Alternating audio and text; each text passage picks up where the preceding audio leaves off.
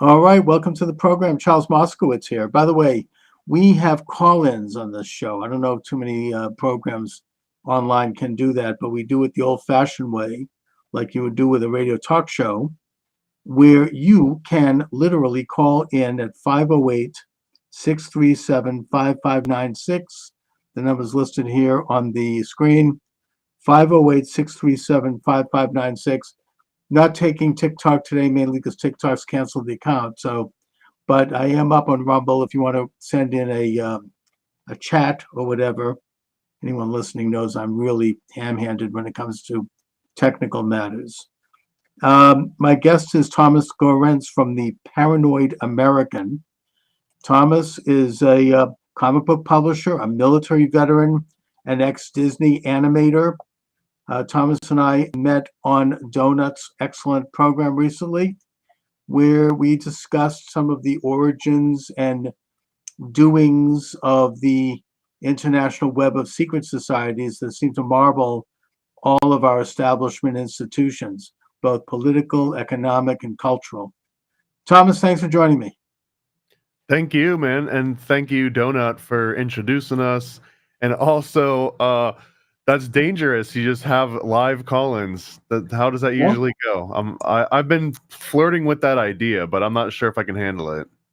Well, I mean, I've only gotten a few calls, but I'm just introducing it. I hope to, in the coming year, as I feel more encouraged over what I hope is a lessening of censorship, I think that I'm going to be able to do broadcasting more consistently, maybe even every day at a set time. I think that helps. In which case, I'm hoping to get more calls by having people get used to seeing and listening to the program at the same time each day and covering, current issues. And if someone calls in, I get a beep, I press a button, and off they go. The only thing I ask is community standards within reason. And also, I'm not on YouTube, so I don't have to worry about that. But Same. the main station is Rumble for this show. But also, Rockfin is very good. I don't know if you know about them. But there are alternative medias. I think in when President Trump was removed from office and they deleted his TikTok, his Twitter account, where he had something like 30 million followers, right after the what has now been proven to have been a government inside job, that being the Capitol protest. There was an expectation, I think, on the part of the establishment that they'd be able to really launch a full bore censorship, and they deleted thousands of programs. They deleted Parler, which at that time was really moving up and taking on Twitter, which was the ultimate in censorship. But it didn't work. It didn't work because people got involved in alternative sites like Getter and Rumble and Rockfin and BitChute and a bunch of others. So, freedom prevailed, and ultimately, because they could not censor, I think that's what led to a huge victory for President Trump and his incredible comeback. Which, and I think that the vote there and the level of that was much bigger than we even know. But here we are with the hope as we enter into the new year, and I do feel hopeful that we're going to be entering into a time when more people in this country are aware of the insidious agenda of an establishment that does not have their interests at heart. And so I think that's what this is all about. Now, Thomas, could you talk a little bit about how you got involved in broadcasting, and what were some of the events, if any, that kind of woke you up to realities in our political and social system? If we're talking specifically broadcast or doing podcasts, the main thing was far less noble. It was just that I've been publishing comics about conspiracies for a decade, and Mhm. operating it from behind the scenes just wasn't really cutting it as much. And I got to guest on a couple friends' podcasts, and I immediately liked the interactive nature of it. Like, it basically completely replaced my media consumption, where instead of watching a movie or binging a TV series, which you can't ask questions of and you can't really engage with, aside from going online and posting your opinion and getting into arguments over, but actually having long format conversations with friends and new and interesting people, that ended up being the real like motivation to keep me going. But like the original spark was I just needed to promote my wares, I just needed to Mhm. tell my tchotchkes, and it turned into something way different than that. So it's yeah, it didn't start with noble causes, and even now I don't even consider it really noble. It's just to entertain myself and almost like a self-fulfilling need to engage with people more directly than just reading an article or reading their bio or something. So those are really the main reasons. But I mean, I've been I guess you would say like awake, I think, since maybe the mid 90s when I Mhm. first searched for the term Illuminati and came across Secret Teachings of All Ages. I came across Fritz Springmeier's work. I think I was like 12 or 13 at the time. Mhm. And then right from there, it was just a lifelong fascination with secret societies and occult knowledge and sacred geometry and everything in between. So then the writing of comic books on conspiracies obviously led you to do some deep research to find out, to develop some interesting themes and characters and storylines. And that led you to a study of the international secretive establishment that in modern times I think is exemplified by the Illuminati. And and also this long format where you can really stretch out and talk with someone rather than these canned interviews that we see on the mainstream media. It does lead to a deeper understanding and greater thought and a greater exchange.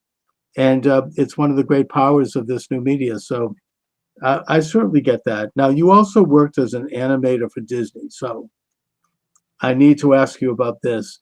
Um, my daughter was a big fan of Disney growing up, and so obviously I was drawn into a lot of those movies, and we loved them together. We'd watch them. We had a couple of real favorites. Probably our biggest favorite was not a well-known Disney movie called The Aristocats. Of And course. we loved that. We both could recite passages from it. We thought it was hilarious. And you know, and since then we kept up with it, and we'd go to the new Disney movies and Frozen and everything else. But I always thought that there was something going on with Disney, and you couldn't quite put your finger on it. I know when we went to Disneyland in Los Angeles, my daughter, I think she was probably about 7 or 8 years old at the time, she was literally terrified over going into certain things. And I didn't totally understand why, but now I kind of do because there was something going on that her radar picked up on that mine didn't in some of these things. I mean, that when you look at Snow White and the Seven Dwarfs, I mean, it's horrifying what was going on there. I mean, cutting their heart out, and just the violence of it. And since then, I've seen some videos which show some pretty explicit sexual images and violent images that are worked into the fabric that are not like openly. But it's the kind of thing that once you see it, you can't unsee it. And I'm wondering, in your opinion, is that something that is just put in there because the animators are goofing around and they want to kind of drop, what they call Easter eggs, or they're just to kind of get a laugh themselves? Or is there something more sinister going on here? I mean, is this something that the management knows about and that they're promoting and that they want? And if so, why? I mean, I would say yes to both, but in not in maybe congruent ways. Like they might not be as directly intertwined in such a simple sort of fashion for that. So let me rewind and just preface this with the term Disney animator is very charged. Like people assume that I was like hand illustrating Lion King sometimes when this comes out. I was known as a tweener, which is an in-betweener, which means that the big illustrators with the big names on the movies and everything, they draw the keyframes. They draw the individual action Mhm. poses where these big establishing shots, and then all of those frames in between, if someone's like throwing a ball or something, right, the keyframer will show the character holding the ball, making a goofy face, and then they'll draw another keyframe after they've thrown the ball. But all those frames in between, those are sort of up to these other teams of lower tier sort of animators called in-betweeners, or just tweeners for short. So without going on a whole entire diatribe of like the technical aspects, I was essentially a tweener for Disney for a long time, specifically doing digital animation. They had already transitioned to digital. I started working there in 2006, I believe. And at that point, it was a lot of just 3D and 2D sort of software packages. So I did that for about 10 years, a little over 10 years. I got to work with a lot of their IP. And this was on the back lot of Disney World. I went to Disneyland a couple times. I went to the Burbank studios for some like work meetings and stuff. But for the most part, I worked on the back lot in the Roy O. Disney post-production facility, Walt Disney World, directly attached to the animation building. So I've seen a lot of stuff. I've heard a lot of all the different theories. And to directly address what you're getting at, of like the sexual like symbolism that gets worked in, some of the violent stuff. You even mentioned Snow White and the Seven Dwarfs. All of those things represent vastly different chunks of like Disney's chronology. Just even the difference between LA and Orlando, for example, is like two completely different timelines for Walt Disney. I think he saw what was going on in LA and realized he needed more space, more land, more freedom to do exactly what he had envisioned, and it was just never going to happen in LA. Right. Side tangent, your daughter was right to be a little bit creeped out by Disneyland. Aside from all the Disney vibe, that actually is the site of one of the most gruesome theme park fatalities that I've ever read about in existence. It was the Who Framed Roger Rabbit ride. Anyways, if you look into that, it's one of the worst things that have ever happened in a Disney park. Disney World claims that they haven't had any like catastrophic like fatalities that same way. Although I can get into that a little bit later, because that's one of the weird Disney anomaly kind of like fabrications, like one of those illusions. Okay. So the sexual stuff here, if we go back to the 1930s, 1940s, like some of the earliest Disney movies, and I've got a series called Occult Disney that we've been watching every single feature-length Disney animation from Snow White all the way up to, I think we're around 2006 right now. We just saw Cars. Every single movie. So yeah, I've absolutely seen Aristocats. Even Aristocats has some of these kind of things worked into it. Fun fact, that was the very first Disney movie, I believe, that took place in the same time period in which it aired. Almost every other Disney movie prior to then kind of took place in the past, and a lot of it was like based around that. So that's an interest. It didn't work out for them as well, so they departed from that a little bit. The other thing that I think, and maybe the most nefarious, we'll get to the sex stuff. The most nefarious thing that Disney does is twofold, and these ones are completely intertwined. One of these is coming from a conspiracy theorist tin hat point of view. It's just trauma-based mind control, trauma-based programming. Right. But over the course of watching all these movies for Occult Disney, we've come up with this phrase. I think I heard it somewhere else, so I'm not going to take credit for it, but called the Disney proxy. And the Disney proxy, the reason why I call it a proxy is because very early in every single Disney movie, the protagonist, which is usually going to be a kid, is going to get separated from their authority figure. It might be their parents, might be an older brother, it could be anything, but they get severed from this authority figure. And what happens is once that authority figure is removed from the scene, the first thing that you're going to see on the screen, like clockwork, there's like a formula, is going to be this IP, this intellectual property owned by Disney that's also going to coincidentally be on lunchboxes and T-shirts and Happy Meal toys. So this proxy, it's half trauma-based mind control, and then it's also half NLP anchoring, where, you know, hey, you're in this weird lost state. Your parents have been removed from you. You've been kidnapped. Your parents have died. Whatever, fill in the blank. Right. Whatever tragedy happens. Oh, but guess what? We're gonna make it better. Here's Thumper. Oh, we're gonna make it better. Here's Bambi, or, you know, it's like some different version of intellectual property, and that, I think, somewhat nefarious because it's a formula that you can see them play time and time again, but also the the sort of Fabian end goal of this is to weaponize nostalgia. It's to like anchor something so deeply in your mind as a child that you will willingly and almost celebratory like pass it on to your kids. Let's go see this Disney movie together. Oh, it's like Mhm. it becomes a babysitter to a lot of people, the Disney library. So that's the most nefarious in the shortest amount of time that I can explain, that like the most nefarious aspect of Disney is weaponizing nostalgia. It's why they're willing to spend money on movies that seem like they flop over and over again. It's because it's worth more to them to own real estate inside your brain and all your kids' brains, more so than the short-term gain. So then you seem to be saying that it's kind of a financial thing. It's, they kind of are institutionalizing their business as something that's going to perpetrate, and that's going to, through the means of promoting nostalgia. I mean, I think that the idea of separating the child, I mean, I think of Pinocchio as an example of that. And Bambi, of course, the mother's just killed, and they show that's horrible. It's very painful. You hear the gunshot.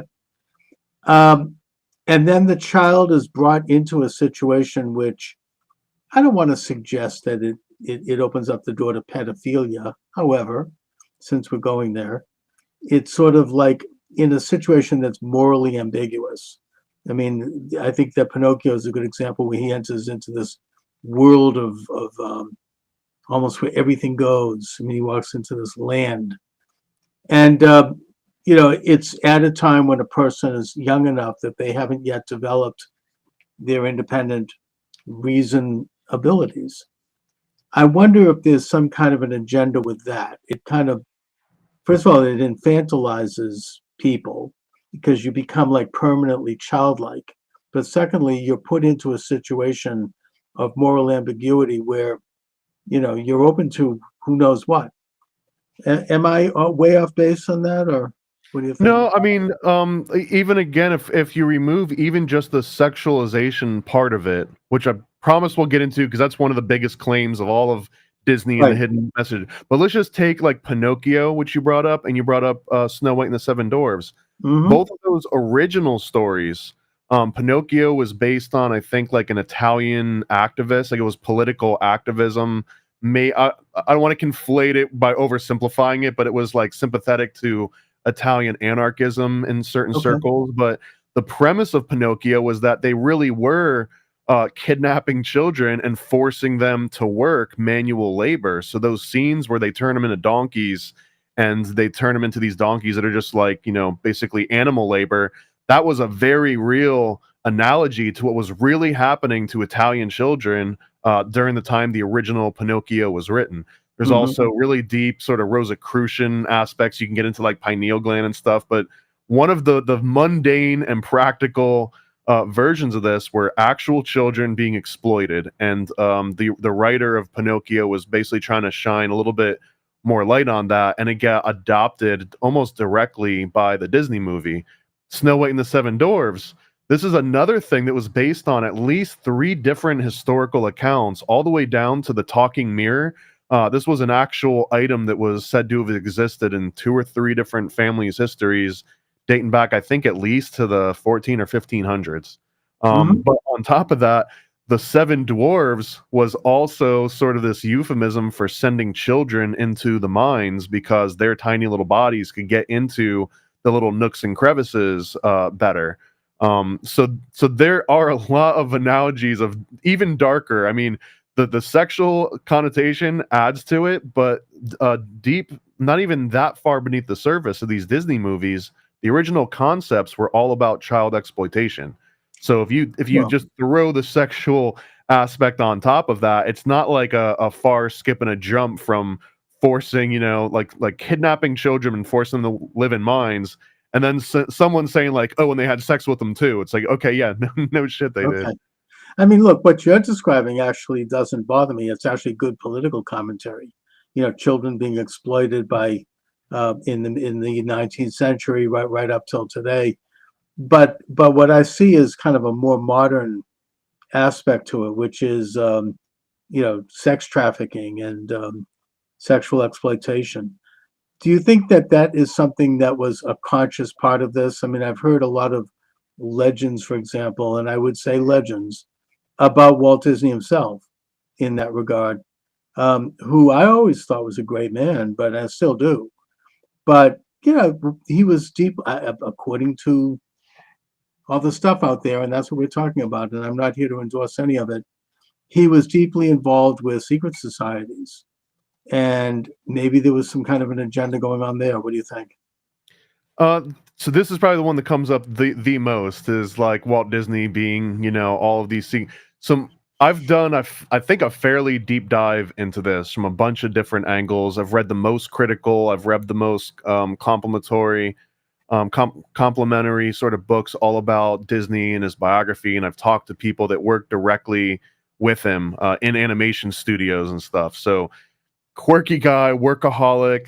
The secret society angle is a very unique one because Walt Disney, and let me go on just the tiniest of tangents here because it makes the most sense and it gives the most breadth to like how complex this guy was. So Walt Disney, growing up, he actually had a very strained relationship with his dad in particular, and through this, he had convinced himself that he himself was kidnapped as a child, that he must have belonged to royalty or some much more noble family line, and he was kidnapped and forced to live with these oppressors almost. It almost sounds like that archetypal Disney princess locked up in a castle waiting for a Prince Charming aspect, right? So he already had grown up like this, and when he was very young, he joined the Desmoulins, the Order des Moulins, which is essentially Cub Scouts for Freemasons. That's the best way I can put it. I'm familiar You with got to that. be 12 to 20, I think, 12 to 21 to join But you have Desmoulins. to have parents who are Masons, I think, in order to do that, or maybe not. Or you have to have some kind of a parental or like authority figure that is registered as a Mason. Well, here, this is way more interesting than just him being Desmoulins. He not only was he Desmoulins, but his direct mentor was the creator of the Desmoulins order, like the original founder. So this would be like if you joined the Boy Scouts, but you would be bearing the lead to not mention, oh, but I was also mentored by the guy that invented the Cub Scouts. Sure. So there's that angle to it. From everything that I've ever been able to tell, once he aged out of Desmoulins, he never joined the Freemasons proper. He never joined any other secret order except for Bohemian Grove. He was absolutely a member. There's documented evidence of him drawing sketches and signing stuff, but he also didn't get with the Bohemian Grove crowd as much. Even though it was kind of his crowd, just people that exploited artists. That was like the original DNA. But he had another one called the Rancheros Vistadoras, the visiting ranchers, which he considered to be like a more manly version of Bohemian Grove. He wanted to get like an actual outdoorsy nature experience from it, but he went to Bohemian Grove. He's like, these are just a bunch of rich guys in nice cabins doing, gay stuff all the time. Well, so that's how Nixon described it. He said it was very faggoty. Right. I mean, well, yeah, it's boys will be boys, and they're all And just also, naked. Alex Jones was able to get in there with a camera and show the burning of the this effigy. And there's, I don't know if he actually caught on film the idea that there might have been some human sacrifice. I'm not saying there was, but just it's a pretty troubling and pretty weird occultic group, and it tends to attract Republicans, I guess you might say. Rich. Long, interesting story on how they founded too. I'll stay on track though because these are like my absolute favorite topics. So Disney is this princess in a castle in his own mind.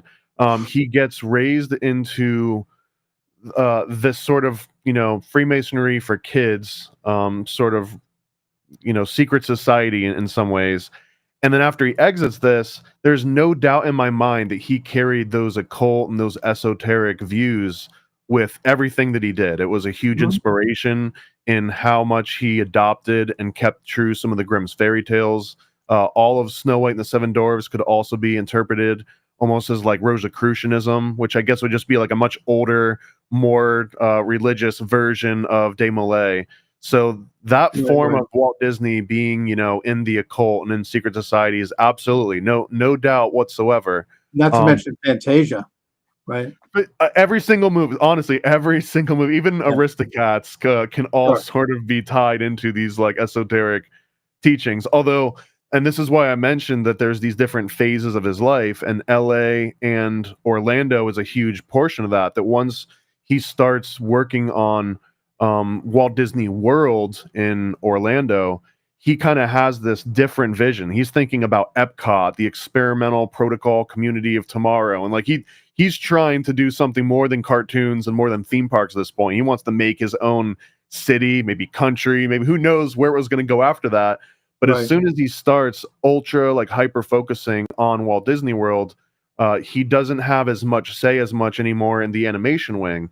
And then as time goes on, he just becomes a delegator as opposed to boots on the ground, rolling up his sleeves and doing the things, which is natural for anyone that's at the head of this huge global conglomerate that keeps scaling and scaling and scaling. So Right. Right. when we talk about Aristocats and anything after that, there's really no participation from Walt Disney proper at that point. At this point, Mm. and I guess to summarize the whole occult Disney series, is the movie Fantasia is a literal spell, some literal magical ceremony that creates the world of Disney. It creates an entire universe known as the Walt Disney Universe that will outlive us all because it's now an egregore. It is one of the most powerful egregores. They sort of introduce all the different archetypes, all of the DNA that goes into the rest of the movies. Even characters are introduced in Fantasia that you see recurring out through other Disney movies to come for, over a century at this point, or getting close to it. So just the fact that Fantasia exists is that original magic incantation spell. So yeah, all occult, all the way down, all turtles. Well, and plus there was some very frightening scenes in Fantasia involving nuclear activity, and I think the last Disney movie that Walt Disney was directly involved in was Mary Poppins. I think I could be wrong, but Also, another movie about child exploitation, because they put so much emphasis on the chimney sweep and how lucky the chimney sweeps are. But if you look at actual chimney sweeps during that time period, they were kids. They were sending kids into these chimneys to sweep them out because adults wouldn't because they fit. could get up there. Yeah, they wiry. They could fit into the crevices. Interesting.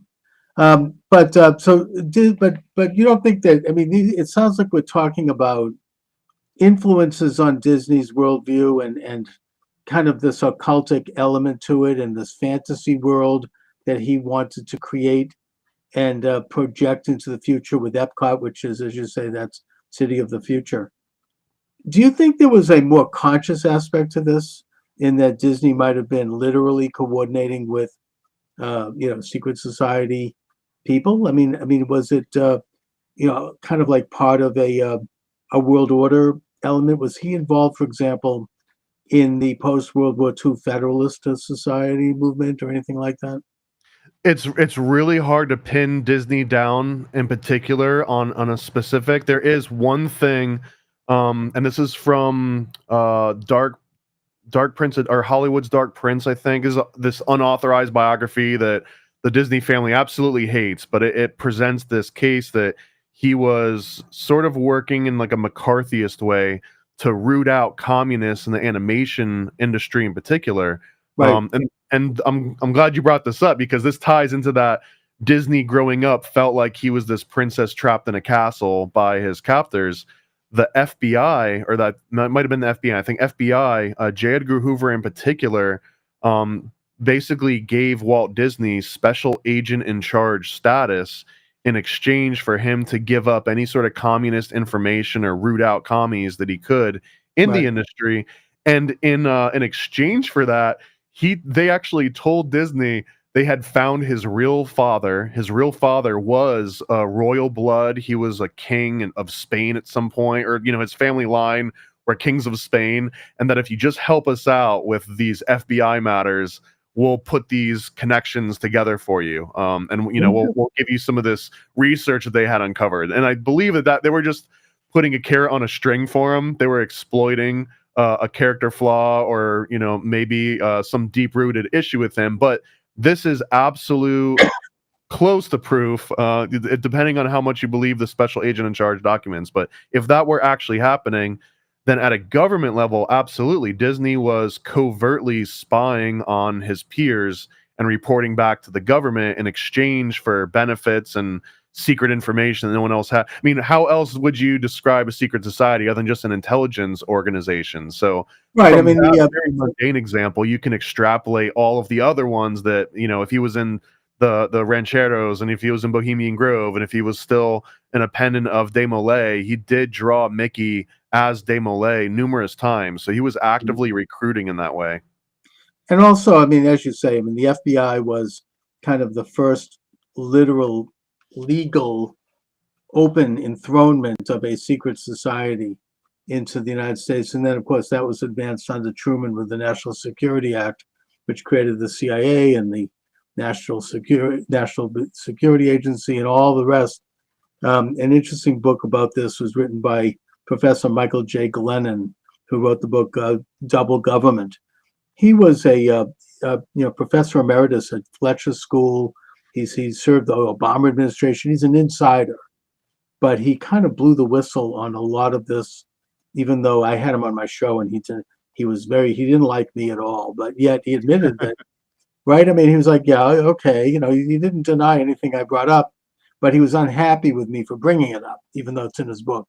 Anyway, I recall being also at the Disney Museum in Los Angeles when we visited Disneyland, and I remember that it went through great lengths to show Disney's lineage as going back to the Normans and William the Conqueror, and it traced the name. And so Disney was very concerned with bloodlines and ancestry.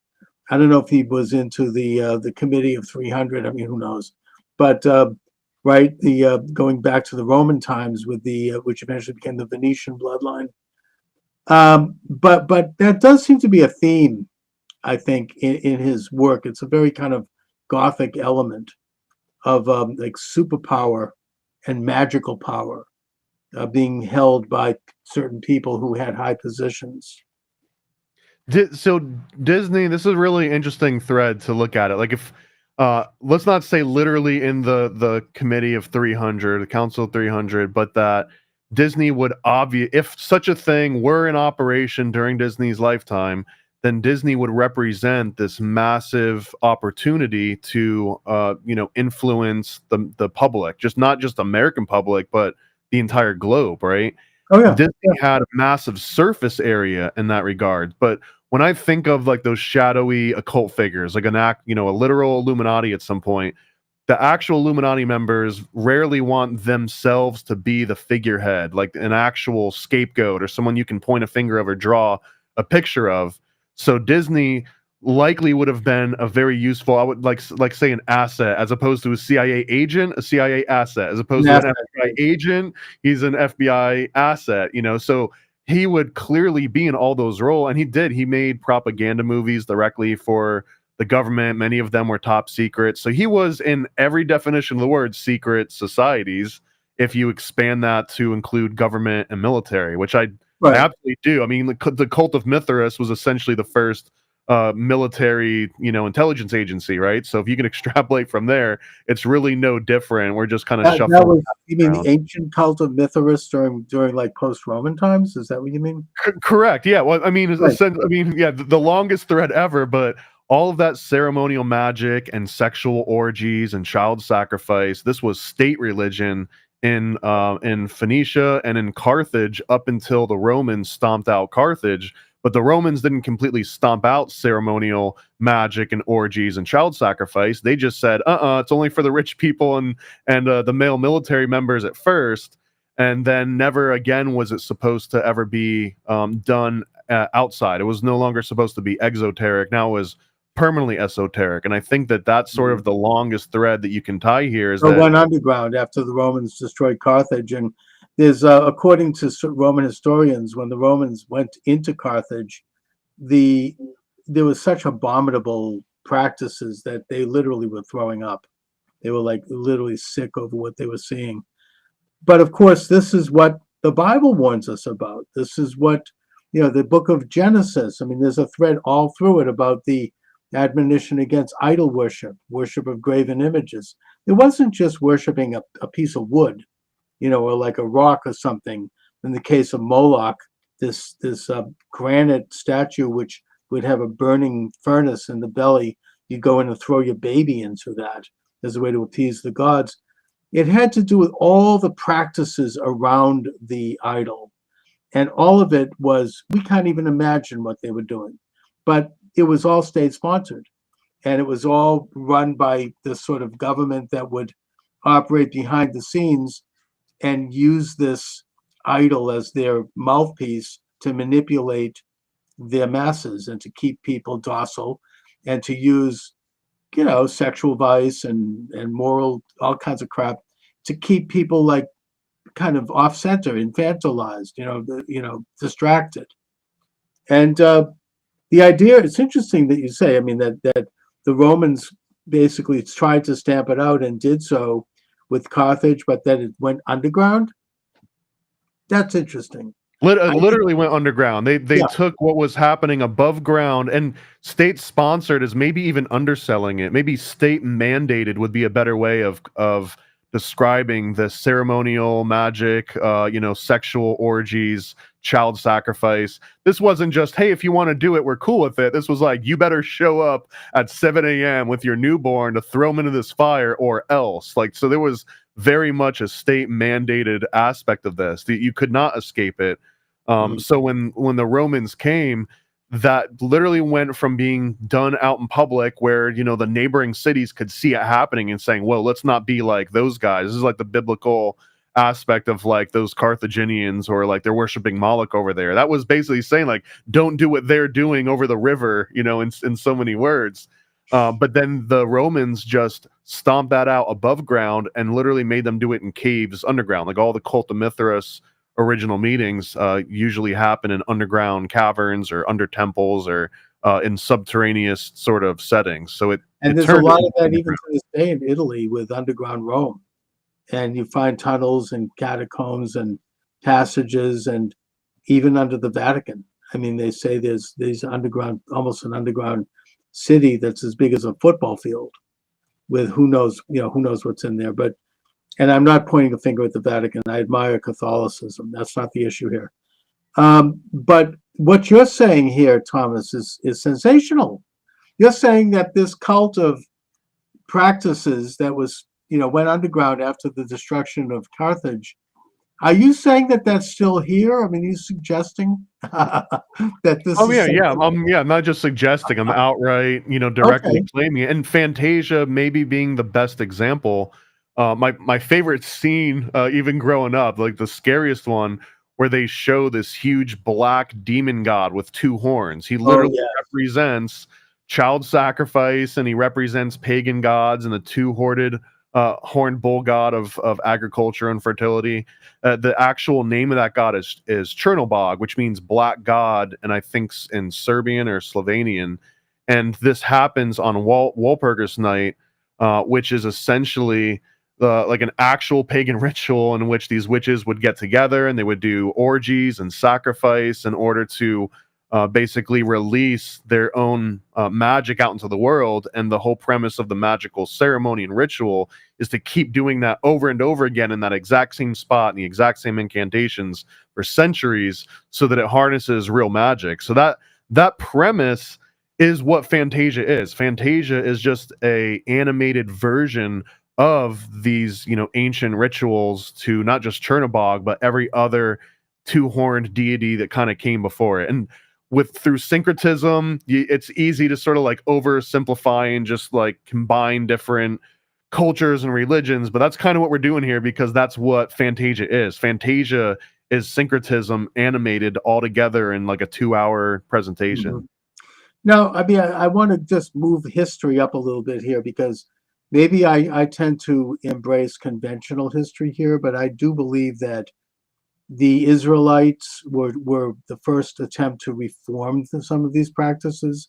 The Torah basically laid out moral and ethical laws which emanated from Sinai, according to the Torah, and which rejected these practices, even though the children of Israel struggled with it, and sometimes they were good and sometimes they weren't.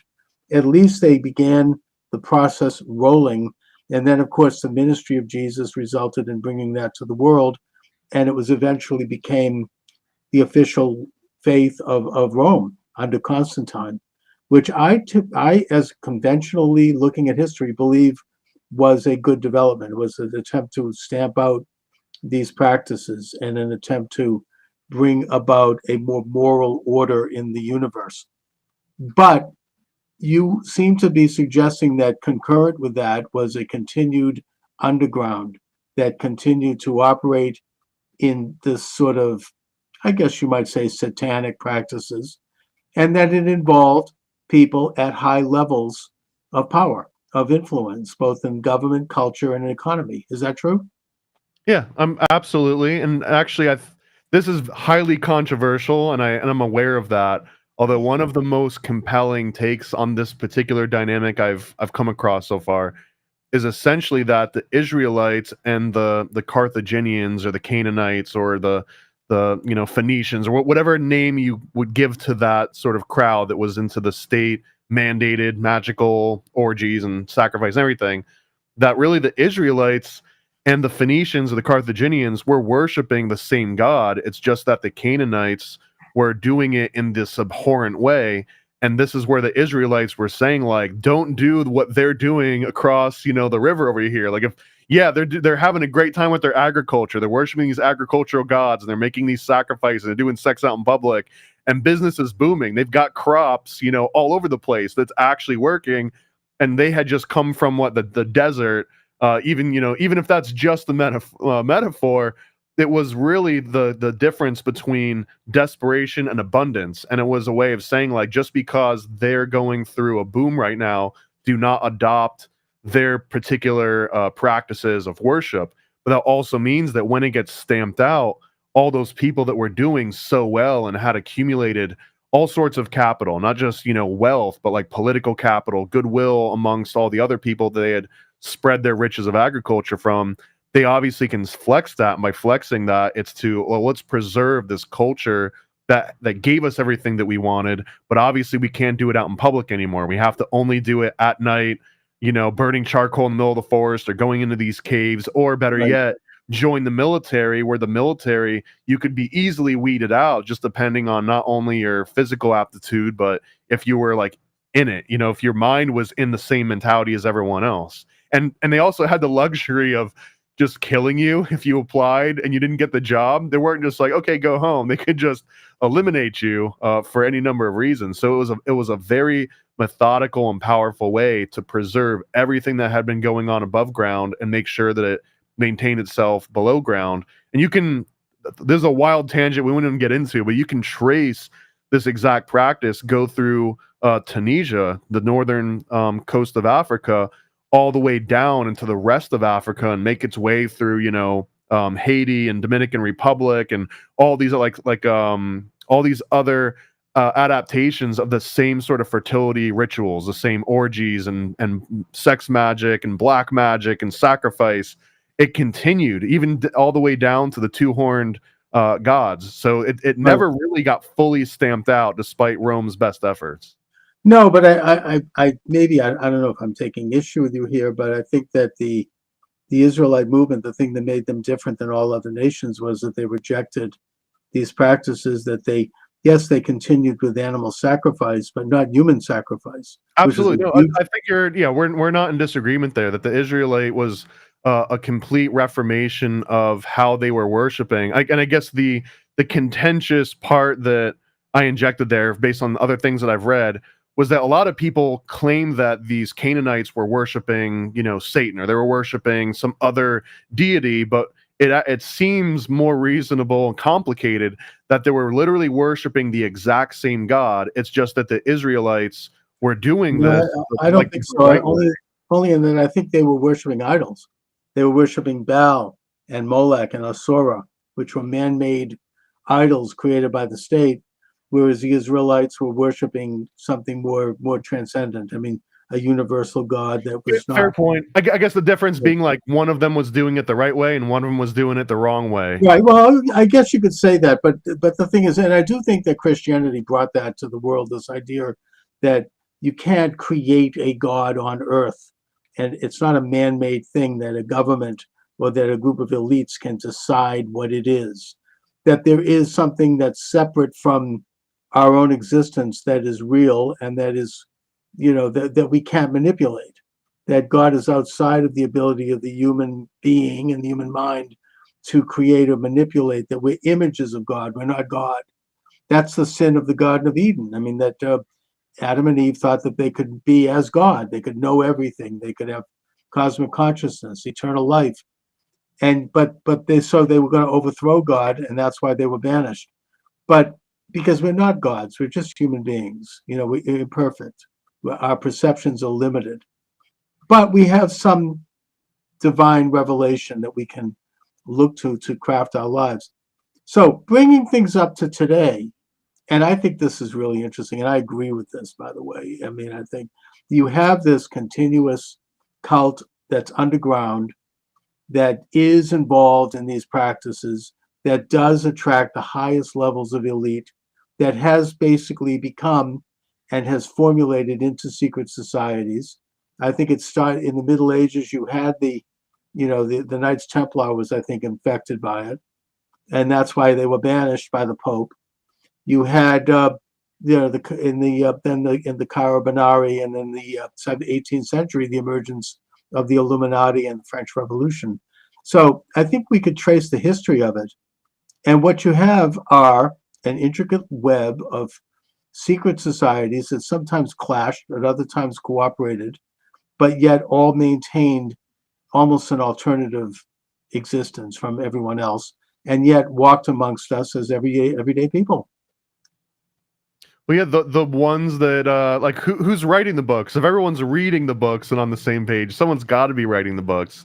So there's already going to inherently be some sort of aspect of these like secret societies. Even in Catholicism has Opus Dei, which is their version of Freemason. I mean, that maybe the wrong way of phrasing that, but like they can't be compatible with Freemasonry, but still have the same need to have this internal intelligence structure. So Right. every single group seems to form one of these, regardless of what they call themselves and whether they're political or religious or apolitical or what have you. There will always be this like weird pyramid structure that I think the Bavarian Illuminati in particular, I think sets the most obvious template, so that if you can understand how the Illuminati worked and why it worked, why people joined, how sort of potent that entire structure was, and then just say, okay, yeah, how do you apply those particular properties to any organization that technically they become a Illuminati in a way? And the Illuminati, Bavarian Illuminati in particular, I think the way that explains it the best for me is that they're selling something that never goes out of style. If you're trying to sell something to a priest or a pauper or a pope or anyone, a king, they might already have the resources to own all the material goods that you could possibly want to promise them. They might have all the life experiences, but if you promise them some sort of arcane knowledge that no one else has access to, I found this sea scroll, I found this old book, or God told me in this epiphany about how to interpret these symbols that have been a mystery for ages, right? I've got all those secrets. Now you've got a really good sales pitch that you can ensnare anybody with. And one of the stipulations, again, for the Bavarian Illuminati, okay, well, not only do you have to give us some actual money and your time and all this stuff, brain power, but we also want you to snitch on yourself. We want you to keep a little diary of all the dirty little things that you've done and think about, and everything that your family's doing and your friends. Just take a complete diary on everyone. And what they do is they can slowly form this holographic image of the society that they're living in, like where it's not just people's pretenses, but what's actually going on behind the scenes. And even better, if they can recruit everybody in another group somewhere, let's say the Illuminati infiltrates one of the high Freemason lodges, and they recruit every person in there, but tell them all, you're the only one from this entire lodge that we're recruiting. Don't tell anyone else that we even exist. Take notes on yourself, take notes on others. But they do that to the whole lodge. They do it to like 30 or 40 people, right? And now they're all snitching on themselves and snitching on each other. It becomes this huge cachet of blackmail. And so now you've got the ultimate sales pitch. Someone's on the hook and they're giving you money and they're giving you time and brain power. They're also snitching on themselves and others, an entire community. And pre-internet, obviously, Bavarian Illuminati, whoever's at the top, which would have been Adam Weishaupt, he could act as this all-knowing sort of God on earth, where you came up to him and you were like, hey, I've got a chemistry question, I've got a religious question, a math question, a science, whatever. He could be the ultimate Renaissance man polymath, where I was already going to expect, like, okay, I write you a letter, it's going to take, a week to get to you and a week to get back to me. I might not hear from you for 2 or 3 weeks. That was the norm. So now Adam Weishaupt can get a question he doesn't know the answer to, but he can consult this vast network of experts that he's recruited from the highest levels everywhere, like the actual authorities on any matter you could think of. So now it seems like this Adam Weishaupt guy's got all the answers. He literally created an intelligence network based on blackmail. And for those that even maybe figured out the game far too in, that fallacy of sunken costs, where it's like, well, now, it's going to be the emperor wears no clothes. Like, now I'm going to look like an idiot if I got swindled by this guy. So keep that thing going, or even better yet, kick Adam Weishaupt out. Maybe he didn't have the greatest intentions, but I know what this thing could be. Let's just keep this thing on track and make it what it could be, which is sort of another false premise, right? The thing becomes corrupting. But that particular formula, sell someone knowledge that they can't get otherwise access to, blackmail, and then acting as some sort of an authority. That's, if you read modern CIA recruiting documents on how to secure assets or recruit for other agents, it's this exact same kind of premise. There was something called, I think it was called RATS or something, which was like repertoire and opportunity, or I forgot what the actual acronym was, but this is exactly how you sell anyone on any covert agency. Well, I suppose when you strip it down to its basic essence, it's the lie of the serpent in the Garden of Eden. We can offer you eternal knowledge. We can offer you eternal life. We can offer you the meaning of life and full understanding of good and evil and everything in the universe. In other words, you can become God. And, it was very alluring, and every generation deals with it. Whittaker Chambers, who was a communist spy in the United States and who then turned state's evidence against Alger Hiss in the famous Hiss trial of 1948, and wrote in his autobiography, Witness, that communism is the world's second oldest religion, and that it comes from the Garden of Eden, metaphorically, in that it's the rule of the universe by man as opposed to by God. That man will be the highest elite. An elite of man would be the highest level of knowledge, and that they would control others for their own good, and that they would create a utopia. They're offering utopia. They're offering all the answers to the pain of existence, because we live in a vale of tears, as Catholics like to say, and that you can alleviate yourself by seeing this greater knowledge. It's a very alluring sales pitch. Now, having said that, I think we can identify the nature of the Illuminati, and you've done that in, I think, your most recent book, Thomas, right?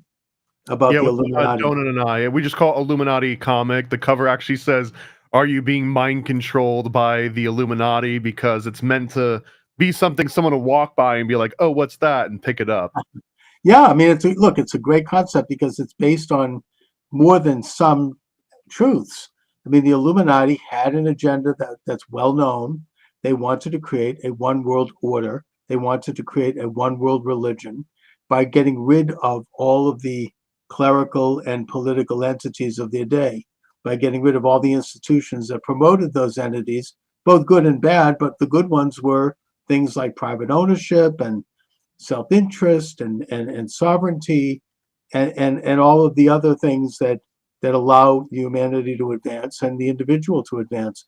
They wanted to abolish all of it, which Marx then went on to describe as false consciousness. And that the way to get rid of it was, he wants to get rid of the Jews, but that's beside the point. I mean, just whatever, get rid of America, get rid of Christianity, as a way to move man into this one world collective entity where we would all become, lobotomized ants, basically. However, having said that, I don't think it's a complicated situation in that Not all secret societies were part of this, and still are not. Sometimes I think that there's a necessity for some secretiveness in certain situations. George Washington, for example, was a member of a Masonic lodge in Alexandria, which developed the layout for the city of Washington, D.C. And he received a letter from a minister named Snyder in New York who said, I think that your lodge has been infiltrated by the Illuminati. And, I want to alert you to this. And Washington sent back a letter in response saying, I'm very well aware of what you're talking about with the Illuminati, which he referred to as diabolical. However, I don't believe that they have infiltrated my lodge. I think that, and yet we know in American history that they eventually did get major footholds in this country, and that they developed such organizations as Skull and Bones and others. But I don't think it's quite, you can't throw the entire baby out with the bathwater. I know it's complicated, and we can't know the inner portico because we're not part of it. And we don't know, so it creates a natural, and should create a natural distrust. But there have been, sometimes secretiveness is necessary. I mean, the Sons of Liberty, for example, in Boston, was developed on Masonic lines, and they affected the Boston Tea Party, which led to the American Revolution. They needed secrecy in order to operate, and in order to plan, and in order to figure out how to confront the tyranny of General Gage, who was the British general who was occupying Boston. And they did it. And I think that sometimes when you're in a situation where there's political oppression, people can organize in secret and make plans in terms of how to counter it. So it's not, ultimately when these things become established, they probably are infiltrated by the Illuminati. But, I think we have to be, we have to kind of look at this on a case by case. What do you think? I mean, yeah, it will just be like saying any intelligence organization can't really be inherently good or evil. Some people have inherent distrust of anything that's secretive, but like you just mentioned, without Sons of Liberty working on the backbone of these Masonic lodges, which at that point a lodge was just somewhere that you met. Most of those, if you've gone to that area, they're just pubs. They would just meet at the bar after they kicked everyone else out. They would hang out and they would make their plot. That was the Masonic lodge, was them hanging out after. But they did have a society that was built on Masonic lines. Right. Well, and again, this is like that template where they understand that, okay, here's the Masonic template, is that you have to know the code name of the different people in your lodge, the code name of the city the lodge is in. You wouldn't actually say the building that you're meeting in. There would be like a code name for that. There's going to be a secret handshake. And maybe it's a way to winnow out people that they couldn't trust, and try to verify people who they could. And sort of, there's a necessity to that, because in a way, I mean, it sort of stops infiltration by people who don't have the right intentions. Another really practical, I guess, example, if you look at Prohibition era, speakeasy, you would have to know someone that was already kind of in that speakeasy, and they give you the password, and you knock 3 times, and they say, that's essentially what, that maybe like this one is just based on gambling and drinking, but all the same, this was a secret society in many ways without maybe even a name to it. So I think that there is always going to be a need for these sort of secret. This might be another contentious point too, but I've heard the most compelling argument against this was like, well, Jesus in the Bible is against secrecy. It's the antithesis of secrecy. But there's one in particular passage, and I'm not a theologian that can quote the exact verses. Hopefully someone else knows this one, but Jesus is going around telling a whole bunch of people, like, I'm not going to go into town today. And he's basically telling everyone that, you're not going to be under my purview. Don't worry about it. I'm going to be busy over here. But then he puts on a disguise and he sneaks into town anyways. And he observes everybody acting, thinking as if he weren't watching, to just see if they were still. and that's one of these interesting examples of even Jesus would Of put course. on a costume and like sneak into an area and spy on everyone just to see if they acted differently. So there is a use for secrecy and deception in almost any context. I mean, I suppose that Jesus's apostles, his disciples, were constituted a society that was somewhat closed, and then, of course, they then had a traitor in their midst in the form of Judas. But I mean, the secret societies really affected the Irish Revolution against the British. It affected the plot to assassinate Hitler. It probably affected the overthrow of the Soviet Union. So, you know, China possibly has that too. So I think that there are positive elements to it. The problem is that it also is prone to corruption because not only infiltration, but because it's often the illegitimate and deviant use of power, and that is corrupting, and that can have, you know, especially when you have bad people get involved in it, which inevitably they do, because power, as Lord Acton said, power corrupts, and absolute power corrupts absolutely. There are very few political figures that are good people. I think there's a couple like litmus tests you can give. One of the most obvious is, does your secret society require blackmail? And if Mm. so, it might be one of the lesser of them. Or is it straight up just money? Do you just have to pay money in order to be involved? And in that case, it's maybe just any other regular pyramid scheme. So there's a lot of different aspects to like the good or the bad and the actual uses of all these. But just like any other infrastructure or formula or template can all be corrupted by, you know, someone doing bad things, because what they also represent are these intelligence networks. And I guess now the concept of secret societies is sort of dying out in a lot of different ways, because we've got LinkedIn and we've got emails and we've got private email servers and Discord groups and Signal, you know, encrypted Signal chats. So you can put a bunch of people, and that sort of eliminates a lot of that original. Like, would the Sons of Liberty had to meet up in person at a pub after hours if they could all just be in an encrypted, you know, Discord chat? Maybe not. Maybe they never would have actually come together that exact same way. It was just the limitation of technology, just the same way that sending letters back and forth in Adam Weishaupt's time by like horseback, that might have been their version of Discord. And if they could have just emailed everyone or just sent like a, you know, like a top secret correspondence, would have had to have still done that. I think it would have changed the shape of all of that. So right now it's harder to say like who's the current Illuminati or who the current secret societies. It's just an email chain. Like the most secret society on the planet is probably just a whole bunch of boring email chains at this point. Right. Although those emails, once they are put into place, they exist, and it's hard to remove them. And there's a certain amount of transparency around that, even though, like, Hillary was like destroying her emails with the With bleach bleach. bit. I don't Yeah. know, yeah, boring. But nevertheless, it's still out there, and it's hard to conceal. But I would argue that in modern times, particularly since the launch of the Illuminati in 1776, the secret society infrastructure has become overall corrupted. And that was advanced by the Rhodes Roundtable Group, which is at the turn of the century, the Anglo-American establishment, and that it kind of has grown up in other societies, and oftentimes there's intersection and interaction. The central banking establishment, which also launched in the 19th century, plays a major role in it because they get to decide the value of things. That's a huge power. You know, they decide how much your property is worth by how much currency they emit into the economy.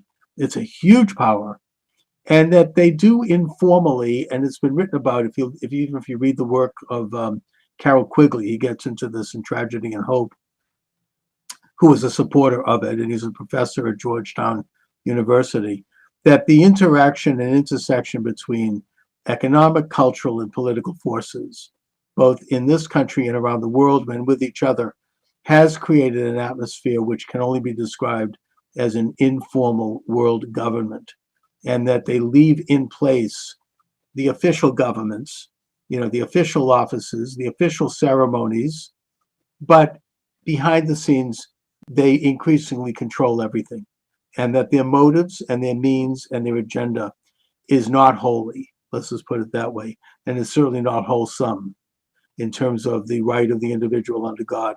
Anyway, Thomas, I got to run, and this is really an interesting conversation. We've just touched on the surface here. I could do that. We could talk for hours. Well, let me tag in really quick too, since you asked like the sexual Disney Yes. stuff. I just want to tag in here without going on a wild tangent on it, but that an interesting dynamic that people seem to leave out, especially in the earlier Disney movies that they claim get very sexualized. But those artists, when they weren't drawing cartoons for Disney, were pretty much drawing pinup artwork. These are also the same artists that were literally would be working on a feature-length Disney animation, get sent off to war, see combat, see friends die, kill people themselves, return back to the States, and then finish out that Disney animation. So the amount of literal trauma that these people were going through, there's a lot baked into those early classic animations. There's so much more than just one like, hey, let's see if I can sneak a nipple in this scene here. I think it's way deeper than that. Interesting, and you can kind of tell, but it definitely opens a door, or you might say a portal, to some insights into the Disney animation series, and it's something that I think we all sense. Anyways, Thomas, where can people get a hold of your excellent books? And I know you have a podcast that's up, The Paranoid American, that's available at Apple Podcasts and elsewhere. So let my viewers know where they can find out more about you. Yeah, if you search for just Paranoid American on any platform, you'll find something of mine, whether it's a podcast, a documentary series. You search it on Amazon, you'll find some of my books, but you'll find all of the stuff that I got at paranoidamerican.com, which includes things that I'll never be able to list on Amazon or elsewhere, like a Hillary Clinton adrenochrome playset, like things like this, a little severed head and like a blinking light. So yeah, I've got every kids books, adult books, stickers, toys, everything. I'm trying to really make conspiracy theory and occult research fun and approachable to everybody. How to get superpower through the blood of babies. Anyway, correct. We literally have a book called The Homunculus Owner's Manual. Yeah. That maybe not babies, but it's about raising homunculus and then like cutting their head off and spilling their blood on your toes, and you can walk on water for a couple days. Very important work and great imagination too. All right, Thomas, listen, thanks so much for joining me. Great conversation, an honor. Let's do it again sometime. Thank you, Charles, and thank you, Donut, for connecting us. All right, welcome to the program. Charles Moskowitz here. I finally figured everything out, Mike, in terms of the technicalities of this, which are wonderful when you can do them, But it's always good when it works. Yeah, I mean, but here it is. It's working. And I just want to make sure I'm signed into Skype in case we get any calls. Yep, there we are. We're at Skype. We can take calls, by the way.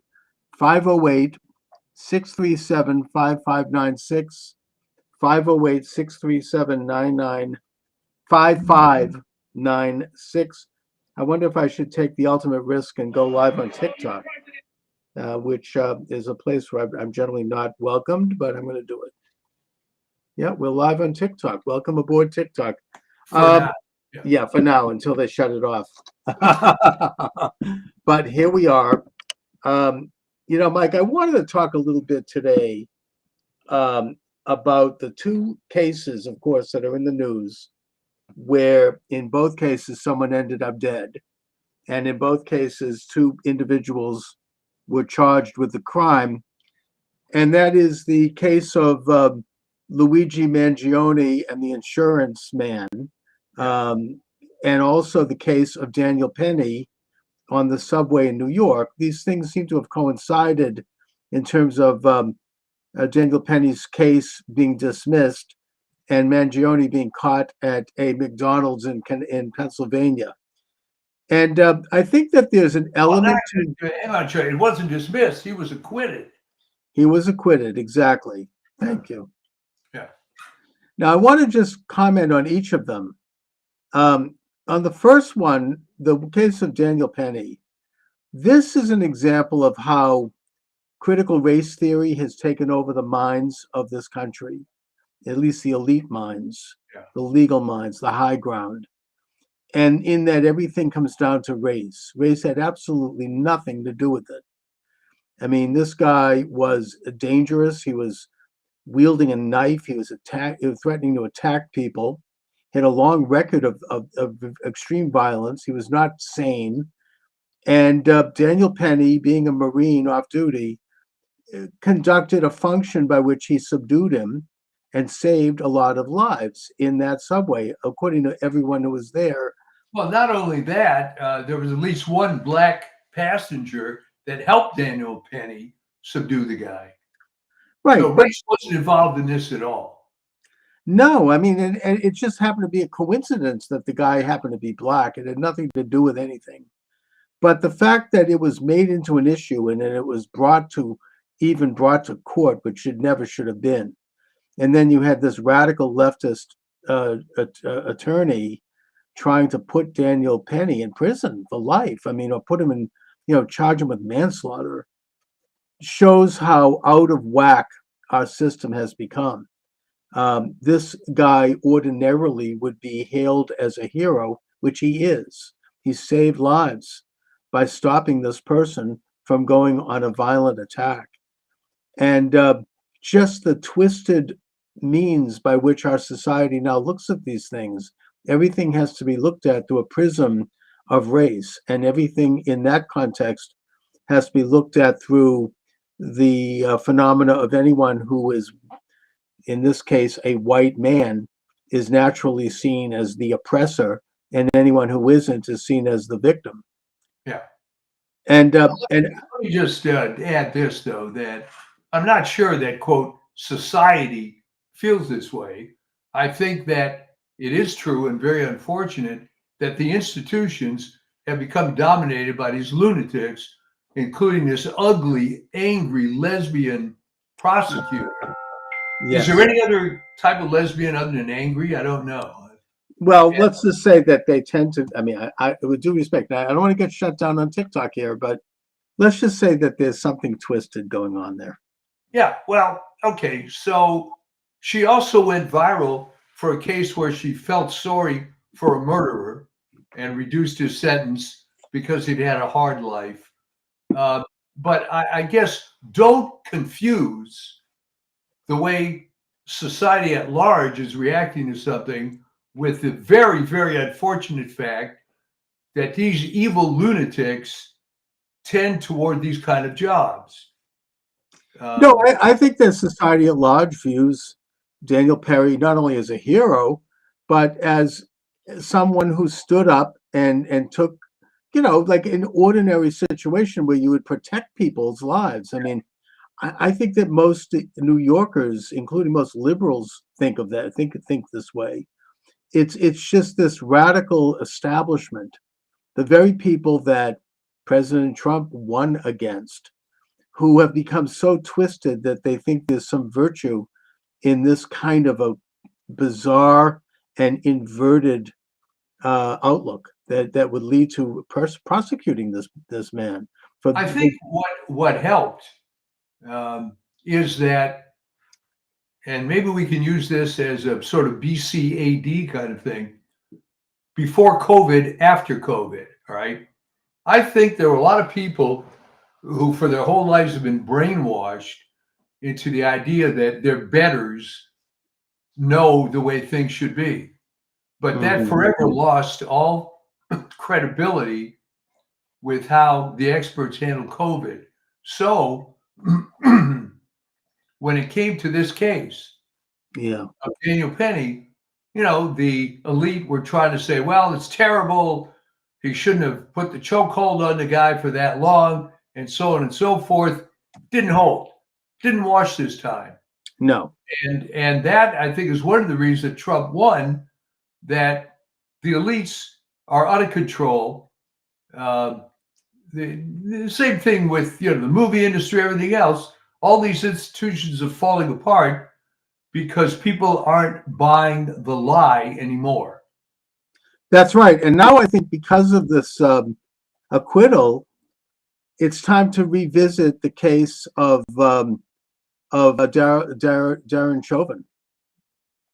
Derek Yeah. Chauvin, who also basically was putting this man in a hole that he had been trained to do as a police officer in Minnesota, and that they had undergone training to do that procedure. Now, maybe they shouldn't have been doing it, but that was what he was trained to do.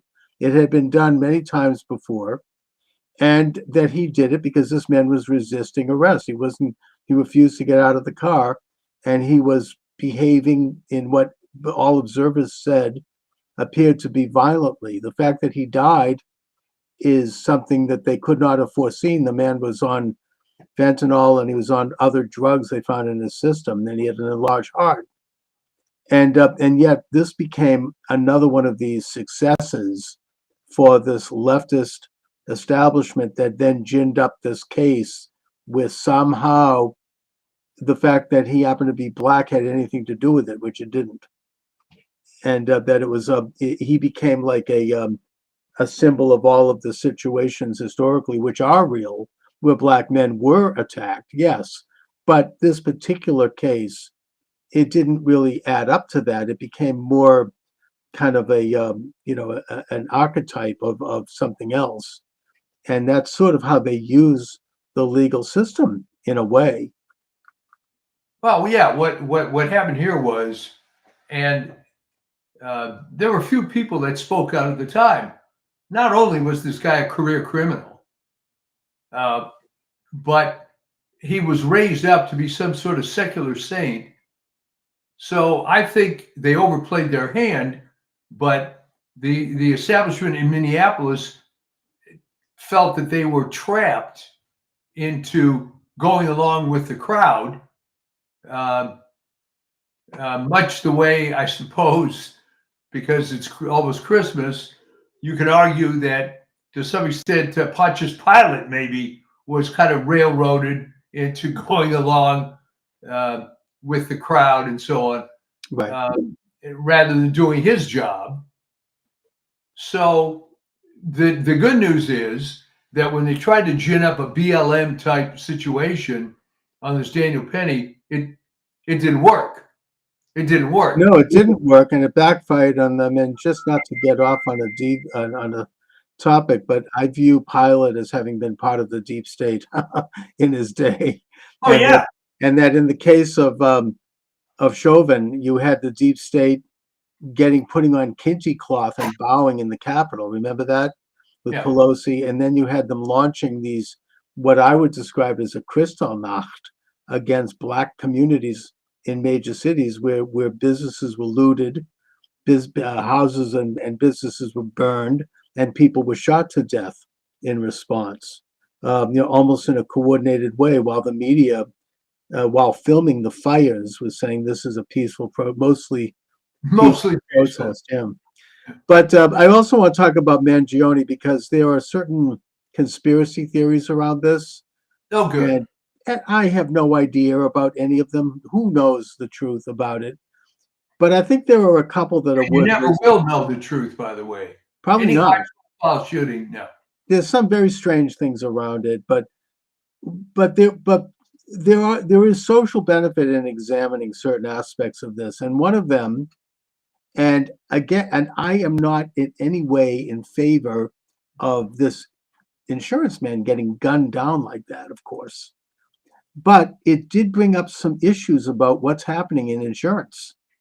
That Brian Thompson probably in accord, and you know something about this, Mike, with other insurance companies over the past maybe 3 or 4 years, maybe since Biden took office, I don't know, maybe earlier, they had consolidated and become so huge that they were in a position to deny benefits to people who may otherwise have gotten benefits. And these are people who have paid into that system for decades and who, owed that system. Now, I'm speaking here as somebody who actually got a life and health insurance license. So I know something about this. And I remember being in the office when I was trying to sell those policies. I was terrible at it. I didn't last long.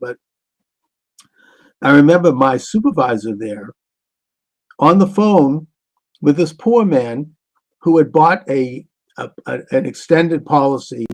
I'm not going to mention the company, but like an advanced policy for cancer, and he was calling because he had cancer. Yeah. And my supervisor was saying, "Sorry, we're not going to cover that because it was on this day and not on that day, because it's this kind of cancer, not that kind of cancer." And I was listening to this, and that conversation made my blood curdle. It was really, really brutal. Now, I can understand where people get very hot under the collar in these matters. I think in the case of Luigi, I don't know what the truth of it is, but my understanding is that his mother had some kind of a disease, and they thought that was covered by insurance, and they were not getting the coverage. And that since this massive consolidation on the part of major insurance companies, people are not getting the coverage that they previously got, and many of them are dying. They finally get approved for a drug, or they get approved for a procedure, and it's too late. Yeah. The additional aspect to this that I think should be considered is that in recent years, insurance companies and other major companies are switching to artificial intelligence to make decisions. I think this is an aspect that needs to be examined. I'm not in any way an expert about it. I was listening to Joe Allen talk about this. He's the author of Aon. He's been a guest of mine. He's a regular with Steve Bannon. And he pointed out that, like, for example, recently there was a case where someone was being denied coverage while they were in the middle of anesthesia, right? The insurance company, "Oh, we don't cover this." And it was a decision that was not made by a person. It was done through these algorithms, the same algorithms that, by the way, not to go into this, but deal with voting machines, but we won't talk about that, right? I mean, it looks at averages, and it looks at the mean and the standard deviation, and then it makes an estimate. And it's not really a person in charge of it. And the result is that more and more people are being denied coverage that they paid for, or that they at least thought they had, and that ultimately they get when it's too late. So he's expressing a rage over that is actually a real issue. Now, obviously, he shouldn't have taken it out on this man, shooting him in the back in cold blood. However, it is a cry that does resonate with people. And the other factor with regard to Brian Thompson is that he had been making tens of millions of dollars more than anyone had made in recent years in that industry. And he's not the only one. And I think that, I'm a small government guy. However, with insurance particularly, there is and there was pretty significant regulation over these sorts of things. There certainly is regulation in terms of them having to have a reserve account to cover policies, and a reinsurer and that sort of thing. But I think there was regulation around these sort of mega consolidations and massive salary increases, which is taken out of the funds that they're earning, and that gives an incentive to deny policies when they may not have otherwise been denied. What do you think? All right. It's interesting that it happened in the case of United. As a small business owner back in the day, United was one of the very first companies as a private insurer to offer these products. And ironically, when they first started, they were one of the best. But then I guess someone decided, well, we can make more money if we start denying some claims. And that's exactly what happened. Right. And we changed carriers. But the other sort of theoretical problem is the nature of the business of insurance. All right. Most people deal in business with some sort of tangible product or service. When you're in banking, you really don't have a product. You're renting money, okay? But it's pretty established what you do and what you can't do. Mhm. The nature of insurance is interesting because it deals only in what we call claims. All right. So imagine that I have this big pot of money. You have to come to me and prove to me that you have a claim on my money. All right. So even though I've paid in, I have to beg you to get my claim.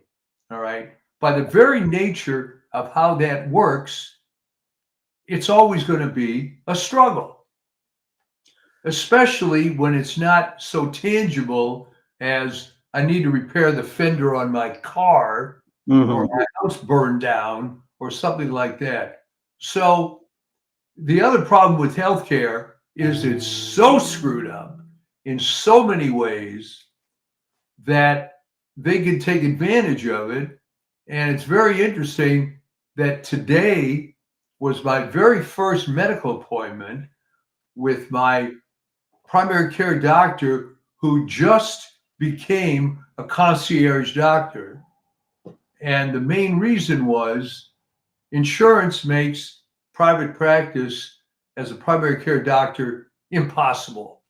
There's Right. no model for it anymore, other than you spend 5 minutes with the patient and try And to then get. and then yet the doctor sits there looking at a computer screen rather than looking at his patient. And she didn't want that anymore. And there you go. So everybody hates insurance companies. And I told her a story which had to do with many of your audience members remember back in the, I think, 70s and 80s, there were a lot of TV commercials about like a good neighbor, State Farm is there. Yeah. And they would focus on the State Farm agent in some very small town somewhere Right. who is the State Farm agent in that town, right? So it ended up that there was actually a case of the State Farm agent in some little town in North Carolina driving down the road, and he sees one of his policyholders pulled off to the side of the road, changing a tire or something, an older guy. So the agent stops, helps the guy, and as he's walking back to his own car, he gets hit by a truck and gets killed instantly. Oh. He had his life insurance through State Farm, and the benefit was denied because him working on the side of the road was not part of his normal occupation.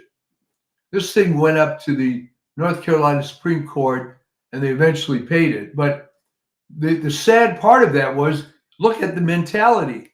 This isn't just some guy.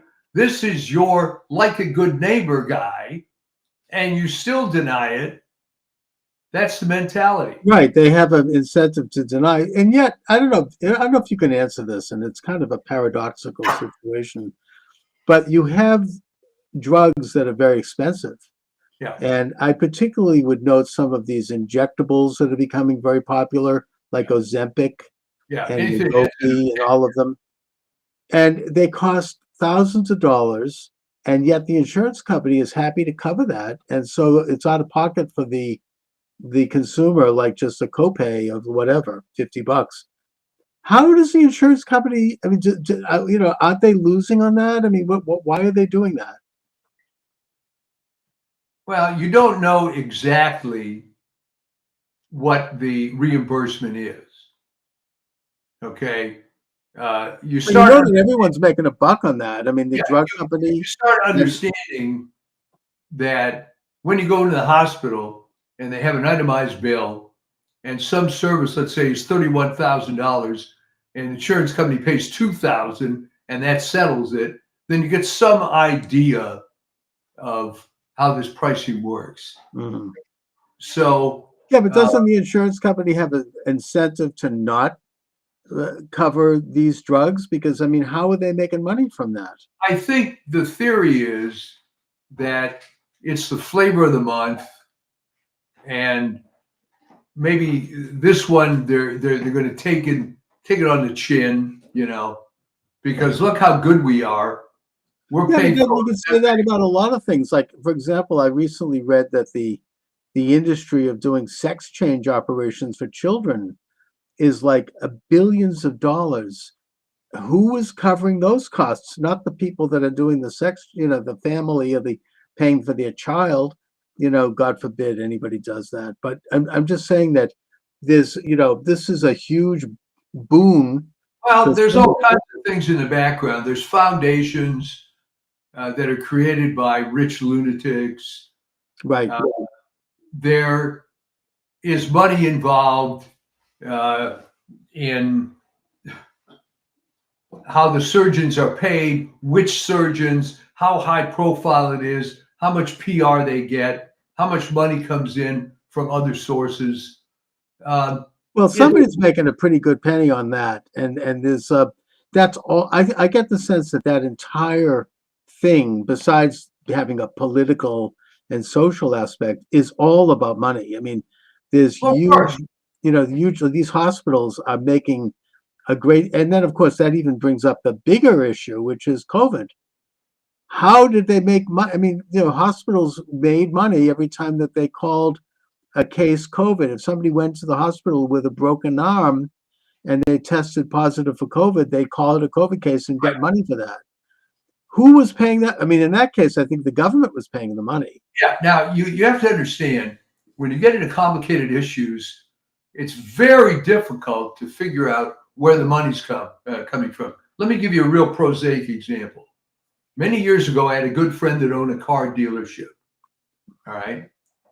Long story short, no one knows the dealer cost of any car. Why do I say that?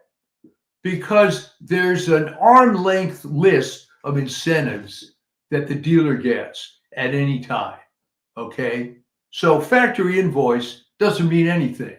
He could be getting another $2,000 for selling that car because for some reason the factory wants to move it.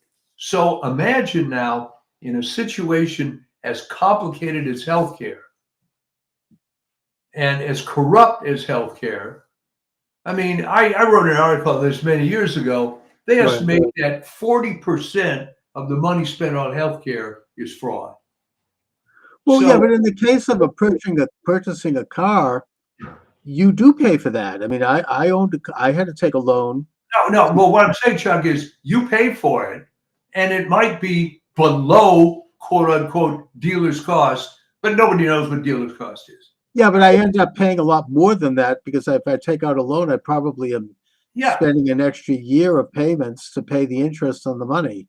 So I get where they make money on that. That money comes out of my pocket. But with issues like COVID or issues like these other things, it's very little comes out of the consumer's pocket.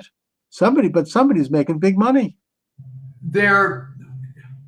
Well, let me answer that with this wonderful statement. To give people who aren't familiar too much with how corrupt the federal government is, I think the tally was made in the early 2000s. The war on poverty, which started in 1964, by that point had spent $26 trillion on the war on poverty. Mm-hmm. And lo and behold, we still have poverty. So what that proved is that money doesn't cure poverty. All right. Why doesn't it? It doesn't, because God knows how much money went to NGOs. I think that we know that a lot of the money in the so-called war on poverty, which was taken out of the Social Security Trust Fund, went to all of this whole cottage industry of social workers and social scientists who were there to handle poverty and who were basically had incentives to not solve the problem. Yeah, because, poverty camps. Yeah, I mean, the more cases they could show, the more money they get.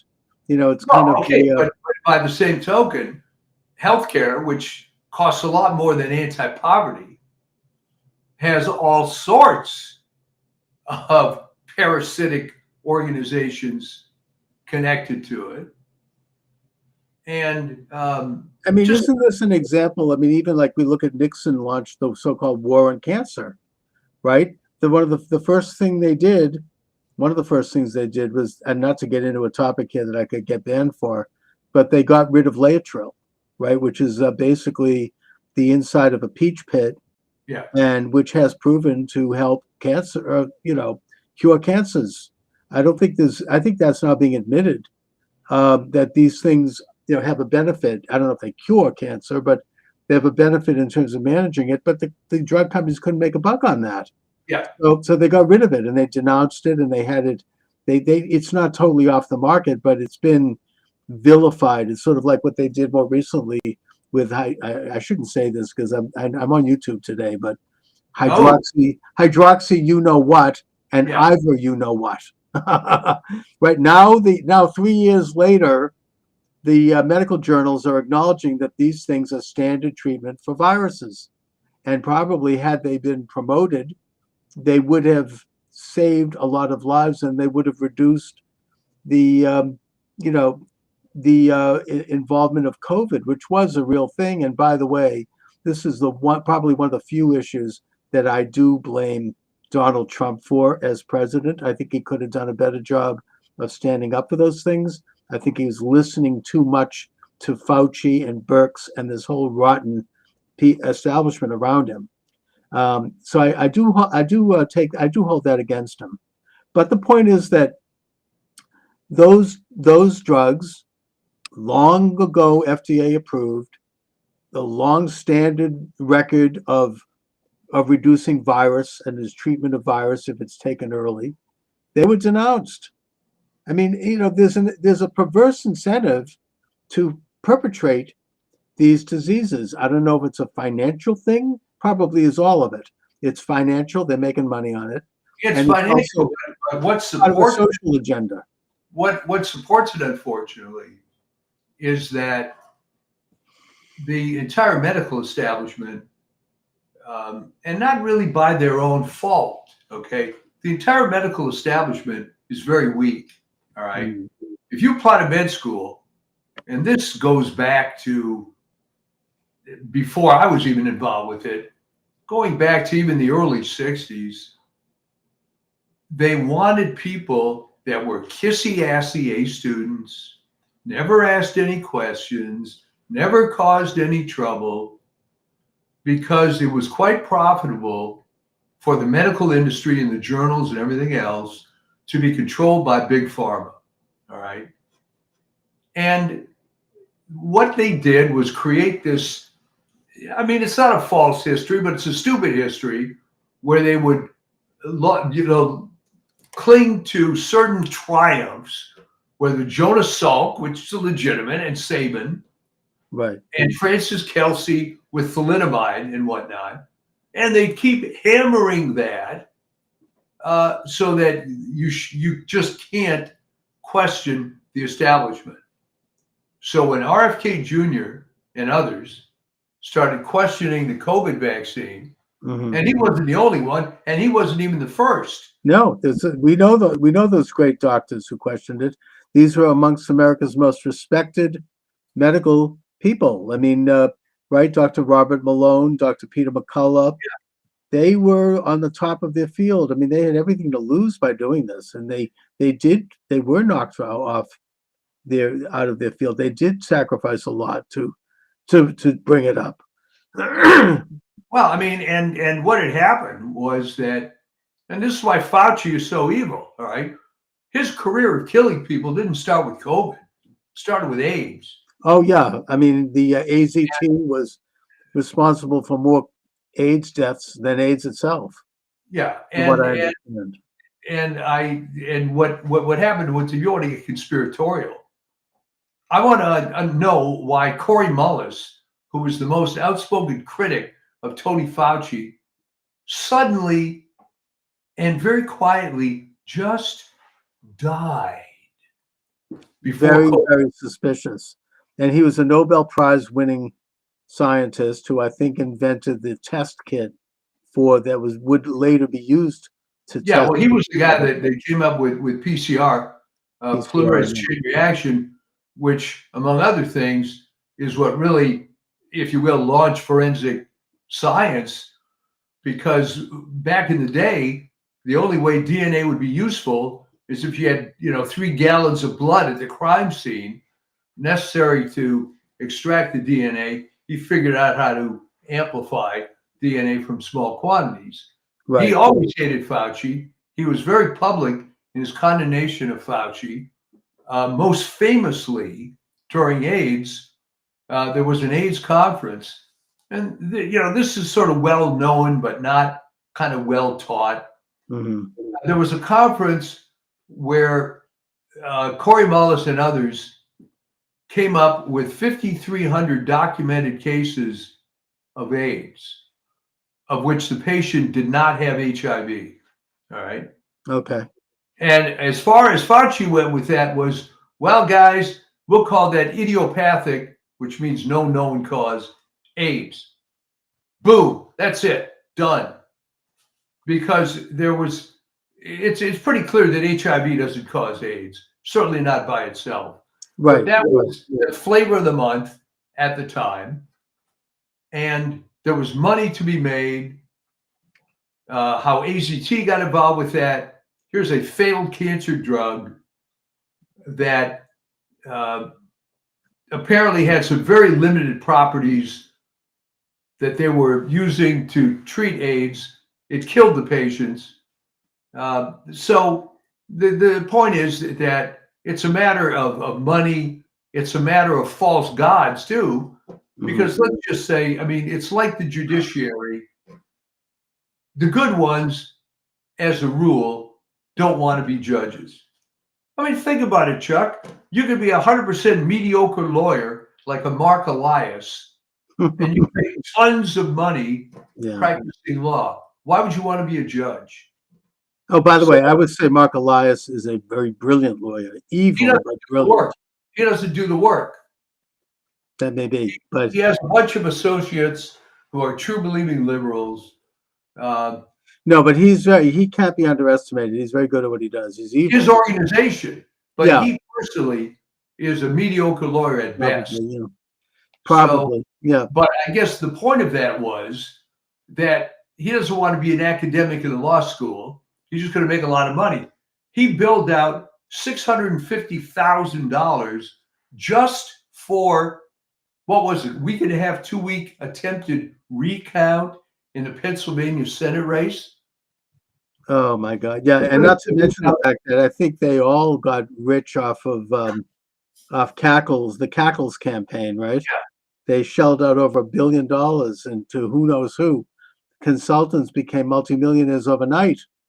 But by the way, just for the record, I should note, I've just been shut down on TikTok. I don't know what something you said, Mike. Something I said. I think it might have been the business of Mullis, or there was some trigger that led them to shut off the stream. Well, it's interesting. Who the heck is listening that carefully to this? There are people. No, I had people. When you go on TikTok, people pick it up. I mean, I have about 8,000 followers now, even though I've been shadow banned. Well, what I think happens in this people keeping tabs on me on TikTok. What illustrates my point here, is that people generally in an atheist society like we have worship authority. And believe me, I have been attacked mercilessly on various forums for trying to tell the truth about Tony Fauci. Oh yeah, well that's taboo. I mean, and now of course there's rumors that this corrupt, illegitimate regime is going to issue some kind of a retroactive pardon for Fauci before they leave. But you touched on something that gets into the second conspiracy theory around Brian Thompson, the insurance man. And I'm not going to be articulate about this. I'll be general, but generally speaking, they were under investigation by the Federal Trade Commission for antitrust activities. Yeah. There was rumors that there had been insider trading, in that Thompson and several other figures who are these people are super rich. They had been alerted in advance that they were under investigation, which they then took that information and sold all their stock, pocketing tens of millions of dollars and basically screwing over the shareholders and their own employees in the process. and that this case was coming up for hearings, and that Thompson, rumor has it, was planning on spilling the beans on a bunch of things in order to save his own hide. And he was in a position, he was one of the top figures in the insurance industry who probably knew everything about everyone. Yeah. And including, apparently, not to mention names, but Nancy Pelosi and her husband, who apparently made a few bucks on that deal as well, and some other people in Congress. So there may have been an incentive to knock him off. I'm not saying I know anything about this. I don't. But that is one of the theories that's out there. It all looks a little too neat, and in terms of the timing. When you have a situation like this, you have to look at the timing. Well, And of you have course, to look- there's got to be intel involved saying that this guy is going to be here at this time. yeah, and you have to take a look at who benefits. Yeah. Who and he's benefited gonna from be this? Who? Somebody. So this Mangione guy had to get that information from somebody. Right. Nobody knows this guy's personal schedule. No. So And he strikes me as the classic patsy, right? Like Lee Harvey Oswald. It's like I was talking about this the other day with as a guest, that there's this historic medieval group called the Hashishim, the assassins that were operating out of Islamic Persia, who would do this thing where they would, I don't want to use the word brainwash, but they would find some young, disaffected, disillusioned man in a community, in a village somewhere, usually poor and just kind of aimless. They would whisk him up to this palace in the mountains of Persia, where he would be indulged with everything you can imagine. He would have everything in his, every kind of like vice, and he'd live this enormously luxurious experience. And then and not to mention a lot of hash and a lot of drugs. That's where the word hashish comes from, the hashish. And also it's where the word assassin comes from, the hashishim. These are all come from this cult. Then after living that wonderful life for about 3 weeks and thinking he's in some kind of a nirvana or some kind of an Islamic heaven, and actually being told that he had passed away and that he was in heaven, they then send him back to his village with the job of taking someone out. You have to kill this person. And when you do, their essence, their soul is going to enter your body, and you are then going to fly up and have eternal joys of everything. You'll live this life with the 70 virgins and all of that. And then they send him out and he commits the assassination. Now, there's obviously more modern versions of this. I would note that another example of this, I think, is, and I've studied this a little bit, not too deeply, but enough, would be Sirhan Sirhan, who assassinated. yes, I was going to mention that. Yeah, I mean, he's been interviewed. I think that RFK Jr. believes him. He's the longest held man in American prison. And he does not remember what happened. It was almost like he had been tampered with mentally. The night before the assassination, he was having at a party with people who were involved with Charlie Manson, okay? Who was another one who was part of maybe this sort of, I don't want to use, say CIA, because I don't know, but there was this kind of mind control thing going on there. And he said that there was some kind of a trigger. He was at the hotel, and there was like a sound that went off, or he saw this woman in a red dress, and there was something happened, and then he felt like he passed out. And then before he knows it, he's awake and he has the gun. And, I think that there's a lot of people, who have interviewed him over the years, who believe this story, that he really didn't know what was going on. Another example is this guy who shot up the gay nightclub in Orlando, Mateen. I actually wrote a short book about this for my college. We had to pick, like in my criminology class, we were given a list of people that we had to do a dive into and study, and I picked him. And I discovered that he had been on several trips to Saudi Arabia. He was one of these disaffected guys, kind of an in the closet kind of a guy. And I think there's evidence that he came back from one of these trips and he was very different, according to people who knew him. It was like his brain he'd been tampered with. And that his experience of doing this shooting was one where he didn't know what he was doing. It was almost like he was under some kind of, hypnosis. So that, Well, the famous term MK Ultra was raised after the Mangione thing. And as I predict, you can hold me to it, you're not going to find out a damn thing about this. no, Other than, physically he did it. They're going to tie him with the evidence to the crime. But, I mean, it would have been very clever if this Hashim organization, so to speak, the Hashishim. some guy that has a vague connection to this insurance company by the fact that his mother was denied benefits or whatever it is, and he's groomed to be the assassin. Well, that's the theory. And like the Israelis have found that some of these guys who will show up in a pizza parlor with bomb belts and pull the trigger, some of them like were caught in advance and they were stopped and they were interviewed and they said, look, it's almost like I didn't know what I was doing. Now that I'm awake, I do know, and I'm sorry that I was doing this. I didn't mean to do it, but there was something going on. It's sort of, a modern version of the Hashishim. I mean, our intelligence apparatus, I mean, what Michael J. Glennon calls the double government, they've studied and they've gone deeply into psychological conditioning on a mass scale.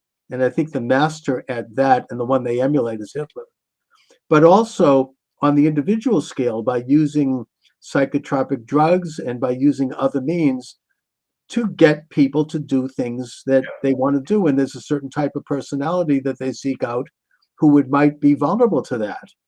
People like Hitler and Goebbels claimed that they got it from us. So I don't really know. I don't know either, but it's been around. The British are involved with the Tavistock Institute, and certainly the Soviet Union was involved with the Polytechnic Institute. Yeah. And the Israelis are involved certainly with Mossad. I mean, this isn't new. They all interact with each other, and while they all have their own agendas, I think they share information about how to do these things and how to conduct these sorts of operations.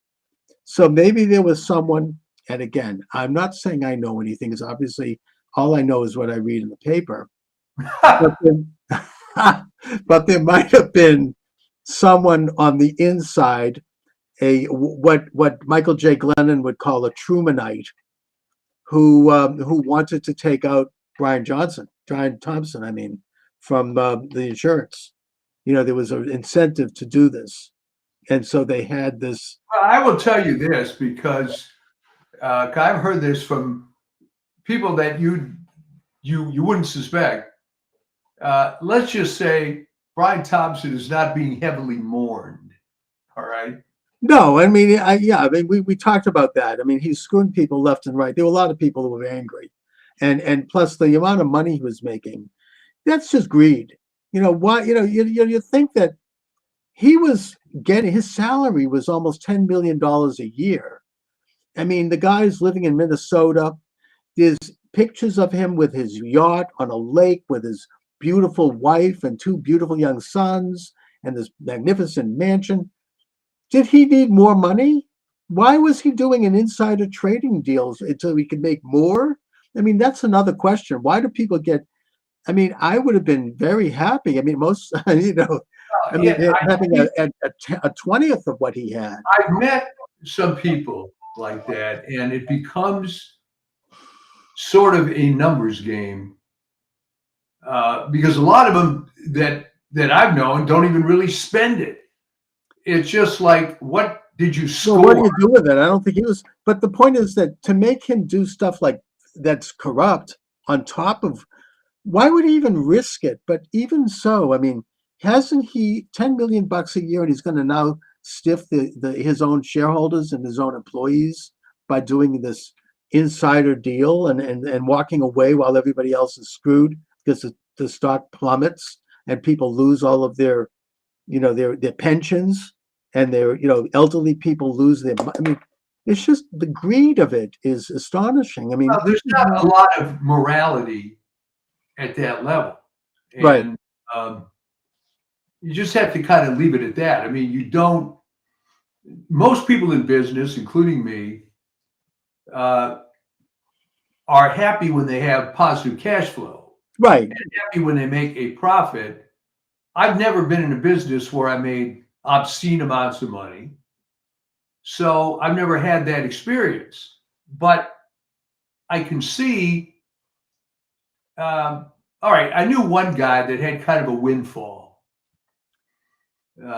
He was an engineer that had a contraption for lowering the amount of noise put out by jets.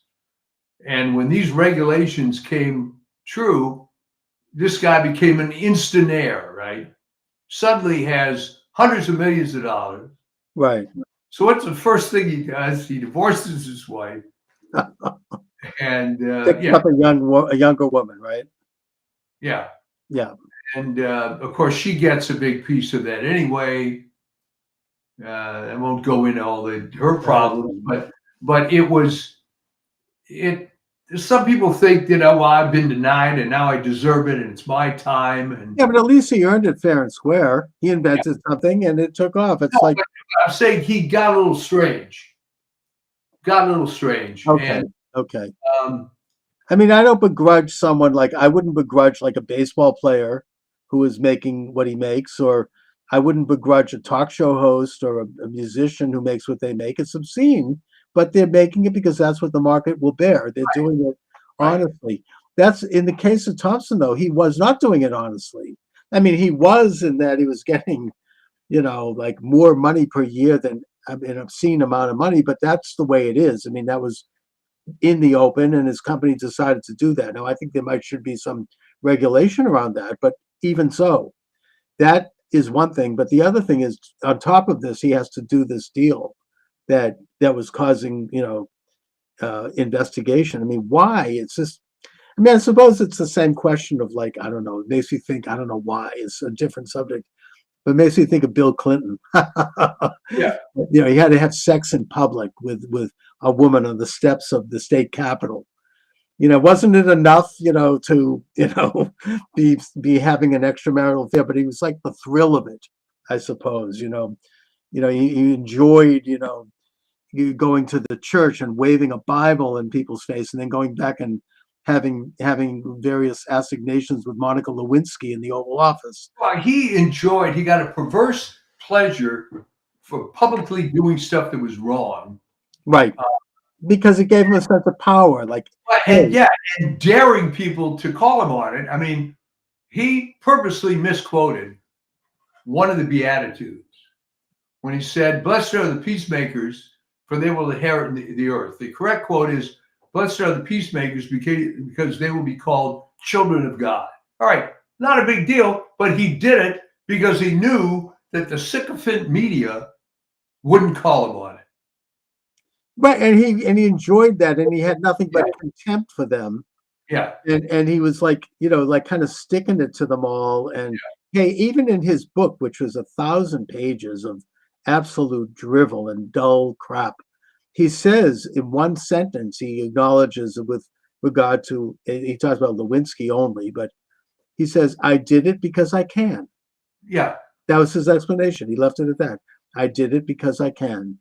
This kind of arrogance and this sort of, sticking it in the eye of the very establishment that created him and that he served so servilely, right? I mean, it's, I don't know how I equate that with Brian Thompson. I mean, I don't think his kind of corruption is different. Well, you get to the point where, you do a little chiseling and a little more chiseling and a lot more chiseling. Before you know, you're You're That- attending parties with P. Diddy before you know it.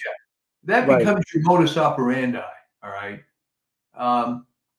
And this is why he is not heavily mourned. No, And and then there are people trying to make you feel bad for the fact that he was killed. I mean, I don't know how innocent he was. I don't think he was that innocent. no. It's pretty No one clear.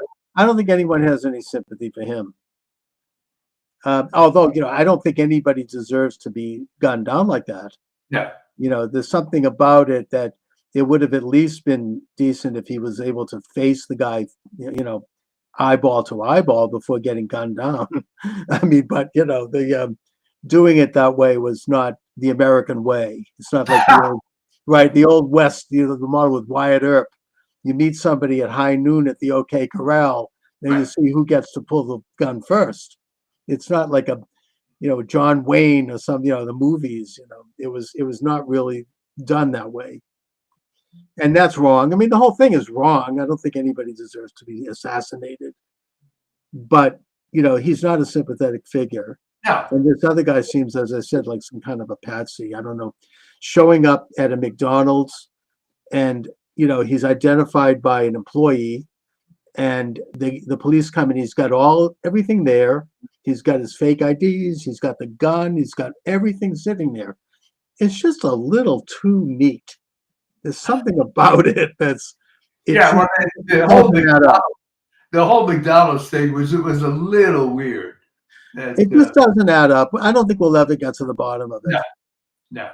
And of course, it's going to be a sensation on trial because he's quite good looking, and women are going to. I mean, he's like the Menendez brothers, right? Yeah, there we go. I mean, with all due respect, I remember my late grandmother said, "I can't stop watching the Iran-Contra hearings because Oliver North is so handsome."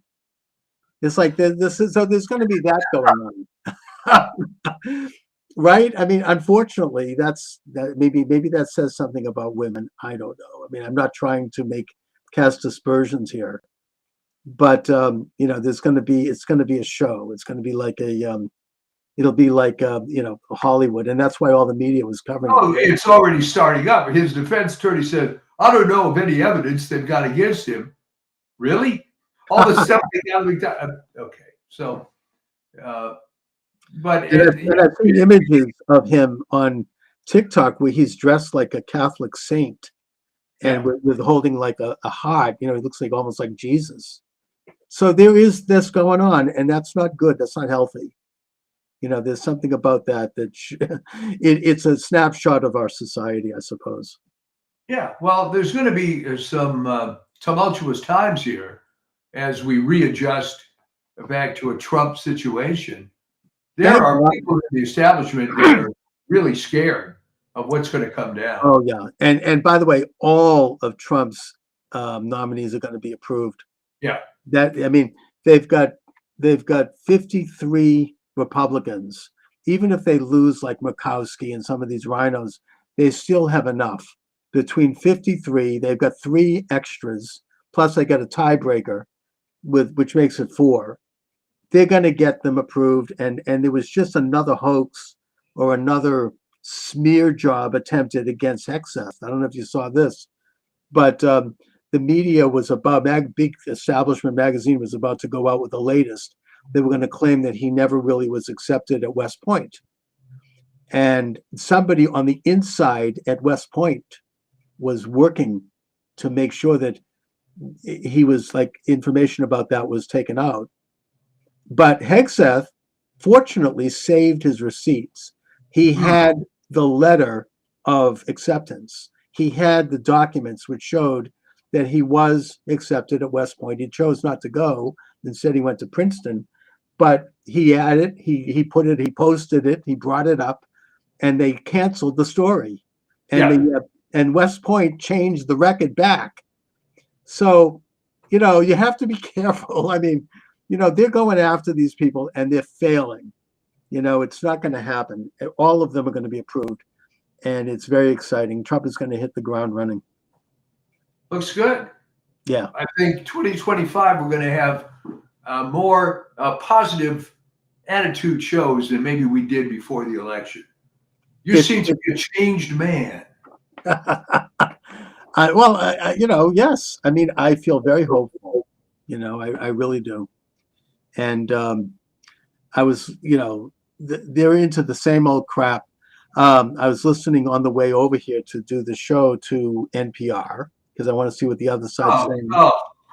And they were interviewing you. You can guess, none other than McCabe, right?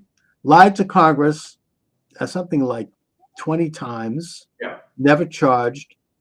Disgraced. Part of the Pfizer fake dossier case against Trump, the Russia. And he's just spouting the same old garbage. I mean, it's just not working for them. Oh, Trump tried to, was trying to assert power, and he was like trying to overthrow the election results. And nobody believes that anymore. No. And like I said before the election, they don't have any talent. They're pulling out the same crap that maybe worked for them 20 years ago. Right. But it's not. It's already been rejected by the American people. Yeah. It's not. Nobody believes that stuff anymore, and yet it's like they're a broken record. And so now McCabe is forced to do the circuit of these NPR people. Great, good for him. They're all there drinking the same old Kool-Aid that they've been into, and it's not. I don't even think the host was buying it. It's like you could just tell. Yeah. I having been a talk show host, I can hear things. Yeah. Because I'm sort of tuned into what people are really thinking, and they're not even buying this anymore. It's just it's over for them, and hopefully he might be held legally, called down to the carpet for first of all for lying to Congress. I mean, Steve Bannon and Peter Navarro went to prison for a lot less. Oh yeah. Than what he did. I mean, they just refused to testify to this phony committee. That all of those people should be held accountable, especially Liz Cheney. God, I mean, the worst. Stealing, She's really begging for a pardon now. She's going to need a pardon because she's in trouble, and she should be. Yeah, destroying evidence of federal investigation. Yeah. They destroyed everything before the Republicans took over, and they don't. It's like the whole thing was illegitimate from the beginning, and even Speaker Johnson has said that publicly, that they should reconstitute a legitimate committee and actually look into all of this stuff. I hope they appoint Matt Gaetz as a special prosecutor to look into like the 2020 election for starters. Maybe that might be asking too much, but we'll see. Yeah, it's going to be interesting. They should, because they need to get to the bottom of that once and for all. After all these years of gaslighting and attacking anybody and who questioned that election as almost being like a subhuman, it would be a beautiful thing to see them get into it. But that might be too much to ask. I'm happy that Trump's been elected. You have to ask. I mean, Bill Clinton is asking for a pardon for Hillary. Oh, really? Oh, yeah. They're going to need they want all these rotten criminals, Hillary, Fauci, the whole stinking Schiff. They'll all get this blanket pardon before Biden leaves office. It's going to destroy whatever's left of that awful party. I don't think any American is going to buy that. It's just it's just an ugly, sickening, and pathetic way for this illegitimate regime to go down the tubes. Anyways, so Mike, what do you have coming up on the Substack? Well, I was going to try to do a few more articles before the end of the year. Fortunately, we've been busy in my other business, and just trying to keep up. But and I feel kind of embarrassed because there are people that they make a living on Substack, but they're writing all the time. Mine is free, so whatever I put out is there when it is. Well, you do it as a passion. I mean, it's not necessarily. It's right. It's a passion project. Yeah. Other things going on, house hunting in a crummy market and all this sort of thing. But hey, Okay, good. this is what we do, and it's always a highlight talking to you, especially Okay. now that you're this positive individual. I know. I don't know what to do with myself after 4 Yeah. years of like, oh, it's like, it's almost like you have to shift gears. Well, it's a good shift, though. It is. Believe me, I'm grateful, and I feel very excited as we enter into the Christmas season, and it's just a beautiful time, and it's It beautiful is. to watch Today these for criminals scurrying around, and thank God Kash Patel is going to be there. What a great guy. He's going to clean out that rat's nest at the FBI. He really is. And so these are all great. Pam Bondi, she's fine. Yeah. These people, every one of them is excellent. A couple of bad ones, but so be it, but the important ones are in place and they're ready to go. So anyway, Mike, but so I'll talk to you next week, and be well. You too. Talk to you then. Okay, welcome aboard, everyone. Charles Moskowitz here. Michael D. Shaw is joining me, slightly delayed due to computer issues, but here you are, Mike, cranking it out. It's funny, Chuck, how within really a few years of the advent of the internet being publicly available, people started relying on it to an extent that it's unbelievable. I mean, if it's down for a minute, people get upset. Oh yeah, and, rightly so. No, you freak out. I mean, can you imagine? Like my phone, I remember my computer's not working. I'm there having a complete meltdown.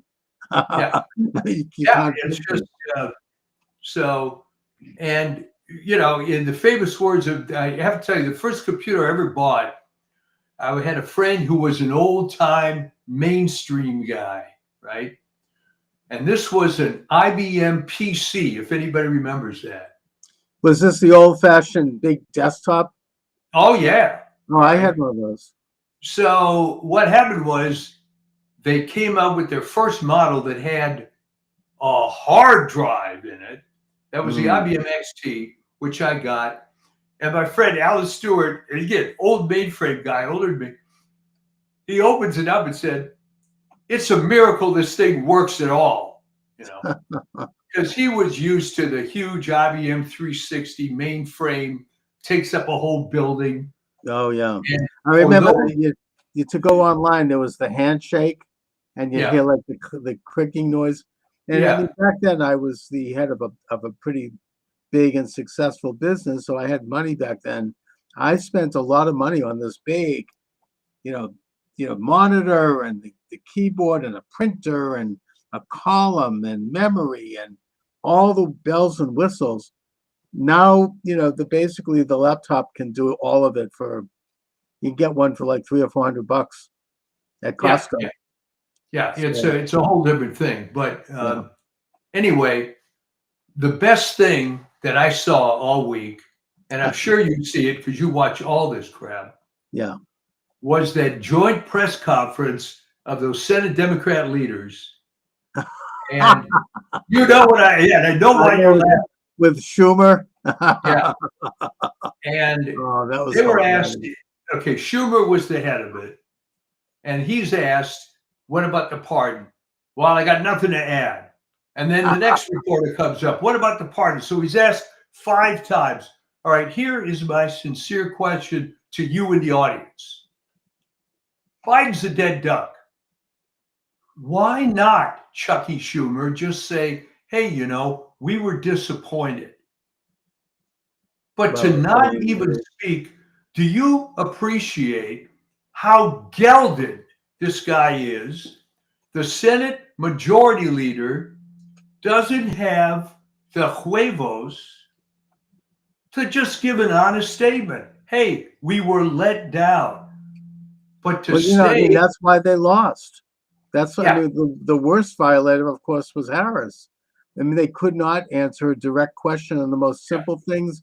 I mean, we've all seen the congressional testimony over the past couple of years.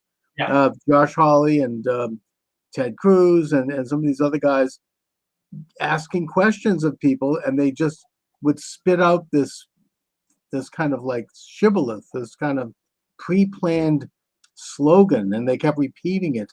Some of these judge appointees are the worst. Oh my God, they're just like little robots. And I think that really peeved a lot of people, and this is why they voted for Trump.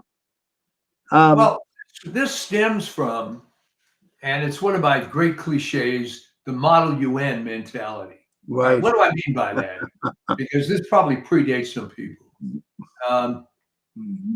Back in the day, and you tell me if even in your era this was true, you get all the kiss-ass 7th and 8th graders, and they would be the Model UN. And they would have this set of liberal beliefs that were drummed into their heads. And the problem is most of these people never changed. Because it's a finishing club for the future left-wing yes. activists. I know my daughter was briefly involved in it. She didn't like it, but she went to the convention in Boston for it. Right. And one of the main speakers was Noam Chomsky. Oh, there you go. And he's there rambling along, and all of a sudden he said something outrageous. He goes, "The United States got what it deserved on 9/11," or something typical. Yeah. And all of a sudden, my daughter's like, she's like, "What?" Her ears pricked up. Yeah. But yeah, she was smart. I mean, she was actually smart, as opposed to just being a quote good student. So right. The point is, and I think you'll agree, that the ones that weren't smart, like your daughter, there was it. They were just spoon-fed, and it's kind of how to act, how to walk, how to talk. Yeah. It's a finishing school for the left, and for the future, rulers of the world. And they never change.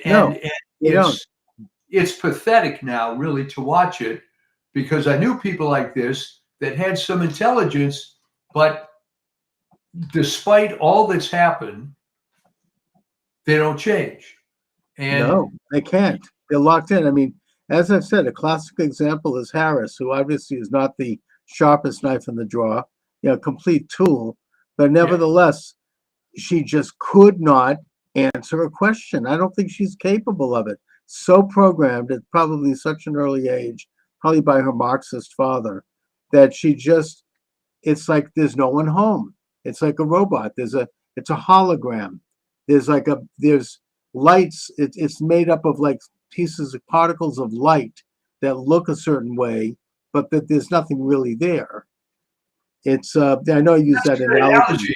Oh, I always use that. It's a hologram phenomenon. It's a hologram. Smashing the Hologram. That's the subtitle of my new book. It's not out yet. I'm writing it. But look, there's a lot to celebrate right now. I'm cautiously optimistic, but I think that there are some damn good things going on. I can't believe you're in a good mood. What's wrong? I know, I'm not used to it. I almost don't know what to say. It's like I'm used to this kind of, Yeah. I don't know what to do with myself. I mean, it's one victory after the next.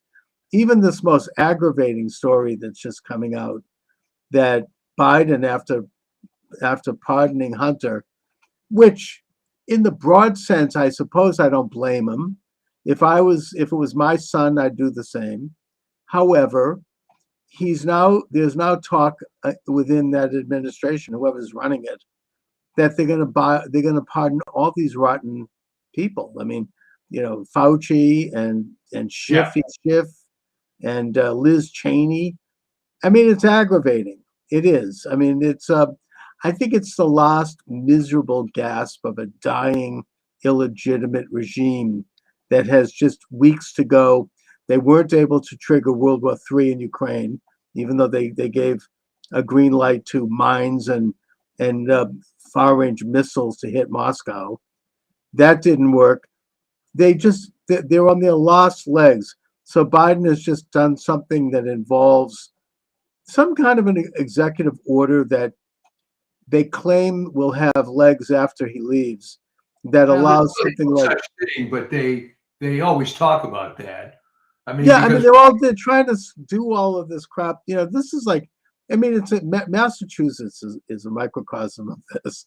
They say they're leaving the candle on at night, the day before the legislative leaves for Christmas and the day before the governor leaves for a new administration.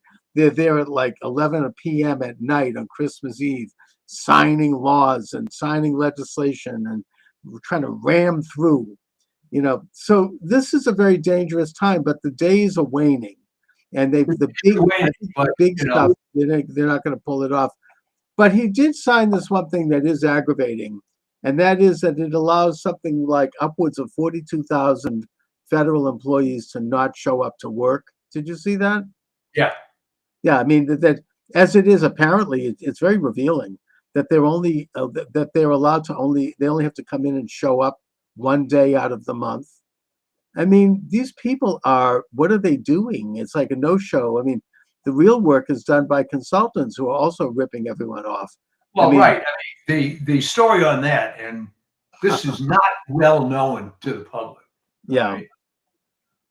Remember, I lived in the DC area for almost 20 years. There were people that I knew, obviously not going to mention the name, but this guy worked for a contractor for Department of Agriculture. right. He was getting paid 3 times the salary of the agency guy who was supposedly a supervisor. And that's not uncommon. And he was a subcontractor. He was because look I mean, Harris pissed through about over $1 billion of no one knows where the money disappeared. Now they're 20 million in debt.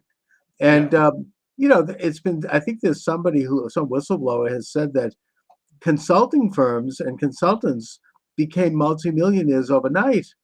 They just put the money in their pocket. They did nothing. And, I mean, I could just give a personal anecdote here as well. This even happened to me. I mean, in my campaign, people got checks for doing nothing that I didn't know about. I had this one guy, all of a sudden they all come out of the woodwork, and then he got a check as a consultant, and I ran into him at a Starbucks 2 years later. Oh, And he sheepishly said to me, he says, "I want you to know that I did nothing, for that money." I'm like, look, I kind of suspected that, but I mean, that's the way this business is. I mean, everybody's like getting these checks. And it's a situation which in Washington is so bad now that you have people who haven't shown up for years.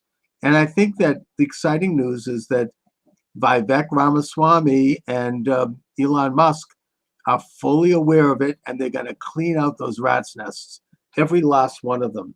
And I don't think if Biden is signing some kind of an executive order to protect them, I don't think that's going to work. no, it isn't going to work. And of course, the problem is for them that they're making it worse than it is. All right. If you have to decide an executive order to protect 40,000 people that aren't working, there's not going to be a whole lot of sympathy against government cuts.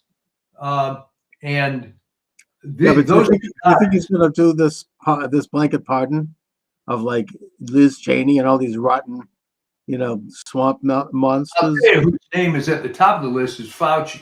Oh, I know. Oh, the Mengele Fauci. I mean, that's aggravating. I mean, obviously, if they accept Chuck, the good news is about that, and you know what I'm going to say. Yeah, it's terrible that this guy's killed thousands of people, maybe more. But now they're admitting it. I mean, yes. I mean, obviously, if they're not getting pardoned for nothing. I think that the party line is, well, this is all Trump's fault because Trump is going to prosecute these people. I don't think anyone, even the liberal media, didn't buy that when they claimed that about Hunter. Everybody knows that he was just a real scumbag. I mean, on the top highest order, nobody bought this at Trump's. First of all, he's not even on the list of people that Trump is going to prosecute. I mean, and also, unlike them who make up crimes, like they'll take an alleged campaign misdemeanor, turn it into a felony, split it into 34 pieces, and get 34 convictions from a corrupt jury and a judge who's made $85 million in contributions to his daughter's firm. The Trump people aren't going to do that. They're not going to make up crimes. There's plenty to work with there. They're going to work, you just work within the law. I just had on earlier today this lawyer, Peter Tickton. He's been around a while. He's actually a longtime personal friend of Trump in Florida. He's in Florida. He's bringing a case in Florida regarding voter fraud. And he's calling for the decertification of a congressional race because the independent, so-called mail-in ballots, which come in at an average of like several hundred to 1,000 a day in a period leading up to an election, he discovered that there was on one day 185,000 of them came in, which is statistically impossible, and that someone had shut off a little computer machine run by the state, which requires that they prove that they have a driver's license and that there's one other proof of personhood. That was shut off by someone or automatically the day those came in. And he's got a lawsuit. It's happening next week. And it's going to open up a whole deal. He knows Pam Bondi, who's going to be the attorney general. He knows Trump. They're aware of this. And I think that if they open this thing up, because he says this is just the tip of the iceberg in terms of a national phenomena. Trump won anyway because he got such a huge vote, but they were doing this crap that we've been talking about for years with these fake votes. He says that they're almost like drone votes. They're phantom votes. They're not connected to a real person. I've heard about this before. I mean, this has been out there, but he now has the receipts for it. And he says that if this trial is on track and it really gets the kind of traction that it should get, it's going to open up a can of worms because Trump actually, in Congress, the Republicans actually carried 40 or 50 more seats than they actually seem to have. And that this was more done on a local level than nationally. Probably Trump did get bigger amounts of votes, but for it was mainly a congressional thing.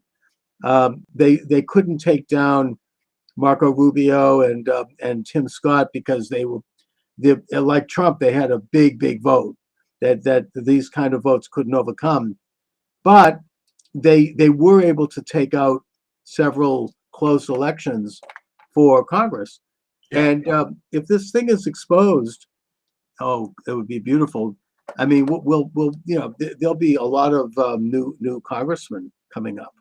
Well, there's three elements that are very entrenched that are going to be attacked. One is voter fraud, right, which is everywhere, and you just have to use your old friend inductive reasoning, right? How did California go from being at worst a purple state to be blue as hell? It's voter fraud. Yeah, but I think we have to differentiate. It's not so much voter fraud, like people engaging in fraud. Voting fraud. That's a felony, and that's something that it's out there, but it's not. There's no big change in that. That's been going on since the days of Washington.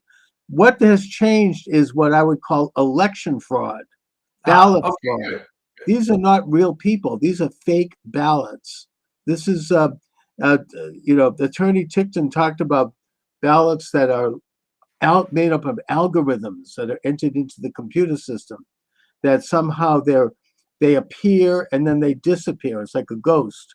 They show up in the system a few days before an election and then they vanish. And he says that it is something it's a national thing. It's an international thing, actually. And that he's on the tip of an iceberg on a huge story. One that I think that the leftist media is going to try to, ignore, but it's percolating. As I said, he has Trump's air, he has Bondi's air. They know about it, and it's going to be very, very interesting to watch. Yeah. Well, with that you call election fraud, there's also healthcare fraud. There's yeah. also defense industry fraud, and I think that's going to be the one that's hardest fought. All right. The Oh, yeah. reason they're after Hesgath is that he's the first actual war fighter, I think, in at least the last 100 years. Well, they Probably, never. yeah. Uh, And I yeah, don't I know mean, who the this is a Secretary of big, War was, but in the research I've done, they've always been bureaucrats. oh yeah, always desk. I mean, and also, I mean, the fraud in the Defense Department. I mean, they cannot pass an audit. They They're, failed 7 straight audits. yeah, and I mean, even my own Senator Ed Markey, before he went in the tank for the left completely, back when he was making his bones as a rep, he brought up. He was the one. He held up a toilet seat and said, "This cost $2,000." You know, he's the one that kind of exposed that back in the early. I think it was in the late '80s. He's been around forever, Yeah. but now he's completely corrupt. He's a complete stooge of the leftists, you know, powers. But back when he started out, he was a fairly decent, you know, solid Boston Irish guy, you know, who knew how to go in and knock around some things. And he brought this up way back then. So this is nothing new. And yeah, Hegseth is somebody who could go after it. He's not part of it. And that's exactly That's why they're exactly going right. after him. He's not part of it. And it really is interesting that the only argument they can use, forget about all this crap they're trying to dig up on him, but the generic argument that, well, this is unprecedented. Oh, yeah. You know, Yeah. let's look at Robert McNamara. Boy, he hit a home Oh, I run. know. You know, he was another typical industry guy. How many Oh, they lives all have have been. guys had? You know, I mean, all these people, Schlesinger. I mean, we could look at all of these guys, and that you know, yeah, they're getting into like digging up someone's personal life, and I don't think it's going to work. I heard just yesterday, I don't know if this has been confirmed, but apparently all of the Republican senators are backing Hegseth, and that Yeah. includes, you know, even the real rhinos like Murkowski and Collins. So this is a huge victory. This is a major step. I think they're backing him because now they know which way the wind is blowing. There seems to be this whole bulldozer going through the entire corrupt government structure.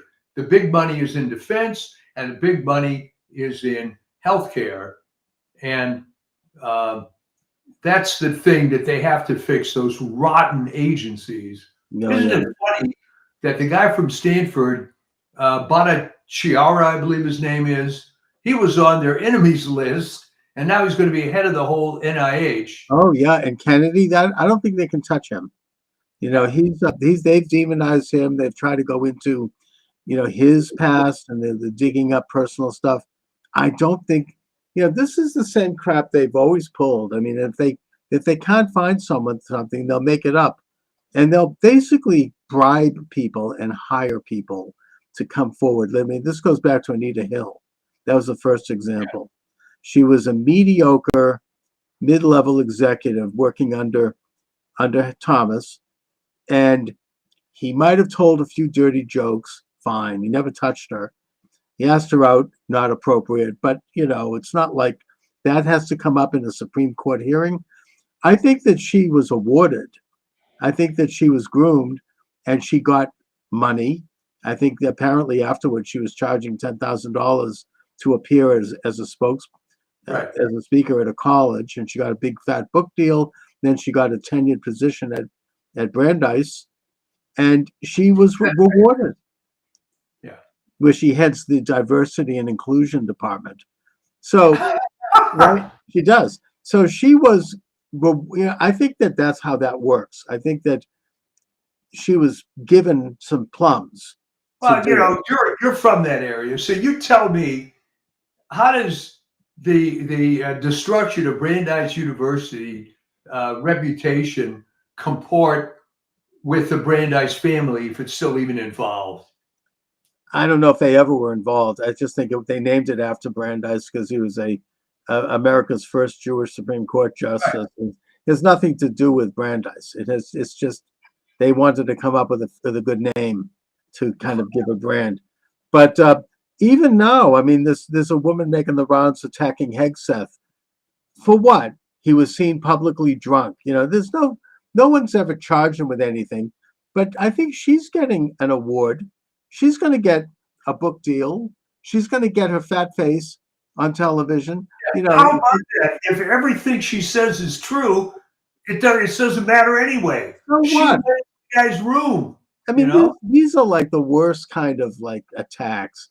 I mean, and she's appealing to the cottage industry of Trump haters, which are people who do spend money on books. Trump's own niece made millions, peddling her book.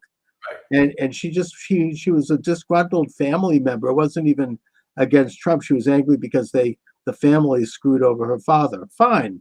But she's used that anger to, hook into the Trump derangement industry. I mean, and as I said, Such a large percentage of book sales are based on this vicarious sort of weird sensation. Okay. If you go to any fat person's house, you'll see 2 bookshelves full of how to lose weight books. Right? And if you go to any liberal's house, you're going to see, I mean, before Trump, you'll see whatever the flavor of the month, left-wing cause, all the books. Oh yeah.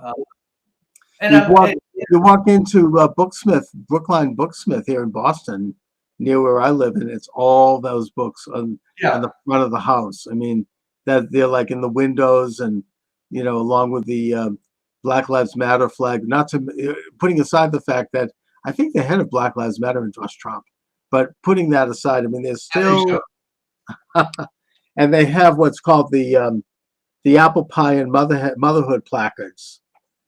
We support science. We oppose hate.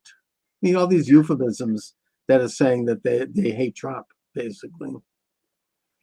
But I've always wondered because, as a marketing guy, I'm always a student of human behavior. All right. Maybe you hate Trump or you're liberal, whatever you are. How does it make it any better? How does it hurt Trump by you sending money for a book describing how bad he is? How does that affect anything? They just wallow in this stuff. Yeah. I mean, look, I saw it at my Thanksgiving table. Oh, I was going to ask you. Oh yeah, I mean, there are people, with due respect to her, my 91-year-old mother is one of them, that are going to spend the rest of their lives just stewing in hate and rage and anger and just absolute bitterness. I mean, I don't know how they sustain it. And it's so like they repeat, all of a sudden these people are experts on tariffs. They don't even know what a tariff is. They should have taken a little time to look it up in a dictionary. And they're like, all of a sudden they're like, anything that they can get. And it's, I mean, it's just, it's really like, and I think that cult is diminishing. I do. I think that I think you're right. Reality has hit too many of these people right between the eyes. I mean, you can be the most flagrant model UN type there is, but after a while, you're going to see, hey, you know what? My worldview that was pumped into my head when I was 12 maybe doesn't apply anymore. But then by the same token, you and I have met people who still talk that way. They do. And you just can't convince them otherwise. It's like Michael Savage says, it's a mental disorder. Yeah, it's a mental disease. And I said to them, I said, look, I certainly respect opposing Trump's political positions, or using reason. And I get the fact you may not like him personally, you don't like his style, fine. But really, I mean, this kind of hatred, this irrational hatred. Look, I didn't like Obama. I disagreed with his socialistic agenda. I didn't like him as a person particularly. I found there was something about him that I didn't like his character. But when he did something that I thought was good, I praised it. Right. I wanted what's best for the country. I mean, I was glad that he wasn't worse. I wasn't like, stewing. And same thing with Clinton, who was even more of a loathsome individual. But still, I mean, I never was, there's something really wrong with them. I mean, yeah. And I said, look, Trump has won. He won a substantial mandate. Get over it. You know, you don't have to like him, and you can criticize, but it's like the campaign is over. You lost. Get over it. It's like it's a Some of really them no. Although I because will tell you, I haven't seen any. I mean, after John Kerry lost in Massachusetts, you still saw those signs up on the lawn a year later. yeah, yeah. I haven't seen that with Harris. Those are No. gone. Nobody's. She's bad. I mean, she's like, just as I said, it's going to be like Dukakis. People don't want to ever think about her again. Well, no one voted for Harris. And by the way, you're right. I think her husband is leaving her, from what I understand. Well, it was pretty clear to me, Yeah. having been around, the Hollywood situation, but that was just an arranged marriage. Right. Obviously, she had to have some quote husband. Sure. She was going to be on a political trail, but just Terrible. you almost feel bad for them because, good God, what a terrible candidate. Oh, just the worst. I don't think there was a worse candidate in history. I mean, it was horrible. And Well, now people have made the argument that she was the worst oh yeah, president well, in history. hands down the worst figure to ever reach that level in a presidential campaign. And I mean, I think most people are relieved, even people who hate Trump. They're not happy. They would not have been. They're happy that she's gone. I mean, it was awful. And they may hate Trump, but Trump is, at least, even for the worst Trump haters, they understand that Trump is consistent. He is who he is, and we know what to expect from Trump, and he delivers it. I love that stuff. But even if you don't, there's a virtue to that. Same thing was in a way true of Reagan, even though I'm not a big fan. But he was consistent. He carried himself in a certain way. He stood for certain things. You knew what to expect with Reagan. And there's something to be said for that. Yeah, I would agree. People have asked me, what do you think she's going to do now? She's going to disappear, right? Who the hell wants to interview Kamala Harris? Well, I mean, Bill O'Reilly says she's going to run for governor of California. Well, if she does, we'll She's going to have to run probably against Caitlyn Jenner. she's not popular. I don't think She so. doesn't realize everybody hates her. It's She kind of doesn't like seem to realize it. you could almost compare her career, if you follow the movies, to Rachel Zegler. It's the same thing. Some pumped up situation, and in the case of Rachel Zegler, it's even worse because she torpedoes herself nonstop. At least Harris would generally keep her mouth shut. Yeah. Imagine being Disney, already spending over $300 million on the live action Snow White. Everybody hates this broad. Everybody. The trailers have come out, ratioed 10-1, 15-1 on YouTube. Yeah. I just don't get it. And they changed it. Here was the latest thing to come out. Well, in the original story, it's Snow White because her skin is white as snow. I'm not making up the following. No, I know. They changed the story to she's Snow White because she was out in a snowstorm as an infant and survived. That's a good one. Oh, So brother. Can't have a white girl, and of course the other problem, which is just killer. Magic mirror on the wall. Who's the fairest of them all? All right. If you look at Gal Gadot and Rachel Zegler, who's better? Enough said, yeah. Oh man. Yeah, that's a huge So debacle. the DEI thing is just dying a well-deserved death. Yes. And it couldn't come any sooner, you know. It's yeah, I mean, so yeah, these are all great and wonderful byproducts of this election. It really, and I don't know, the Democratic Party could be in the wilderness for another 40 years. It'll be like the Israelites in the desert before they Yeah. finally find a new promised land. I mean, they just, I think they're clinging. They're like, it's like the reverse of what Obama said, bitter clingers, holding on to their Exactly. I mean, UBI. the whole thing was based on, it's basically a communist model, right? You find the hobby horse du jour, all right? In 1917, it was the peasants and the poor workers.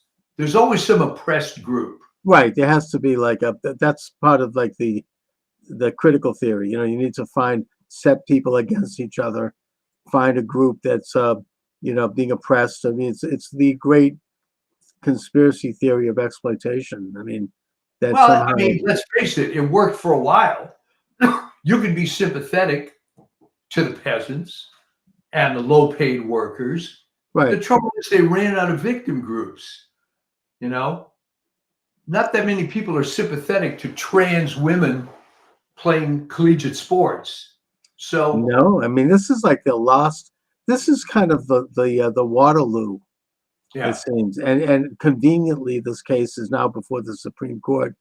And it doesn't look good for them. I mean, it's just, you have, Ketanji Jackson, who comes across as about, it's just as a dimwit. I mean, she says something about that she's comparing sex change operations for children to miscegenation. I don't know how Yeah, she makes well, that up. but she was outdone, I think, by Sotomayor. Oh, yeah, another one. Sex change operation has about as much risk as taking an aspirin. Yeah. So, I mean, and I think I think that most people, including most liberals, are cringing over that. They don't want to talk about it. It's so, and it's just coming at a time when, they're already on the ropes. And, this is one of the many reasons why Trump won, is because people reject this whole agenda. Sex change operations for children is ghoulish. It's, it's sinister. It's sick. It's really something that, and meanwhile, you have these young women who are trying to come forward and testify in terms of what they've been through.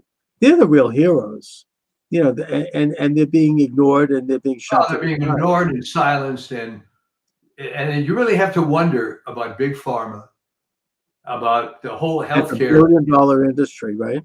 People Yeah. are making. I mean, Steve Bannon had on this guy the other day that it's just heartbreaking. I mean, he had twin sons, and one of them, I don't know what he did. Maybe he picked up a Barbie doll or something when he was 3 years old. The wife decided that he was actually a girl in a boy's body. They got divorced. She got custody. She's forcing him to have sex change operations. The father can't even see the child. It's heartbreaking. It's like, oh my God. And they got this radical judge, basically, coming down on him because he disagrees. I just don't think that's going to fly in this country. It's so evil and so despicable. It is evil, but remember, they've controlled the institutions for 50, 60 years. So it's not going to come back all at once. But we let it deteriorate to this extent. And shame on us. All right. So. Yeah, I mean, this is how far it's gotten. Sterilizing children, Yeah. removing a young girl's fallopian tubes and a boy's testicles. That's what we've come to. That's the symbol of the opposition now. That's what they're fighting for now. I mean, that's how low it's gotten. Have they run out of everyone else? I mean, this would have been unthinkable even 3 years ago. Yeah. Oh, yeah. Always something. No, they want to call in the show. Okay, tell them to come on. Yeah. So it. By the way, I mean, just I note, this is as low as it's probably going to go, and I have zero sympathy for these idiots that have followed this train from championing the peasants and the workers down now to this transsexual stuff and people, nodding, yes, yes, that's the cause. It's all despicable. It's ugly. And by the way, if someone is watching this live stream, you can call in 508-637-5596. We could take a call if you want to call in. 508-637-5596 is the number. I think we also can take chats on Kick and on Rumble. Let me just see if I can see that. I'm terrible with this. Yeah, I mean, I should get Discord, whatever that is. People tell me that that's something that could be used for like technically to get chats. I am really bad at that. By the way, if somebody knows someone who understands how to do some of these things, contact me and I'll hire you. To help me, because there are these various live streams that I just don't know how to hook them up, but I should have, and they're not even, a lot of them are free. I mean, I should be live on Substack. I should be live on Telegram. All you have to do is find a conservative young person Yeah, in the Boston, Brookline area. I should. There's got to be 2 or 3. That's what I need. I need some kid maybe from BU at the BU Yeah. Quickie Job Service who it probably could do this in their sleep. They just line up, but I don't really have the wherewithal for it. I mean, I've done some things, but anyway. So Well, you're already on 33 networks. yeah, I mean, I am up there, but I need help to get them on more of them and eventually get some consistency in terms of regular times and all of that. So anyway, What but about your upcoming book? You dropped a hint on that. well, yeah, but that's not going to happen anytime soon. I mean, I'm working on that slowly. What's the subject, if I may ask? Well, I am studying. So I'm going to get a degree in sociology through Arizona State University, and I'm using a lot of this assignments and materials and research for the book because it goes into what's happened to education. It's so far left that and some of the people that are taking these, as you say, like with Model UN, you have young people who are taking these courses who really don't know better and who are just steeped in this stuff. And it's real, it's Marxism brought up to today and put into today's paradigm about, the different causes. And so I'm writing about that, and I'm taking notes, and I'm writing papers, and I don't like to leave anything unpublished. So when I write a paper, I'm then incorporate. It's kind of easier that way, I have a paper I've written, and then I incorporate it into the book. So it's kind of in the case of your old friend Sam Blumenthal. yes. How long ago did he notice this trend in education? Well, Sam has written a shelf load of books on this. His magnum opus, I think, is NEA Trojan Horse in American Education. Yeah. Where that was the first book that really launched him, and very influential, where he goes into the history of how this kind of behavioristic leftist modality took over public education and how it originally was not that. He shows how Harvard really started out as a Puritan thing. I mean, it was congregational and how it changed. Yeah. And same thing with Yale and all these colleges. They started out as Christian colleges and they changed. And he goes into when that happened, how that happened, and points to several major figures, including particularly John Dewey, as coining the phrase change agent and turning education into a tool of world change and reconnoitering the human being, as opposed to teaching people how to think. So, yeah, I mean, I think Sam, if he were here today, he'd be very pleased with what's going on. Trump has said that he's going to abolish the Department of Education, and he will, because he means it. And Reagan... That was absolutely the low-hanging fruit. Okay, yeah. You could get rid of the majority of federal agencies, but if you wanted to pick the absolute easiest one that has no justification existing at all, that would be it. Oh yeah, I mean, and that's just the beginning. I mean, there's this what do they call it? Council of Democracy or something. Yeah. It was started actually by Jesse Helms, and it was started as in a sense, it was good in the beginning, but now it's run by Victoria Nuland and her husband, who basically wrote a column in the New York Times calling for Trump's assassination, and who is instigating color revolutions. They're behind the Ukraine revolution. Now they're starting trouble in Georgia. And they're out there. I mean, they get something like an annual $300 million check from the taxpayer. I think that Musk and Ramaswamy are going to cut them off at the knees right away.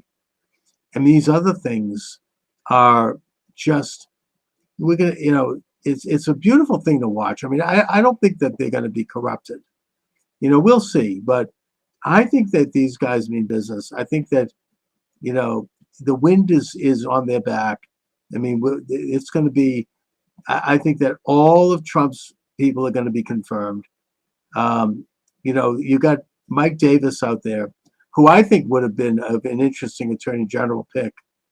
He's the Project 21 outfit. He was involved with helping shepherd in the Kavanaugh to U.S. Supreme Court. He's been around. He knows the score. And he's like, if any senator votes against, the Senate is there to advise and consent.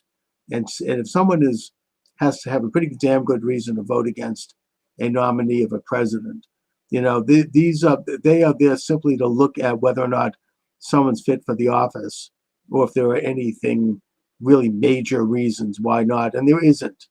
And so he says if they try to pull any crap on any of these people, those senators are going to feel a certain level of wrath. Not just in terms of being primaried, but there's other things that he's in touch with that I think he can do. Maybe some of the old, going back to the old J. Edgar Hoover approach. I don't know.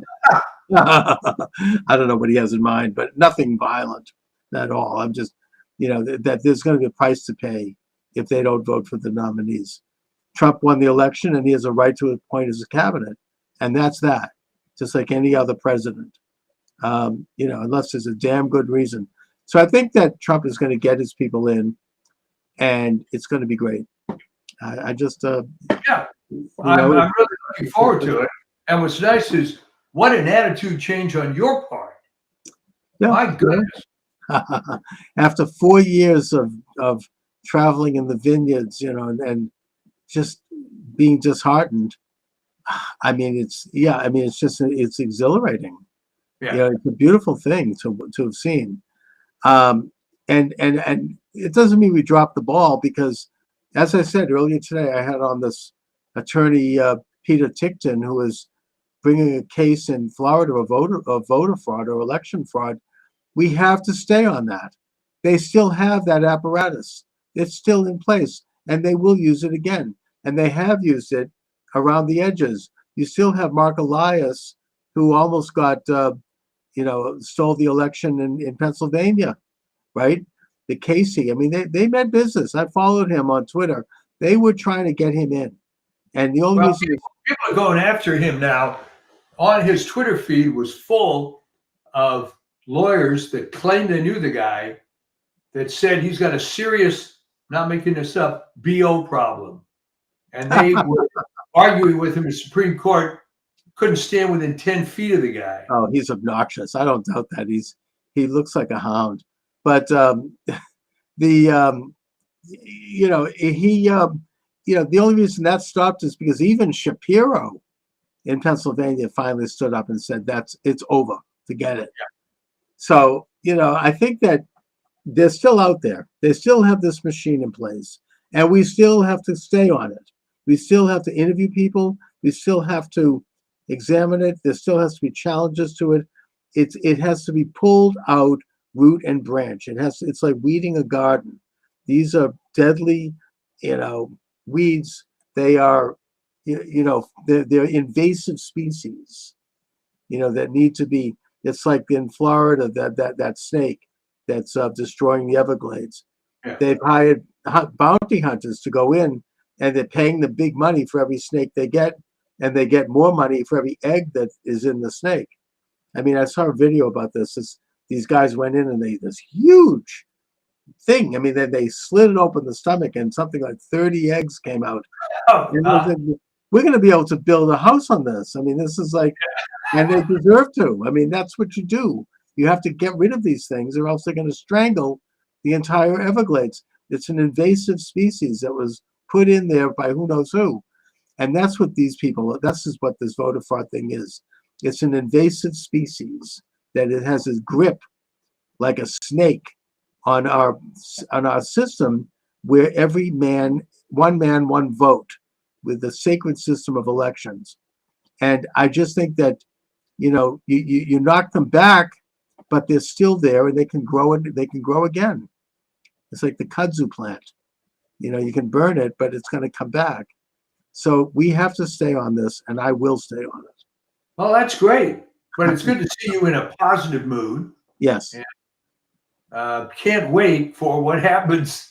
I can just see Trump on January 20th walking off the podium, and immediately everything happens, you know? It's So- going to be, I mean, I heard Steve Miller talk about this, and he said, look, the world is going to change on that day. And I believe that. Yeah. It's going to be, it's already affecting the world. Romania just elected a conservative guy who's stopping the trafficking of tens of thousands of Romanian children, apparently. Yeah. Germany, the liberal government's collapsing. France, the liberal government is collapsing. England, I think that Harwell, whatever his name is really unpopular, and he's probably going by the way of the glue factory. Ireland, I think, just elected a relatively conservative prime minister. It's happening, and it's all because of Trump. It's a boomerang effect all over the world. I don't really understand what's going on in South Korea, but maybe there's something with that. I don't know. But God bless. You know? yeah, it's a worldwide phenomena where people are waking up and they're taking back. That's great. Yes, people are reasserting or asserting for the first time their sovereign rights as citizens under God. And that's look, what it can do. MSNBC and CNN are at their lowest ratings in decades. They have become, I mean, Rachel Maddow was literally crying on the air. They had to cut away. She was like, so yeah, I mean, and they're gone. They're gone. And I don't know, rumor, I suppose. You realize, does everybody realize that whole mess wouldn't even exist but for the way cable TV is set up? And cable TV is dying. I mean, I always said, and I maintain this, and I said this, I think, on your show and years before. What a business model. You charge 100 million customers for something that 80,000 people watch. What a deal. Oh yeah, right. And then they pipe it through the airport. Yeah. But I think that Elon Musk might buy MSNBC probably at a cheap price, and maybe he'll replace Rachel Maddow with Laura Loomer. Anyway, so Mike, what do you have coming up on the Substack? Well, you know, when things quiet down a little bit before Christmas, I'll put up a couple articles. I haven't done anything for about 10 days. So just imagine if the war against Christmas is over too. I think it is. Yeah, well, that, you know, That's the war on Christmas that quote doesn't exist. Yeah. Yeah. And the war against Thanksgiving didn't go over too well this year either. Yeah. So I think that culturally there's some very interesting developments. America in many ways is back. So thank God. Yeah, well, it's been away for a long time, so yeah, glad to see it back. Be it back, but we have to keep educating and keep moving the ball. All right, Mike. I'll talk to you soon. We will see you. Thanks a lot. I have a what do I have? I have HP, which I Yeah. think is a pretty good brand. I don't know. And I've had it for a long time, and I think these things have a shelf life. But Well, when I was active with my businesses, I get a new machine every 2 years. Didn't want yeah, to screw around. I'm about due for it. And Yeah. so, yeah. Anyways, Mike, I don't know if you heard the news just come over the wires here, but Matt Gates? Yeah. yes. And that's not good. I mean, that's troubling. I know he had some personal problems before his marriage. Maybe he hired a few hookers. I don't know, but Yeah. I just he would have been a very key figure at the very Well, center. sometimes the trouble with being a flamethrower is you have a pretty exuberant personality. And the trouble is, um, as good as he is in doing the good things, he's pissed off a lot of people on both sides. Right, And they right. were probably marshaling a lot of resources to make it very difficult for him. And besides, he's got a Senate appointment that's going to be given him by DeSantis. So what the heck? Um, So you think he'll be yeah, okay. I think that I think that Won't he have this? Well, I guess that's something he doesn't have to go through any confirmation process. yeah. So maybe he was always saying this was all made up and so on, but you and I know where there's smoke, there's fire. No, I Right. mean, look, the man obviously had some issues, but I think Yeah. that look, I think he kind of cleaned up his act after his marriage. With where you take a guy like Bill Clinton, and the problem started after his marriage. Yeah. So I mean, it's obviously a double standard, but there you have it.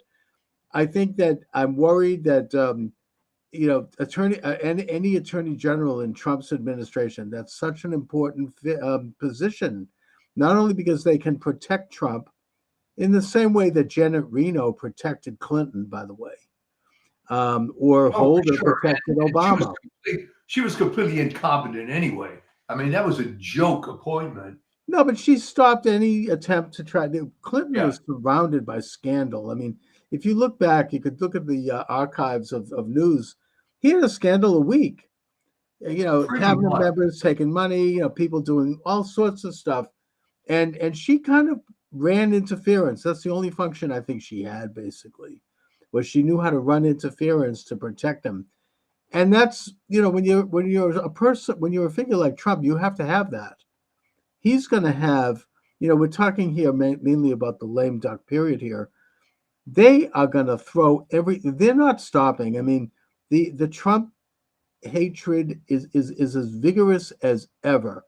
I think that they are, besides the fact that they're trying to start World War III with nuclear Russia.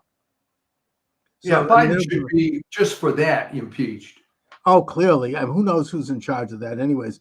I mean, this whole policy of giving Russia a green light to fire missiles, or Ukraine Ukraine, to right. fire these advanced missiles, and also lay landmines.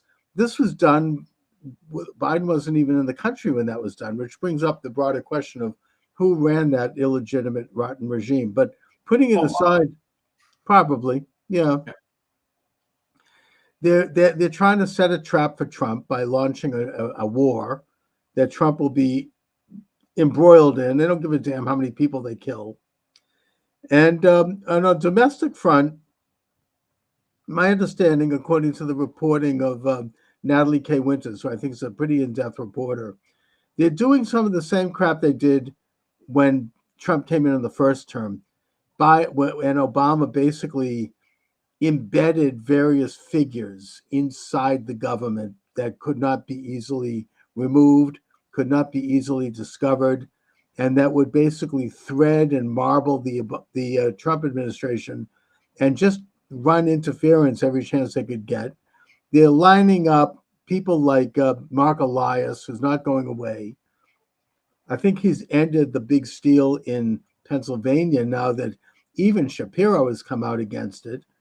So he's now lining up, according, again, my source on this is Natalie Winters, lawsuits to bring out against Trump. Every single thing he does is going to be a lawsuit. There's going to be lawfare, is going to go in a high gear. That's not going anywhere. you've got a shadow government set up. I forget who was talking about this openly on NPR.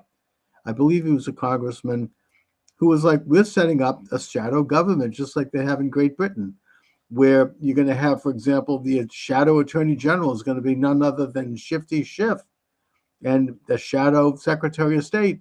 And each of these people are going to be there to attack and criticize every time one of Trump's cabinet members and office holders, whatever they do, they're going to get attacked. They're going to get criticized. Well, here's the good news. All right. Yes. No, seriously, this is not his first rodeo. All right. Right. So this second term, he's got pretty much more of a free reign, and he's figured out, I think, who his loyalists are. So this may sound threatening and so on with all the stuff they're doing, but you got to look at the other side of it. This is all they've got. They're destroyed. And I believe that Democrats are going to be out of power for a long time. And I'll tell you why. They haven't figured it out. You keep doing this crap. You keep, and I wrote about it. I think it's a good example. There's Alan Lichtman, idiot. Oh my God! I had him on my show, and he basically hung up and left after he's a little prima donna. Oh, I mean, he basically said that Trump has to be impeached because of his war on women. I'm like, hello, where in the Constitution? I mean, this is absurd. You know? So, but what I was getting at by that is that, and there's a point to this. All right, in the article, I talk about his quote 13 keys. Oh yeah, well, right. The problem is that if he had followed his own model, he would have predicted Trump would win. If you take his 13 keys, it's incontrovertible that Harris was going to lose. So his head was so far up his ass, so to speak, that he couldn't even use his own model correctly. And by the way, that also applies to this primary model guy who's used this to predict supposedly every election since 1912. Well, here's the problem. There wasn't a legit primary candidate on the Democrats this year. Whoops. So that all fell apart. Well, the whole thing is... The other one, the primary was Biden, but he didn't run. Okay.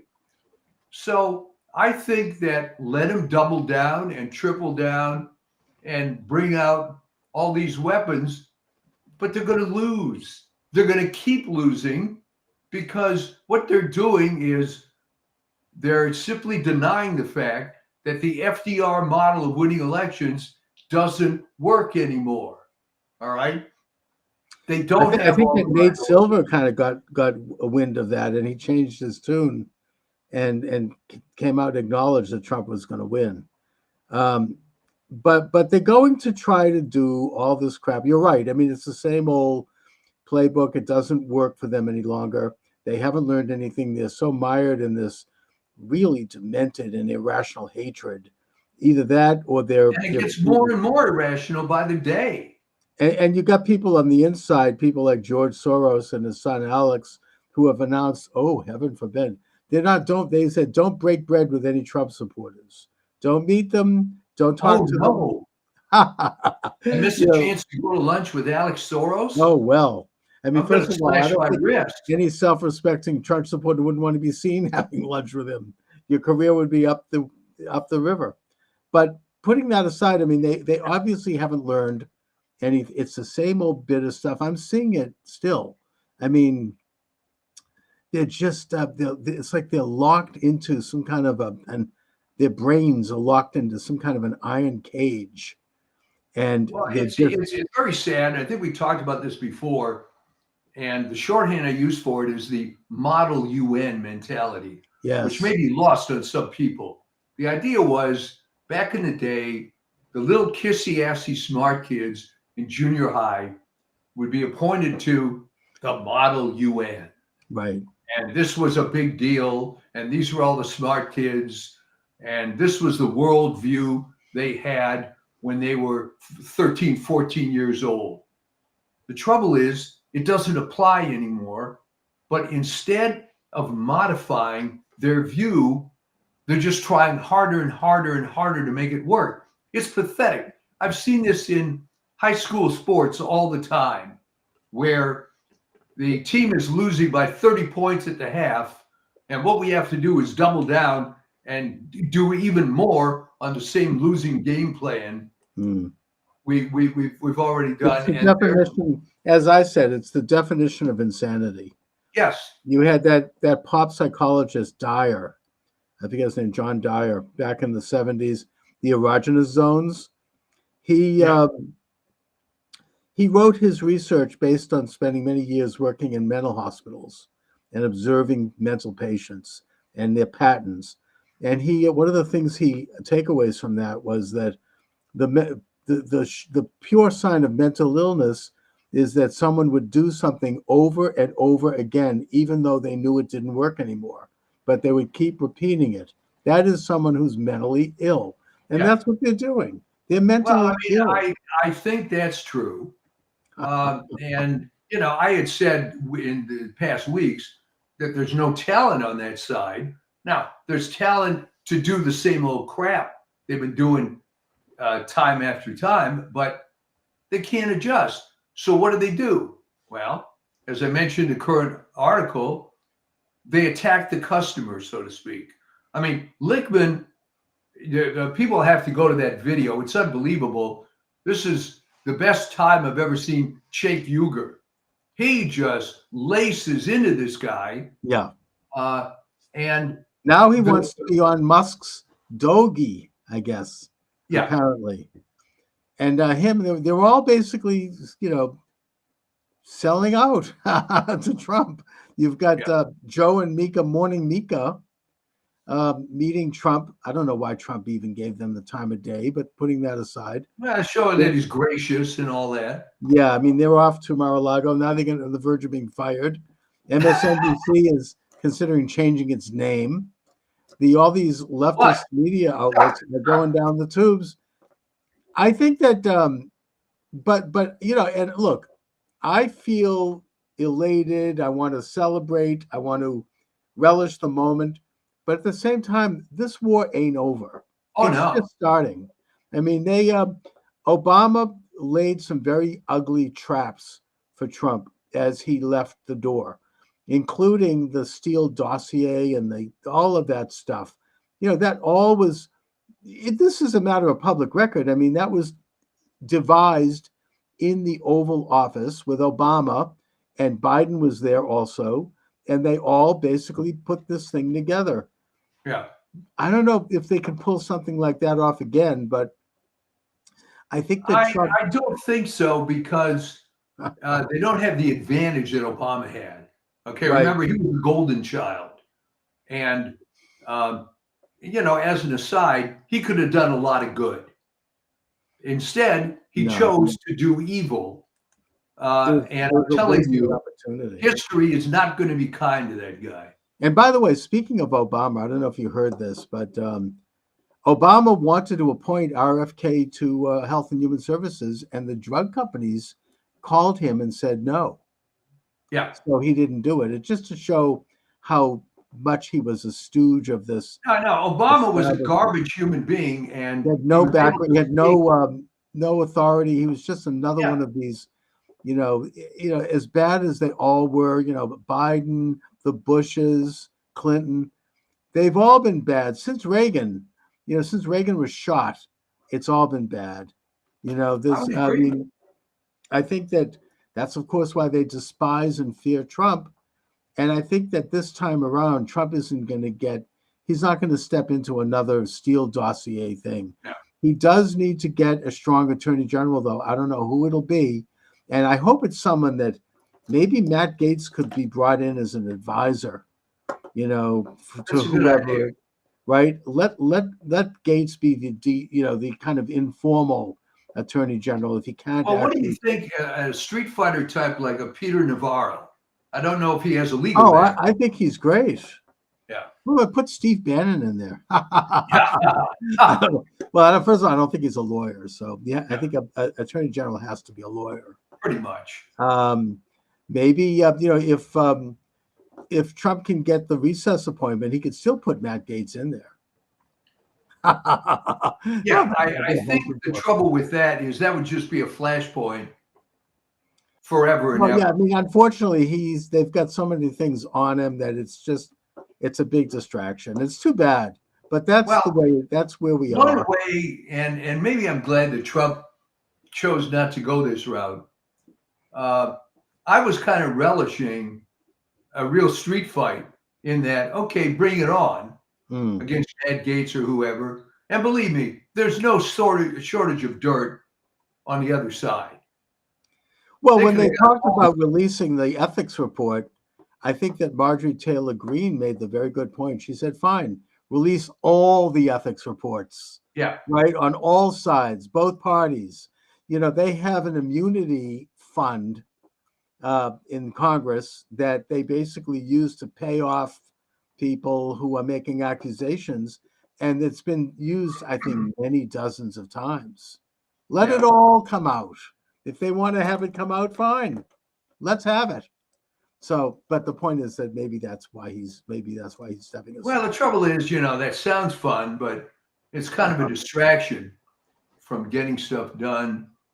Um, I No, think it's a you'll be big able to find. distraction, and you can be blackmailed. It's like I understand that, like J. Edgar Hoover used to show up at the LBJ White House, and he'd bring lots of these files with him, and they would go through it and look at all the dirt, and they'd have big laugh, and they would just and they would just go through everybody and what they had on them. So I mean, this is all blackmail material, and I mean, obviously, this wouldn't happen if it was a Democrat appointee. We know that. But here it is. I mean, I just hope he finds somebody who can pick this thing up, because you can't have another, weak person like a Jeff Yeah. Sessions, or you can't have another backstabber like Bill Barr. You have to have somebody on the outside who is going to come in and do. This is such an important position right now. I mean, I don't know who it would be. Peter Navarro would be fine. Yeah, I don't know if he's a lawyer. I don't either, but he'd be fine. I don't know. I can't He's a think of tough any. guy, He is. and ideally a tough guy without a lot of past. And also, Mike Davis is good from the Yeah. Century One Project. He would be a tremendous attorney general. Recently, Tish James made some comments about continuing with the lawfare in New York, and he came out and he said, "I dare you, go right ahead. I'll have your fat ass in prison so fast your head'll spin." And that's what he said, and I'm quoting. Yeah.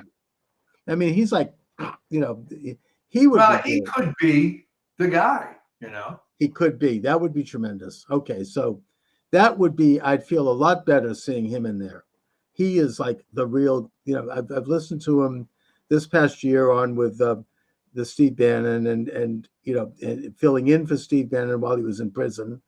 He's tremendous. So, Well, what I like about him too is he got this sense of humor. I mean, Yeah. in the same speech where he went after Tish James and he was talking about Alvin Bragg, Fannie Willis, and Tish James, said, "Where the hell they get these people? Weight Watchers?" Exactly. Yeah, right. And I'd like to see them investigated for how much money they've gotten from all this, and throw in Fannie Willis, big Fannie. Well, let's talk about money for a second. Yeah. All right. What happened with the total of tens of millions of dollars that the Harris campaign spent on celebrities? This was just incandescently stupid. All right. They were reversing cause and effect, right? Well, because we spent all this money, it's going to do all this good. And can you imagine giving $2.5 million to Oprah to make some kind of speech that essentially slavery is going to come back under Trump? Oh, it was horrible. I don't get it. What is it in was it so for flat. her? She's a multi-billionaire. Does she have to now go on TV and expose how stupid she is? Well, she did it for Obama too, and she did it for Biden. She's a hack. She's a Yeah. liberal. She's drank the Kool-Aid. She's just. I mean, you could see from her interviews, and she's kind of. I never really got what her appeal was, but whatever it was, it's gone. I think that she kind of bit the dust after she left her show. For a while, she was the biggest radio talk show host in history. Yeah. But once she left that show, she just faded, and I think that she's never found her footing again. She moved out of Chicago and she moved to like a tropical temperature. I think she's retired. I think she just had it at that point. So whatever happened to her, I mean, that's obviously an I embarrassment. think it was part of the it girl phenomenon, right? She was the it girl because the color purple, and she Right. does the radio thing, and oh man, there's black women are people too, and they can do stuff, and isn't that great? Mm. Then she puts out the magazine and all the fashion stuff and so on. Gets a lot of money with her Sure. broadcast empire. But then, as with all these it girls, Clara Bow being the original one, people start thinking about, wait a minute, why is she the it girl? What's behind all this? And then the facade sort of falls apart. And unfortunately, in the case of Clara Bow, went kind of negative. But Yeah. Oprah had enough money that she was able to withstand. She doesn't need this anymore. Although she did take the $2.5 million from. Yes, I know. Yeah. Really, what the hell? I mean, she's one of the richest women in America. That was. This is so important to me that I'm going to charge you $2.5 million. Yeah. I mean, and obviously Harris has gone down in complete disgrace.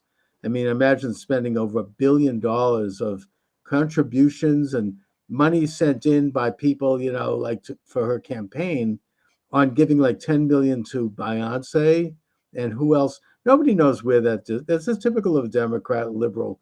The money disappears into some gigantic vacuum. It's like Black Lives Matter. Everybody probably is building mansions. They're all like, cashing in billions of dollars disappearing. And she then leaves the campaign $20 million in debt. I mean, can you imagine what a disaster that would have been? I mean, it's really, Trump kind of had a great troll in that he said, hey, I have a surplus. I'll offer to pay off the campaign debt for her. But meanwhile, I heard Bill O'Reilly say that in response to your speculation about what will happen to her, he said, she'll do some shows. She'll be on TV. Maybe she'll fill in, co-host The View for a while. But when Newsom leaves California, she's going to run for governor because apparently there was a poll done and she had 70% approval among Democrats, which means she's a shoo-in. So she'll become governor of California. As awful as that sounds. Well, we've had so many awful governors in California that. How does California put it? I mean, is it just a stolen election there? I mean, I know that when Hillary got that huge popular vote in 2016, there was a lot of evidence of fraud. There was a lot of, like kind of street activity of signing up illegal aliens in Los Angeles, and you've talked about what happened to battling Bob Dornan, and I guess. Well, Dornan, Chuck, was the beginning. Yes, and I think it was a trial balloon for the fraudsters. All right, because they could have stopped that, nipped it in the bud, but they didn't. Mm-hmm. So the Republican Party of California, it's 100% their fault for letting it go. And if you think about it from a strategic point of view, what a great test case, right? You take a popular congressman, I think he was in for 4 terms. Right. Loretta Sanchez, who, by the way, that wasn't the name she used until the campaign. Right. It's like she's as phony as Kamala. Yeah, it was some Anglo name I don't remember. She became black. But she suddenly became Sanchez, which was her maiden name that she never used professionally. And there was clear evidence of illegals voting. Yes. There was also clear evidence, unfortunately, of complicit Catholic churches allowing her to speak. And you don't do that. All right. No, why would they cozying up to this? Because it started even before then. There was this sort of left-wing liberation theology thing that was going through the church. Yeah. Unfortunately, the Pope you have now is part of that. Right. So this allowed the massive corrupt infrastructure to start. Okay, there was always an active Democrat Party in California, and when I was a kid, LA politics was dominated by Sam Yorty. I can't think of her name. Mhm. These various people who were just fixtures forever, and of course that took advantage of that. Yorty was actually one of the rare conservative Democrats.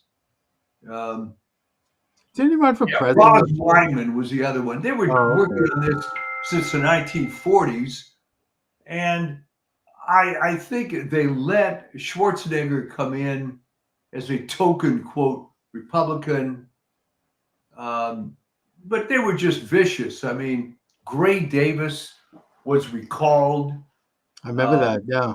as a Democratic governor, and here was a guy who was a perfect candidate, right? War hero, worked in the party forever, and all the chickens came home to roost when he was up there. The power issues. No, it's been a mess. It's been a corrupt mess forever. Not maybe quite as long as the state of New York, but close. But pretty rotten. And I mean, I suppose that in this, kind of war to MAGAize the country, which is, I think, something that is ongoing. Yeah. And then when President Trump puts his hand on the Bible, it's going to be enthroned.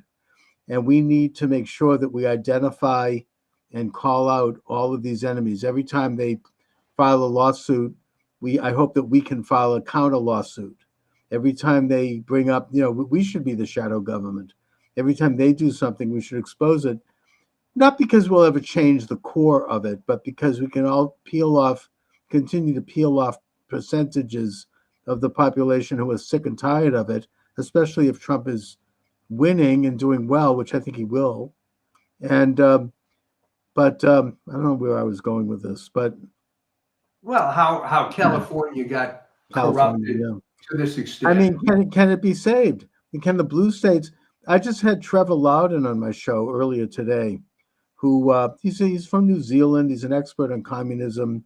Interesting guy. They have this new movie out called Behind Sheep's Clothing, which is really interesting. He talks about the influence of China in the United States and how strong it's become.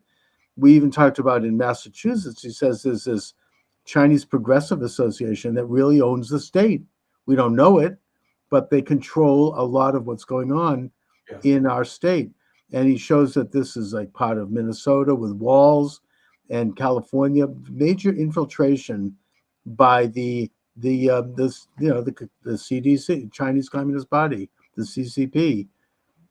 Well, it ends up being, and I think you'll agree, a major cultural issue. All right. Oh, and by the way, just in the middle of my interview with Trevor Loudon, TikTok canceled my they canceled my live stream, and Trevor said, "Oh, well, you mentioned China, that's a no-no for TikTok." Yeah. I think that happens, and the cultural problem is this. All right. Generally speaking, people on the right are normal. They have families, they have careers, they have things that they truly care about. Yes. People on the left are freaking animals. All right. They don't care about family. They don't care about anything other than politics. It's almost like everybody, in a sense, is Ethel Rosenberg. And, you just have to look at it that way.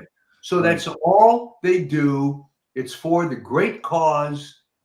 And the people on the right just aren't wired that way. Okay. So we're always going to have a disadvantage because you're up against these psychotic zealots.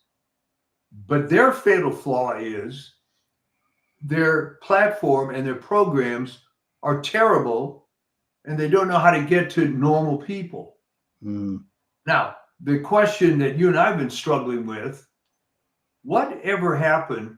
How did suburban white women become so deluded? I wish I Well, knew. that is the core. I mean, I don't know what exactly. I know what you mean. I know this personally. I mean, it's like it's what is it? Abortion? I mean, I don't know. It's there's just something going on there in the water. Suburban white women used to be conservative. Yeah, they used to be the backbone of conservatism. I don't know what's happened. I mean, it's there's been like there's something manipulating going on. I don't know. Well, I mean, my friend, the late Vin Lewis, um, said it ended up being sort of pure hatred, right? They're raised with feminism, but then they get trapped into having families and kids, and all that would have been avoided if they only had aborted everybody. So they're walking around with this huge chip on their Yeah, but shoulder. aren't they happy to have a family with kids? I mean, don't they love their According to husbands and their them, children? a lot of them aren't. A lot of them aren't. That they felt they were thrown and shoehorned into that role. They hate their lives, They resent it. Yeah, I know women like that. and They always feel like somehow they gave up, they sacrificed their well, and again, wonderful it life. goes back, unfortunately, to this Model UN thing. You know, when you were Yeah. a bright college student at age 19, and they filled your head with all this feminist BS, and you thought that was the gospel, then you come into real life and find that no, it doesn't work that way, which comes back to maybe my all-time favorite cliche is real life more like high school or college. All right. Hmm. And the people that thought real life is more like college are pretty damn unhappy as they grow older. Right. No, it's true. And the colleges, of course, speaking as I mean, I'm continuing with my own college studies with Arizona State, and it's real left stuff. I mean, it's really Yeah, like, I mean, I keep notes, and I'm actually going to already probably, surprised, right? yeah, I mean, I'm going to publish a book using all the information I'm getting. But it's become I mean, this is what I mean. Trevor Loudon talked about this in my interview with him. I mean, they control the high ground in the culture. They Yeah. control the academia, media, entertainment, Hollywood, television networks, all of it. Publishers, historians are all on the left. You take a look at Wikipedia, it's all left. I mean, they've totally, Wikipedia, when it started, it was a great resource. They actually, I could get a lot of information from them in my own books and my research. It's all now been deleted. It's not. I mean, I'll give you just as if anyone wonders. Let me make a suggestion.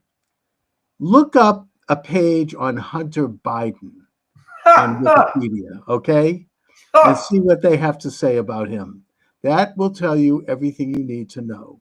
It's complete bullcrap. It's complete propaganda, and they have And the removed. sad thing, if I could interrupt, is that if you pick a topic that isn't political, the material is usually fairly accurate.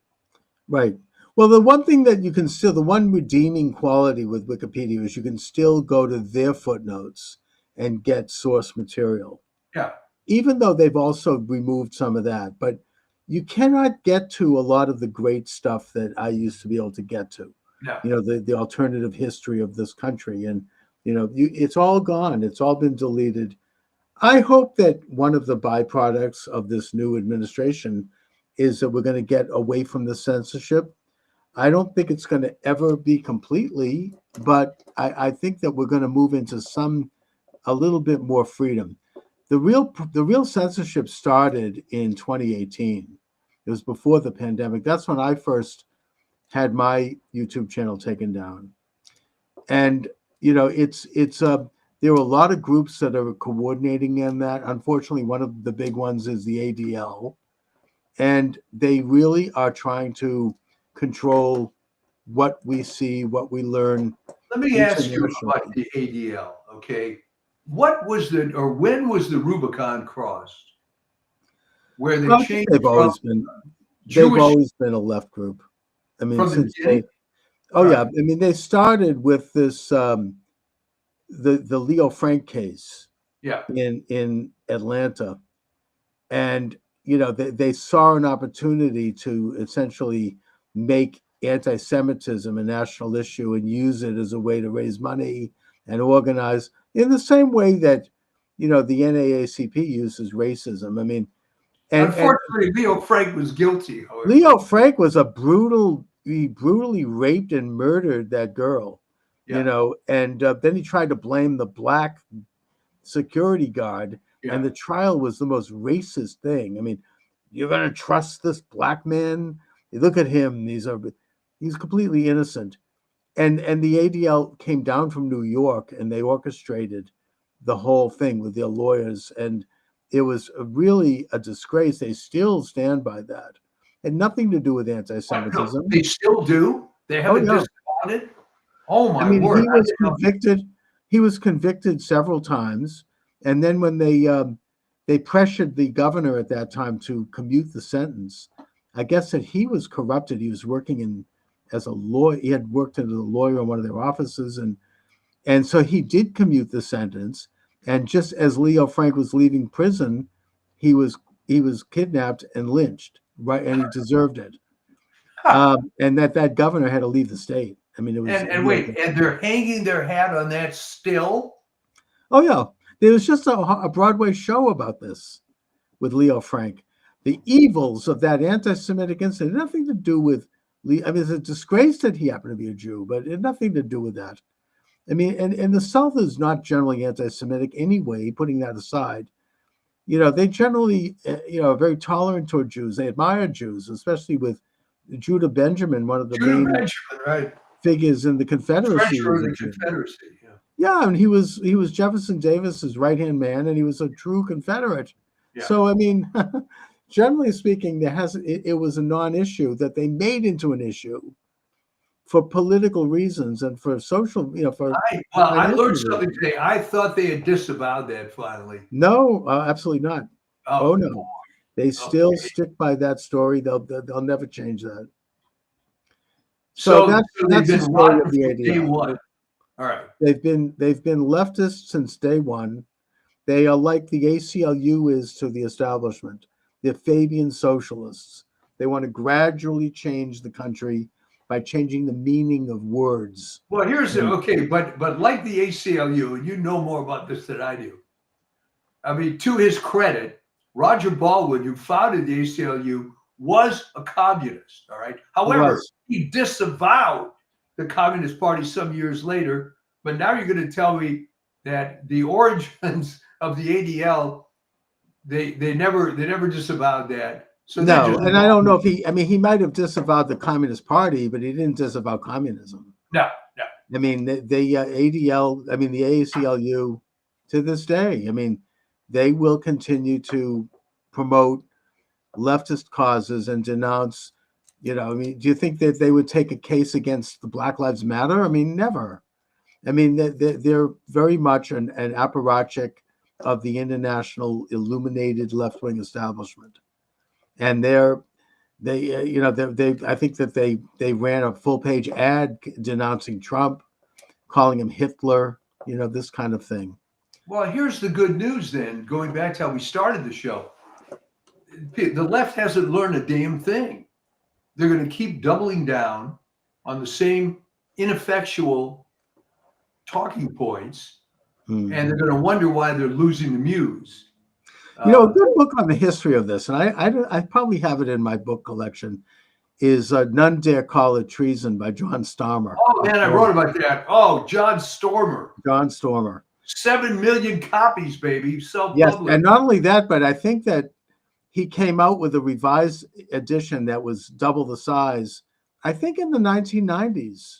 I don't know if he's still around, but it's I think he died only a few years ago. But yeah, but he goes chapter and verse into a lot of stuff from the ACLU and from the the National Council of Churches, how they were communist front, how the ADL is a communist front.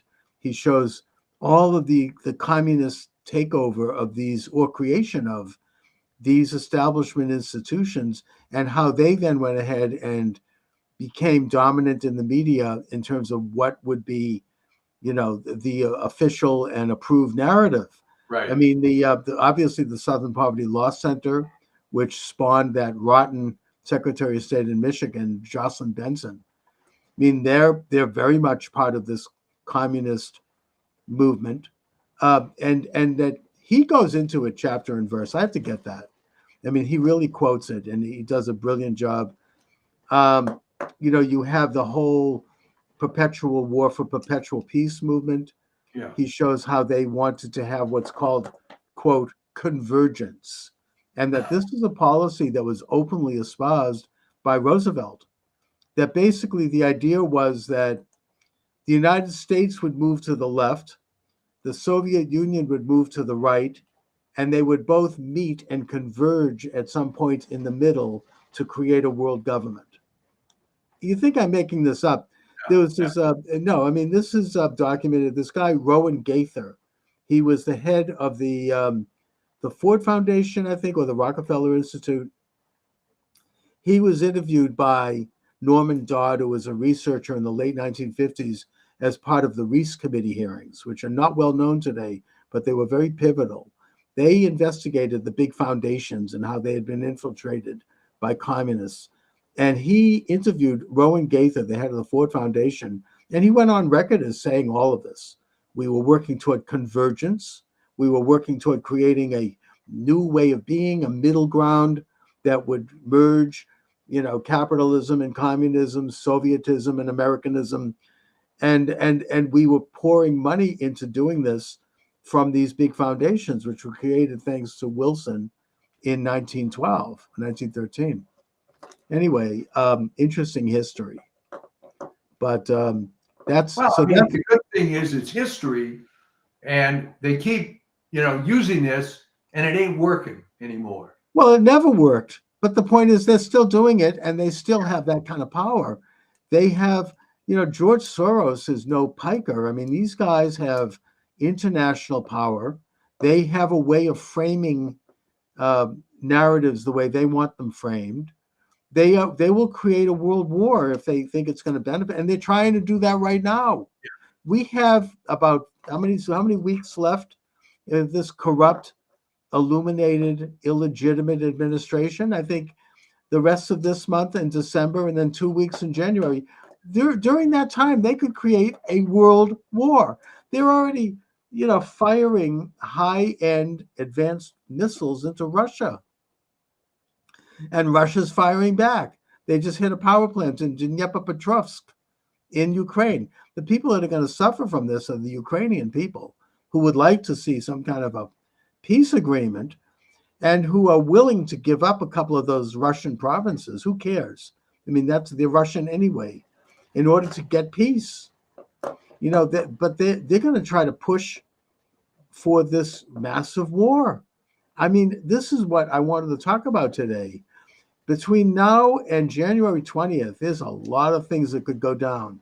There are we don't know what could happen in the world, but it's a very, very dangerous time, the lame duck period.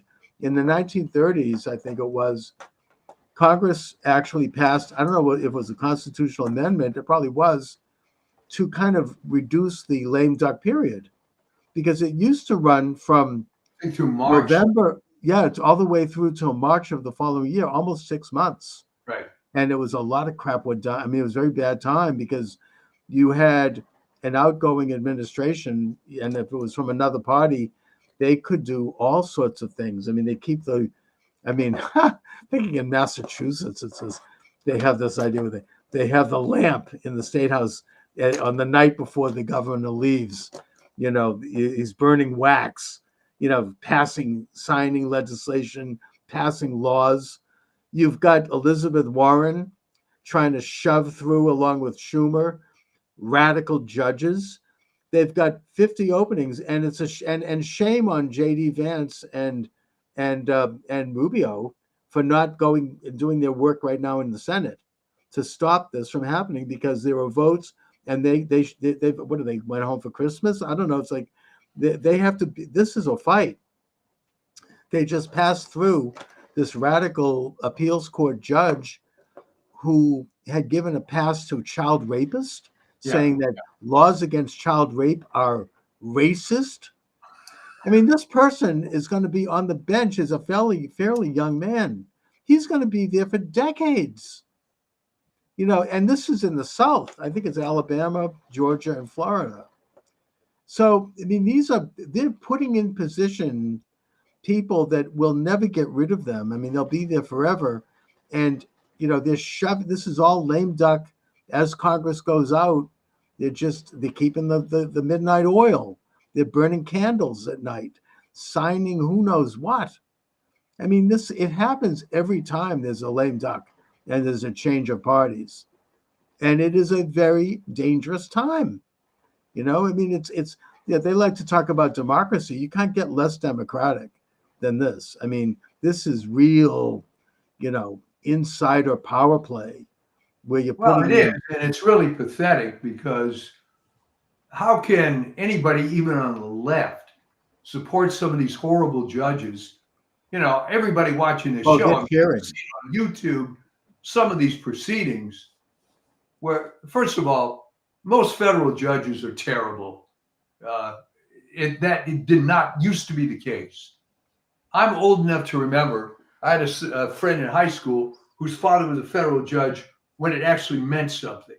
Now it tends to be people that can't get a real job or zealots. Oh, they're cheering. I mean, there's this guy on TikTok that I follow, Aaron Parnas. He's like Harry Sisson with a brain. Yeah. He's like this twerpy little guy, white guy. He's a lawyer. He looks like he's in his early 20s. He brags about how he graduated law school when he was 21.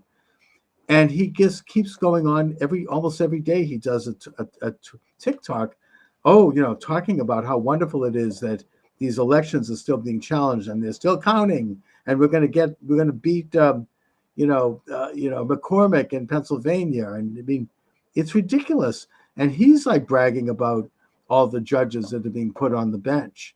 He's happy about that. He's got this smirk that he really needs to wipe off of his face. It's just disgusting. But it's that mindset. It's this amoral, little, party hacks. They don't care. They just want the power. They don't care. Maybe they will if they get involved with the system.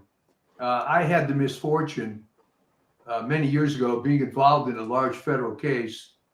And I can't begin to describe how incompetent the federal judiciary is.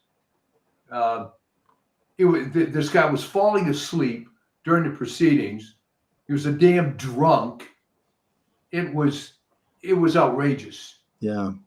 And they have real power. I mean, they can. Oh, yeah. They can ruin a person's life. They can change the course of the country's direction. I mean, I think, and Elizabeth Warren, of course, is all, she's working, 18 hours a day trying to get these people jammed through in these last miserable weeks. Who knows what else they're doing?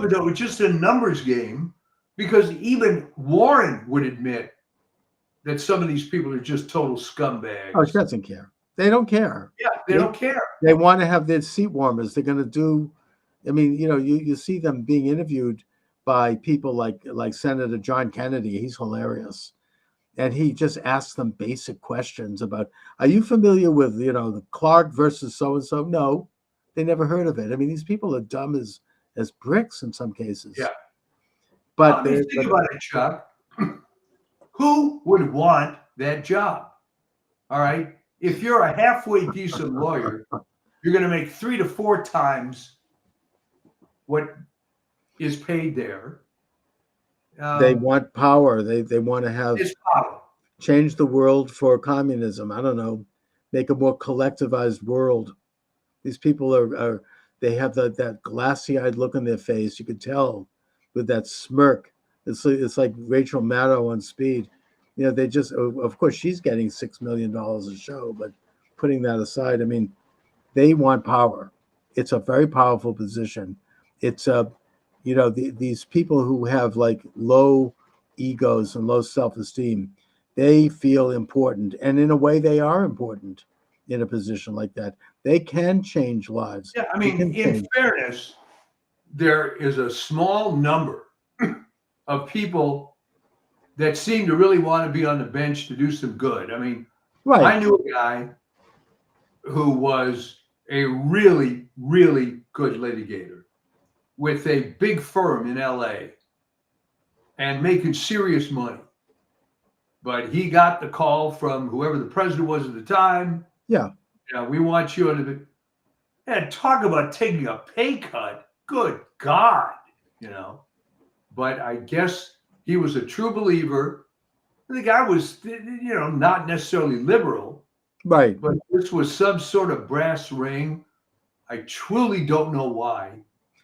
No, Because I think that judiciary- most Yeah. of them are good. I mean, in Massachusetts, the federal bench is very good, and even though many of them are liberal leaning, they're pretty good. I mean, they are committed. They're hardworking. They do want to try to be fair. I'm not, but there are these political appointments that Biden seems particularly involved with that are just rotten apples. I mean, it's very bad. But I'm not trying to, it's like most Catholic priests are religious people, but you have some bad ones that give the whole bunch of bad names. Yeah. Yeah. I think the same thing is true with the judiciary. Most of them are good. I do think that they are well-meaning and hardworking, and they do their job.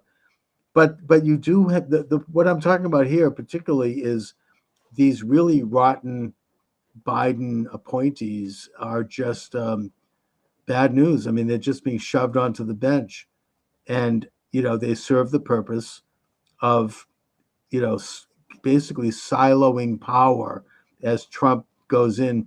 And then, of course, you have others on the bench who are now not going to leave. They won't retire because they don't want to have Trump have an opening.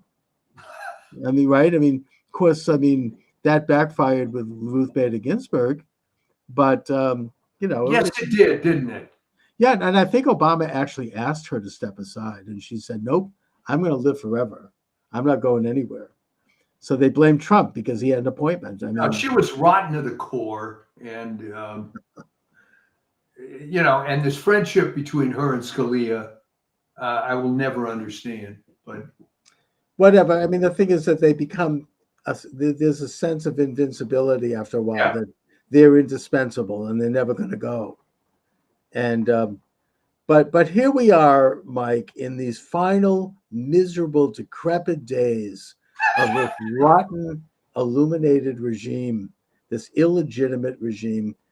I just I don't know what they're going to. They're kind of dismoored of any responsibility. They can pretty much now show their cards and do whatever they want to try to perpetrate their power. I think they're still in denial in a way that they have been beaten and that they are going to go. Donald J. Trump, assuming something drastic doesn't happen, God forbid, he's going to put his hand on the Bible on January 20th, and he's going to be president. And it's going to be a great day because he's going to go in there and he's going to kick ass. And he has a lot of things that are going to happen. I do believe that, assuming he gets there. And they don't really, they're trying to figure out these sort of sneaky, miserable, end runs around that. And Obama tried to do it and it was bad, but I don't think they're going to pull that crap off again because Trump, isn't going to be fooled this time. No. I just hope that we don't have nuclear missiles hitting Boston anytime soon. That's all. I mean, who knows what they're going to do? Well, what about not your mayor, because I don't think you're directly living in Boston, but I do live in Boston. Oh, all right. Oh, yeah.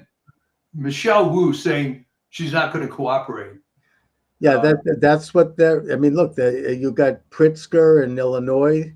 You've got. They're all saying this. Yeah, well, they're talking big, but when And in a way, there's actually a silver lining to all of it because what they're doing is they're asserting states' rights. Yeah. Right. That's good. Even if they're left-wing states, it's states should reassert. I mean, they were, they're complaining about that with Roe versus Wade. They want the federal government to come in and mandate abortions. But at the same time, hypocritically, they're all about states' rights when it comes to Trump. I say that, if they want to go that route, that does set positive precedent. It is a reinvigoration of the 9th and 10th Amendments. They do have a state right in many areas. They don't have to don't know that cooperate. they have a state right in immigration, though. No, they don't. But they don't have to cooperate. And Homan has said as much. He goes, if they don't want to cooperate, that's fine, but they better step out of the way with regard to a federal prerogative, which is immigration, especially when you're dealing with crime. And that they're talking about a lot of, they're going to put people in jail and they're going to separate families and put people in cages. No, that's not what's going to happen. They're going to, Trump in the first year is going to focus on criminals, on drug dealers, on drug traffickers, on sex traffickers, on people that are bad, violent people, all the, not the best, as Trump likes to say, and deport all of them. Good. And also, he's going to cut, as I said, I think I said earlier, they're going to cut off their money, which is going to save the taxpayers billions, and which is going to result in a self-deportation. If they don't have any more money, they won't stay. Yeah. Now, if some of them want to get jobs and be gainfully employed and not be criminals, I don't think that Trump's going to go after them.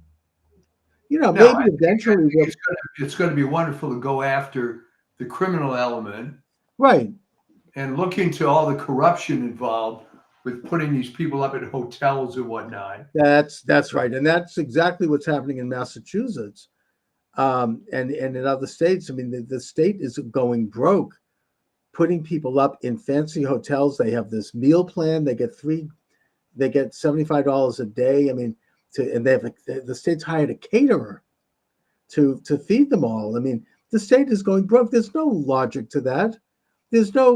What are we supposed to get out of that? Meanwhile, so I think that once you cut that off, they're gonna leave, and we're gonna have millions of people. Well, what it is virtue signaling with somebody else's money. Yeah, but why is this a virtue? What's virtuous about bringing people in? I hate to go back. I mentioned the third time. It's this Model UN thing.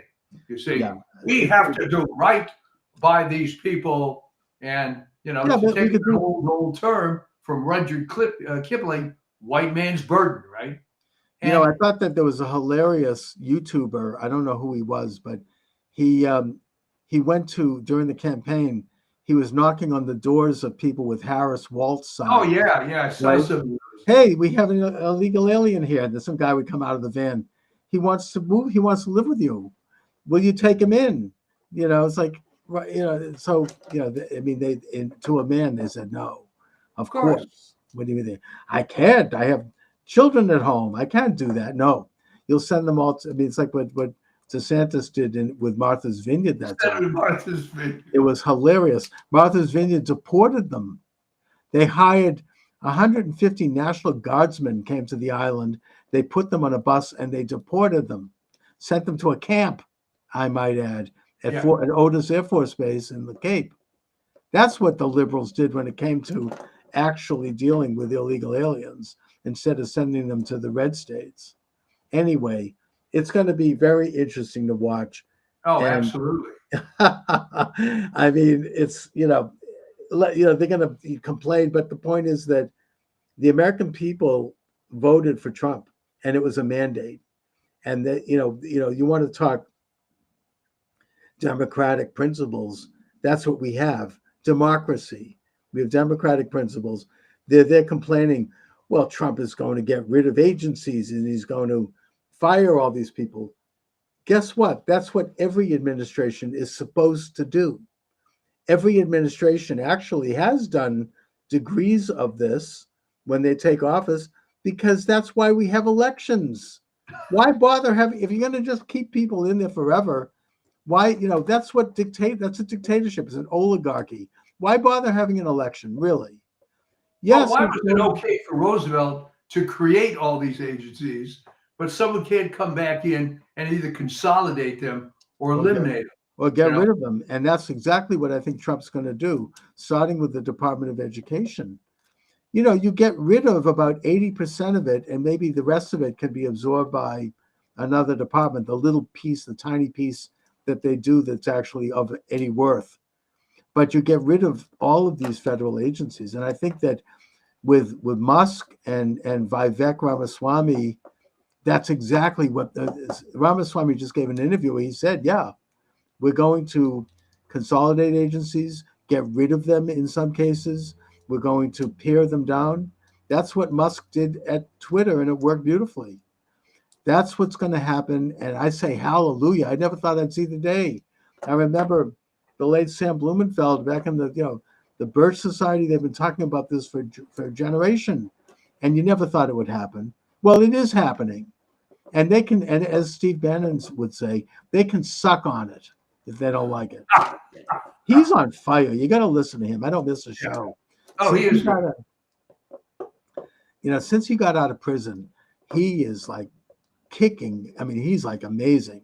I mean, he's great. I mean, I'd love to see Trump give him an appointment. He's tremendous. Although I'd like to see him stay at the War Room. I mean, he's doing he's got millions of followers. It's huge. Yeah. I mean, he's doing gangbusters over there. Yeah, So he said his go to prison really helped his game. I think. Oh, he didn't. He just came out. He's better than ever. He didn't miss a beat. I mean, he's roaring, and I just think that he should continue right where he is, where he's really playing a big role, in a way very similar to the role Rush Limbaugh played, except, he's taken the glove. Rush Limbaugh, in a way, kept the kind of. He was gentle. Yeah, I mean, he didn't go too far outside of certain lanes because he knew that they could pull the plug on him. But I think that with the internet, with Bannon, he doesn't care. He was already thrown off of Facebook and Twitter years ago. It didn't matter. He just keeps moving along. He's got his own network. He's consolidated it. I mean, to my way of thinking, they can't do to him what they could have done to Rush, just because of technology now being what it is. And so, yeah, I mean, I think that he should continue on doing exactly what he's doing. I mean, and other people, I mean, I certainly emulate that. Other people should try to create their network as well. It's going to be an interesting holiday season. and a festive one, I might add. Yes, festive.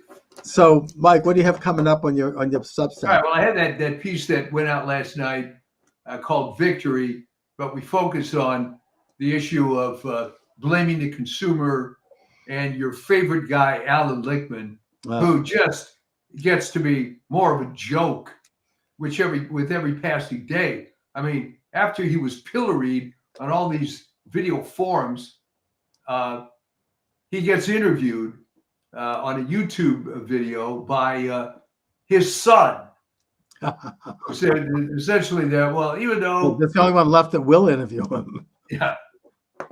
I mean, and some of these left-wing historians, some of these left-wing historians have really gone off the deep end, like Mitchum, who has written some pretty good books, completely Trump deranged, and Michael Beschloss, he wanted Trump to be executed. Yes. Remember that? Because of the after Mar-a-Lago was raided, because he had papers that might reveal some national secrets. Anyways, they've all shown their true colors. They're absolutely insane. So I guess I'll talk to you next week. We will see you next week. Looking forward. God bless America. All right. Thanks for joining me, everyone. Charles Moskowitz, welcome to the program. The movie in question is Beneath Sheep's Clothing, and my guest to talk about it is author Trevor Loudon. Trevor is a New Zealand author, speaker, political activist, blogger. He was vice president of ACT New Zealand, a classical liberal and right libertarian political party from 2006 to 2008. The author of 5 self-published books on U.S. politics. Trevor, thanks for joining me today. It's an honor. Always good to be on. Thanks, Charles, for having me. You know, Trevor, before we get started, I have to ask you about this New Zealand story with this haka, which took place Right. in the parliament. I mean, it's something that, in spite of myself, I can't stop watching it. It's fascinating. And what is going on there briefly? What's happening with that? Well, we've got to see the head of the ACT party, which you mentioned I used to be the vice president of, is Yes. David Seymour. And I knew him very well when he was the head of Young ACT when I was the vice president. And he's introduced a bill defining the rights conferred to all citizens under the Treaty of Waitangi. That was signed in 1840. It's like your Declaration of Independence. It was a founding document of New Zealand. And what it was the Maori citizens, a native race, transferred sovereignty over New Zealand to the British Crown in exchange for British citizenship. Okay. Mhm. They became citizens. Now, the left, the communists, ever since then, have been trying to say, no, this was a partnership. Maori are equal partners to everybody else. Maori should have 50% of representation in government. Maori should have 50% of this, 50% of that, 50% control of the airwaves, the seabed, etc. So David Seymour's act law was to basically codify the rights so that Maori and everybody have exactly the same rights as everybody else. Nobody has special rights, which I 100% concur with. That's the principles that America is founded on. But the left spins this as though this is a horrible bill taking away the rights of people. No, it's not. It's stopping communists. The Maori Party is a communist party, effectively. Is stopping communists getting leverage over all of New Zealand society, way out of proportion to their numbers. So that's what it is. It's a complete scam. And David Seymour was calling out the scam and saying every New Zealander should have exactly the same rights, no more, no less, regardless of your ethnic origin, which I think you and probably all of your listeners would agree with, Charles. Of course, and the bill doesn't take any rights away from the Maori. It just simply recognizes that all citizens of New Zealand are equal and that the Maori are free to organize their identity any way they choose. Doesn't change anything. It just it doesn't give special group rights to any particular group. It just stops Marxists using race as a wedge issue to get more powerful themselves. Like, for instance, they were pushing things, and it happened in some places that Maori, who are 15% of the population, would get 50% representation on government boards. So this is a great way to blackmail people. Oh, we're on the Waikato Water Board. Well, if you want to build a new pipe, you'll just have to give a couple of $100,000 to our Maori Resource Centre. And then it's ending an endless stream of scams, of special privilege, of affirmative action. But the left-wing media, of course, says, oh, this is taking away rights from people. It's like saying if you arrest the mafia, you're taking away their rights. Do the Maori have a particular geographic part of New Zealand, or are they well distributed throughout the country? They're well distributed. Well, look, the further north you go, the more Maori it gets. Like New Zealand is about 1,000 miles long, 2 main islands. When I grew up in the South Island, Maori were probably 2% of the population. If in the far north are probably more like 40% of the population. I see. The further north you go, the more Maori citizens you find. But they are everywhere. Every community has Maori citizens. And the other thing, I mean, this gets into a broader question of the indigenous issue, which is something the left is, I think, using on an international scale as a leverage to try to undermine sovereignty and to use people. And just to go to that briefly, my understanding is that historically, the Maori people and the British arrived in New Zealand roughly around the same time. It No, wasn't like they were there first, and if they were there first, it wasn't. It wasn't. We're not talking about a long period. no. The Maori arrived about 1,000 years ago from the Okay. Polynesian islands, so they were well established by the time the British came. The British established formal sovereignty in 1840, but there'd been British communities there for about 60 years before that. A lot of Massachusetts whalers were there, by the way. Oh, There's sure. a lot of Massachusetts blood in certain communities in the northern, Interesting. Yeah. because the sailors had to have something to do in their time off, and so there's a lot of Massachusetts ancestry in certain Yes. parts of the North Island. Just like a lot of Yeah. Massachusetts people are in Hawaii. They Well, settled here. Exactly, because of the whaling industry, and that's Whaling industry and also missionaries. yeah, Puritan exactly. missionaries. Well, that's exactly the same pattern in New Zealand, and the Maori are basically the same Polynesian race as the Hawaiians. Understood. They're the southern reach of the Polynesian diaspora, which went to Hawaii, Tahiti, and many islands in the South Pacific. But look, you're right about this being used internationally. The communists call this the nationalities question. It was devised by Stalin. It's where you don't have a working class, you find ethnic minorities, religious minorities, racial minorities that you can instill a sense of grievance in and use them as revolutionary cannon fodder. So this is the Hawaiian independence movement. It's a Marxist movement. The La Raza movement, which wants to return the southern states, southwestern states to Mexico. Sure. The communists who worked in the black community in America and the Native American community for decades. So this is a common thing. Wherever there's minorities, there's Marxists stirring them up. Right, and they want to sow division, and they run on this assumption that somehow if a timeline indicates that a group of people were there before another group, they have some kind of a divine right to that country.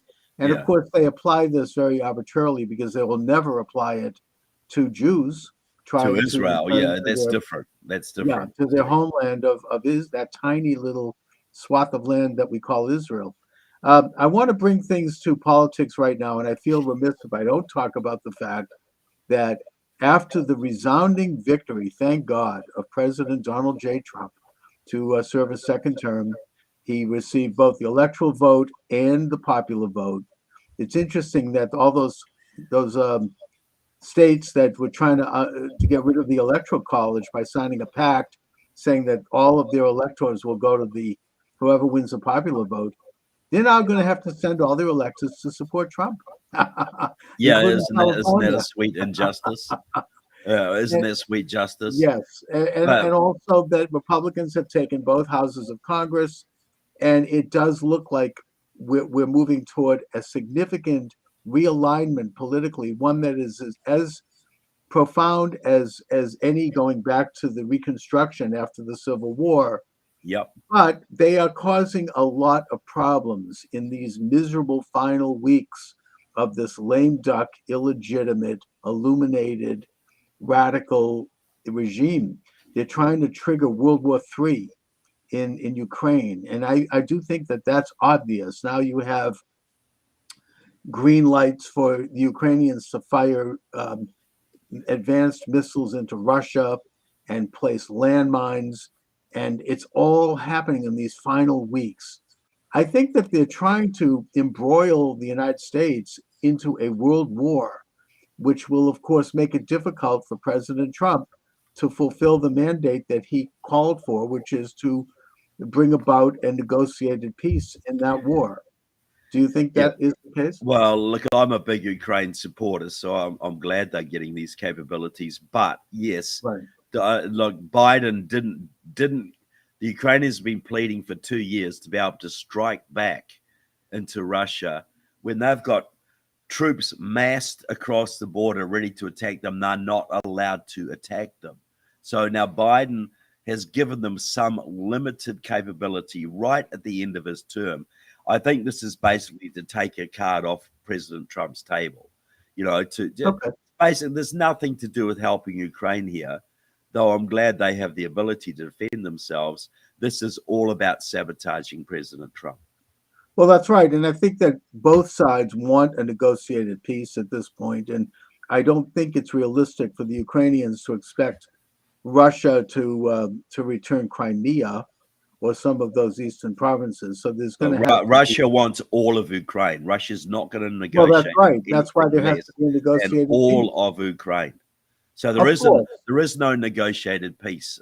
Okay. Really, in my opinion, because All right. Russia said quite plainly, we want all of Ukraine, not just the parts we occupy, all of it.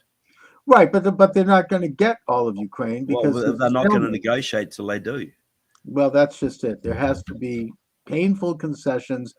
A war can only end with a total victory by one side or painful negotiations to result in the compromise. And I think that Trump's position is that to protect Ukrainian sovereignty, there's going to have to be, and to stop the war and the killing, there's going to have to be a painful negotiated peace. And that's sort of where I am with it. But let's go on to your movie. It's not mine, it's Julie Bieling's movie, but I'm interviewed in it. You're interviewed in a it. role in it. Yeah. Well, let's talk a little bit about the movie because it gets into a topic of how much communism and communist ideas have infiltrated our liberal Western democracies, and something right under our eyes which we don't see. It's imperceptible, but yet done in the broad daylight. So yeah, well, look, the movie is Beneath Sheep's Clothing, and Julie Bieling did it. She was a missionary in Russia not long after the collapse of communism, and wrote a thesis on how the Russians suppressed, how the Soviet communists suppressed religion specifically, the techniques they used. And she found that when she got back to the States, she found that the Democrats were using exactly the same tactics against Christian churches and conservative Jews, Catholics, etc. here, even Mormons. And so what she's done the movie basically showing us how we're in a communist revolution. That's what we're in right now. Now, Donald Trump has put the brakes on that, and he's going to reverse a lot of it. But we got to understand that's what we're in. right. We're in a 70% completed communist revolution. They have our education system. They have Hollywood. They have sport. They have most of the universities. They have the Democratic Party, the unions, and they're trying to consolidate their power by winning one more time and legalizing 30 million illegal immigrants, so who will then vote Democrat religiously. So we're in a revolution. Donald Trump is putting the brakes on, but they ain't going away. They're going to be fighting tooth and nail, and I mean violently, lawfare, everything. And Julie's is the best movie I've seen out there that actually makes it real to people that that's what we're in. That we can understand that this isn't just stupid Democrats or silly liberals. Open borders, the indoctrination of kids, destruction of the energy industry, all of it is communism. All of it is a manifestation of the American communist movement, which is allied to various foreign communist movements. Yes, I mean, well, more philosophically, I think that Whittaker Chambers got it right in his book Witness when he noted that communism is the world's second oldest religion, and that it goes by different names at every generation, but what it is essentially rule by man, as opposed to the sovereignty of a creator of the universe, with man under God having a limited sovereignty. And that every generation has had to grapple with this idea. It really, in the modern times, was launched with the French Revolution. In the United States, it was launched, I think, or got the successful foothold with the election of Wilson in 1912, and the transfer of sovereign powers to unelected bureaucracies like the Federal Reserve and the Council on Foreign Relations and all these other groups that are shadowy and unelected and don't represent the people. President Trump has thrown a stick into the hornet's nest by basically openly calling for a return of sovereignty to the people under God and not to this clique of internationalists who want perpetual war and the erosion of sovereign borders. And for that reason, while he won, the war goes on. It's not over. In fact, this is just the beginning. They're not going to sit down and allow for a reversal of hundreds of years of setting the stage for their creation of this international beehive of where nation states become just pro forma and provinces of a world order. Yeah, look, and you now analyze it perfectly, Charles. This is ultimately satanic. You know, the natural order of things is God, man, nature. You know, and there's hierarchies. You know, we're given institutions to govern ourselves, like the church, like civil government, like the family. They're the godly institutions. So communism in its various forms, and you're right, it's gone back thousands of years, has always sought to overthrow and undermine the church, to overthrow and undermine the family, and to overthrow and undermine civil government, to basically give Satan the upper hand on earth. That's what communism it is, and its various names. Today we call it sometimes globalism or the deep state, but it is communism, and it's heavily influenced by China, by Iran, by Cuba, by North Korea, other countries who have control over large numbers of our senators and congressmen, and have their agents working all over our communities. Like if you look at Boston, you know, there's a group there called the Chinese Progressive Association, which is a communist group, works with the Chinese Communist Party, and basically runs the Boston City Council and runs Elizabeth Warren and many of your other Congress members. So And all Michelle over Wu. America. Yeah.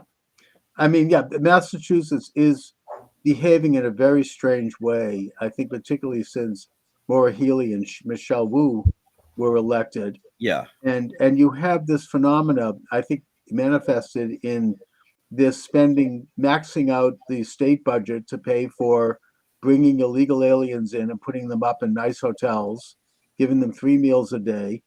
There's no sense to it. There's no logic to it, and the state's going broke over it. Unless it's part of a revolution. Yeah, and now they're covering up a pedophile scandal that involves these people. I'm not going to go into details about it because it's a story that's just emerging. But in normal times, this would be enough to force them all out of government, but it won't happen here. They just control the levers.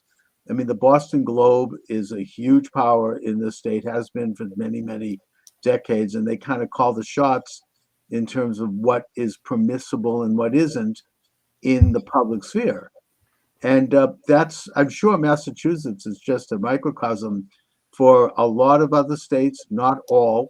We have some, they call the red states, more freedom oriented, but they still control what, the high ground of the culture, as you say. I mean, I think there was Andrew Breitbart once said that, politics is downstream from culture, and they control the big culture, the big media, big tech, big, entertainment, Hollywood, all of it, academia.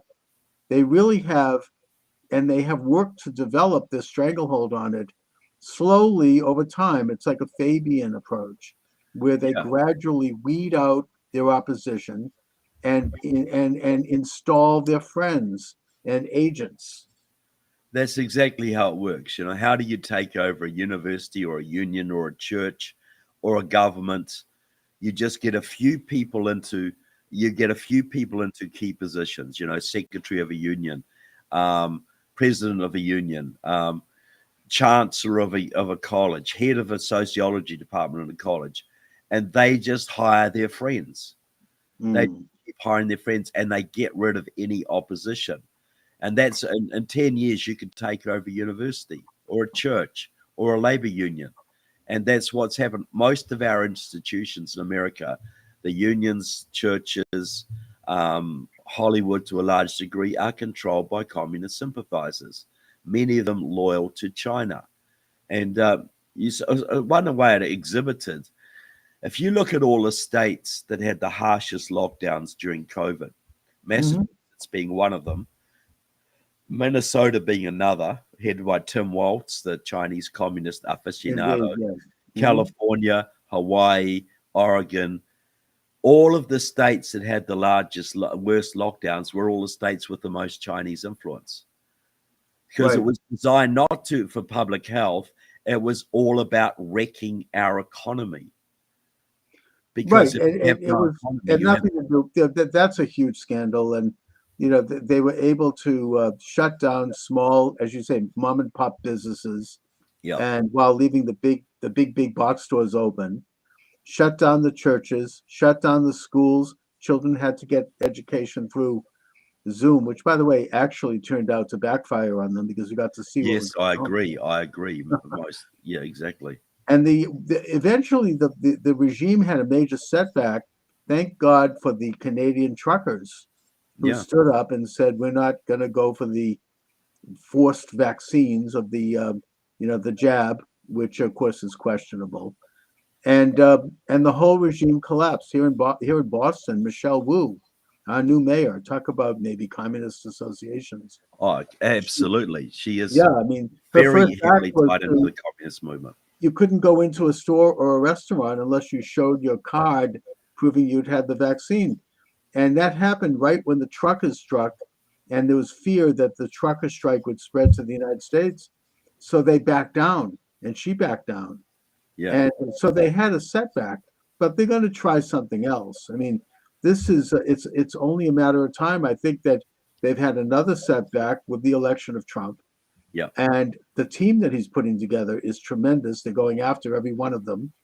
They have people who they're planting a strategy, from what I understand, where they're going to sue everybody. Every movie he makes is going to be lawsuits, attempts to Yeah. impeach him. And I think that Trump has become sophisticated enough, and the people around him, that they're going to respond by countersuing. They'll tie them up. I mean, they'll bleed them out. This is a tough group, and I just was censored on TikTok. I guess I said something that PO'd the TikTokers, so I've been suspended for a week. Sorry about that. So anyway, that's the agenda. Look, I mean, it's happening in real time here. They still. Well, it's wonder because we were talking about Chinese influence in the Yes, I think that was globe. the key. Mentioning Chinese influence. Yeah, I think you're absolutely right, which is profound. China has, basically established a censorship regime in the United States with scores of, they got the EKG thing. I mean, they got rid of that to an extent, where if you don't rate well in 3 areas: economy, environment, governance, and social consciousness, you get a lower score and you can't function as well. I mean, that's open in China, but in this country, it's a little more subtle. yeah. But it's a gradual tightening up of control over the lives and the destinies of citizens.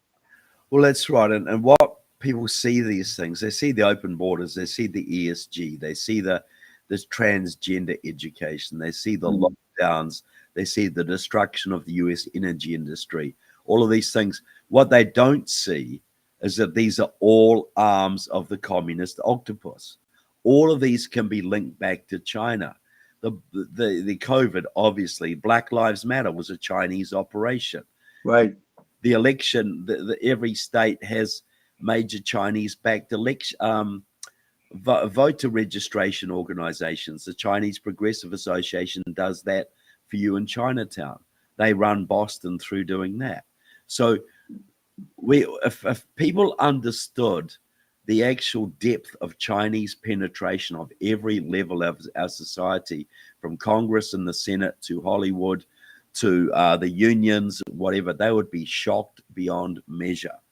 But this is why they had to get rid of Trump with the COVID and the Black Lives Matter and the election shenanigans. And now they're freaking out because they've overplayed their hand and Trump is a lot smarter this time and a lot better people around him.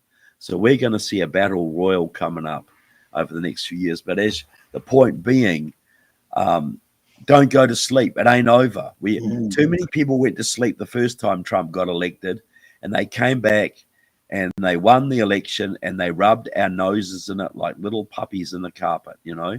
Right. And we got to understand Trump's a leader, but we got to all be involved in taking our country back, all of us. Yes, indeed. And we, as we said, the battle is just beginning. I mean, it's a great victory. We should bask in it and enjoy it as we enter into the festive season. But they're setting all kinds of booby traps for Trump. And I mean, even Obama did this when he set up the Steele dossier, and he put people that they call it burrowing. They burrow people into the civil service and into administrations and positions that you can't remove them. I mean, right now, in the final miserable days of this administration, Elizabeth Warren and a couple of other senators are trying to shove radical judges into place. And by the way, shame on Ted Cruz and J.D. Vance for not going into the Senate and working to stop this. They're sitting on their laurels. It's these are positions that are going to be with us for decades. And look, their own literature, I read the left literature, they're talking about the job is to entrench their word, entrench as many justices in the system as we can to hold up the Trump agenda, entrench their word. So this is a very organized, very disciplined, very focused revolutionary program that we're dealing with. Indeed, it is a color revolution. In fact, recently, one of the congressmen, I forget his name, he openly stated that they're setting up a, quote, shadow government. They want Shifty Schiff, who basically lied for years about having proof that Putin colluded with Trump to steal the 2016 election. He's going to be set up as a shadow attorney general. And they're going to everything that whatever Trump does or any of his cabinet members, they're going to counter it. So, I mean, this is like, it's subversion at its worst. And they point to the British system as an example. Well, guess what? We kicked out that system in 1776. I mean, we don't want to go back to that. No, we don't. We got a constitutional republic, which has set the country free and made the most prosperous and great country in the world. But he just mentioned Schiff. All the time he was going on about Russian collusion, he was working closely with the Committee of 100, Communist China's main influence operation in America. Mm-hmm. So he was going on about Russia, and nobody called him for his China. Deeply in bed with the Chinese Communist Party all through that time, and nobody called him on it. And that's why I write my books exposing this kind of stuff. But Adam Schiff is hardcore, and he's connected to the Committee of 100, which, as I keep saying, is Communist China's main influence operation in America. But this is the thing, Elizabeth Warren is deeply tied into the Chinese Progressive Association, Communist China's main influence group in Massachusetts. So is Ed Markey. So are several of your congressmen. So is Michelle Wu. So are several other people on the city council. China controls Boston. China controls San Francisco, LA, Boston, I believe Portland, Oregon, certainly Honolulu, and many other cities around the country, the Twin Cities as well. And so we got to understand how deep this is and the battle that Trump's got on his hands, and that we have to play a role in this. What we can do is exactly what you're doing right now, Trevor, which is to identify, expose, and then oppose the nature of this conspiracy. And I use that word openly because they call it that themselves. I mean, the entire communist edifice is by nature a conspiracy. They don't operate. That's what they call themselves. Yeah. Oh, yeah. They're not operating out in the open. I mean, they are subverting institutions because they know that if they came out in the open, they would be kicked out so quickly their heads would spin. So they do it through, careful subversive, well-studied means of changing perceptions. People that are involved in this, some of them don't even know they're involved in it. Yeah. You know, it's very, very tricky and very difficult to detect, which is why it's very important, especially now with Trump coming to power, that we get into identifying the nature of this. And by the way, your blog is called the New Zeal blog. I really recommend TrevorLoudon.com or New Zeal blog. Yeah. TrevorLoudon.com, New Zeal blog, shining the torch for liberty. You get into American politics. You have your book is Stealth, Kamala Harris's Communist Roots. That was something that I think people did become aware of that one. Well, that's the book just behind me. You can see it just there. Stealth, Yes. Kamala Harris's Communist Roots. But that is not just about Kamala. That's about the movement that made her, the communist voter registration groups, the massive communist infiltration in California and other states. So yeah, I recommend that. But you know, Beneath Sheep's Clothing is a must see for everybody too. You know, Yeah. people. I mean, the reason they couldn't steal the election this time around is because the Republicans at least learned some lessons from last time, and they were able to field thousands of volunteers who worked the polling places, who sat in the counting rooms to make sure that there were more eyeballs on those absentee ballots. They couldn't do a mass mailing of absentee ballots this time around, but they couldn't pull it off. But yet they still are counting in some places. They're still trying to do rear guard actions. See, there's a group called Seed the Vote, which is run by the Chinese Progressive Association of San Francisco, which works directly with the Chinese consulate.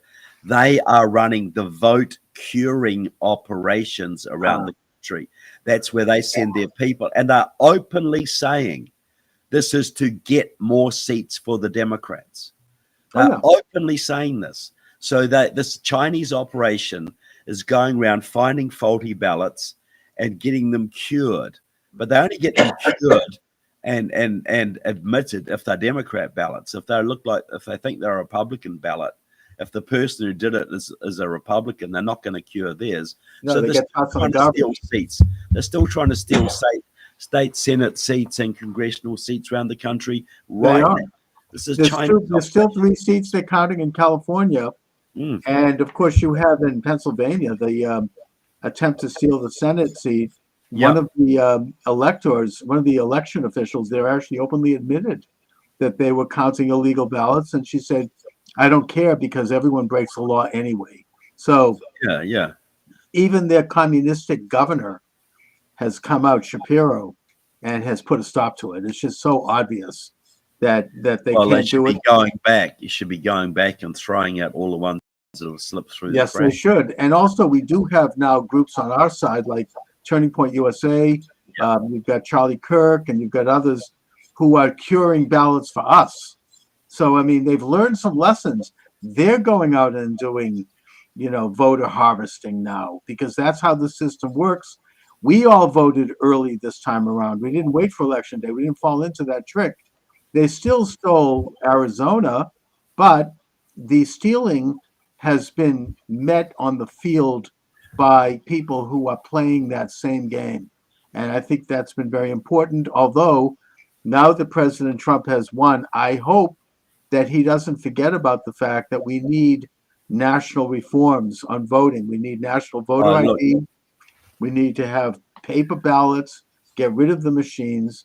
Elizabeth Warren in Massachusetts put a bill up in 2018, I mean, where she said that the voting machines are rigged and that we need all paper ballots. Of course, she denies that now, but that's we have to call that up and say, I support Elizabeth Warren's bill. And I do too, but that's the thing, isn't it? All these reforms have to be put in place, and people have to go to jail for committing vote fraud. Oh, absolutely. And by the way, it's not voters who are stealing your car or stealing your ballot. Yeah, I mean, this is a crime. It's a felony. It's not individuals committing voter fraud either. That's it's election fraud. It's ballot fraud. It's organized, hardcore. It's like an organized crime issue, and I want President Trump to set up an organized crime unit, federal government that goes and does RICO lawsuits against the organized ballot crime operations in Boston, in New York, in Los Angeles, in Chicago, and you start finding the low level people, and you say, we've got you for vote fraud. You get 2 years in jail, but you can go free if you rat on who paid you, and you go up the chain and you find the people at the top and you put them in jail. And if you do that, vote fraud will be gone. It'll be over. I think that's an excellent program. I mean, those rotten big city machines have been in power by these means for several decades now. That goes back to the 1960s. At least, and we're not going to fix the country unless we fix that problem. I totally agree with you. That's the first priority, returning the voting system to one man, one vote. And the integrity and sacredness of that system has to be restored. So, Trevor, just briefly, let's talk a little bit about this movie again that you're here to promote. What will people expect to see if they get this movie? What they'll expect to see is understanding that communism is alive in America, and it's way more powerful than they think, and it'll show how it's done, the ways this is manifesting, because we all see these weird things going on, whether it's open borders or transgenderism or the attacks on the energy industry, whatever it is, but we don't understand that it's cohesive, that this is part of an organized program by our enemies to bring us down. So the movie features me, James Lindsay, Alex Newman, and a whole bunch of other people some of whom who lived under Soviet communism and are talking what they saw back in their own country. They see is exactly the same that was happening in our country until the last election, and still is happening, though now more on the defensive than it was. So look, it's a great movie. It's very, very gripping and very educational. And I want millions of Americans to see it. I really do. And I don't make any money off it. I was in it because I believed in it. And I just want people to see it. And now more than ever is the time to learn these these messages, these lessons, and to examine your local politics, your state politics, and when you see strange things going on, like governors saying, "I'm not going to allow illegal alien criminals to be deported," or "I support sex change operations for children," or any of these other things which are hard to explain. You know that there's something rotten underneath, because these are not things that people elected our government to do or to allow. These are not stupid people. They're saying crazy stuff, but they're not stupid people. These things only make sense if they have an agenda to weaken and divide the country in preparation for a revolution. And you got to look at it through that lens. And Beneath Sheep's Clothing will help you to understand that lens, how we actually look at these phenomena and see the connections between them. I can already see the battle lines forming around the issue of deportation of illegal aliens. Yes, absolutely. And I think that the Trump administration is going to focus on, first of all, deporting the worst of people. I mean, certainly in the first year, criminals, fentanyl dealers, drug dealers, violent criminals. And also, I think that there's going to be a massive self-deportation because they're going to cut off the money. They're going to cut off the fancy hotels and the dinners and the credit cards. Even Mayor Adams in New York is already starting to do this, which is why I think he's under attack. 100%. He's actually shown a little independence, and I think that's going to be the Trump strategy. But their strategy is going to be to try to resurrect all of this old demonization. Oh, he's separating families and the children in cages. And we're going to hear all that kind of propaganda. Yeah. How do we respond to that? Well, I think like Leo Hohmann is, you don't apologize for it. You Yep. said these people are criminally in the United States. They are taking the place of legal immigrants. There is no justice for this, and for the integrity of the American system, and for a lesson to all of those around the world who want to cheat that system. These people must not be allowed to enjoy the fruits of their criminal activity. And when I say criminal activity, jumping the border is a crime. Exactly. It's not just you. Everybody who is here illegally is a criminal, by definition. You know, they've That's right. committed And we have to immigration stand up for fraud. law and order. Yeah. And the idea that they would be flown in by the Biden people, that shows how Biden, I think, to the degree that he had any scruples or brain left, was very compromised, probably by China. And 100%. yeah. Yeah, he's China's man. He's been China's man since at least 2001. He was Russia's man since the early 70s, and Iranian's man since the late 70s. But you know, this, look, allowing the borders to go wide opening, having 10, 15 million people streaming across the border, that's not stupidity. No. That is a deliberate program to alter the United States on a permanent basis, to swamp the conservative voting base, to cripple the hospitals, cripple the education system, and economically destroy us. That only makes sense if it's malicious. These people are not that stupid. Oh, no, it's quite deliberate. You know, it is absolutely deliberate. The goal is the social transformation of America on a permanent basis towards socialism. You imagine, had Kamala Harris got in and she legalized 30 million illegal immigrants who then voted 90% Democrat, that was their goal, to have a one-party state that could never be thrown out, ever. You'll never get rid getting it. You never, once you have a communistic government in place, it's very difficult to get rid of it. I mean, look at Venezuela. We could look at the Soviet Union. It took almost 100 years to get rid of that. I mean, it's they immediately assume control of all of the levers of power, all of the nexus of influence in a country, and there's just no defeating them.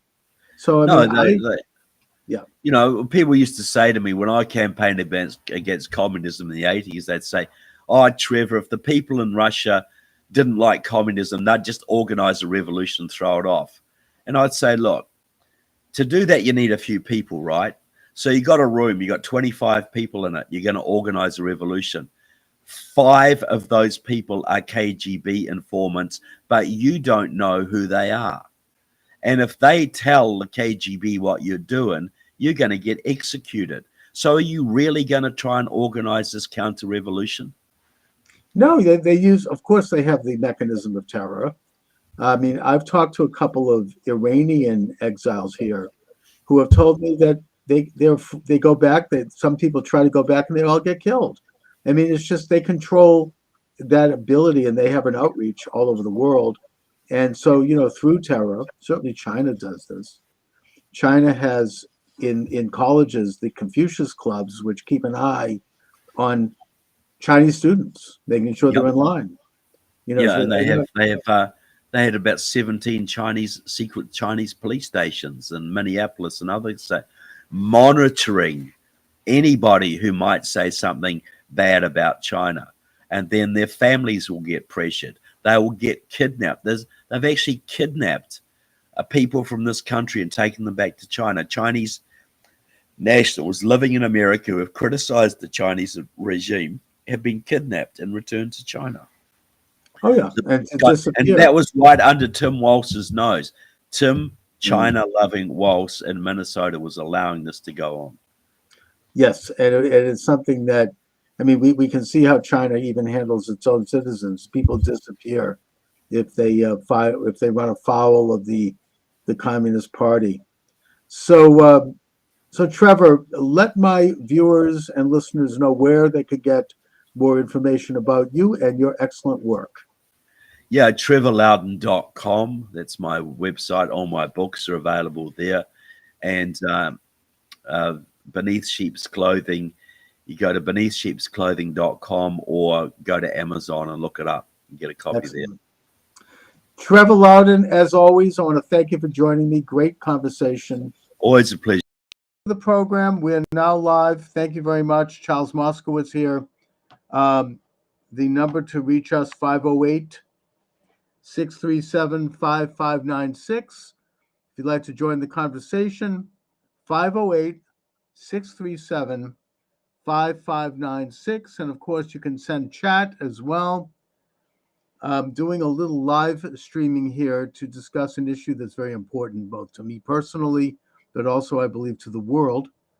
And that is my basic advocacy and suggestion that the state of Israel immediately annex what is called the West Bank and Gaza, what has been called historically and in Israeli circles, the lands of Judea and Samaria.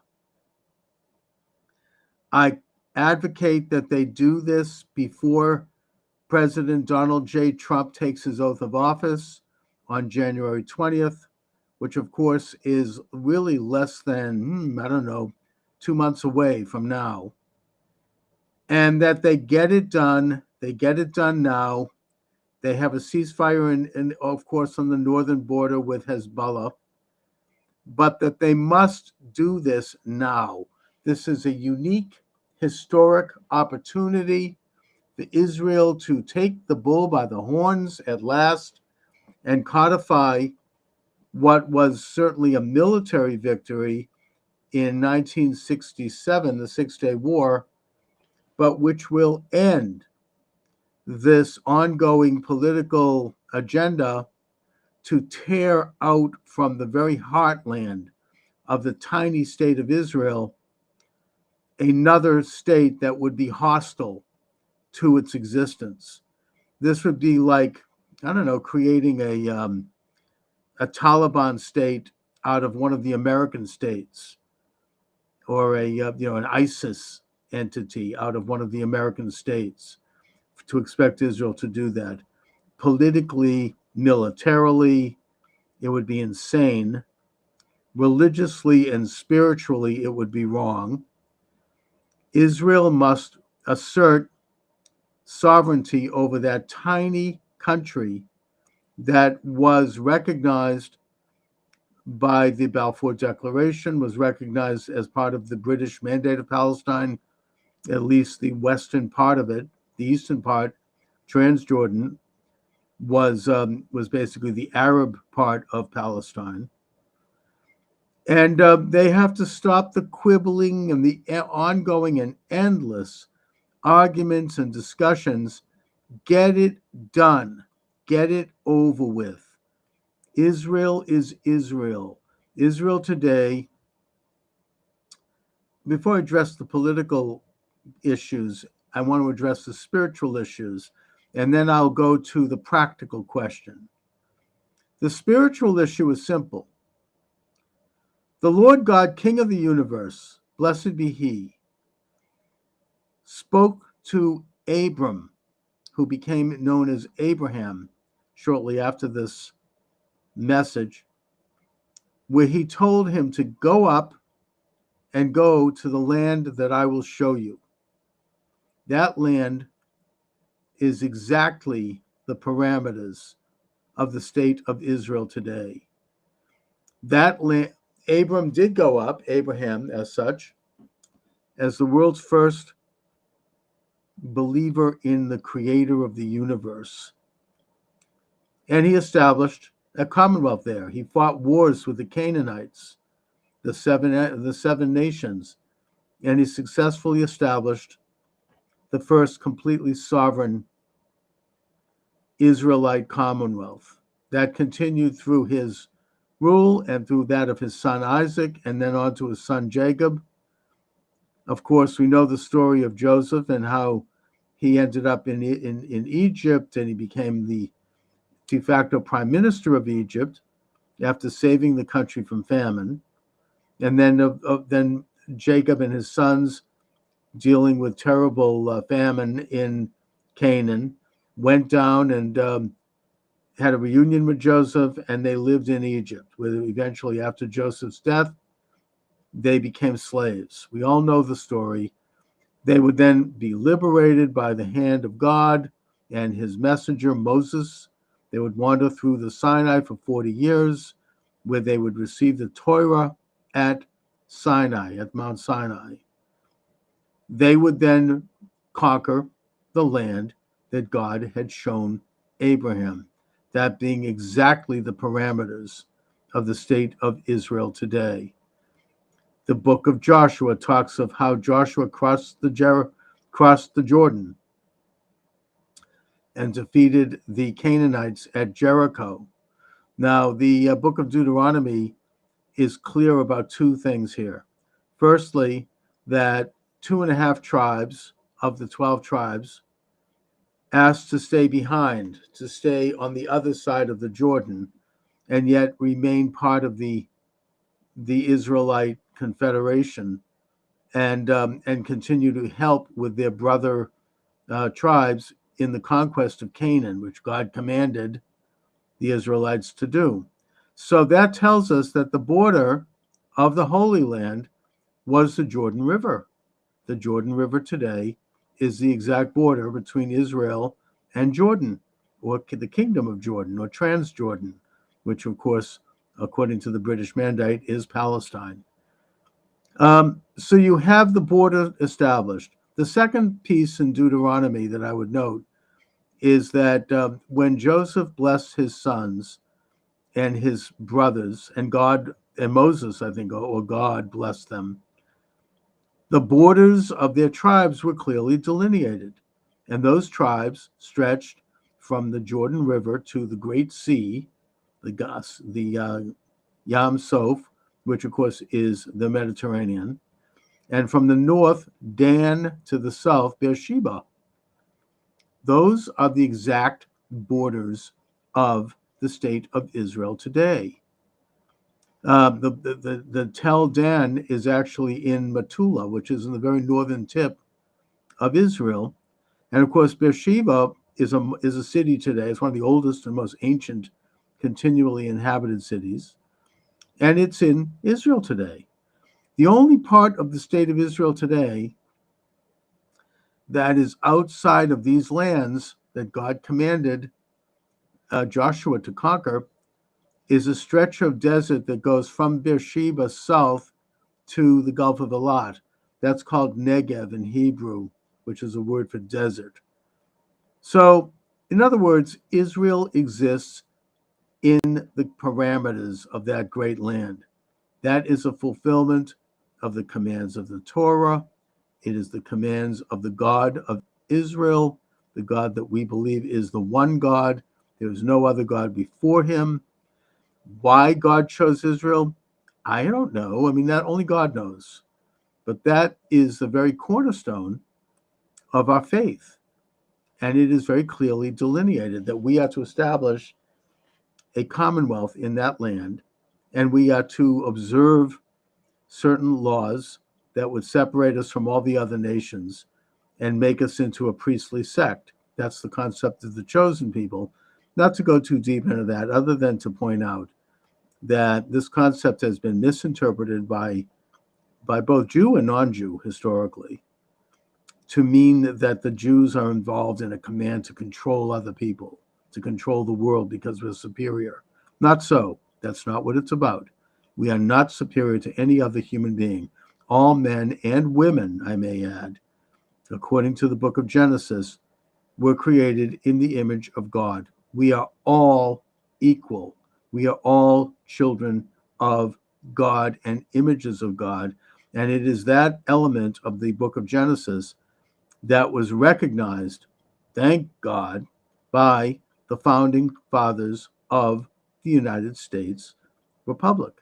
That's what Jefferson pointed out in the Declaration of Independence, issued July 4th, 1776, where he stated, all men are created equal. That's where that came from. It came from the book of Genesis. God said that all men and women are created in the image of God. We all have the same rights under God. We all are born equal. We all die equal. We're all equal. So I just wanted to dispel that misconception, one that's been occasionally amplified by people who don't mean us well. But also at that time, the borders, as I said, were clearly delineated between the 12 tribes, and Joshua conquered Canaan. He left some of the Canaanites where they were, which means that in some ways he failed to completely conquer Canaan. And that failure continues, frankly. But on a more practical level, the land of Canaan became somewhat of a diverse region where you had both Israelites, Canaanites, Philistines, and others. So you had an Israeli or an Israelite kingdom, but it wasn't, ethnically pure. It had different ethnicities in it, for better or for worse. And that's, of course, the story of the book of Judges, the book of Kings, the book of Samuel, right up through the book of Chronicles.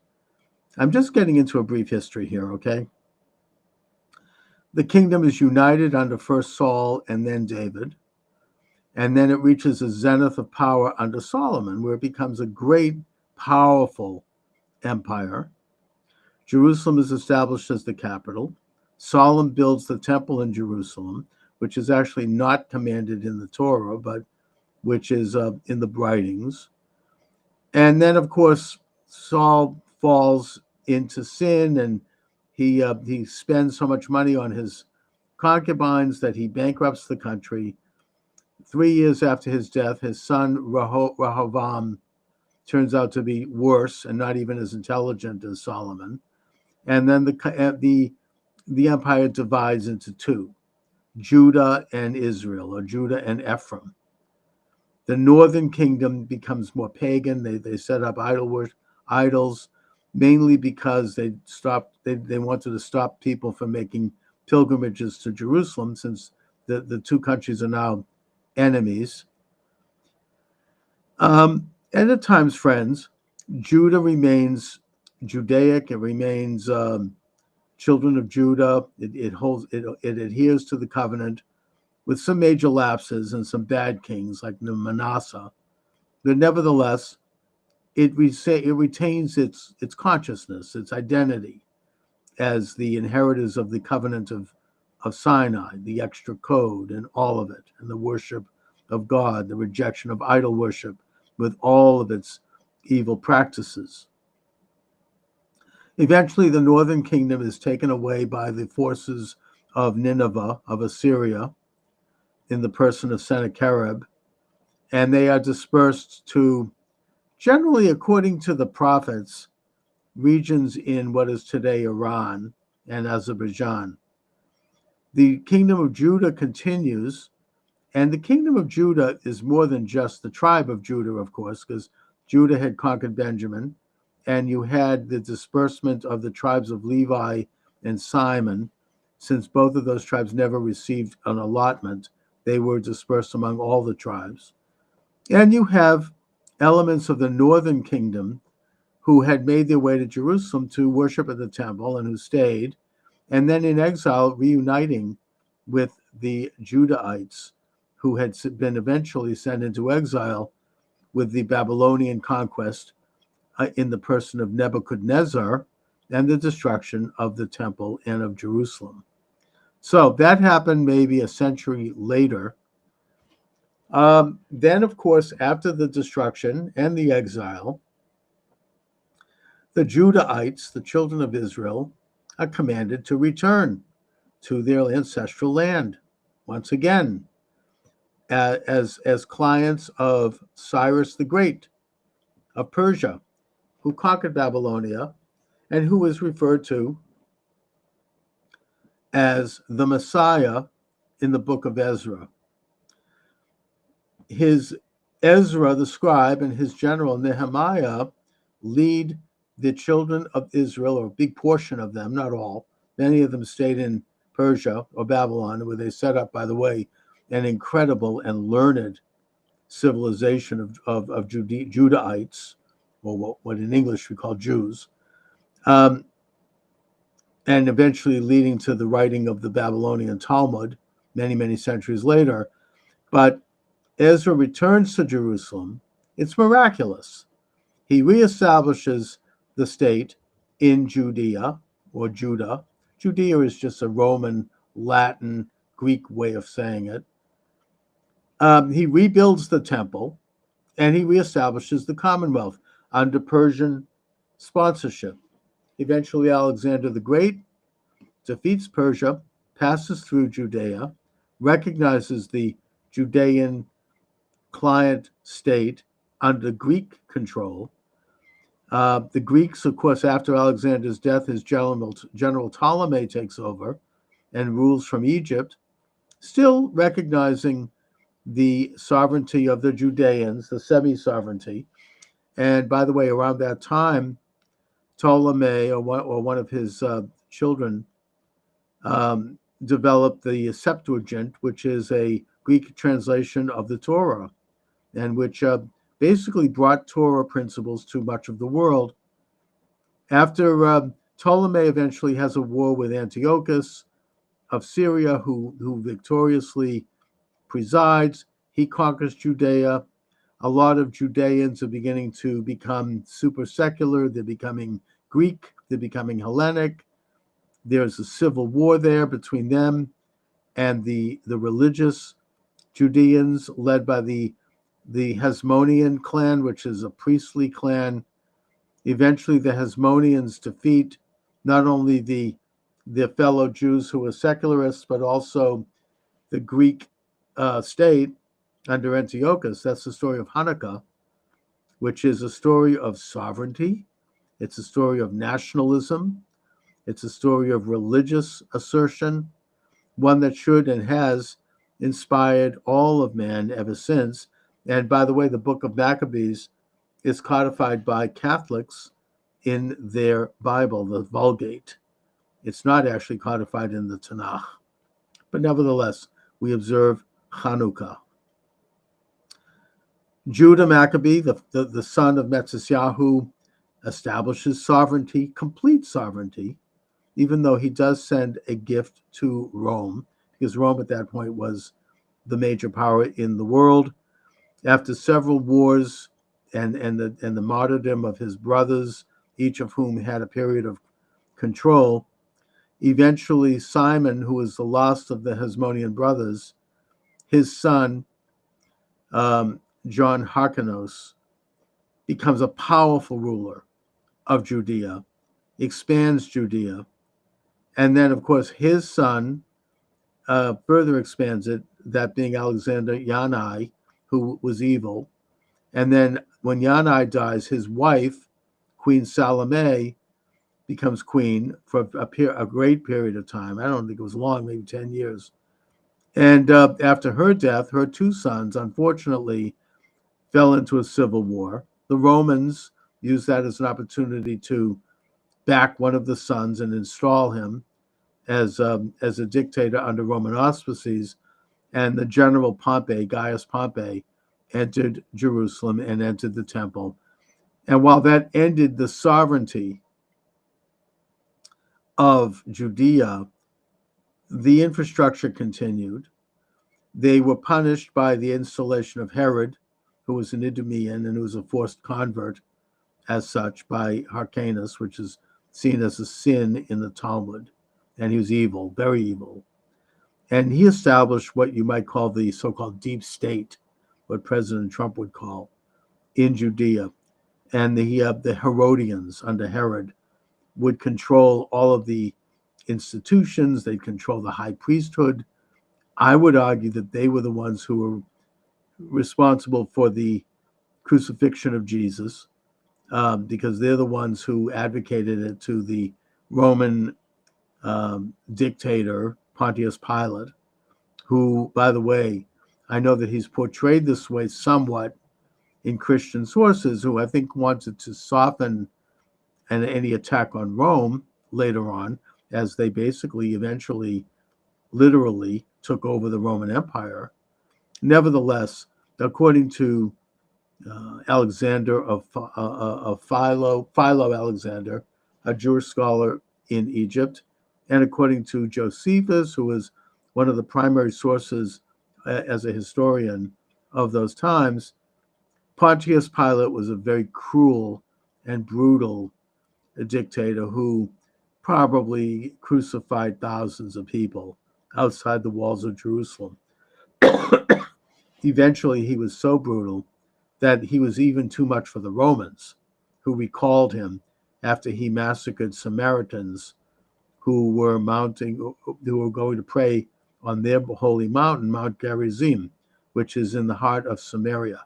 By the way, the Samaritans, generally scholars believe that they are descended from a hybrid of the 10 tribes of the northern kingdom and the invading Assyrians and other surrounding peoples, and that they continue to practice Judaism, belief in God, and except with some differences. They approached Ezra to ask for a reunion. Ezra refused. Now, for reasons that we don't totally know, but that's what happened. And they're still there. They live around the city of Nablus, which of course is really the Greek city of Neapolis, or the Roman city of Neapolis, and goes back to the ancient Hebrew city of Shomrim or Samaria. And they continue to practice a form of Judaism. They have had a rapprochement with the Israeli chief rabbi, and that is a relationship that ought to continue to be explored. A lot of Palestinians who trace their lineage back many centuries, and that's only a small segment of people who call themselves Palestinian, by the way. I'll get into that in a minute. They trace their ancestry back to the Samaritans, and the Samaritans, ethnically, genetically, are very similar to the ancient Judahites. So, in a sense, in the broad sense, we are brothers with the Samaritans.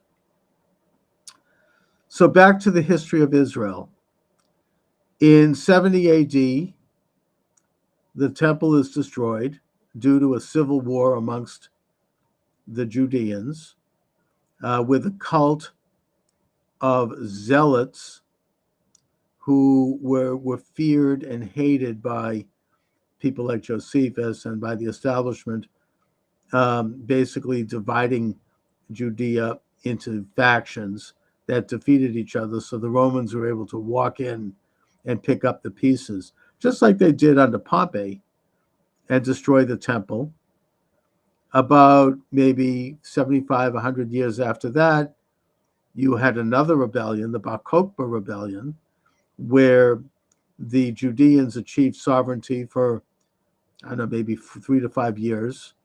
They were defeated by the Romans under Hadrian.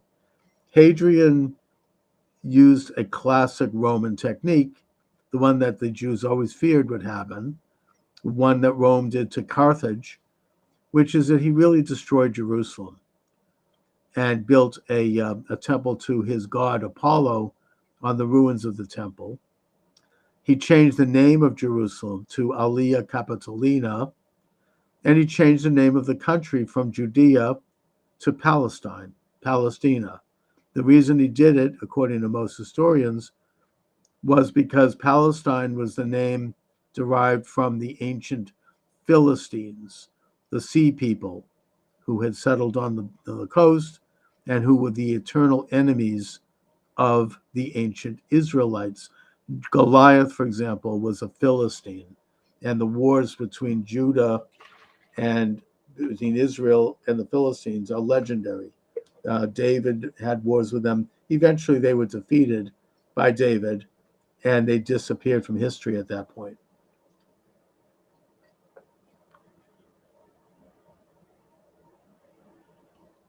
So you had the complete defeat of Judea, and yet they continued on in a weakened state.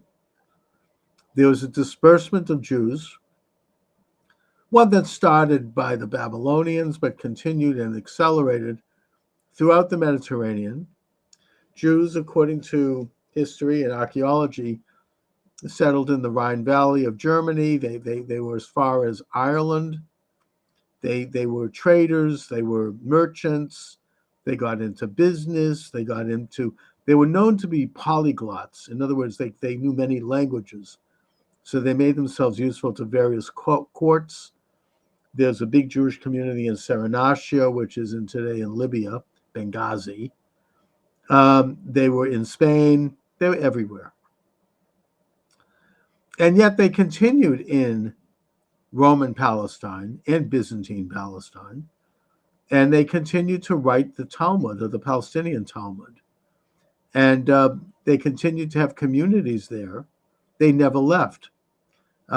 They continued right up till Herodotus, who was a Byzantine emperor and who was oppressive to the Jews of Aleppo, of Antioch, and and basically at that point the Jews formed an alliance with his enemy, the Parthians.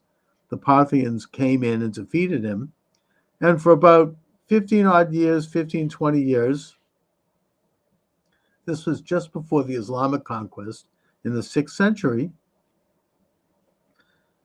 the Jews again asserted sovereignty in Judea.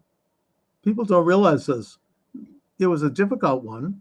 It was insecure, but it was under Parthian sponsorship, which of course echoes Cyrus the Great. They were able to establish sovereignty for a brief period of time. Herodotus came back in, completely defeated them under the guise of the True Cross, and there was a bloodbath by the Byzantines at that point. About 10, 15, 20 years after that, you had the Islamic conquest, the Battle of Yarmouk, which was fought by Abu Bakr at the Yarmouk River, which is near Lake Tiberias. And the Islamic forces were successful in conquering Palestine. One of the caliphs at that time, I think it was Ali or Omar, he allowed the Jews to return to Jerusalem. He allowed the Jews rights under his control. They did not reassert a sovereignty at all, but the community was able to reestablish itself somewhat. And they formed an alliance with the Muslim authorities. Some have speculated, for example, that the famous Dome of the Rock, which is on the Temple Mount, is actually a synagogue. It is unlike any other mosque in the world. It has writings on the wall which could be viewed in some translations as Jewish, as Hebrew, or as derived from the Torah. And we don't know this, but it is at the site, according to faith, that where Isaac with Abraham did the Akedah, and where Melchizedek ruled in Jerusalem. He never died. He went to heaven. One of the few figures in religious history who did so, along with Elijah and along with Jesus, who can make that claim. And so you had Jews in Arab-controlled Palestine at that time, which was not really a separate government. It was ruled by the Umayyad Caliphate, then eventually by the Abbasid Caliphate. This period went maybe for a couple of 100 years. Eventually you had the Crusades come in. The Jews of Palestine helped the Saracens, which is what the Frankist Crusaders called Arabs, defend Palestine from the invasion by the Christian Crusades. They were allied with the Arabs and they were slaughtered by the Christians. These are just facts of history. And by the way, with regard to the Crusader kingdom, Israel has learned lessons from why that kingdom eventually failed. The reason that kingdom failed, according to many historians, is that after the Frankist king, I think it was Godfrey, or I don't remember the name, established the kingdom in Jerusalem, the original Crusader kingdom of Jerusalem. You know, they invited their wives and children to come in from France, and there was a great celebration. The wives and children decided to go down to the Jordan River to celebrate and to, where Jesus was baptized and all of it. And while they were down there, they were slaughtered by a gang of Saracens. One of them escaped and was able to go back to Jerusalem and talk about what happened. And the reaction to this by the kingdom of Jerusalem, the Christian kingdom of Jerusalem, was rather than to go out and fight, they built higher walls. They went behind the walls. They cowered in fear. In many cases, they sent their wives and children back to France, and they kind of hunkered down into a siege. And that was the beginning of the end, because if they weren't willing to get out and fight, they were not going to survive. And eventually they didn't survive. I mean, there were several more crusades, but they were not ultimately successful. And eventually they were defeated on the fields of Hattin by Saladin. Israel does not respond that way. When Israelis are attacked, they don't cower. They may just temporarily for a day to protect their lives, but then they come out and they fight and they defeat and smote the enemies that are trying to wipe them out. The same enemy that successfully defeated the Crusades. So that's a lesson learned. After Salah ad-Din, who was Kurdish, so the Arabs were gone at that point, ethnically, ruled an empire. Eventually they were defeated by the Mongols, who came in and really devastated what was left of Palestine. And at that point, the country, according to historians, really became a kind of a backwater. There was very low population, low industry, low development, low activity there. The Turkish eventually, under the rule of Osman, became the Ottoman Empire. They took over and they ruled the area for 400 years, from 14th century, right up till World War I. And they did so with a kind of a loose hand, the Milliyet system, where they had local families, local tribes who were loyal to them, basically serve as landlords and send them tribute, but otherwise were left to their own functions. And of course, one of those tribes, the Husseini family, their son was Haj Amin al-Husseini, who was the Grand Mufti of Jerusalem, who was one of the people who started the war against Israel. I write about this in one of my books called The Nazi Connection to Islamic Terrorism. So anyhow,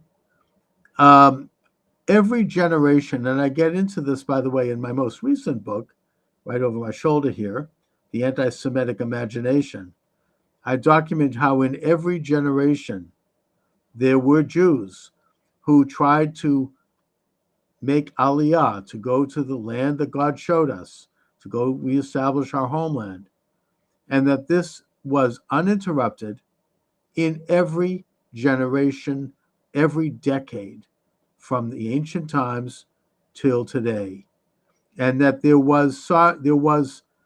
were communities there in every generation. The Jews never completely surrendered that land. They never completely gave up in terms of population. Napoleon tried to reestablish Jewish sovereignty there, and he was not successful. But in a way, Napoleon, in around the turn of the 19th century, kind of could be viewed as one of the fathers of modern Zionism. Zionism, again, being a movement that it's both nationalist and religious, that has existed within the Jewish people and their allies in every generation and in every decade and in every year from the ancient times right up till today.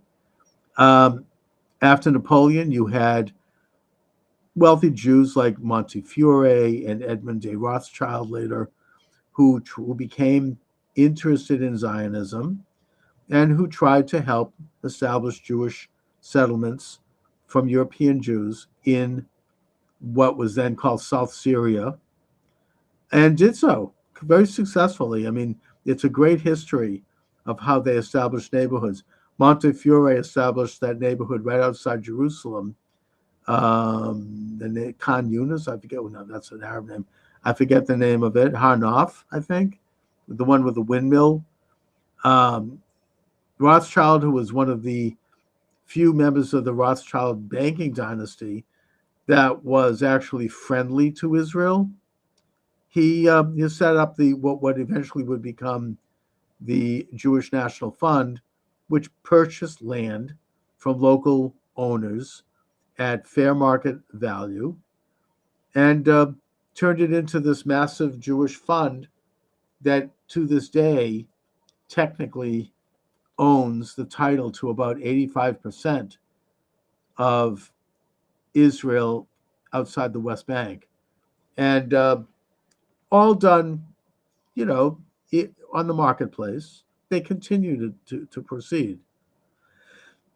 Anyway, so we're up to more modern times. I'm not going to get into that. It's just too much for today. There are many, many books written on how the Zionist movement, people began to make Aliyah. It was an organic movement. Yes, it did not start with Theodor Herzl and the Zionist conference in Basel.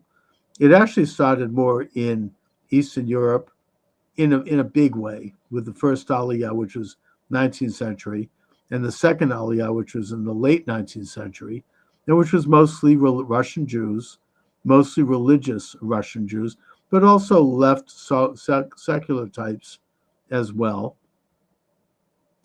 I get into this in my book. I'm not saying you have to buy the book. You can get it from your library. The Anti-Semitic Imagination, Charles Moskowitz, where I show the different waves of settlers coming in, a lot of them from Russia, some of them from Western Europe, even some from America, and how they really started to develop what you have today, which is this incredible, organic, dynamic society that is established. So that brings me up till now. And by the way, let me give out the number you're welcome to call, 508-637-5596, 508-637-5596. So we're up to modern times. Hi, Paul. Nice to see you on TikTok. By the way, you're welcome to call in, as is anyone else. 508-637-5596. So, again, I've got the history of Israel. The modern history is accessible. We know what happened at the establishment. I've written books on the topic. There are many good books. 1967, Israel successfully conquers all of British Palestine, and that means what's called the West Bank, what actually before 67 was called West Jordan, but which historically is called Judea and Samaria, and religiously certainly is called Judea and Samaria. I got a warning on TikTok because I said Judea and Samaria. I don't know, whatever. I guess I'm still there. Thanks for the warning, TikTok. I don't know what I said, but just for you who are watching the show on TikTok, let me mention that I could be shut down any second. Looks like I might be suspended, in which case, check out charlesmoskowitz.com and all of the live stream sites that are now carrying the show. Okay? Just a forewarning.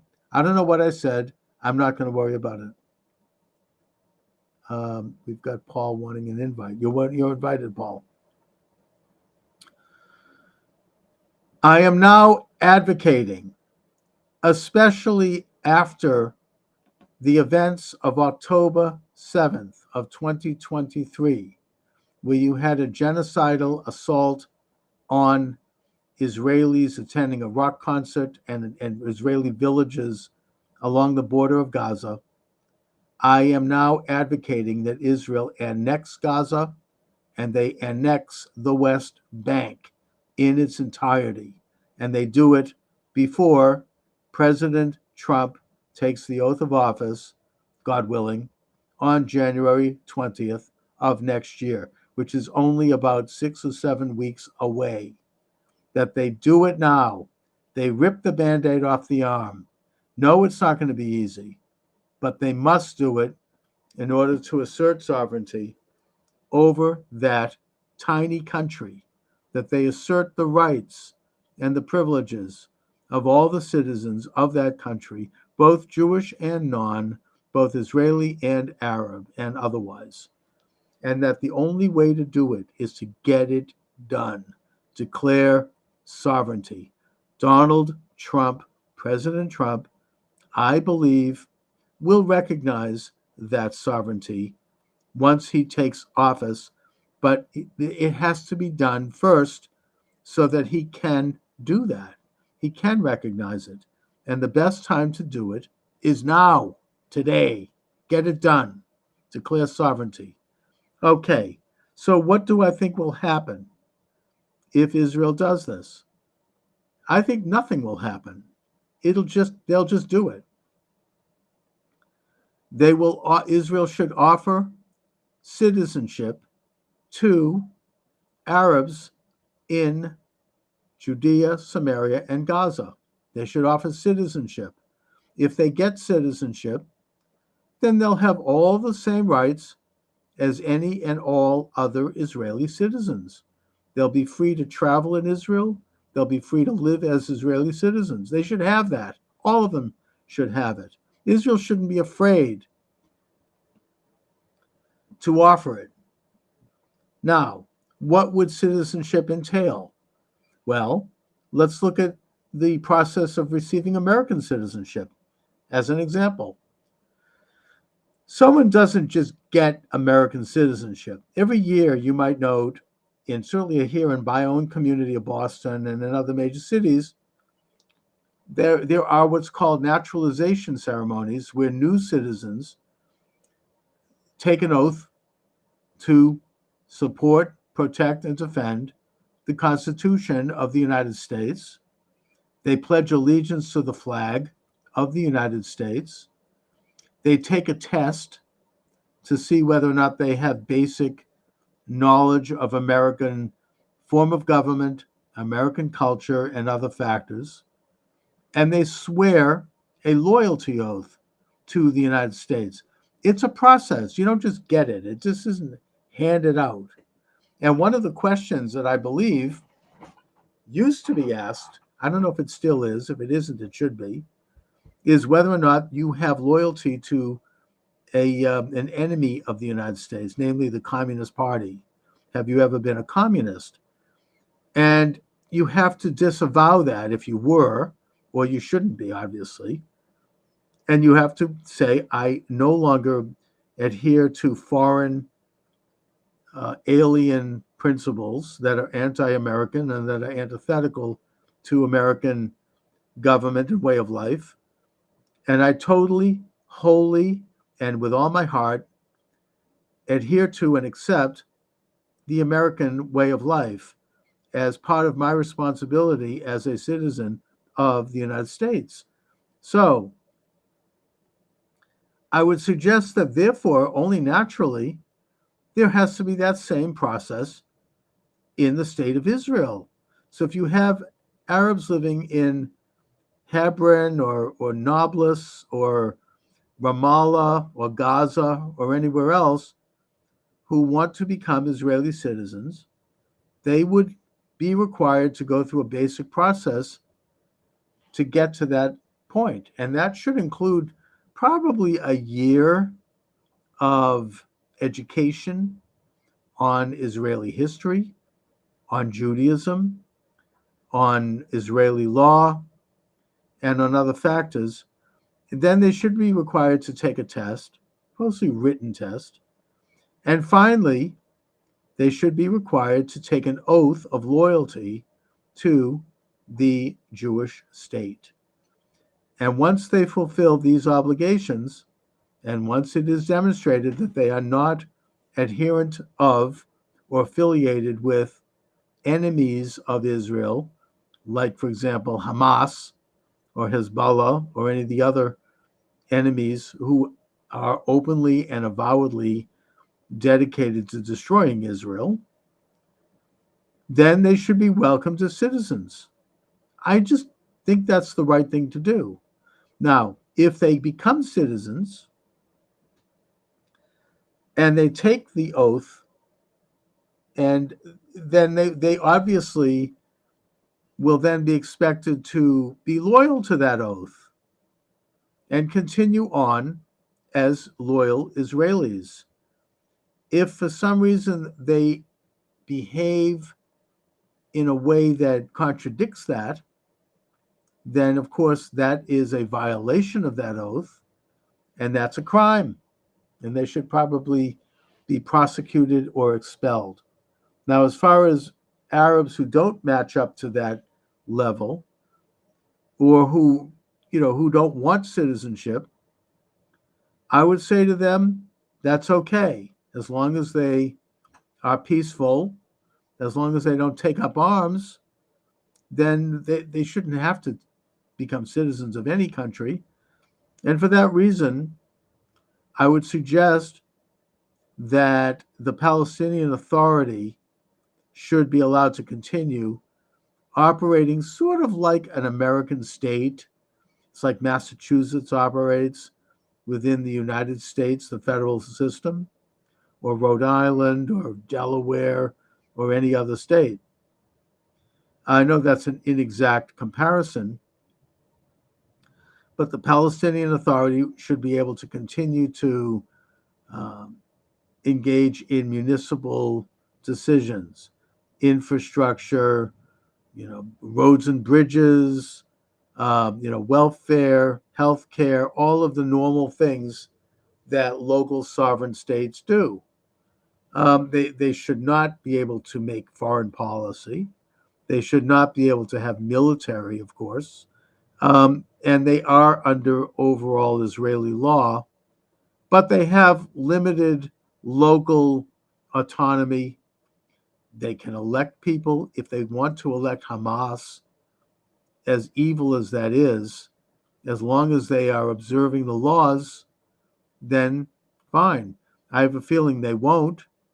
I know that there was experiments after the Six-Day War in 1967 where municipalities elected governments, and some of them became radical and they went to war, in which case they had to be ended. I hope that doesn't happen again, but it might. Either way, as long as they want to be loyal, as long as they want to be peaceful, they should be able to operate local and regional sovereignty. Those who want to continue to fight Israel, those who want to continue to take up arms against Israel, ought to be treated no differently than what Tom Homan, the new head of security and border control in the United States, is talking about doing to radical criminal gangs like the Frente Amplio from Venezuela and syndicates, crime syndicates who are illegal aliens coming into the United States. They should be viewed as terrorists. They should be detained. They should be expelled. And if they want to fight with weaponry, they'll have to be killed. And that's something that I think we can assume is going to happen in Israel. They're not going to just put down their arms. They aren't now. And thus, Israel is going to have to continue fighting them until they are defeated. And that war could take a long time. It could take 100 years. It could take 1,000 years. I think that Chaim Weizmann was once asked, the first president of Israel, by a reporter, when do you think there'll be peace between Israel and the Arab countries? And I don't know if he was making a flippant comment, but he said essentially, it's going to take 1,000 years. Well, I hope and pray it doesn't take that long. I hope it doesn't take much time at all. But if you have a subversive element inside your country that's continuing to kill you and fight you, you have a moral obligation and a practical need to stop them, to defeat them. So if Israel declares sovereignty over its entire country, I assume, unfortunately, that particular element of the war will continue and will continue over time. And I think Israel should take its time. It doesn't need to go in guns a-blazing. It just needs to control its borders, stop any flow of weaponry to them, and just gradually, carefully, strategically, and surgically take them out one way or the other. So that's my rant for the day. I think Israel needs to get it done. I think it will not affect Israel's position in the world. There may be some wringing of teeth, and the UN, which, of course, every day they condemn Israel. I mean, every agency of the UN, you can have an agency on basket weaving, and somehow they're able to work in a condemnation of Israel. Israel does not need to concern itself with any of that. Israel needs to preserve and protect and defend its own citizens and its own interests, both politically and nationally, as well as spiritually and religiously. And therefore, they have nothing to apologize for, especially after the attack of October 7th. People who were slaughtered that day, over 1,000 Israelis and guests, their blood cries out from the grave for justice. This is doing them justice. This is making sure that their deaths were not in vain, that their deaths led to a positive change. I think that it is taking an evil event and making it into something good. Just like Joseph in the Bible, in the Torah, took an evil event, which was that his brothers threw him into a pit, a snake pit, and left him there to die. Eventually, after a chain of events, he turned it into something good, and he was able to redeem his brothers and forgive them for their horrible, evil sin. I think that in that same way, Israel is right to respond to this evil, which if they don't respond to, will happen again. They have a right, a moral obligation, and a practical necessity to respond to it by declaring sovereignty over their tiny country once and for all, and to then let these other issues work themselves out in their own time and on their own terms. Anyway, on that note, I want to thank you this afternoon for joining me. Now that President Trump, thank God, has been reelected, I am assuming that some of the censorship is going to start to fall, and that I'm probably in this next year going to establish a regular live stream that will be consistent. I haven't done that this year, but I'm hoping to do it next year, where I come on at the same time each day and where I open the phone lines and really start to develop a great online experience for myself and all of those who participate, and where we will be able to really, drill down and talk about issues of all sorts. Okay, looks like I have. Oh, nope. You're welcome to come on board on TikTok. I almost got a guest. I'm signing off, but you still have some time here if you'd like to join me. So once again, I want to thank you all for listening. Check out my books. They're available at Amazon Books. Charles Moskowitz. I've written probably about 20 books. They're all there. And God bless all of you. God bless America. God bless Israel. God bless President Trump. Keep him safe and keep his family. I'm very optimistic about the future. I'm very bullish on President Trump's establishment of his cabinet. We need to support all of them. And on that note, I shall say adieu until next time. Thank you for listening. Good afternoon and welcome to the show. Charles Moskowitz here. Michael D. Shaw will be joining us shortly, probably by telephone. I felt compelled to go on the air today to celebrate. Hallelujah. MAGA is triumphant. President Trump and the MAGA movement has entered the fray. Thank God. I do think that there's a hand of God. God is watching over this country. This is almost a miracle, given what we've been up against, what President Trump has been up against for 4 years. The very fact that he survived, and the fact that we're all here today. I know it's going to be a difficult road forward. I'm not a utopian. I'm not a perfectionist, but we can at least relish our momentary victory. Thank God. Anyone who'd like, and by the way, I've I've been banned from TikTok, so sorry I'm not there. But welcome aboard. I just welcome Podomatic. Thank God this is a day to celebrate. President Trump is triumphant. The MAGA movement is triumphant, and we have created a moment in history that is unlike any in certainly my lifetime in this country. President Trump, we should remember, was not supposed to be there today.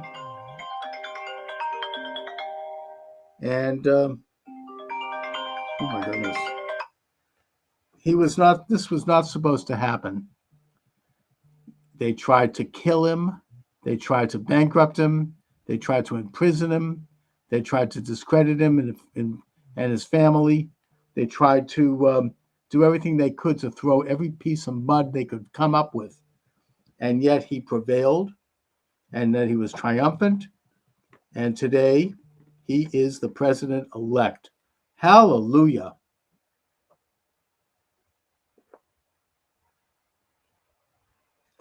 Now, I always thought that he would win. The only question was whether or not they would let him win, and I didn't think they would. And I do think they tried to do everything they could to stop it. But they didn't stop it, and Trump probably would have done better had they not tried everything they could, I think, to steal the election, but they were behind the times.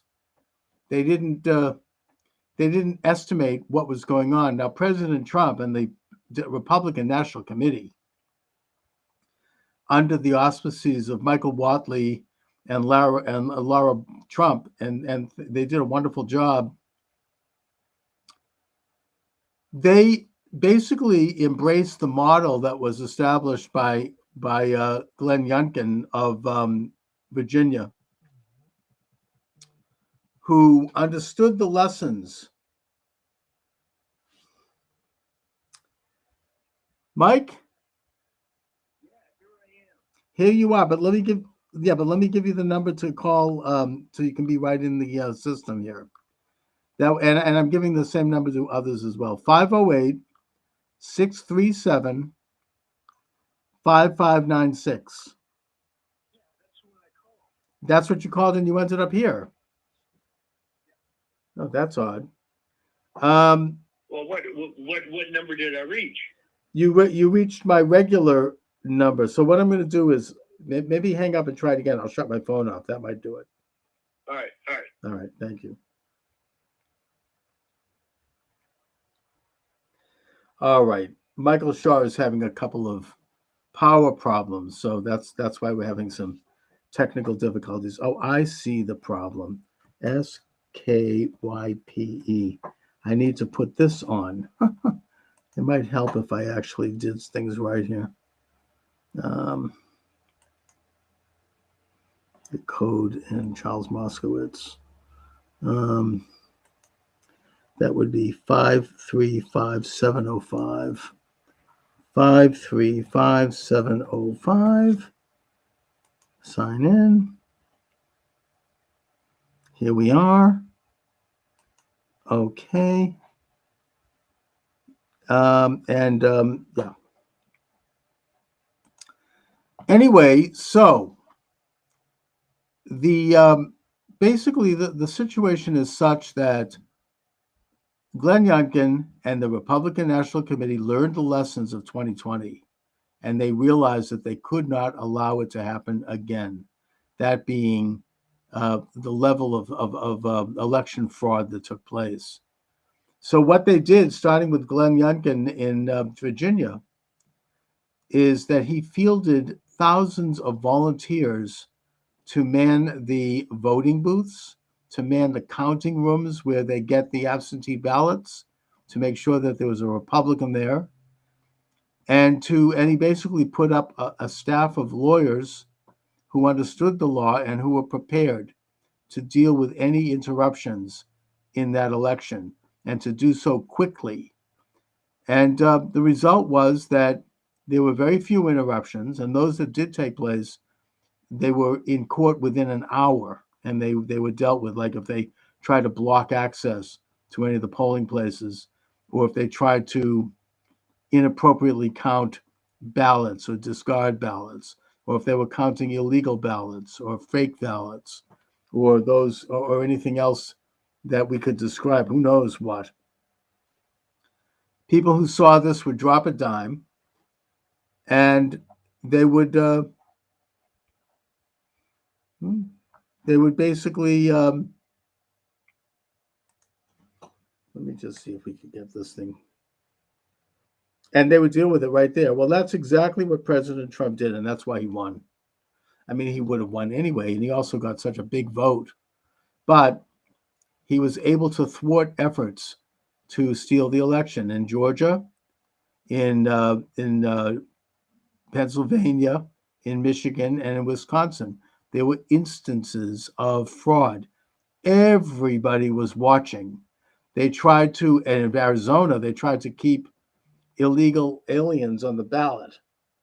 And they had hid this from the public until it finally came out. They had lawyers there making sure that those votes would be taken off the ballot because they were not legal votes. They were not connected to a citizen. And in some cases, they were not even connected to any person. There were reports that the Gateway Pundit also would be applauded for doing a great job of reporting this. There was, tens of thousands, who knows how many thousands of ballots that were mailed out to bogus addresses. And there were a lot of reports of this. The Republican National Committee caught it immediately. They were sharp as a tack, and they were able to stop it in its tracks. And the result is, look, Trump would have won anyway, and they're still trying to show up, apparently, in Philadelphia and Detroit with boxes of ballots. So it's not like they're not trying. But the Republican National Committee was fully engaged and fully prepared to deal with the problem. So you had, they couldn't pull it off. And as a result, we genuinely had one of the most honest elections in American history. Now that President Trump has won, thank God and hallelujah. I just love saying that. He needs to, I hope that he doesn't just drop the ball on this issue. And I hope that he does pursue broader questions of election reform. I understand that elections are state by state, but if there is a remedy nationally, and that's something that maybe Congress and the new administration can look into, to make these necessary reforms, then let's hope and let's pray that they do it. What is this?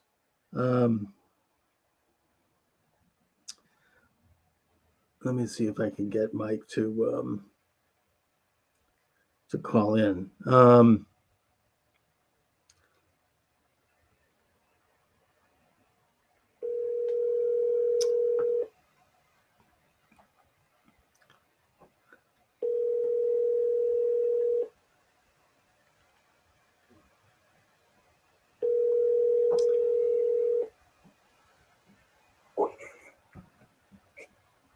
Hello. Hi, Mike. How are you? Okay, so did you get that number thing worked out? Well, I mean, for some reason you're not coming in on the computer, but that's okay. We'll just do it this way. Oh, all right. No problem at all. So, Mike, we have a lot to celebrate in this country of ours today. I think that the election of President Trump is a miracle. And I also think it is an act of conscious, hard work on the part of the Republican National Committee, which should be applauded, and which prevented the kind of voter fraud. They learned the lessons of 2020, and they followed the example of Glenn Youngkin in Virginia. And I followed this on the Gateway Pundit. They did a really good job of reporting it. That every time voter fraud came up, and by voter fraud, I should be more accurate, election fraud, ballot fraud. Voter fraud is rare. That's not what we're talking about here. We're talking about hundreds of thousands of unaccountable ballots that were on various rolls in different states. Whenever this came up, the Republican National Committee had thousands of lawyers ready to go and to challenge it in court right down to the hour and get these ballots thrown out. And they did this in Atlanta, Philadelphia, Detroit, and Milwaukee, the key cities in the key states, and in Maricopa County. So this is why President Trump won. He would have won anyway. I think that even if they didn't do it, he got such an overwhelming vote that he probably would have won anyway. What do you think? Well, here's a darker interpretation, if you will. Sure. Yeah, all due credit to Lara Trump, but this also smacks to me of Ronna McDaniel working for the other side, because it's just too dramatic of a difference. Well, she might, whether she actually was or not, she might as well have been. Yeah. I mean, and I don't think that they expected such a disastrous result. I think that in spite of the stealing and in spite of the theft and the VOA votes from overseas and all these other things that they tried to pull off, it just wasn't enough to overcome Trump's vote. It was fantastic. It wasn't enough, and I didn't mean that literally. I'm just saying that by Ronna McDaniel being a rhino and doing business as usual, and being an election fraud denier, No. in effect, she was working for the other side. Yes, and as were all of the rhinos.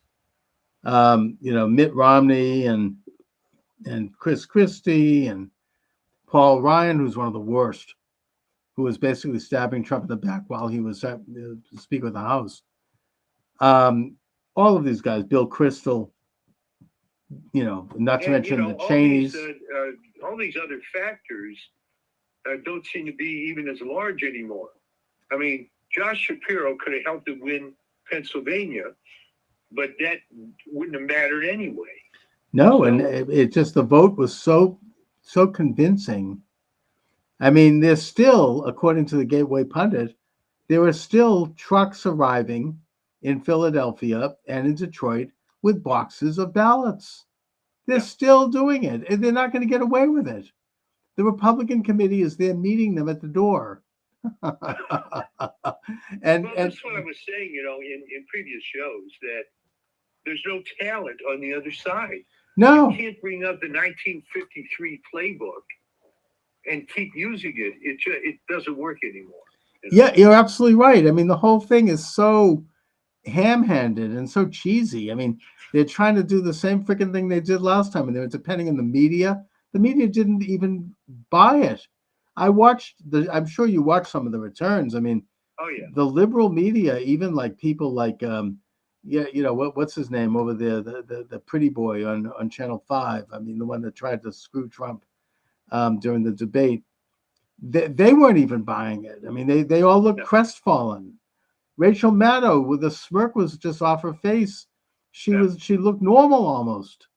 The hardest of the hardcore are still taking the position that despite the result, despite the popular vote, the American public is wrong. I know, and they're going to lose because of that, because that's why they lost in the first place. One of the reasons, and they're doubling down. I was listening to NPR here in Boston a little bit, which is what made me run back home to do this show.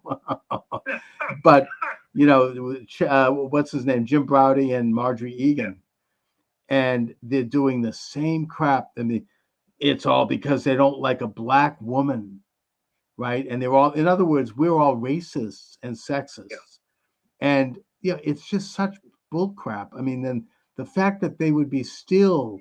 I mean, this is, the one of the ugliest and darkest moments of this whole rotten campaign on their part was that they stooped to calling everybody Hitler and Nazis. And, people are like, no, we're not Nazis. We don't have anything against a woman. This is garbage. We're tired of this. This is a great case of sin clouds the intellect. And you've seen this already in the entertainment industry. That with failure after failure after failure, these movies, they attack the audience. And I just wonder if it's putting aside the fact that it's really a form of mental illness when you do something over and over again and it doesn't work. Who is it that he did a book years ago, back in the 70s, one of these pop books. It's got this book called The Androgynous Zone or something like that. I mean, it was John Dyer. He was a therapist who researched his book by spending a good bit of time in prison and in mental institutions, studying what people's behaviors were. And one of the things that he noticed about people who were mentally ill and institutionalized that made them who they were is that they would keep doing the same thing over and over and over again, even though it didn't work. And they couldn't kind of get out of that. They became like fixated on this action. And that is one of the signs of mental illness. And that's exactly what they are about.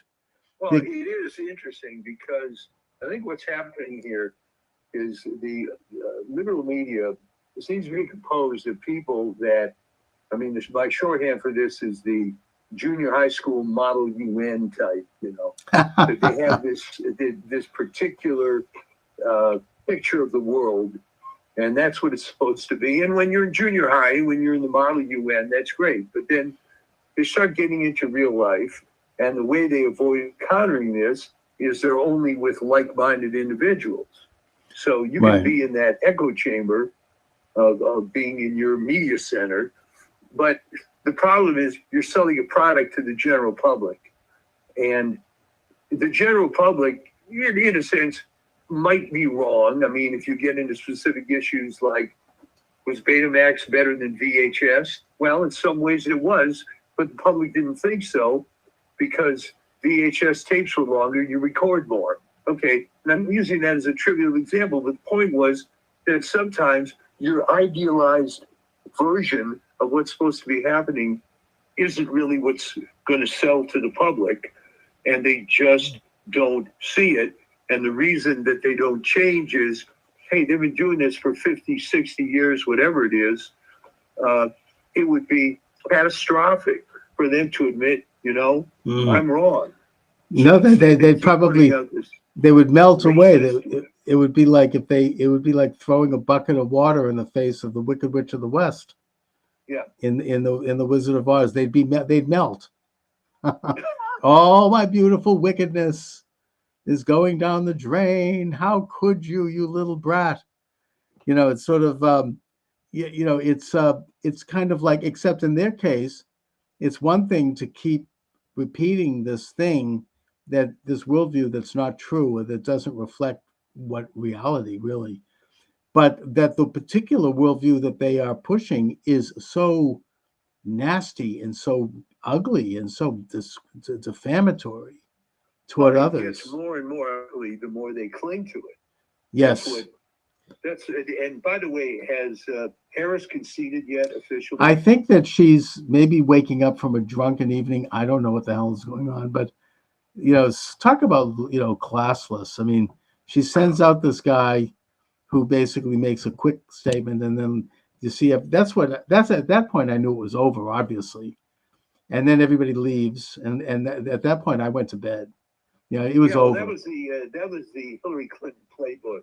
But I ended up watching Charlie Kirk had a streaming thing, which was just great. Oh, sure. I mean, there were these 4 or 5 guys on there that were consulting every possible website and Twitter feed that you couldn't possibly do on your own. Yeah. And getting these updates and being very conservative in some cases with which states they were going to call.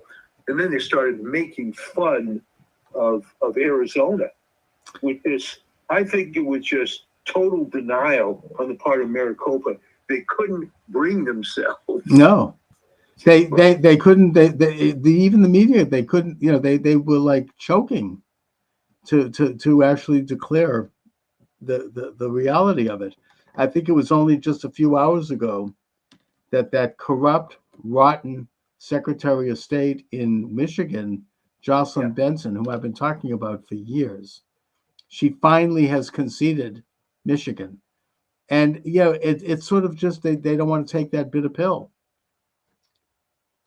No, because you see, they were right and everybody else was wrong, and it was going to work out like this. And it was hilarious to watch it. I mean, it wasn't as funny as 2016.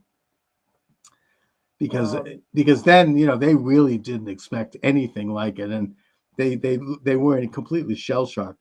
Oh, you're exactly right. Because as much as I hate Hillary Clinton, she did at least have some credibility. Yeah, and I think that was a shock to them. It was a shock to a lot of people. We all were shocked, but this time around, I mean, it was kind of known, and they just looked so morose and so crestfallen.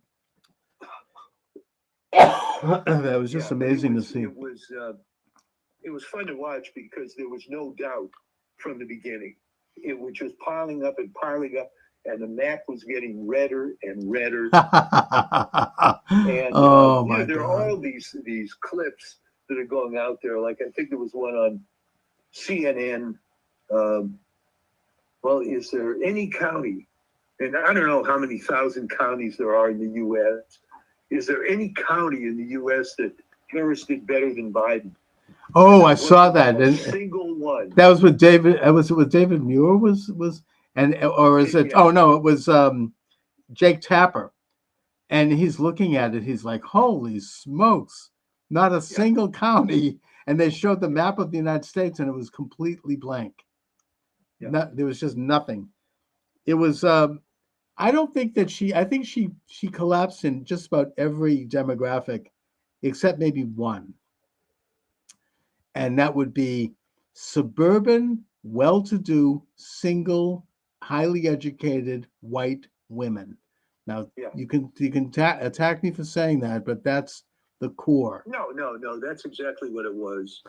Because it's the same mentality, and so this is just tremendous. And I guess RFK Jr. has already come out and saying he's going to dismantle the FDA. Oh which, my of course, God! I've been calling for years. Yes. I can hardly wait. You can do everything the FDA does with a few contractors, and there'd be no politics. So it's it's just It's a beautiful big thing. dawning here. It is. And you know, the other thing I've noticed is squealing about is this is an assault on bureaucracy. And not only are they saying this, I saw a video of this on YouTube. They have them. It's like a talking head thing. Bureaucracy, bureaucracy, bureaucracy, bureaucracy. You know, with each one of them making the exact same Right. statement, like somebody sent this out to them and they got the message. And I say hallelujah, good. Yeah. Throw out the Right. freaking They were bureaucracy. saying that as if it were a bad thing. Exactly. That's- They're so out of it. They just don't see this. I mean, this is what Elon Musk did at Twitter. He cut about 80% of it, and it became better and stronger and more free as a result. Probably more profitable too. Well, So- it just became big and fat, and it was very much typifies a tech company with too much money. So And you they, and hire they must be more shaking in more- their boots because they know that the people around Trump and Trump himself, that they understand this, because these people are business people. Elon Musk was in business. Even JD Vance, I think he was in business. Yeah. You know, I mean, all of them. I mean, they understand what bureaucracy is, and they know how to kind of pare it down and turn it into a more efficient machine. And all these layabouts, all these hacks, they know their days are numbered. They better look for a job because they're going to be out on their backside. Well, and they're completely unrealistic about stuff. I mean, as we had discussed on previous shows, how can you have a job at the LA Times and quit thinking that there's going to be another media job waiting for you? That's right. Those are plum jobs, and Yeah, they're I they're mean, disappearing anyways. So what's the upside? Okay, and you're gonna start taking out a Substack column, and you're going to be all bitter about how you were forced out. You know, it's sort of like a riff on Colin Kaepernick, right? Right. He was offered a couple of deals, and he didn't take them. Everybody forgets that, you know. Mhm. He just decided he was going to make more money being a professional race baiter. Yeah. So, Yeah. Good luck to these people that left the Washington Post, LA Times. There's no upside. No, and if That they can, industry is done. And what's going to happen to MSNBC with Joy Reid talking about it was all racist and fascist and everybody in the country is wrong? no, they're going down the tubes. I mean, this whole, you know, on one hand, it surprises me that they're still using that argument because it obviously failed them, and it's insulting and it's denigrating to about, you know, pretty much most of the country. Yeah. And yet they're doubling down, and they're gonna end up. But that was, I figured that would happen again Yeah. based on what was going on with the movie industry. And all these videos of Amanda Stenberg and Rachel Zegler around, Mhm. you know, it's all the fans, and the fans are negative, and we produce all this great stuff, and they should love it, and it's garbage.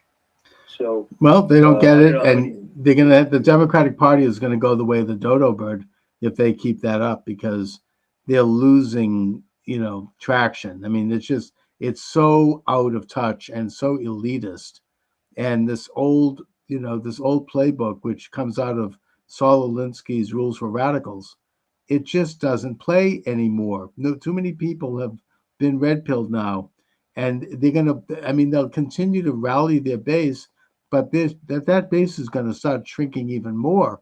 You know, they lost this election in a bigger way than you can imagine, and they're going to continue to lose if they keep that up. If they don't reform the Democratic Party and get rid of that kind of woke, hostile fascism, and they don't get rid of lawfare, they don't get rid of censorship, they don't get rid of goose stepping, you know, attacks on their opposition, then they're going to be extinct.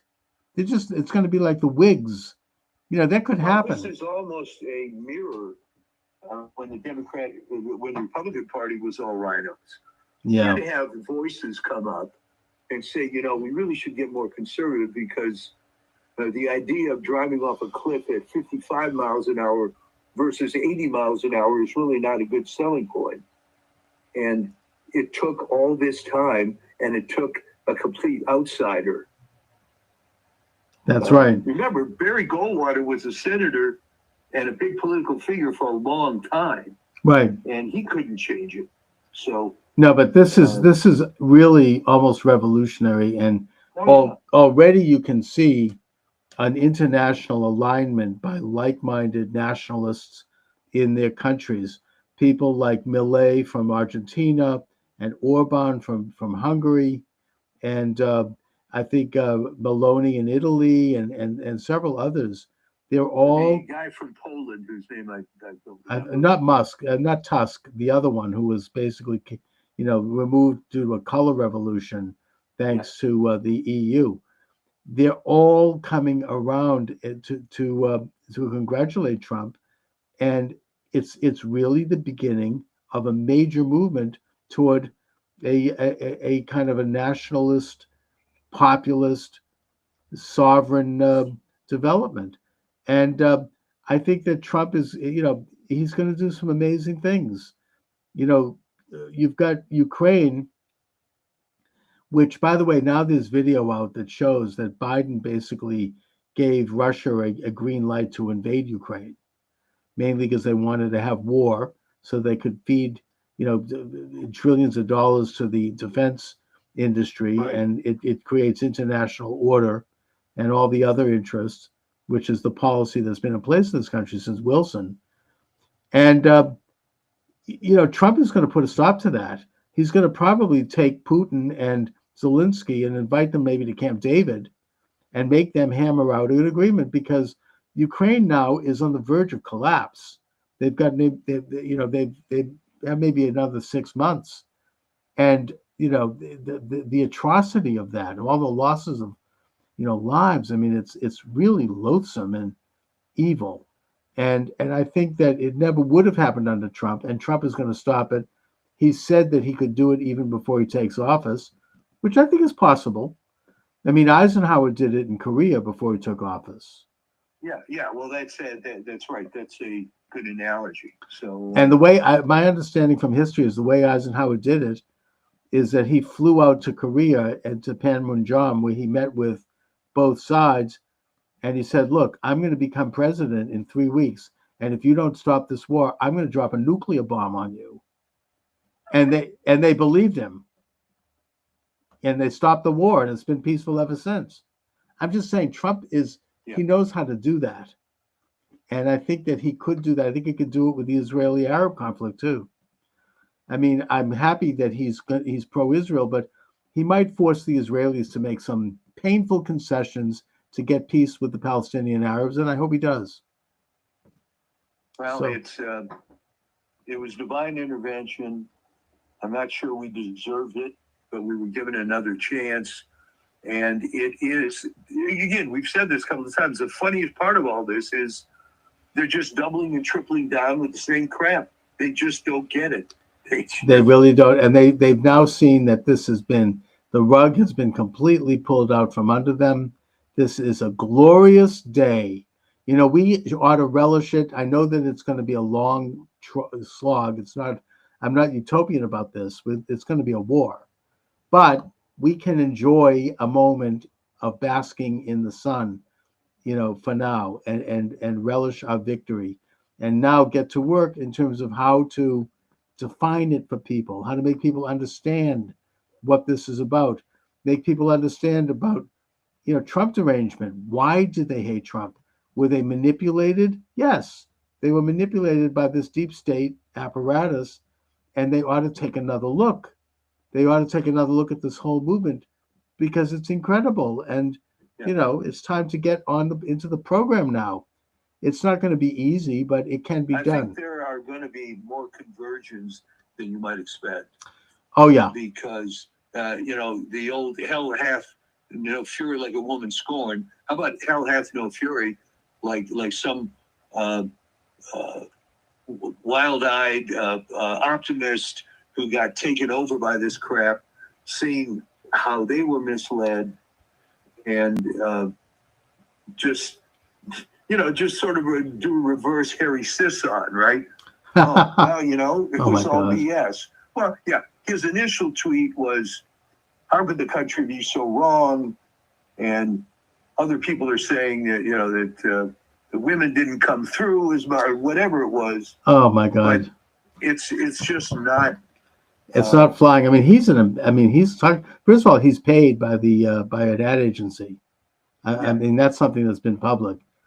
And in fact, it's now being said that the Harris campaign was literally paying people to go to those events.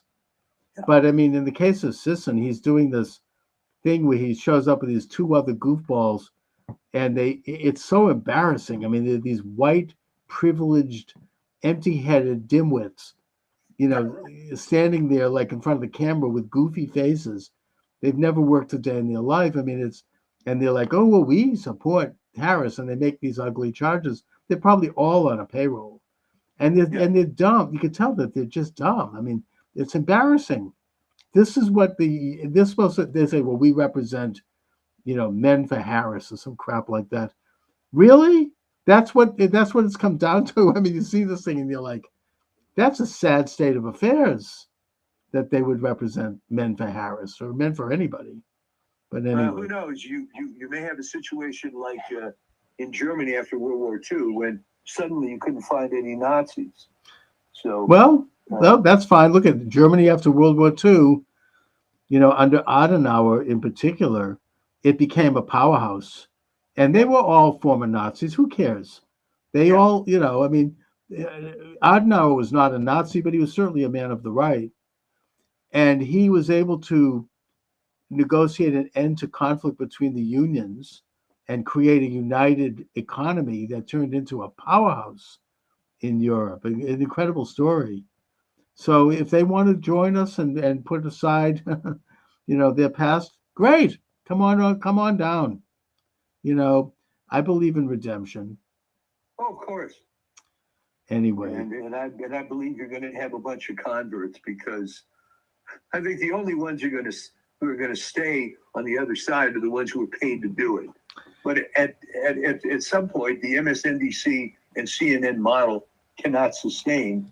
They're only around because of the old cable system, but that's falling apart. No, they've lost the momentum, and it'll be interesting to watch what happens to them, because they're not going to be able to sustain that, not any longer. I mean, they barely were before, but now this is a big blow to them, and we'll see. I mean, remember the way that it worked was 80 million cable subscribers were paying so that 400,000 people could watch CNN. Well, I mean, they got certain deals, like they were piped into all the airports. Yeah, and which stuff you like don't that. see that much anymore. So, well, good. I mean, you seem to be in a much better mood. Oh, totally. I mean, who isn't? This is a great day. I mean, I'm exhausted. I was up late and I, just stressed out. And I'm sitting there in a stupor on my couch, eating pistachio ice cream. And all of a sudden, something happened on the TV, and I said, "Wow!" And I sat up. I think that it was when I don't know, one of them said something, and I think one of the big states came in, and I was then riveted, and you could just see the whole thing unfold. So I think, like a lot of people, there was like a moment where you realized that you'd crossed the Rubicon, and that they were not going to get away with it, and that the election was going to happen fair and square. And Trump, of course, came out with his beautiful family, and he gave an eloquent speech. And, I think that I think you've said that Trump has been somewhat humbled, maybe after having been shot, and that, he's becoming molded into just a great statesman. It's just an incredible thing. Anyway. Well, good. We can all All right, Mike. going to be exciting times now, Indeed. and not the least of which is that you seem to be in a positive mood. So Oh, totally. Totally. don't lose that. No, no, no. I mean, I'm very optimistic. I really feel very, very, I'm just absorbing it and I'm basking in it. And I hope that everyone is, including people who didn't like Trump. You know, we all want to see things work out well. I think that everybody's relieved that it was not close, even whether they admit it or not, because then we would have had Mark Elias there with his team of lawyers, and they would have been dragging on week after week. And the liberals were talking about doing that, and they can't do it. It's too late. You know, he got the popular vote, for God's sake. I mean, not just the electoral. Plus Congress. And, he won the popular vote, they said, by at least 5 million. And then, of course, it's all falling apart. Don't forget, people say, well, wait a minute. How is it possible that he got that Biden got 81 million votes? Well, he didn't. That's right. He didn't. All of a sudden, what happened? They just evaporated. And yeah, it is falling apart. And also, the fact that Trump got such a large popular vote shows that those votes came from the so-called blue states. They came from New York. They came from California, from Massachusetts. Yeah, well, you know, I was waiting for Massachusetts to go red. But No, that's not. happen. That's not. I don't. There's not much hope for that. No, But but they didn't lose these classical blue states by all that much. I think it was New Jersey by 3. I mean, they almost Trump. You know, they held on to Minnesota by a thread, and New Hampshire too. So you know, they didn't. I mean, they lost steam in every single state, maybe except Vermont. You know, I mean, and the District of Columbia. Other than that, they barely held on, and that's why the popular votes there. Both houses of Congress are going to be Republican, which means that little Jamie Raskin is going to have to put away his impeachment filings. Right? I mean, he does. Yeah, he was talking about this one with Bill Maher. Impeachment. We're going to not certify the election. That's all out the window. Ain't going to happen. Thank God. So, and I think that most Americans, including most liberals, are relieved. It's just so miserable. The lawfare agenda is dead. The censorship agenda is dying. It's not completely dead, but we'll see. You know, all of it is going. It's disappearing. And if the Democrats don't learn that they need to move into a new way of thinking, they're going to be dead too. So anyway, Mike. All right, well, great. I mean, it's like night and day with your mood here. All right. So great talking to you. I hope you get your. We'll get the power on. Yeah, here. get your power back. And we will talk to you soon. All right, take care. Thanks. All right, so that was Michael D. Shaw coming in by phone. He's having some kind of a power outage. And I've said what I've had to say. I mean, I've been taken off of TikTok for some reason. I don't know what I said that offended them, but whatever. I appreciate y'all joining me today. I'll give out the number one more time if you'd like to call in, 508-637-5596, 508-637-5596. And or you can text me or chat me, as it were, on Rumble, which is the flagship station. That's rumble.com, Charles Moskowitz. My books are available at Amazon Books. Just put my name in the server, Charles Moskowitz, and you'll see a bunch of books come up. That's how I sponsor the show, with my books. So all I can say is God bless America. Thank God it's a new day. It's a new day in this country, a day of sunlight and hope and goodness. Anyway, thanks for joining me, everyone. Have a great. Welcome to the show. Charles Moskowitz here, live streaming on all the usual live streams and downloading on all the usual podcast sites. I'm in the process of expanding my live stream numbers, only in that there are all these wonderful live streams that work independently, but I can't figure out how to get them to work yet with my system. I am clumsy when it comes to these matters, but I would just mention to anyone listening that if you know how to do these things with live streams, I'll pay you. Contact me. Send me an email. I want to hire you. I need help figuring this out because there's all this opportunity. And I do think that now, as we enter into the glorious age of President Donald J. Trump, 2.0. yes, we're going to see a reduction in censorship at last. So I want to be ready and to hit the ground running on that. I am already thinking about really launching a weekday regular show with calls and all the things that I wanted to do before the censorship regime kicked in around 2018, just before the pandemic, Yeah. when suddenly I was taken off YouTube and all that. But I think that already I'm seeing positive response. Already there's a loosening up and everything looks like it's a go. You know, things are looking very, very good. I'm feeling giddy, actually. Well, I More think than- what's happening, Chuck, is that the 25% of the lost audience of CNN and the 50% of MSNBC has all signed up on your channel. You know, that they've lost a huge audience. I don't know if you saw this, but even like the left-wing podcasters and YouTube channels, like David Pakman was quoted in an article in the Gateway Pundit. He noticed that right after the election, he lost something like 25% of his subscribers. Oh, that was glorious watching that video.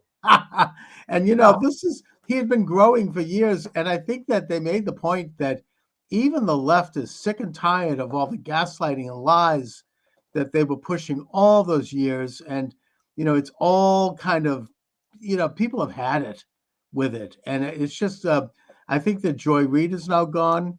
My understanding is she just deleted her entire Twitter X account, and you know, they don't know what to do with themselves. I mean, it's just it's all falling apart. They can't. Apparently, MSNBC is up for sale, and they can't get anyone to buy it.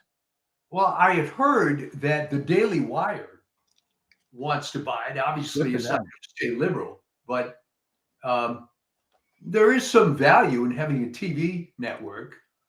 Not the value there used to be, but that David Pakman thing was great because if you watch the video, he was figuring out in real time what was going on. First, he said, you know, maybe it's just a tech glitch, or maybe a couple of people subscribe. But then toward the end of it, he was beginning to see that if you keep lying to people and telling them all this dire crap and it doesn't come true, then it's going to fall apart. And what's going to happen after that, remember, this is just news media. But the people that were really lying to you, where it really affected your life, unfortunately, was public health. Oh, yes. And, you know, I've heard rumors that RFK is going to be the head of the EPA.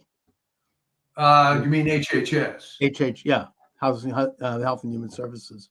Well, which it's. I mean, and he's been talking. I mean, he's got a channel where he's like, I'm going to clean this place out. I'm going to. We're going to get to all the toxicity that's put in food, the pushing of vaccines unnecessarily, and you know, he's one of America's preeminent environmentalists, and he's got guts. I mean, he's a very successful lawyer who's had lawsuits, won many lawsuits against drug companies and against all of these people.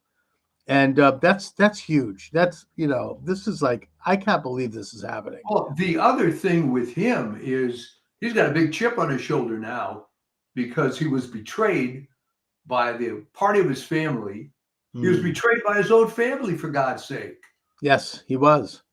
And yeah, he does. And, you know, he's on the right side. He's probably a lot closer to where JFK and where his father would have been had they been over there alive today.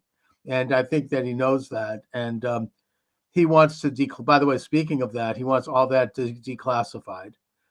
And Matt Gaetz, He's going to declassify Diddy tapes and all that crap. Epstein. Oh my God, that's why they're going into a frenzy right now against him. But that's Trump needs somebody like that. I mean, in his Oh, first yeah. term, he had like Jeff Sessions. The guy was like a noodle. I mean, he didn't do anything to help defend Well, Trump. he gave, it's funny. My wife was mentioning Jeff Sessions, Yeah, and I explained to her, reminded her that he got the gig because he was, to his credit, the first senator to endorse Trump. right. But that ends up being pretty thin gruel, unfortunately, Mm. because the guy turned out to be a lightweight. Right. Some good old boy that just kept getting reelected in Alabama. And Yeah, and I think Trump, and then of course Bill Barr was worse. He was an outright traitor. I mean, Yeah. he actually lied to Trump. Oh yes, we investigated the election and we found nothing.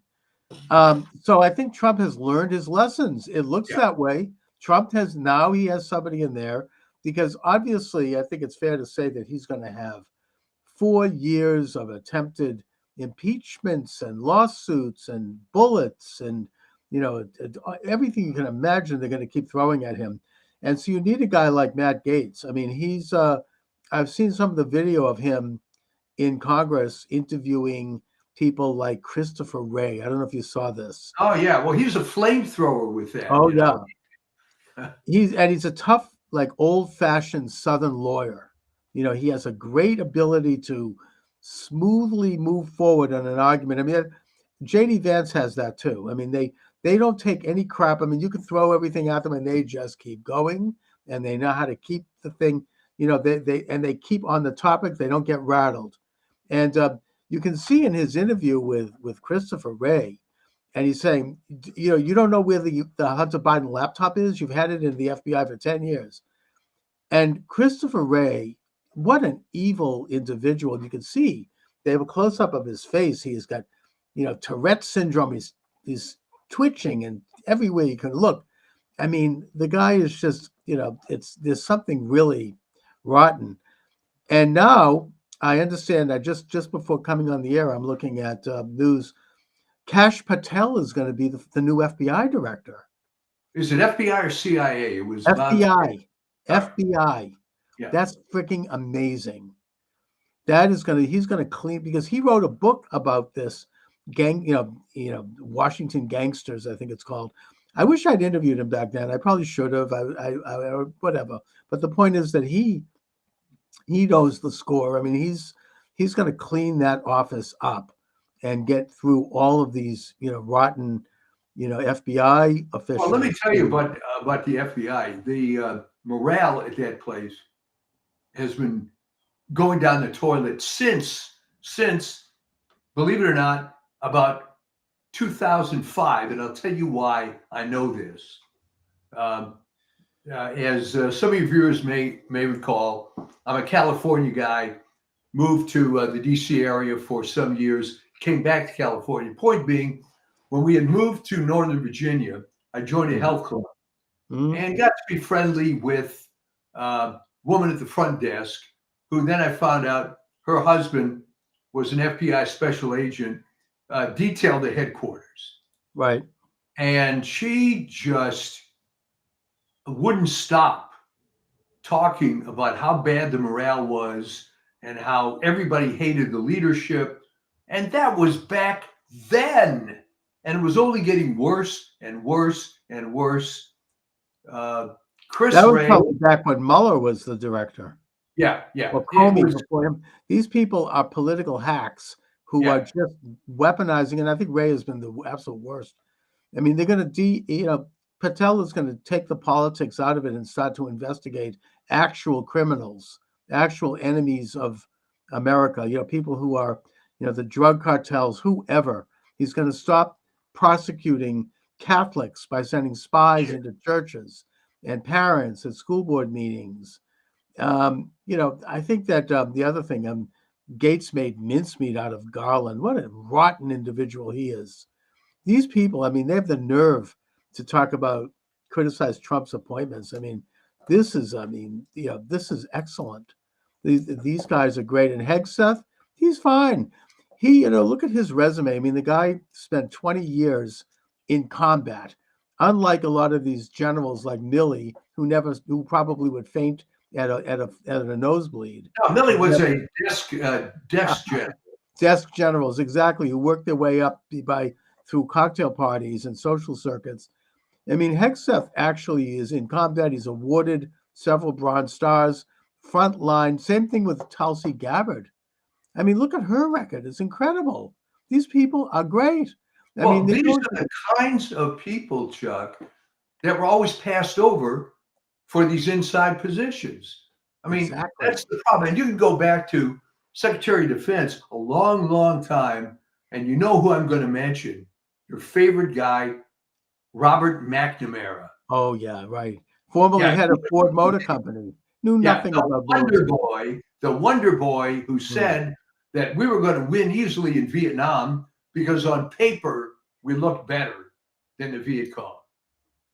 And this moron, it took him to, people can call in and tell me the exact date, but literally 6 months before he died, for him to finally admit, gee, I really screwed up.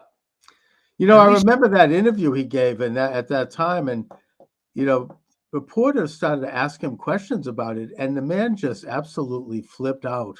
He was screaming at them. I mean, he's filled with such remorse and such guilt. I mean, he's responsible for, the blood on his hands of just these stupid policies and bad decisions in a war that we either shouldn't have never been in, or we could have won it in a matter of maybe a year. And just, it was really a pathetic, rotten. I mean, and these guys, I mean, they're all, even Lloyd Austin, who is right now Secretary of Defense, and who's a relatively good comparatively to most of them. He was he like CEO of Raytheon or something? I mean, he wasn't like, I mean, he's a general, I think, but it wasn't from war. I mean, it was more like another one of, I mean, I suppose we could even go back to Eisenhower, I guess. Never really was actually. In fairness, Eisenhower was basically a desk general. He was. And, let's face it, he became, quote, a hero because of the way World War II worked out. But he was promoted way over MacArthur for the only reason that he was able to kiss a lot of FDR butt. And MacArthur was the real McCoy. Yeah, I mean, MacArthur. He was when he was in the Philippines, and they lost the Battle of Manila, and then they were in the Corregidor, in retreat. He didn't want to leave. He was like, I'm not going. I'm fighting. Eventually, FDR had to personally call him in the Philippines and order him to leave. Yeah, I mean, that's like that's tough. I mean, he was a tough guy. Yeah, and of course, my late friend Vin Lewis. Always what he referred to when Harry Truman fired MacArthur, he referred to it as the original Revenge of the Nerds.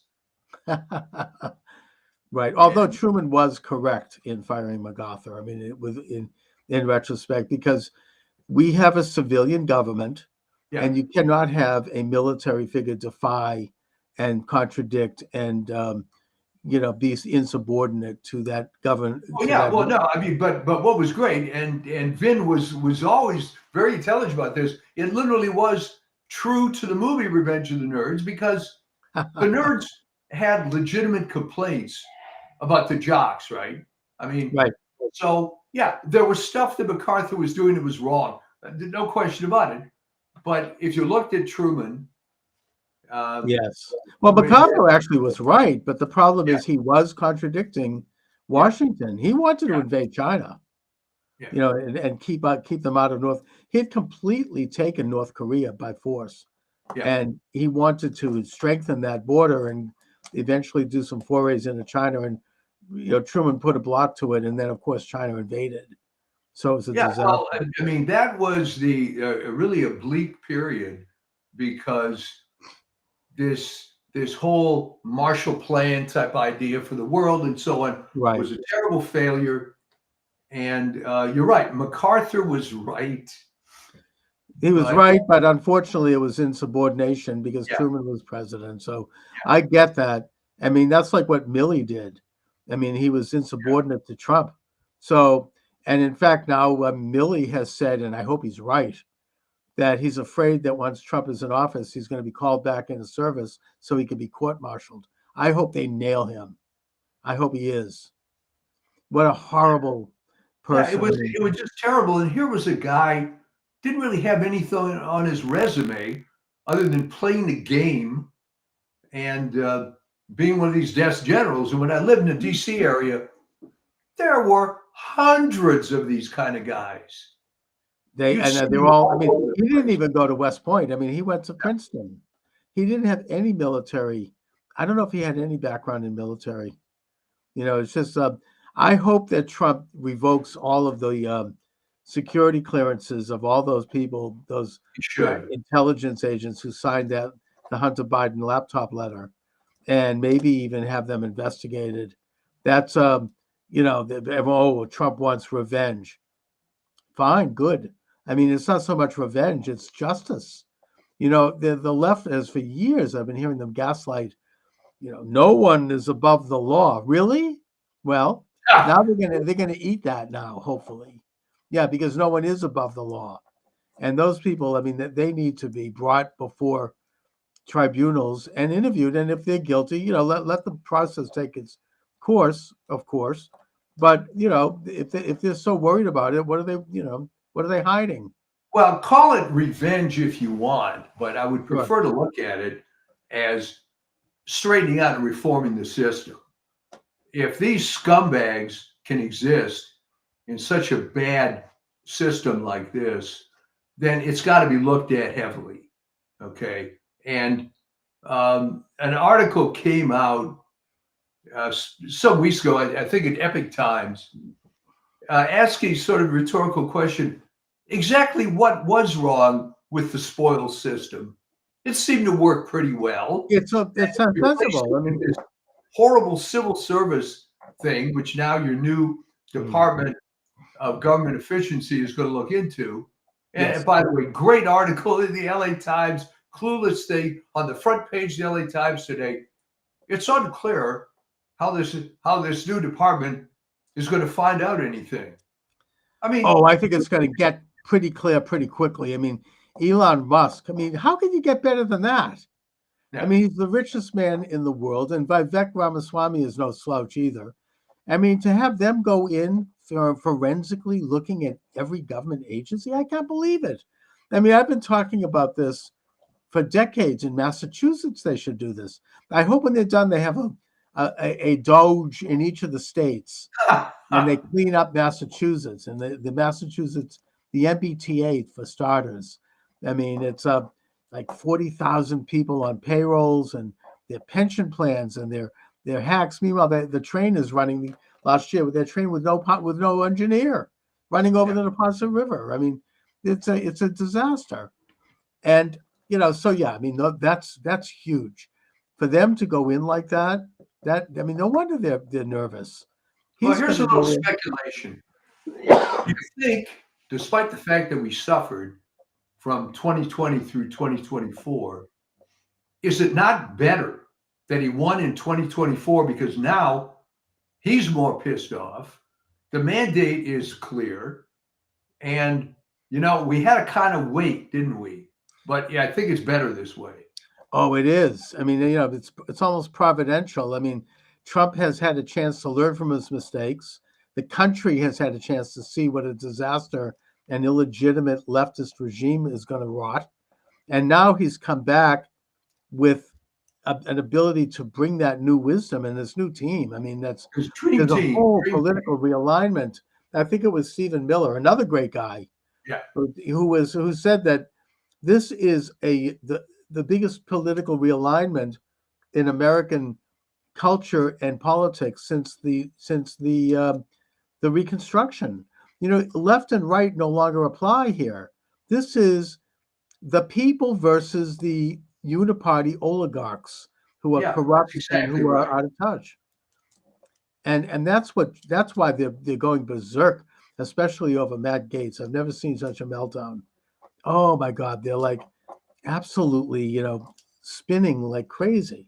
The funniest Matt Gaetz that I saw was Lisa Murkowski tweets yeah. out, he's not really a serious candidate, blah, blah, blah. Well, that's really big talk from that broad, right? She was Frank Murkowski, who was the governor of Alaska's daughter, Yeah. and he appointed her just as some young woman that from out of nowhere to become a senator. And Yeah, talk about legacy. I Right. mean, they and I don't even think it's going to matter because they have there's 3 extra Republicans senators. I think it's 53. They're trying to take McCormick out in Pennsylvania. That's not going to work. They got Mark Elias doing like a rear guard election steal over there. He wants what to. a scumbag Bob Casey turns out to be. Oh my God! And he wants to recount ballots that already the state court twice or 3 times has said are not valid. We're talking about ballots of people that aren't even residents of the state. Right. So yeah, that's not going to work. But they're trying to do something. I mean, so they've got 3 senators. They probably have at least a half a dozen senators who are going to be up for re-election in 2 years, who are probably not going to be so quick to oppose the Republicans, Yeah. and who are going to go along. It's not good that Thune became the Senate majority guy. I mean, that's the way it goes. But I think that he has gone on record as saying that he supports President Trump's request for recess appointments and for recess so that they can appoint people and not have to wait a year to get My someone in hope office. is that Thune is not going to be as bad as everybody thinks. Yeah. I believe that he's had a bit of a transformation. Maybe he got in there because McConnell was able to force this secret ballot nonsense. But I think if he wants to make a name for himself and not go down as another one of these crummy South Dakota senators, Right. that he had a chance to do something right. Well, So- Thune started out when he went in as his whole calling card was that he was an evangelical devout Christian, which is good. Yeah. Then he kind of lost his bearings, I think, after 3 terms. They get corrupt. Pretty soon he's become another one of the good old boys. He's like giving, garnering favors, and he just sort of lost his soul a little bit. And Well, I that think was unfortunately, Chuck, the 17th Amendment problem. That the worst part of direct election of senators is that you get Joe Biden and John Thune type guys because right. it's And Ted always Kennedy. dominated by the small states, right? South Dakota has 300 people in the whole state. So it's fairly easy to cater to a sector of that. What Daschle did, by the way, Oh when yeah. he was in forever, was that he got very chummy with some Indian tribes, and that was it. All right. Biden's success was a couple of unions, the credit card guys in Wilmington, Yeah. and he was in forever.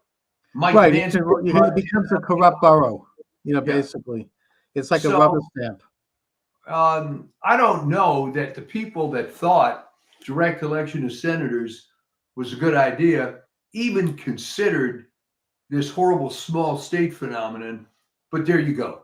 All right. Yeah, I mean, look, it was a terrible idea. Basically, it took power away from the states, and the senators, rather than representing the states and their legislators, they represent the federal government. I mean, it's become like Trump has put revolutionary proposals in place.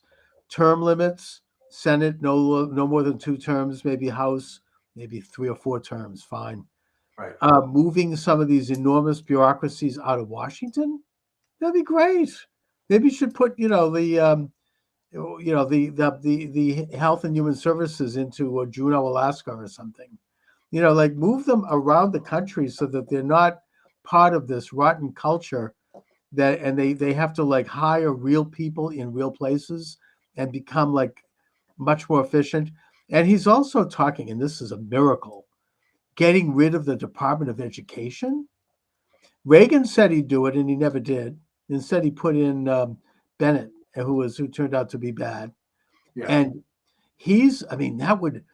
getting rid of the Department of Education and just putting in a couple of national standards for school boards to follow in exchange for federal dollars Well, such you're right. I mean, it's never been explained to me. Just because you have a list of standards that schools have to maintain to get federal aid, why you need a department with 34,000 employees? Oh, it's a whatever, gift to the teachers do that. unions. They've been pushing for that for over 100 years. I can just hear the late, great Dr. Samuel L. Blumenfeld, my mentor, in his grave talking, smiling. I mean, he wrote a whole shelf of books on this topic. I mean, it's just a rotten, it's put in place by Jimmy Carter because they wanted to help elect Carter, and it was a political favor. And it has corrupted the system ever since. It is all about DEI and gay rights and nothing else. Yeah. It's nothing to Jimmy do with Carter was the gift that keeps on giving. I mean, it's. Oh man, if they get rid of that, we're going to see finally a return of education to the school boards where you have parents who are elected. I mean, the reason here in Boston that Mayor Michelle Wu is not allowing for the direct election of the school committee. It was taken away during busing because there was so much contention. It's because she doesn't want people like, I don't know, me running for school committee. People who've had a child graduate Boston Public Schools like I have, who actually can go in there and take a look at the curriculum, take a look at the budget. Doesn't want that.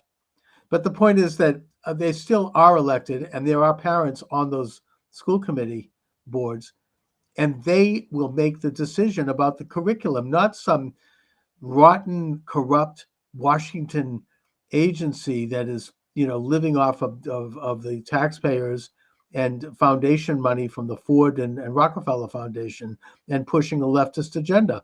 Now, if they want to be leftist, fine.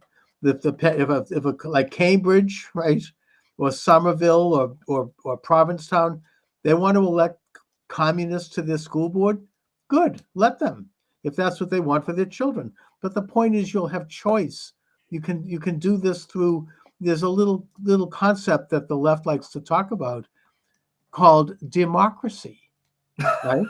There are democratic principles, and it's what Trump is doing is. It's just, he really is on a roll. I mean, this is downright revolutionary. It's just I can't believe it's happening, and it is happening. And not only that, but if God forbid Trump is somehow taken out, he is setting up enough of a structure that it's going to continue, between all of these people who are now going to be in the government, like J.D. Vance and like Kennedy and Musk and Tulsi Gabbard and Kash Patel and all the rest of these people. It's going to become a juggernaut. It's not going to matter if ultimately, well, it does matter, but I'm just saying they won't be able to stop it.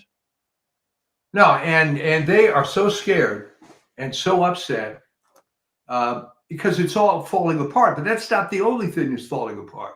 Look at the incredibly stupid failed campaign of Kamala Harris, where I think if you play the tapes back, you will find me saying stuff like there's no talent on that side, and they think it's still 1950. All right. Apparently, they thought it was a great idea to spend a lot of money on celebrity endorsements. Yeah, like millions of dollars. They gave $1 million to Oprah, which she lied about when she was chased down the street by a reporter. She was confronted, and it was a stupid lie. Well, they didn't give me $1 million. They gave it to my company. Right. Okay. Beyonce got $10 million. I mean, these are donations from people who wanted to support, a political candidacy, not to give to Beyonce. And it was all flat. They had to do it because nobody would show up to hear her. She was so horrible. They were paying people to go to these rallies. Yes. And then they had these guys like that numbskull Sisson, that white kid on Twitter, on TikTok. He was being paid by a public relations firm, to do that. He was on a payroll. Yeah, he was completely phony. He didn't care. Yeah. Trump didn't have to do he's that. ever made. So he'll say what they tell him to say. Of course, he's an employee. I mean, it's really awful, and now they end the campaign with $1 billion spent, $20 million in debt, and she's still raising money to try to cover the debt. Trump maybe was trolling, I don't know, but he said, "Well, I'll tell you what, we'll retire her debt by my campaign. I'll just pay for it because I don't need the money anymore. I'm in office." But I don't know if they took them up on that. But really, really bad. I mean, one of the worst. And now they're all like at each other's throats, trying to blame everybody. And Well, here's another conspiracy theory, according to, if you want to believe Nancy Pelosi, right? oh my God. That she claims, and remember, she's a lies 9% of the time. Oh, She yeah. claims that the Democrats wanted to have an open primary, but Joe came out and endorsed Harris as a deliberate way of torpedoing everything, because then they couldn't go against that, apparently. I think there might be some truth to that, actually. Well, I mean, there's no doubt about it, absolutely no doubt that Joseph Biden voted for Donald Trump. Oh yeah, and his wife, she His was wife. dressed in like red clothes that day. I mean, Yeah, wearing this MAGA outfit. I mean, come on. All right. I've never And- seen him look happier. He hasn't looked that good in years. He's smiling from ear to ear. I mean, he met with Trump. He looked like relaxed. He's like, yes, Yeah. finally. I mean, they despised her. And I mean, she called him a racist and a pedophile to his face during one of the debates. And then you see during Memorial Day, she's sitting there in the stands with Jill Biden. And you could just, it looked like she was about to get up and like it was just really brutal. So, I mean, these are all sort of like the whole thing is just crumbling and everybody's like pointing fingers and they don't get it. They don't understand why they lost. They think that it's not her personality, it's the issues. She did better than Biden probably would have done. I mean, the whole administration was obviously not legitimate and it was corrupt. Opening the southern border, right? I mean, hamburger at McDonald's, $15, just World War III on the verge. What do they have going? I mean, castrations and hysterectomies for children. I mean, they've got nothing other than those things. What? I mean, maybe, but he's made many accomplishments. What? He lowered the price of the EpiPen. Okay, fine. It's like, good. I'm glad he did. Very small potatoes. I mean, it's like this is it for 4 years. It's like, really? It was just too bad for everybody. He should have quit while he was ahead. Right. He was able to get away with 50 years of corruption. He could have retired You couldn't let go. to the beach, and that would have been it. Yeah. But No, it's old-fashioned hubris. I mean, people think they're indispensable, and they get drunk with power. It's happened. It's happening around the world. I mean, it's happened throughout history. Where you have these new political figures, these young guys usually, who come up and they're reformers, and they're going to take over the country. They get elected with a huge popular vote, and then after a few years, they start to enjoy the perks of power, and they eventually. They're not going anywhere. It becomes as bad as anything. They're there for life. People get I drunk. heard of a guy named Julius Caesar. I think you're describing his biography. Yeah. I mean, it's an old story. Yeah. You could look at the kings of Judah, like Yeah. that. I mean, it's just an old story. I mean, this is why, you want to get biblical about it, why the prophet Samuel warned the children of Israel not to have a king. Yeah. Right? I mean, there's a fantastic speech in the book of, I think it's in the book of Samuel, where the people come to, we want to have a king like all the other countries. And he's like, fine. He's going to, your daughters will be made into prostitutes. Your sons will be sent out to war where they'll all be killed. Your property will be seized. It goes on this long litany of what's going to happen. Yeah, that's what we want, right? But the people, we don't care. We just want a king. We want to have somebody to look up to. I don't know. It's like a psychological thing, I guess. But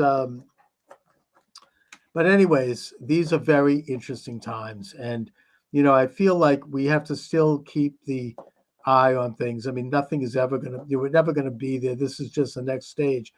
Our job, my job over the next years is going to be to try to articulate the reasons why this administration is in place, what they're about, why they're important, to try to educate people as best as I can to make the most out of this. And also the one issue that I hope that Trump doesn't overlook, and I understand if he does, because he's received this incredible mandate. And by the way, just a little side, not to digress, but all those states that signed a compact to do an end run around the electoral college, right? Because they said, oh, we're going to only give our electors to the winner of the popular vote. They're all going to have to give their electors to Trump, including California. All the electors will have to go to Trump now because he won the popular vote. And apparently they're still counting and he's growing. So, but the point I wanted to bring up is that we cannot take our eye off the ball with regard to election corruption, with regard to election integrity. They did try to steal it again. There was so many Kerry Lake. Kerry Lake, exactly. That's obviously stolen. I mean, I think in Wisconsin also they stole it from Hovde. Yeah. He's shown how this happened. So yeah, they are still trying. They still have this incredible infrastructure that can steal elections on the state and national level. And they did the reason, frankly, why Trump won is because he learned the lessons of 2020, and he saw the example of Glenn Youngkin in Virginia. Glenn Youngkin was able to and he went up against the real left establishment. I think it was, what's his name? He was a McAuliffe, right? Clinton guy. I mean, these are entrenched powers. And he came up, he had never held office before. He's a wealthy guy, I think he's a Wall Street guy. He got thousands of volunteers to work the voting booths, to stay in the counting rooms, to watch the counting of absentee ballots, to do all of the tabulation checking. And he also had a team of hundreds of lawyers on call.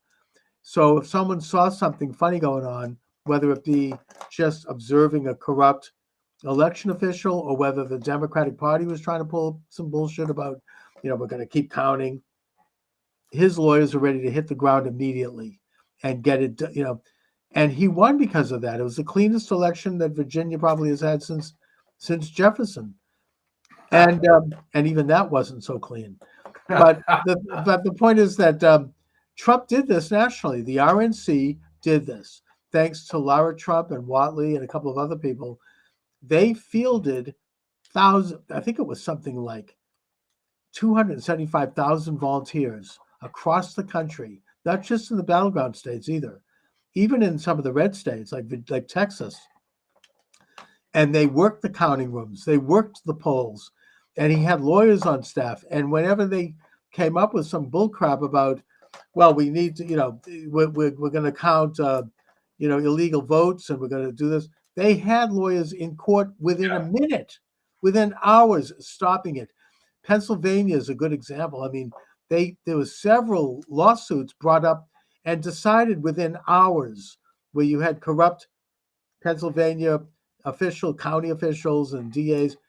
They stopped it, and they did it because they knew they had everything well heeled, well coordinated, and they were able to fight these things. Michigan, they stopped that crap. I mean, they were going to start in again with the white vans. Atlanta, they had it down. I mean, they just, the only place I think where they did kind of falter was Phoenix, but Nevada. I think Phoenix, unfortunately, Kerry ended up being a martyr, but I think that was the last gasp because this guy, what's his name, Richards, I believe. Richer, yeah, Stephen Richer. He's out. That was it. I mean, yeah, but he's talking about corruption. I mean, he's allegedly an R Republican. He's like working with these radical left-wing PACs. These PACs, these political, the NGOs apparently, UN NGOs. Yeah. All left-wing are trying to, they're out there. You didn't have like Zuckerberg write a big check this time. You didn't have the big money coming in this time. But the point is that in the broader sense, the whole system still has to be overhauled. It's been brought up that the states that Trump won were states that had voter ID, and the Yes. states where he did not win are states that don't have voter ID. There's a map that can show this without exception. This is this is crazy that they don't have voter ID. I mean, there's no excuse for that. They don't have it because George Soros created this turf group back. I think it goes all the way back to the Bush Gore race. I think, but maybe not that far. Called the Brennan Center, that basically decided that the way we're going to fight voter ID is that we're going to claim that it's racist, which is absurd. And the media jumped on that. The establishment jumped on it. And it's interesting here in Massachusetts. I can think of an example. I forget her name, but she was an ultra liberal left state senator who was championing voter ID. And back then it was actually a liberal cause. And then all of a sudden, like overnight, she did a 180-degree turn. Suddenly, oh, no, we can't have it. The point is that they have That to is so reminiscent, though, of the way those commies turned on a dime. Oh, yes. Where Uncle when Adolf Hitler- is our ally Yeah. until he isn't. When Hitler double-crossed Stalin, all of a sudden, I mean, there's a case where this communist guy was giving a speech at like a public rally, and suddenly this guy comes and whispers in his ear. He gives him another speech, and they literally changed everything overnight. And that's how they operate. And I hope that Trump steps up and does the reforms necessary. There has to be voter ID in all 50 states. There has to be paper ballots. The rotten computer, the Dominion, they tried to do it. They had cases in Tennessee, apparently, where you could not vote for Trump. You'd put Trump on the ballot and it would switch over to Harris. Now, people caught that, but the question is, how many people didn't catch it? How many people didn't notice this? It's still there. They have to throw out Elizabeth Warren, my senator, Hiawatha. She was championing this until all of a sudden there's like a 180-degree turn. In 2019, she put up a bill before the U.S. Senate saying that there will be no voter machines because it's, quote, rigged, unquote, and she was right. And they have to bring that back. They have to get rid of the machines. They have to have paper ballots counted on election day. No absentee unless you have a very good reason for it, like you're in the military, or you can show.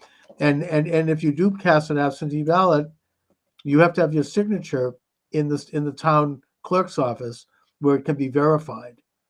And it's just that simple. I mean, this country, it's a disgrace that we haven't done it right. I mean, it's never been right here. You go back in history, it took 100 years to get the secret ballot. When this country, in the early part of the 19th century, people would vote in public with a show of hands, and you could get it hurt. The author James Fenimore Cooper, the author of The Last of the Mohicans, his father was murdered after voting for the wrong candidate at a public forum in New York. And after he left, after voting for the wrong guy, he was hit in the back of the head with a baseball bat and killed. So I'm just saying, I mean, this country has never had it right. It's always been corrupt. The whole, the voter rolls. I mean, Mark Elias fought tooth and nail to stop states from removing bad names from their voter rolls. I mean, what could be more obvious than that? With a click of a mouse, all that information is available. You can cross-check it. There are these guys who's doing this statistical analysis.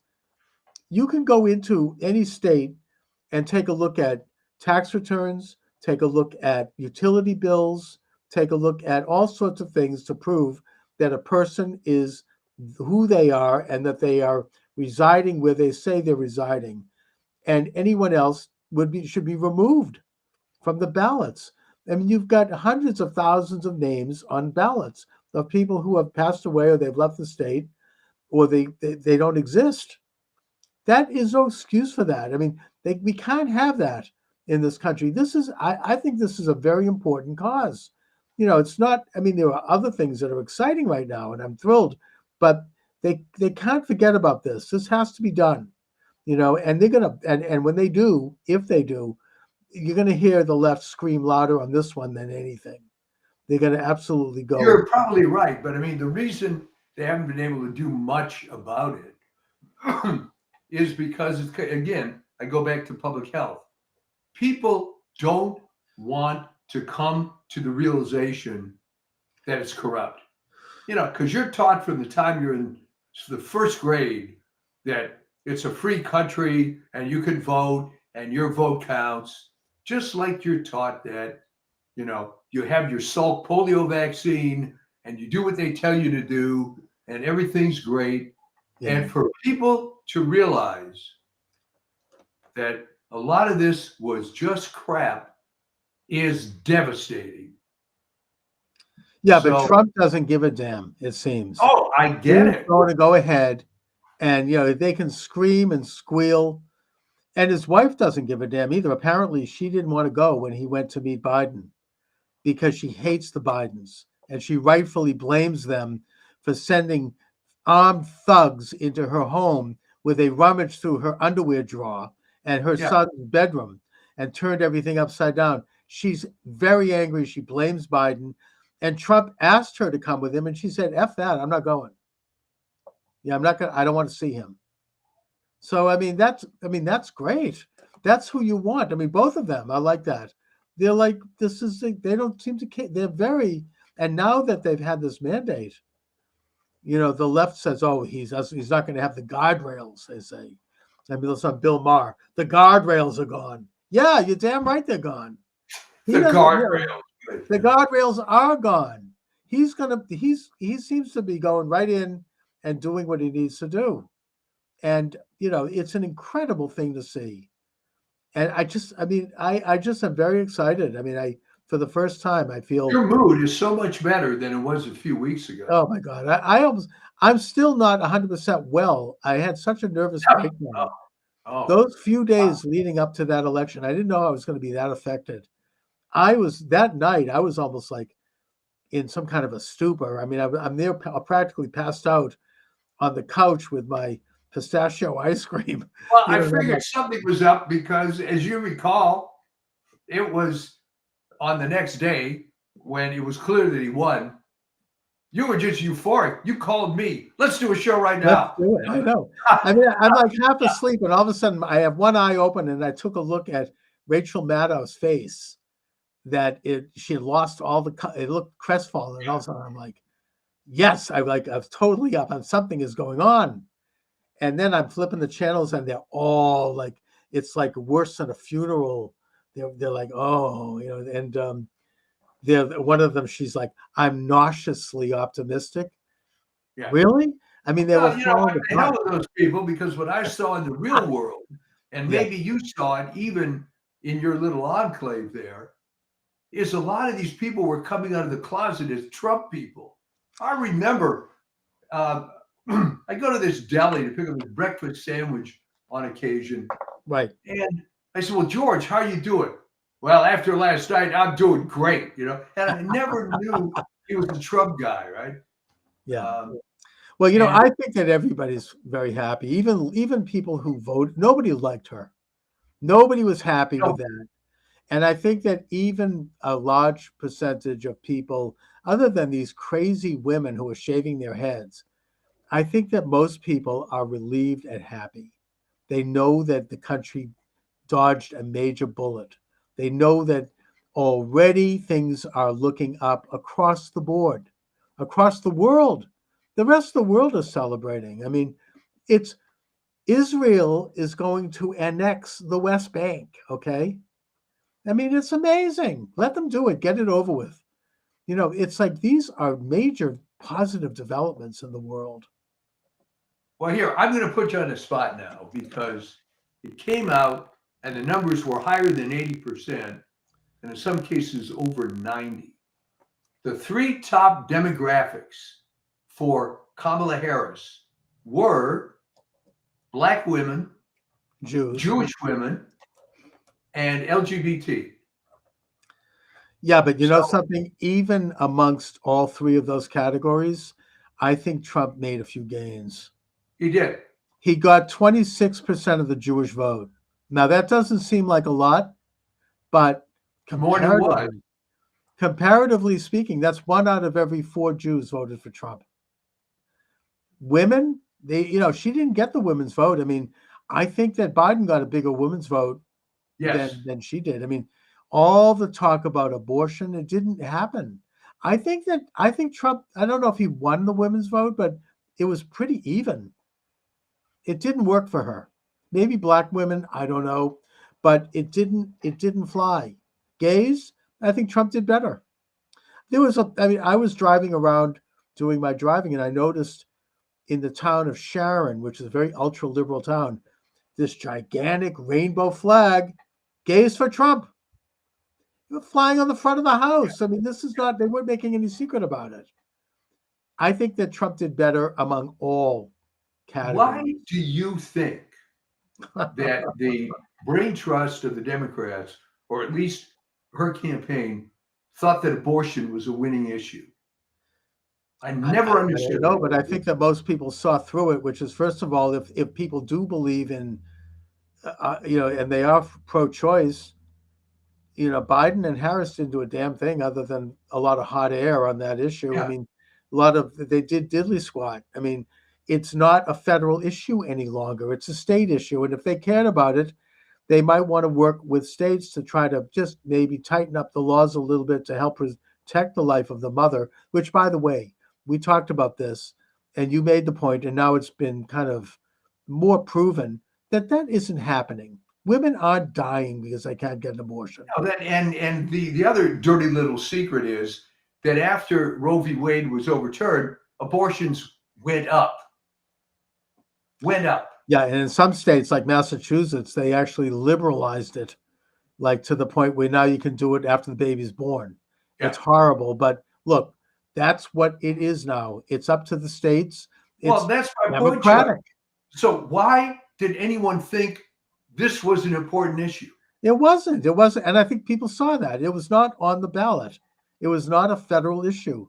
If they don't like abortion or they want to change abortion policy, it's a state issue. And there was some people that maybe they thought they could get revenge against Trump because he appointed conservative judges. I don't think that worked. You didn't get anyone outside of a hardcore base of people who bought into that. People just, and the other thing on this, on everything is there hasn't been any rioting. There hasn't been any violence. There hasn't been any, Right. pussy hat, stuff. I mean, none of it. It's people are happy. They're relieved. None of that. And I don't think it's going to happen at inaugural either. I mean, they just don't have the energy for it. And if they do, if like Antifa comes out, that's not going to help them. The other thing that Trump, and now it's sort of, there were 2 rumors going around. The first one, as I say, it was dropped by Mike Huckabee, the new ambassador to Israel. That Boy, was that a great choice. excellent, brilliant. I think he's tremendous. I think that Israel's going to annex the Judea and Samaria. The other one is that Trump is going to pardon all of the J6 prisoners. J6, yeah. 2 federal judges have now stopped all hearings. The rotten, Garland office is still trying to, arrest people and raid people. I mean, and they're not. It's not happening. The time is ticking away. They only have a few more weeks. Well, here's a little speculation thing for you. What happens to Garland next year? What does he do? He goes around the talk circuit. Well, I tried. I was an old warrior. I did all this. What happens to guys like that? I think that we'll never hear from him again because I think that the far left hates him because they don't think he did enough. Yeah. He didn't jail Trump. He didn't do, why? I mean, I'm listening to Jim Braude and Marjorie Egan on NPR here in Boston. I mean, they're like, why doesn't he, go in? I mean, he should have been put into Rikers Island because he defied that corrupt judge in New York, he defied the gag order. He should be put in chains. No, I mean, he didn't do that. So he's hated by all sides. And he's like I mean, that's just an old, rotten, that's the past. I don't think anything. He'll go to the same place Kamala goes. Nobody will want to hear from these people ever again. Well, They're it's done. interesting because unlike Mike Dukakis, that ended up having an academic career and Yeah. being sort of a somewhat respected guy, those two, you're right. Everybody hates him.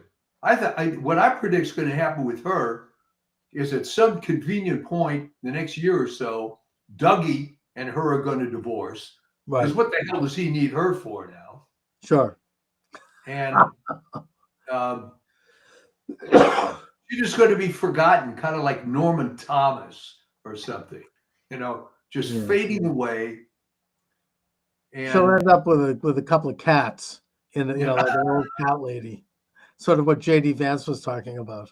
well, interesting that there was maybe non-Californians aren't familiar. Well, Jerry Brown had appointed this woman, and you know where I'm going with this, Rose Byrd, as the Chief Justice of the state of California. Right. And she was a radical leftist who it was a joke. I mean, there were some large number, dozens of death penalty cases came in front of her, and it didn't matter how egregious the circumstances were, she voted no every single time. Right. Let him loose. Yep. She ends up as the former Chief Justice of California, unable to get a job with any law firm. All right. Goes on welfare. Oh my God, really? No, well, she developed cancer, which I Right. think took care of some of the money, and she just died in obscurity. And Yeah, that's where that I think that's definitely a possibility. I mean, these people have they're no, the left will give you, they'll weigh your shelf down with awards when you're of use to them, but when Yeah. you're not, they'll pull the rug in a matter of a minute. You're just oh gone. yeah, absolutely. I mean, these people, I mean, who the hell wants to go? What's going to happen to Rachel Levine? I mean, who the hell wants to hear from any? I mean, but with Harris, I mean, she's so dreadful. I mean, you can't stand listening to her. Nobody liked it. She was the left-wing media people that put her on for softball interviews and who were paid, we now know, to do so, and who did the softest interview you can imagine. They looked like they were ready to slit their throats listening to her talk. It was depressing. She, you walk out of it stupider than you were when you went in. I mean, it's just, it was so bad. Well, that's having a boomerang effect. Also on, for example, CNN. The only reason people even watch it anymore is Scott Jennings is on. Yeah, As exactly. a conservative guy, but he's always on with this Abby Phillips, who's an attractive black woman, Yes. not very smart, because he'll raise these points and she looks like deer in the headlights. And then she's listening to whatever someone's saying in her earphone and then comes up with some comment. I mean, it's all done. And people are going to reflect. This is what's going to happen. They're going to reflect, wait a minute. Why was Harris even elected to anything? Oh, well, Yeah. everybody knows. She worked her way up through the casting couch. Yeah. And then she was like she played the race card, and she just was very manipulative. She knew how to get favors. I understand that Jennings might be the press secretary, which would be great. He's very good. Yeah. So, yeah, I mean, So Trump it's is really exciting times. Yes. It's very exciting, I'm sorry, to watch some of these people crash and burn.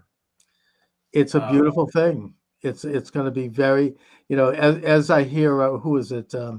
As Steve Bannon says, it's time to break out the popcorn and just watch, and Well, watch you it can all see come down. CNN is getting rid of these overpriced hosts. Your friend Chris Wallace. Oh, is gone. he's horrible. Yeah, he's been gone for a long time. Well, he would, but the thing with him was his father was terrible, but that was the era of CBS with all the leftists. Mike Wallace was nothing more than a left-wing bully. Chris Wallace was nothing more than a Nepo baby. who Well, at just least Mike Wallace would occasionally chase someone down the street with a mic, yeah. and try to get some answers. I mean, he's Chris Wallace is a piece of you know what. I mean, Yeah. what he tried to do to Trump during that debate, just evil and ugly, and just I'm glad to see him go. Hopefully, the final last ditch effort is being pulled off or try. She won't get away with it, but none other than my own Senator Hiawatha is trying to jam down some left-wing judges in the last weeks of the administration. She's trying to finish the Biden judges, and it's not going to happen. Yeah. Mike Davis, who is really a powerful, one of these tough Irish lawyers, he's great. I mean, he's on all the times with Bannon, who, by the way, is just absolutely soaring, and who's brilliant. Check it out on War Room. I don't miss one of those podcasts. It's beautiful to listen to that. But Mike Davis is a regular guest of his, and he's a brilliant lawyer, and he's not going to let her do it. He's got people there in Washington. He's well connected. They're going to pull the plug on that. She's trying to shove down the throat leftist judges at the last minute. I don't think she's going to get away with it. They tried to get Sotomayor to step down, with the rumor being that Biden would then appoint Harris, which I don't think he would have done anyway. No, there's no chance. But There's no Sotomayor is saying, You know what? She wouldn't have wanted it because she's just too stupid. They don't know what to. They figure that maybe she's young enough that she'd be a warm body in there. But Sotomayor has said she's not going anywhere, and that means that Trump is going to get more federal, judicial appointments at some point, because apparently she's not in good health. I mean, I guess she's got like an advanced diabetes or something. She has a medical assistant with her at all times, and it's going to be like Ruth Bader Ginsburg. People are begging her to leave, and she's like, I'm not going anywhere. So Trump will get probably 2 or 3 more appointments, and it's just amazing. It's going to be amazing. We're going to get tired of winning, right? I know. It's the whole, this country, I that's why I was so sick, because there's such a difference in terms of the course for the future, the way things could go. And I just am so thrilled and pleased. People were just always overwhelmed. I mean, I called a friend of mine, a retired cop, conservative guy. This is about a week after the election. I said, Neil, I haven't heard from you. He said, I'm still basking in it. I'm still enjoying the glow. I know. I don't even know what to do with myself. It's a beautiful time. I mean, you almost feel like you don't want to get too giddy, because bad stuff is obvious. And by the way, all these meltdowns that you see on TikTok, this is all crap. And it is, because what human is going to say, well, wait, I'm going to have a nervous breakdown, but let me first log in to my TikTok account. And that's not how humans work. This is all crap. It's all theater. Oh, I know. There's this one woman who's doing all the screaming in the car. Yeah. This musician, I don't know if you've heard this on TikTok. He's turned it into like a rap concert thing with drum beats and music. It's hilarious. And then there's the Lysistrata group, following in the example of South Korea. Apparently, women, no sex, no men, no relationships. But it's like a parody on itself, because all the women that post these are ugly. Well, I like the comment made by Natalie Winters, who's Bannon's co-host, and who did a brilliant job of filling in for him while they had him in prison.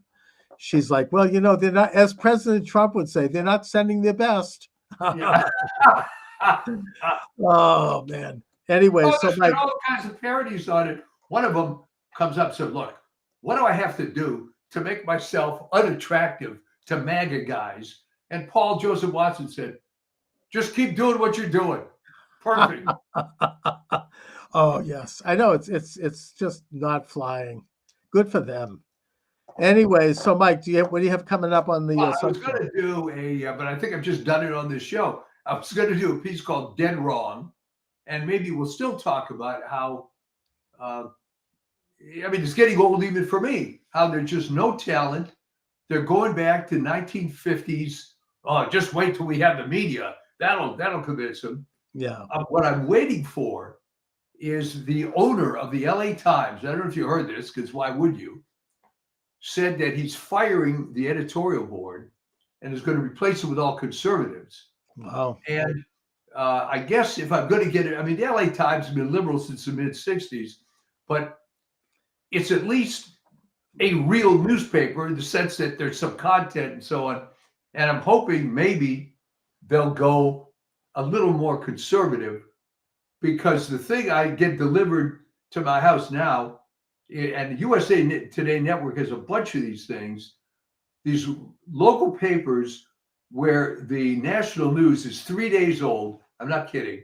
3 days old. And yeah, you're pretty up to date on the high school football scores in the local area and stuff, but Right. it's a joke. My wife says, well, and she reads the paper in the morning, well, that took me 7 minutes, so. I know there's no content to it anymore. The Globe is like that too. And I don't think the Globe is going to change. No. That's not happening. Although there's a lot of rumors about Mayor Wu having some serious opposition here in Boston, including from the son of Bob Kraft. We'll see. It's interesting. And he's more conservative. Well, I never understood, other than historically, how Boston, which to me, a large part of Boston, is hard scrabble working class, how they didn't get all red pilled as much as I would have thought that they should have. It's a good question. I don't know. They go just so far. They elected Marty Walsh over a very left-wing candidate. Yeah.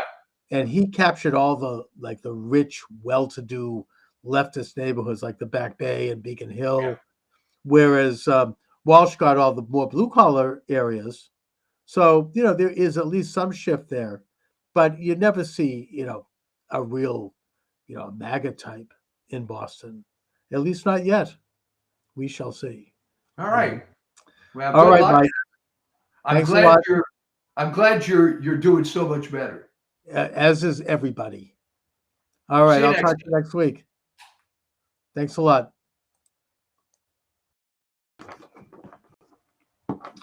Okay, I think that we're good. Let me just make sure that my sound is functioning here. Let's see, go to Podomatic for that. Doing my special election day program. Hello. Yeah, it looks like we're okay with sound. Hello. Let me just try it again. And testing, and we're good. And let's go live on Podomatic. Thanks for joining me, everyone. Charles Moskowitz here. Michael D. Shaw will be with us shortly. This is Election Day. What else can I say? 508-637-5596 is the number. Let me go live on TikTok as well. Not that, I'm a little worried about TikTok only because they've been censoring me.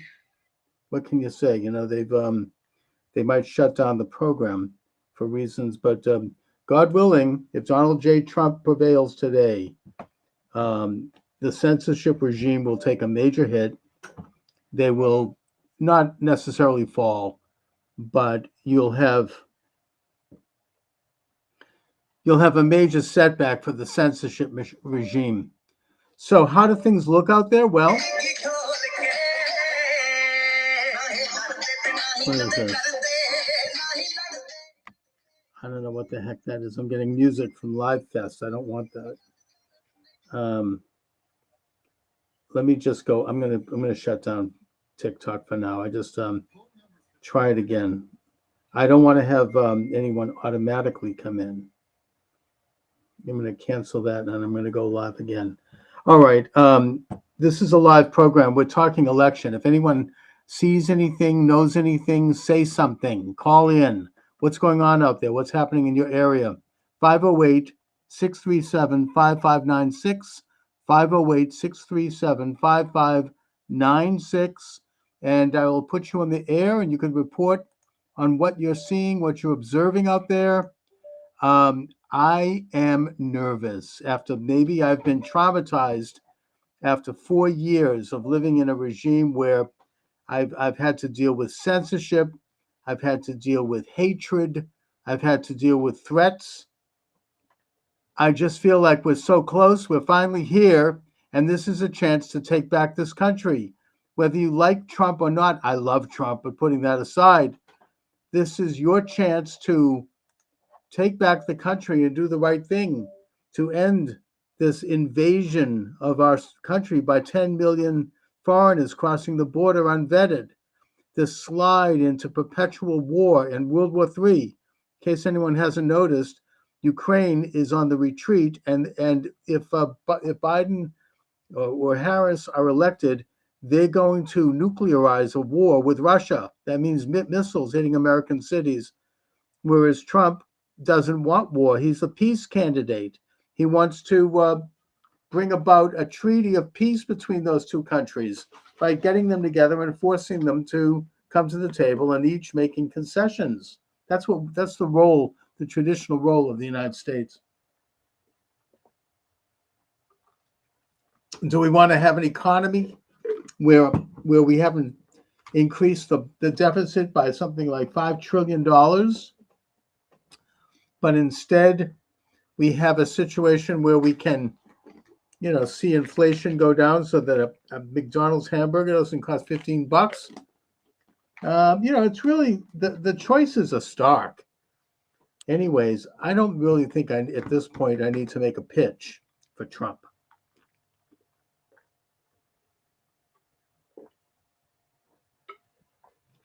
There, we're taking some supplements here. What I'm worried about and what I'm observing is something that I would think was inevitable, which is their attempt to steal the election. Now, again, maybe I've been traumatized by what I observed 4 years ago on election eve, when I saw with my own eyes 6 or 7 states stopping the counting while Trump was ahead, almost to the second. And, after that, they reopened the next day and Trump was behind, or he had lost ground. That was the steal. And we were told what we were seeing wasn't what we were seeing. They told us this is, we've been gaslighted for 4 years. I hope he gets to the bottom of it. Keep going. We're letting more viewers know you're live. Thank you. One of your friends is live. Invite them to go live together. They're invited as long as you stay with the topic. If you don't, I'm going to have to shut you down. I mean, at TikTok, you get people coming on who are just, they're into something else. And this is, hi, how are you? Did you vote today? Disconnected, looking for another creator. Okay. You're welcome to join me on TikTok if you'd like. Hey, how you doing? Let me just turn up my volume a little bit. So I'm doing a program on the election. Did you vote today? Did you don't know. You're dressed like Santa Claus, so it's a little early. Christmas is a month away. All right. 508-637-5596. 508-637-5596. Let me see if I'm live on Twitter. I should be. Apparently Getter is I'm having problems going live on Getter for some reason. I think they want some money to do that. We'll see. I hadn't paid much attention to Getter until today. I looked it over and I found that I'm not going live there for some reason. Am I live? Yeah, I'm live on yeah. We're live on Twitter or X. If you'd like to chat, you're welcome to do so. Come on down. We are talking election. I want to know what's going on, where you voted, if you voted, how you voted, what you've observed, what you're seeing. I just let's get to let's see. We're also live on Rockfin. Rockfin has been a really good site for me. Yep, Rockfin's live. Rumble is live. Rumble is the flagship station. I'm live on Podomatic, and I'm live on Twitter X. Everything is moving along well here. Anyway, I am. Look, if this was an honest election, Trump would win a landslide. I don't think there's any question about that. We have to get out and vote so overwhelmingly today that the cheating won't really be enough, but they are scrambling to get this thing done, to cheat. They're not getting anyone coming out. They've got no enthusiasm. All of the momentum is on the side of Trump. We are in a position where we can save our country, we can save our future. Everything is at stake. This is the most important election in American history, the most important since Washington. This is one of the most important events in world history, going all the way back to Jesus's Sermon on the Mount. Okay. You want a co-host for now? You've got somebody. Hello, you're no, about that. Yes. No. You want? I'm doing that. Okay. They're just. I got another TikToker who wants to do some dancing. That's. let's get. Please, people. I'm doing a talk show here. We're live on several live streams. We're talking the election. If you want to talk election, you're welcome to come aboard. You can join me on TikTok. Thank you. Or you can call. Oh, I've got a violation already on TikTok. A warning. Yeah, I guess you see I don't know how much longer I'm going to be on TikTok. God willing, if Trump wins, maybe TikTok can be reformed and there won't be this Nazi-like censorship. I don't know. We'll see. 508-637-5596. If you'd like to join the conversation, 508-637-5596. You're welcome aboard. We're talking about, or you can join me through chat on multiple platforms, including Twitter, where I'm live, and Rumble, or you can come on down well, Rumble is the good one here. That's kind of the flagship. And we're talking election. Have you voted? If so, what did you see? What did you hear? What did you observe? Let me just see what's. Yeah, we're live on. All right. Yep, you can chat with me live on Rumble, on Twitter, and on Rockfin, all of which are live. Or you can just call up old-fashioned like they used to do back in the day when you had talk radio. You could call 508-637-5596.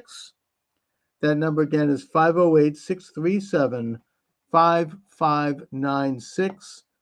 The Gateway Pundit shows frustration boiling as Pennsylvania voters witness, quote, non-English speaking citizens escorted past long lines to vote. Yeah, I wonder who they are. I think that you had actually John Fetterman, who's a senator from Pennsylvania, admit to Joe Rogan recently, the other day, that non-citizens, illegal aliens, are registered to vote across Pennsylvania. That's what we're looking at right now. That's who they're going to use. Those are the votes. You have people who were registered, and their names are being voted, even though they may not even know it. I don't even blame them. I think that this is underway. I think they are trying to steal this election. Now, if TikTok wants to shut me down for saying that, fine. I have said it. There it is. That's an opinion. I'm not stating it categorically. I don't have any evidence, hard evidence of it. But it appears to me, based on what I know and what I've observed over the past. Am I in PA? No, I'm in Boston, Massachusetts. Are you in PA? What's going on in Pennsylvania? What are you seeing down there? I can tell you here in Boston, where I am, there are large crowds at the voting booths, and they are fired up Trump supporters. you might actually see some surprises right here in the Bay State, the cradle of liberty. I don't think Trump's going to win Massachusetts, honestly, but if he makes some inroads and we see some more areas go red, so to speak, that could be of earthquake proportion in our politics here. We have a very leftist government here. I could get into that. That's a subject for another day. But suffice to say that the reports I'm hearing, initial reports, are that there's a lot of enthusiasm out there for Trump. And there's a lot of people showing up, and they've been waiting for this for 4 freaking years to put Trump back in and to get rid of this illegitimate regime. Anyway, in Tennessee, have you read? Good. What's happening in Tennessee? We're getting a note on TikTok. Have you observed? What are you seeing out there? I mean, are people enthusiastic? I mean, Tennessee is a bellwether state. I know it's red, but that doesn't matter. It's a key state. If without Tennessee, we can forget it. What's going on over there? You're welcome to join the conversation. My access, my live has been removed. Okay, so we're done with Twitter. We're done with.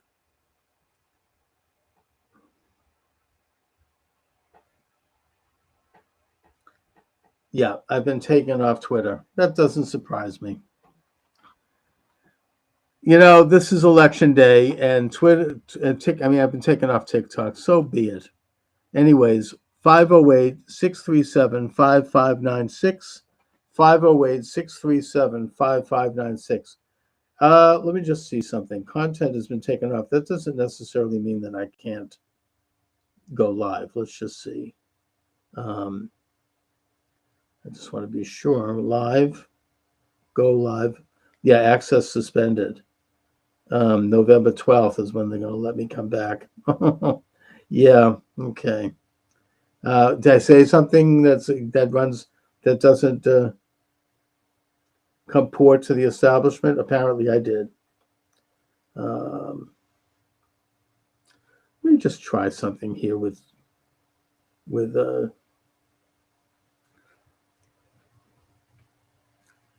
all right, let's just see. TikTok Studio. Let me see if I can switch accounts. I have 2 accounts here, so maybe the other one will let me go. No, I'm not going to do that. Forget it. I'm not on TikTok's out. So be it. Damn.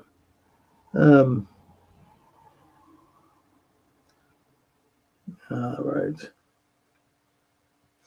Anyways, so the Gateway Pundit says that a shocking scene reportedly unfolded at a satellite election office in South Park Ice Rink in Bethel Park, Pennsylvania, where early voters who had been waiting for hours witnessed van loads of non-English speaking citizens allegedly escorted to the front by translators to cast their ballots.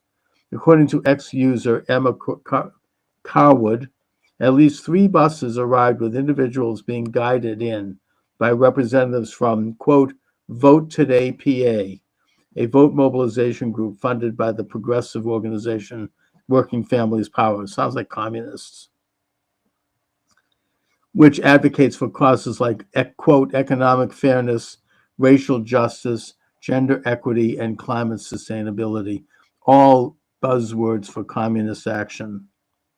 Some of these individuals were seen wearing hooded sweatshirts with Vote Today PA printed on them. One witness described a disorganized scene, claiming they had these people, they had about 12 of them, walked in and were all foreigners, and they took them up to these younger people to help them fill out and say Vote Today PA, and somehow they beat a 2-hour line. And then they walked up, and one lady, they were even asking her, they were like, we don't have you in the system. Your name's not right. And they're like, oh, we'll take it back and change it. How do you change your damn name? The witness asked. Another individual, Kathy, recounted her experience on X. I was there on Saturday when this happened. We were told when we arrived there would be a 2-hour wait. we watched at least 3 different groups of approximately 20 non-English speaking people were escorted into the building ahead of everyone in line. Another witness, visibly exasperated, commented, "I was there. I saw firsthand. So not only do they get everything in their life for free, but now they get to skip the line while the rest of us waited 2 hours. Unbelievable." Okay, these are all commentary on what's going on here. This is, let's see, Gateway pundit Arnold Schwarzenegger. What a jerk. He's endorsing Harris. Really? Exactly why? Local ABC news station mistakenly, quote, leaks a, quote, test election result showing Harris winning Pennsylvania as GOP voters storm the polls. Kamala calls for unity, then calls Trump a tyrant. Buzz Aldrin endorses Donald Trump. Good for him.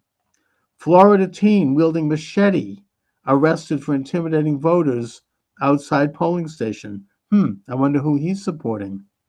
Congressman Keith Self, Pennsylvania's call for courage, why conservatives like Scott Perry are needed to save America.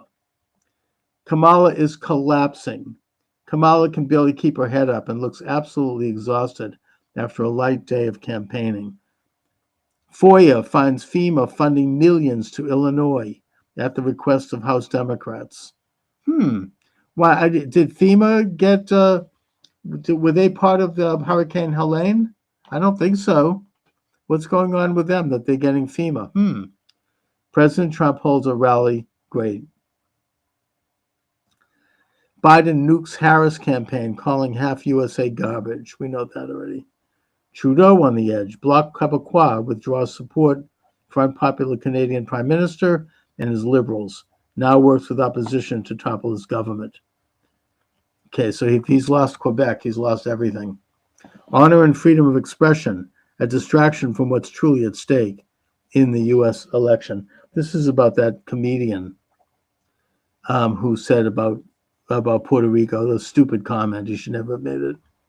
Shameful. Kamala Harris makes a comment defending Joe Biden after he called millions of patriotic Trump supporters garbage. Trans kids' mental health no better despite dangerous drug treatment. Yeah, now they release that. I wonder why. Probably somebody leaked it. Anyway, Michael D. Shaw will be joining us shortly. You're welcome to join the conversation. 508-637-5596. 508-637-5596. I'm not going to engage in happy talk here and talk about how I think Trump's going to swamp it. I think that because of the cheating and because of the mass media and all of the forces that are out there to try to stop Trump and have done so in every way possible, they're not going to sit back and let this happen. I won't believe. I don't, I saw, first of all, I saw Raskin on with Bill Maher the other night, and I understand he's already drawn up articles of impeachment in case Trump does win. But what I would suggest is that if Trump does win, but if the Republicans, the Democrats are able to take the House, they're going to not only launch articles of impeachment, but they're not going to certify his victory. They just aren't. Raskin is fairly open about that. He also was promoting a radical agenda. He wants to get rid of the Electoral College. He wants to make Washington, D.C. a state, and Puerto Rico, which, by the way, probably would be Republican. And he wants to get rid of the Electoral College, which, of course, is really un-American. It means that the president will just have to run and be elected out of New York and L.A., maybe Chicago. The rest of the country will become irrelevant, will become unnoticed. Let's see. Do we have notes? We've got chats. Your stream so really well. As a proposal for you, I will share your stream. You just see that. To kick community for you to hit 1,000 followers. Oh, he wants me to this is some ad. they're offering to do something, and yeah, they want to pay. No, thanks, but no thanks. I don't pay for anything. Yeah, I don't need to have. I don't need that. But thank you anyways. And nothing. I mean, there's nothing wrong with making a pitch. I just I don't pay for radio. I mean, I want to do it the old-fashioned way. Build up an audience as I go. I mean, I'm not going to. I'm just not going to pay. Anyways, 617. I'm sorry, 508 637 5596. If you'd like to join the conversation, come on down. 508 637 5596. Let me just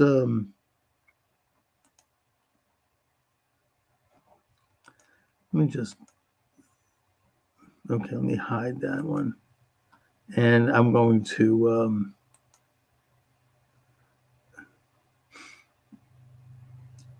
all right. I'm not going to overlay it, but I'm going to.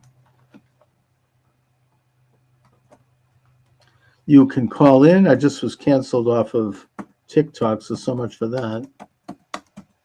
Let me just take a look at my my Skype here. We have. Let me just see if this works. Best way to do it is just call it. 617 396 4958. Yeah, see, that one doesn't work. It's the other one that works. Let's see. Did I write that out? Yeah, this was in my interview with Dustin Nemos. Right.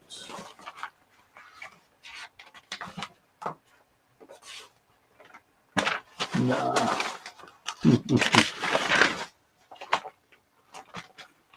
Oh, anyways, you're all welcome to come on down. Here we go. If I can find it. I have the number. Here is the number. Okay. 508 637 5596. 508 637 5596 is the number. You're welcome to come on down. Now let's see, where did I put my phone? I think I just lost that. Can't get anything straight here. Oh boy. Yeah, okay, so I'll have to find, there it is. Okay, so let me just try dialing that, see if that number works. 508 637 5596. 508 637 5596.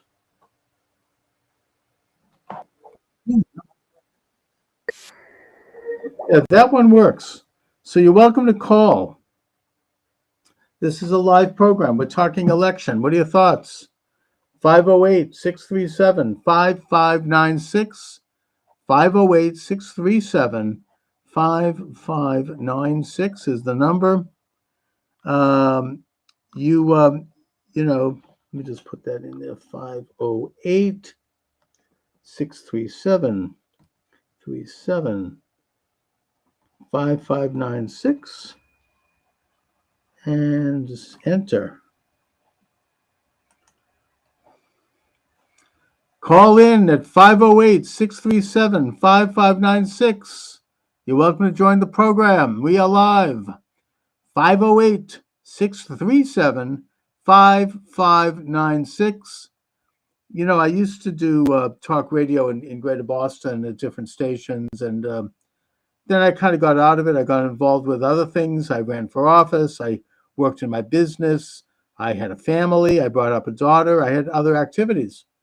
And then I kind of got back in. Now I'm getting back in more so with this online show, but that I immediately bumped into the censorship regime It actually happened, and it really started happening in earnest in 2019, just the year before the pandemic. And now, if God willing, if President Trump wins, I hope to maybe get back to figuring out how to do an end run around that. Let's see, voter suppression. Quakertown polling in Bucks County cuts voting line nearly 3 hours early, despite 4:30 p.m. closing listed on website. Peace officer cites slow and grueling process as cause. Latest UOCAVA updates. See, this is where they're going to try to cheat. Trump is going to be ahead, and he may even, they've kind of set the stage so that he can't declare victory, even if he has won all these states, because they'll say, well, all the votes haven't been counted yet, which they'll keep counting probably for a week.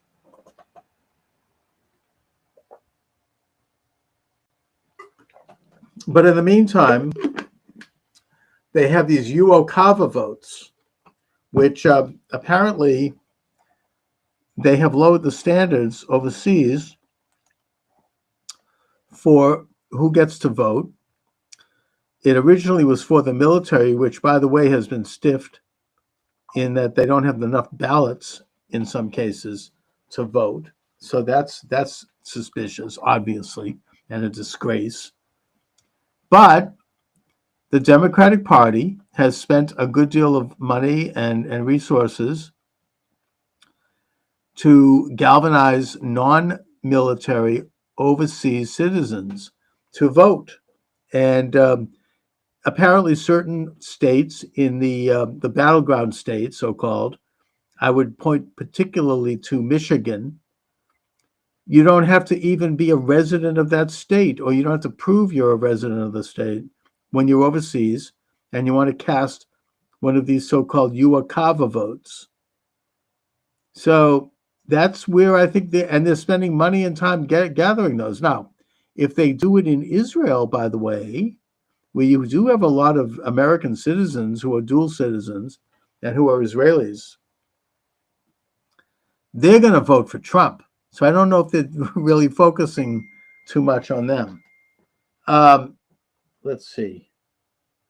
TikTok notification. Yeah, TikTok has shut me down. Sorry about that, TikTok followers, but I ain't going to be on TikTok for another week. I'm in the penalty box. I don't know. Maybe they'll improve it. I don't know. By the way, if you're out there and you have some tech savvy, contact me. I might hire you. I need help to figure out how to get the stream live on several sites that I really could do this. Like, for example, Substack and Getter is a problem for me now. Used to not be. And several others. I want to be able to expand the program, obviously, as much as possible. What else would I do, right? I mean, that's why I'm here. And, I want to be able to make hay, what can I tell you? Let me do something. Let me also go Twitter and see if I can get the live button going. I know I'm live on Twitter, but there's also this facility where I think I can anyway. Maybe not. Let's see. Twitter. I mean, here we go. Spaces. Yeah.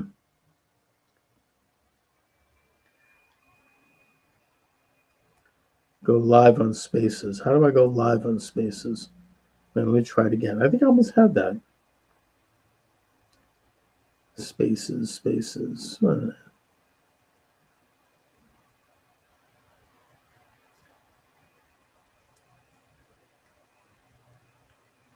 Let's see. Premium Spaces.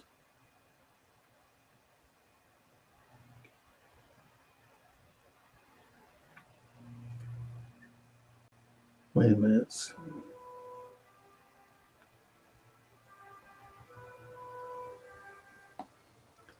Let me just try it again here. Spaces. Okay, here we go. Spaces. And I want to go live on the video.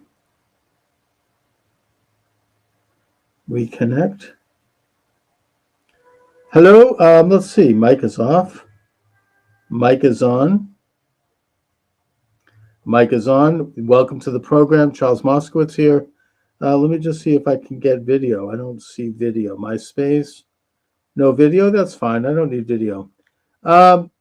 We're live on Spaces. If you want to join the conversation, you're welcome to do so. I'm also live on various live streams where you can. What do I want to talk about? What do you think I want to talk about? What else?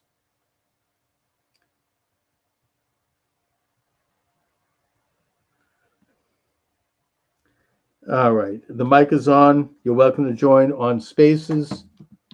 You're welcome to join. I've just been booted off of TikTok. I don't know what did I say. You can't know. That's the problem. Even if I did know, I don't give a crap. I am concerned about possible theft of this election. There are some troubling things going on out there. I don't believe that the powers that removed Trump in 2020 are going to lie down and let him win. I just don't. I mean, I'll be, I will be shocked.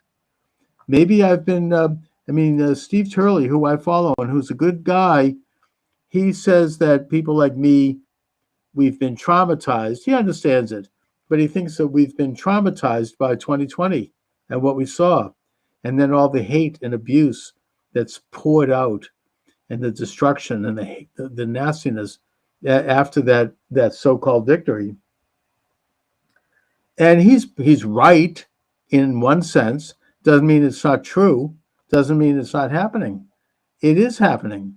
I think they're trying to steal the friggin' election. I stand by that. I don't doubt that they are. I think they've tried everything, including 2 assassin attempts. They flooded Western North Carolina. They tried to bankrupt Trump. They tried to try him on bogus charges. They tried to bankrupt his family. They tried to harass him in every way possible, and none of it worked. And now they even stooped recently to calling him Hitler and this kind of garbage. Enough with the frickin' Hitler talk. Disgusting. These are the same people who are doing stuff that's would have made Hitler and his henchmen blush.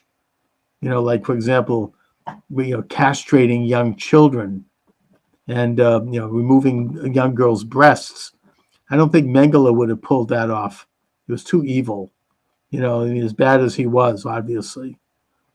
They're the ones who are doing the censorship. That's why Twitter just shut me down. They're the ones who are doing lawfare. They're persecuting and prosecuting anyone who dares be a political opponent. They're spying on Catholics at church. They're spying on parents going to school board meetings. They're spying on pro-life families who, are expressing their opposition to abortion. They're freaking killing a pet squirrel in that guy's house in New York. Really? Some busybody neighbor calls and they show up with a SWAT team. They go in, they ransack his house, seize his pet squirrel and his pet raccoon, and kill them. Commit, well, it's not homicide. You have to have a person for homicide. What is pedicide, right? They killed his wonderful pets. I'm sorry, but that does have an impact. And they finished their campaign with this really low, sinking to the bottom of the barrel by calling everyone Hitler, and they're all Nazis. That's right. We're all friggin' Nazis. As I said, the irony is who they are and what they're saying. And what this tells me, again, is that they are not going to allow President Donald Trump to win. I won't believe it until I see it. I really won't. I'm sorry. But that's my position. I just, maybe, again, Steve Turley is right. Maybe I've been traumatized. I don't know. But that's what I see. And that's all I can go by. Let's see what else is going on here. Latest UO, I talked about the UO Kava updates. Benson is up to new tricks in Michigan, the widespread leftist ballot harvesting operations. Colorado's Jenna Griswold, who put Tina Peters in prison for 9 years for allegedly exposing the code of a machine. She's exposing a ton of codes. She should be in the can. Under fire for leaking voting machine passwords in 63 of 64 counties on the state website. What else is going on? Puerto Rican Trump supporters hold massive caravan rally in support of President Trump. That's in San Juan. Puerto Rico joke hyped by Dems and media has caused zero change among Pennsylvania Hispanics. Good. New Judge Cannon won't recuse herself from would-be Trump assassin. Andrea Mitchell announces she's retiring from her daily MSNBC show. Good riddance. White House spin after Joe Biden called millions of Trump supporters garbage is so pathetic that CNN isn't even buying it. He came out of jail mentally and physically sharper, Steve Bannon tells the Gateway pundit. He's back and ready to fight. You know, Steve Bannon is really a great leader of this movement. I have been listening to him since he got out of jail. Every single show. Check it out. If you haven't been listening, check it out. It's so, he doesn't complain. He gets right back in the fight. He deals with signal, not noise, as he likes to say, goes right into the research. You can't get better than Steve Bannon. The guy is a powerhouse. He reminds me of growing up in Boston, these kind of Irish, tough, street fighting people, who Boston Irish Catholic vibe. And I mean that in the best sense, not the bad ones. There were a few of them too. But Steve Bannon, this moral power that he brings to the table is unprecedented. And he hasn't talked about the fact that he was a political prisoner for 4 months. He's busy with the campaign, but he did make one quick reflection on that. He said that while in prison, he was giving civics lessons in the rec hall, and it was wildly popular. Everyone attended. You had lines out the door. And that most of the people there were Black or Hispanic. And based on comments that were made and questions over time, and while, of course, this is anecdotal, but it's obvious, he came to realize that they despise Kamala Harris because they know that she was responsible for keeping them in prison longer than their sentences required in order for the corporate interests to get free slave labor in California when she was the Attorney General.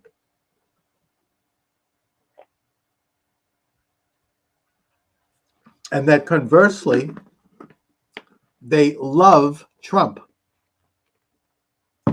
because they understand that Trump was the author of the First Step Act, which released 10,000 predominantly minority men from prison for minor misdemeanors.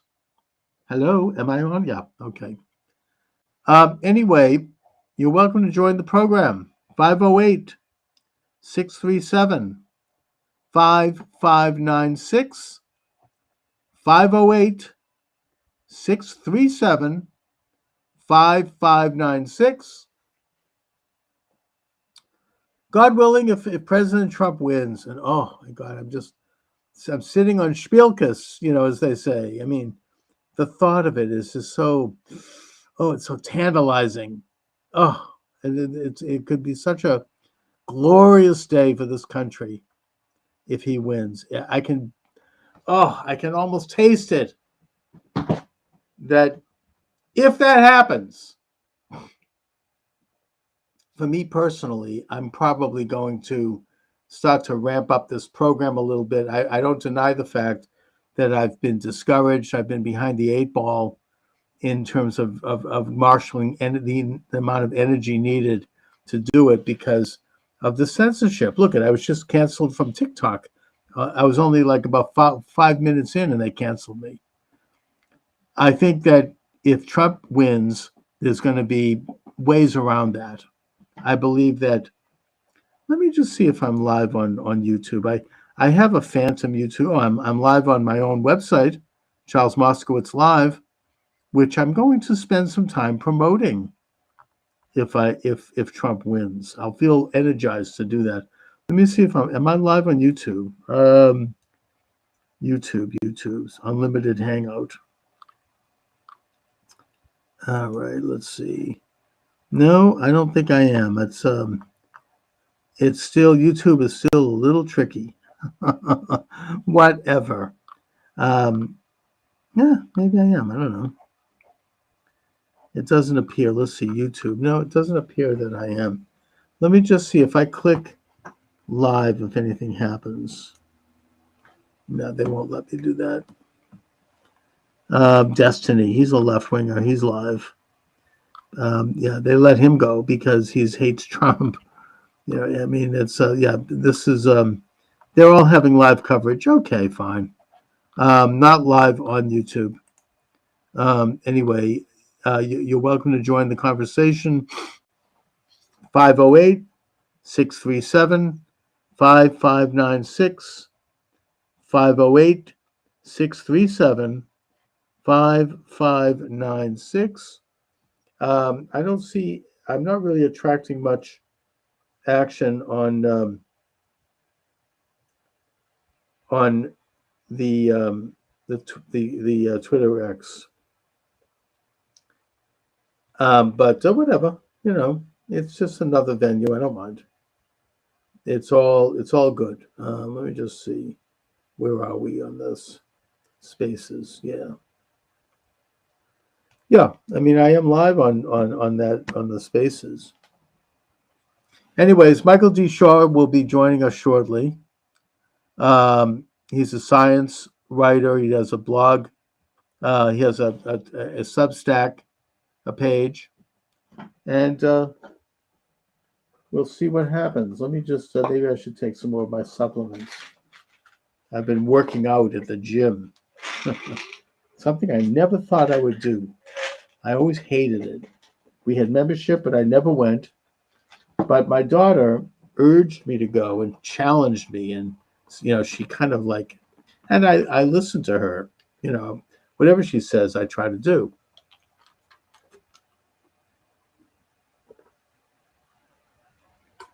And so I actually hired a personal trainer.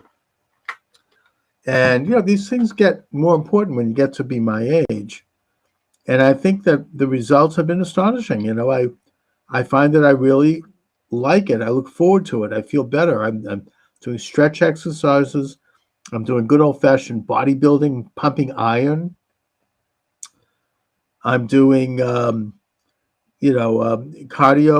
by doing the treadmill. I get to listen to Steve Bannon on the headphones while I do it. And I'm finding that I'm feeling better than I have felt in a long time, and I'm getting into shape. Plus, I want to be ripped, you know, especially as Thanksgiving comes up, and I feel competitive with one of my brothers who is very much kind of a gym rat, and he's always been fit. I'd like to be able to show up and not look out of shape, at least, or at least on my way. So that's interesting to me, and I urge people to do that. I'm also a big supplement person. I love supplements. I take them, a lot of them. Anyway, you're welcome to join the program, 508-637, while we wait for Michael. There he is. He's there. How do you like that? Hi, Mike. How are you? Hey, let me call out. Sorry. No, that's okay. It's kind of a casual. Here we are. All right. First thing. Yes. I'm going to put you on the spot here. Please First do. question. What's your gut? What is your gut?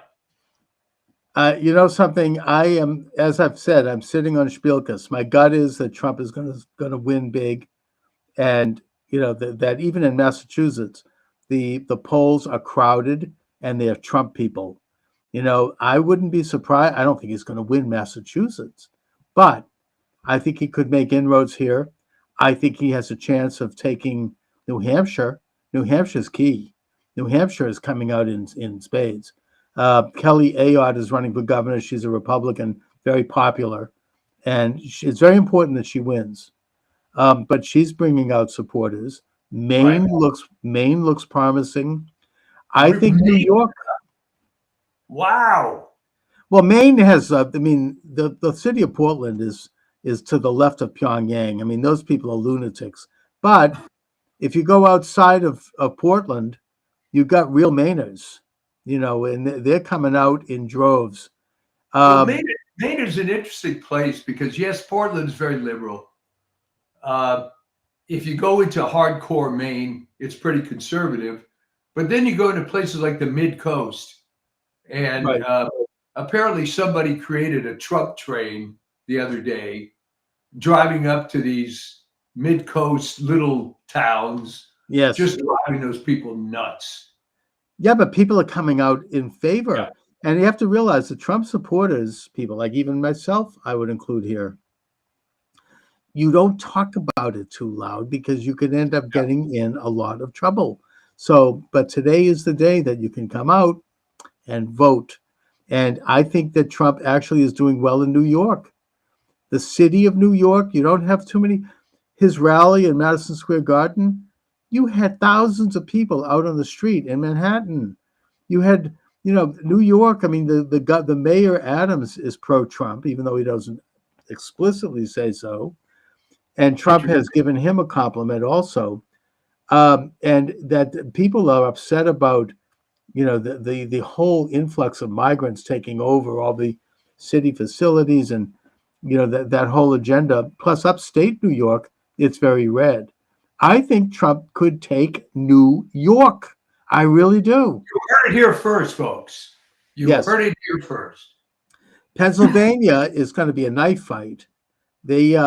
I think Trump. I mean, the people like Scott Pressler have been working in Pennsylvania now for years, registering Republican voters. Right. The early vote, which is something that the Democrats always expect to be work well for them, and usually does. It has not worked well for them this time. It's completely backfired. In every example, particularly of the battleground states, Trump's early vote was huge. People did come out and they were urged to do so. And they're not the usual type of voters. Today, they're swamping the polls. And so I think that if everything was on the up and up, Trump would win a landslide. He possibly could win, you know, about maybe, you know, all of the states except for the far left. You know, I mean, California, I don't think he could win because you've got 3 million illegal aliens voting. So that's gone. I think Washington is probably far left also. But Oregon, maybe. I don't know. Hawaii, forget about it. But all of the West, I mean, even New Mexico, I think that Trump's Mexico's in play. Arizona, but of course, Arizona, you still have the corrupt, rotten, you know, Maricopa County. You know, but I just heard Kerry Lake on with Bannon last night, and she said that they have fixed the problems of the broken machines that were breaking only in Republican areas in 2022, and that the street game is good. I mean, I think that I'm optimistic there that the fraud will be overtaken. The fraud in Pennsylvania is a problem. They're blocking access to voting machines. It's like a street fight there. But I think that the overwhelming nature of the vote, they could overcome the fraud. There's always the threat of the UACAVA votes, and they're setting the stage now for preventing Trump from declaring victory by saying, well, all the votes aren't counted yet. He's stealing the election. And what they mean by that is the UACAVA votes. Now, the UOCAVA votes are overseas voters.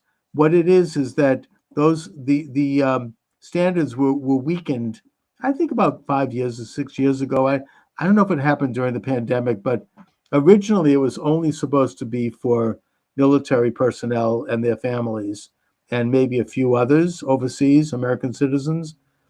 That has expanded to everybody, and that the standards of proof of residency has weakened. The Democratic Party has invested a lot of money in harvesting and gathering those votes, and doing so for the battleground states. And of course, you have the corrupt, rotten Secretary of State in Michigan, Jocelyn Benson, who has said that all of those votes will be counted whether people lived in the state or not. So that's a problem, and they could do that, and they could that's going to be one avenue to steal the election. I think that they may use it. There are problems being reported with the Dominion voting, and there I said it, Dominion, in some states, apparently, particularly in Kentucky for some reason, where people are trying to vote for Trump and the machine won't let them. I don't know how pervasive that is, but we know that that's something that's very difficult to detect, the algorithms of those machines. So I'm worried about that. Look, I still think that they're going to try to steal it. I can't imagine them letting Trump win. They've done everything to stop Trump, obviously. I mean, they tried to shoot him twice. They tried to bankrupt him. They tried to put him in prison. They've used day after day of these hoaxes and this propaganda to push him. And, oh, he's Hitler. They've gone to the lowest of lows. I mean, the bottom of the barrel. He's Hitler. Oh, yeah, sure.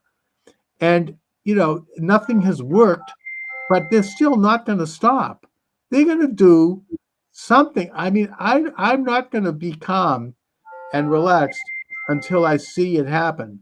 I mean, what about you, Mike? All right. Well, I can't disagree with any of that, but on the positive side, they have no talent. They keep doing the same things. Let me give you this particular example. That Liz Cheney statement about the firing squad. Now, that may have worked.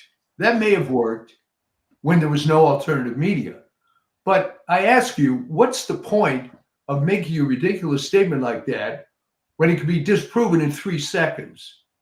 Well, even Bill Maher noted that even though he was on a rant about Trump being Hitler, he noted that was a hoax. I mean, and you're right. I mean, there's too much alternative media now who can identify these hoaxes, and they come out with a hoax a week.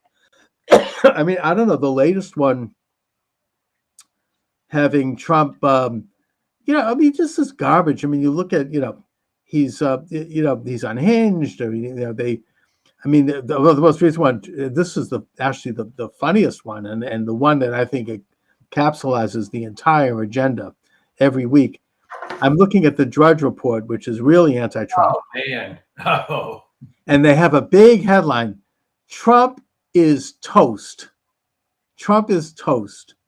Yeah. And they show, of course, they do what the Globe used to do to anybody they don't like. They did this with Reagan, where they show a very large picture of him in the most unflattering light. I mean, it tries to make him look really old, or, you know what I mean? They'll find something. And then you click on the article, and what it is that Michael Moore, the filmmaker, has said in some stupid interview in some weird podcast that he thinks that Trump is going to lose. This is a headline? I mean, what the hell are they talking about? And they're making this is like, oh, yes. I mean, it's like pathetic. If this is all they have. Well, this is what I've been saying, that they're being very aggressive, but it's the same playbook they've always used. They haven't adjusted. Now, one piece of good news that I saw on Twitter, I believe yesterday, was that people are looking in Pennsylvania and say, wait a minute, where are all the votes? Where are all the votes? And then the answers come up.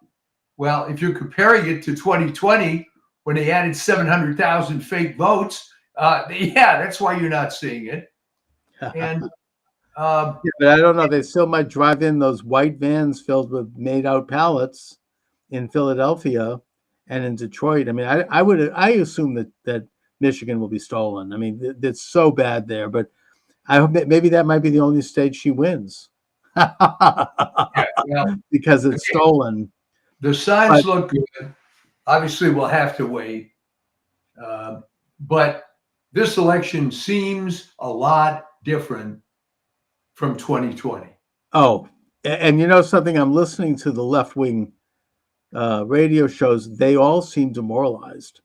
I mean, they're like pulling, and they're even mentioning, I mean, in passing, what happens when Trump does win. I mean, and these are people like, Nancy Gertner. I don't want to mention her name in particular, but I'm just saying the hard left, Yeah. street fighters. These are thugs who will like stab at Trump in a second. I mean, these are they don't F around. I mean, this is like Mark Elias and those and that crowd. They're not gonna. They are just out there, and they are sounding demoralized, which is a good sign. I mean, if you look at their, I follow his Twitter page. And by the way, the censorship regime is in full force. When I went on a little early and I went on live on TikTok, they shut me down immediately within 5 minutes. Really? What did you say? I don't know. You can never tell. Did I make a reference to getting to the bottom of 2020? I mean, I was trying to actually be somewhat careful, but somebody reported me and they shut it down.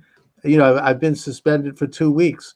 So I only say this to note that the censorship regime is in full-fledged right now.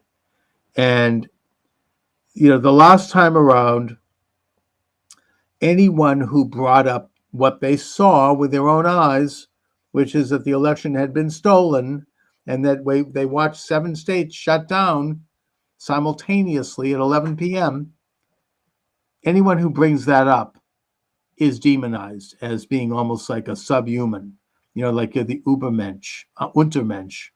Was what the Nazis called you. And that the media, rather than investigate, because they've never really answered what happened with there or some of these other things, they just launched into vicious ad hominem attacks on anyone who questioned that election. That whole infrastructure is still in place.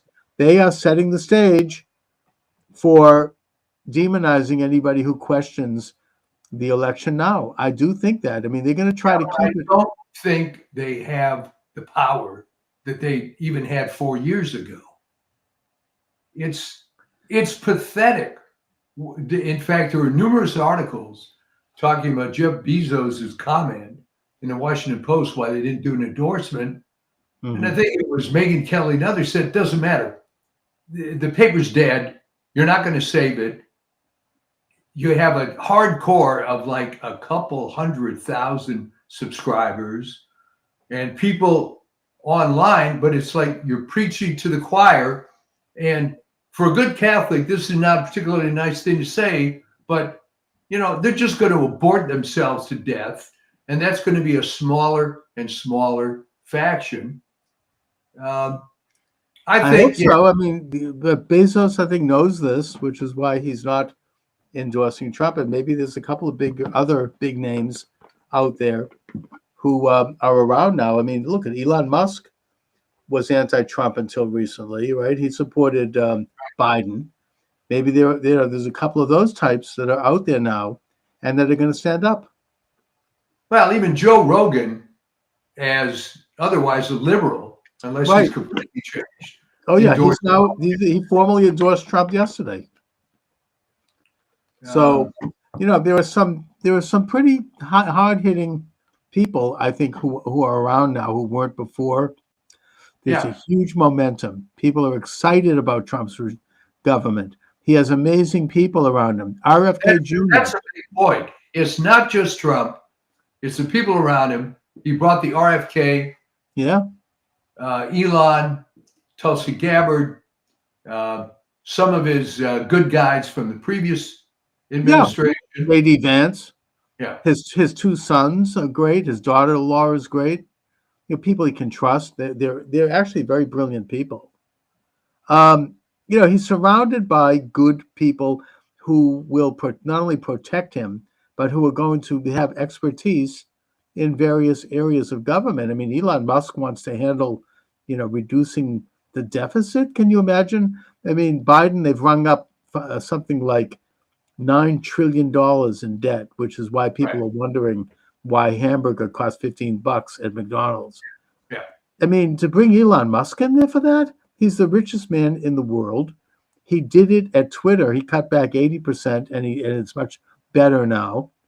I mean, that's like, it's a gift. I mean, this is like something. Consider that for a moment. Again, I've seen things to this effect. By the way, let me just Here's interject got also. Cut back 80% of Twitter, and it's running fine. Imagine what he could do to the federal government. Of course. And by the way, they're UAKava votes. They're not trying to gather votes in Israel because Israelis are overwhelmingly pro-Trump. Right. They're gonna, they do have American citizenship. A pretty good number of them. I mean, probably in the maybe upwards of 50, 60,000 Israelis probably have American citizenship, and they're going to vote for Trump, and that can make a difference. So I don't necessarily assume that the UAKavas are going to all be for Biden. I mean, for whatever the hell they are, Harris.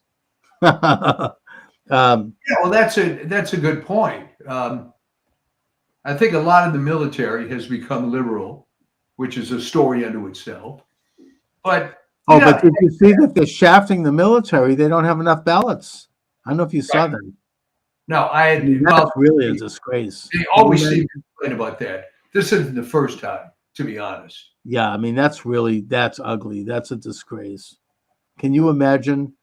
Meanwhile, I mean, Jeff Kuna this morning pointed out that the Democrats in Congress scuttled a bill that would have provided for financial assistance to families of veterans who had died in war for colleges. They scuttled that bill, and instead they supported a bill that gives free tuition to illegal aliens. Now, to me, F them. That's enough of a reason to vote for Republicans in Congress. And Trump has to take both houses of Congress. I think that his chances for the Senate are good. The House, I'm not so sure. They're trying to, in the Senate, numbers like 54, possibly more. Fantastic. Yeah, I mean, I think so, because I think that the guy running for Manchin's seat is going to win. The guy in running against Tester in Montana is strong. He probably is going to win. And there might be a few other surprises in the Senate races. I mean, I don't know, John Deaton can beat Hiawatha Warren here in Massachusetts. I don't know about that, but you never know. But haven't you noticed that there really aren't too many Democrat office holders that have come out full throat for Kamala Harris?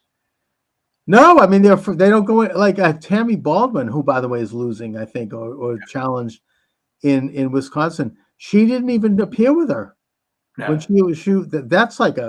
that's a shock in a way. That's a big story because, when your president of your party is making an appearance in your state, you join them on stage and you support them. She was nowhere to be found. So that might be a sign for what's going on in Wisconsin. I don't know. But I mean, that could be, and Wisconsin is huge. I mean, if Trump takes Wisconsin, that's a game changer. That's huge. So yeah. The other thing that seems to be a good sign is if you look at all the newspapers, the most they'll say is it's a dead heat. Which means Trump is crushing it. That's what I. That's what I. And they're never going. I mean, Trump always, historically, performs better than the polls, and this is a good sign. The reports I'm hearing are that people are out on the street, they're voting, and they're waiting in line. If you're listening to this program, get out and vote. Bring your friends, bring your family, bring your colleagues, and be prepared to wait in line. Maybe get a couple of snacks. and some water because you're going to have to be there a while. But it's your civic duty. I mean, this is a chance to really, make a difference in this country and get out and friggin' vote for Yeah. Trump. Now saying Save the that, country.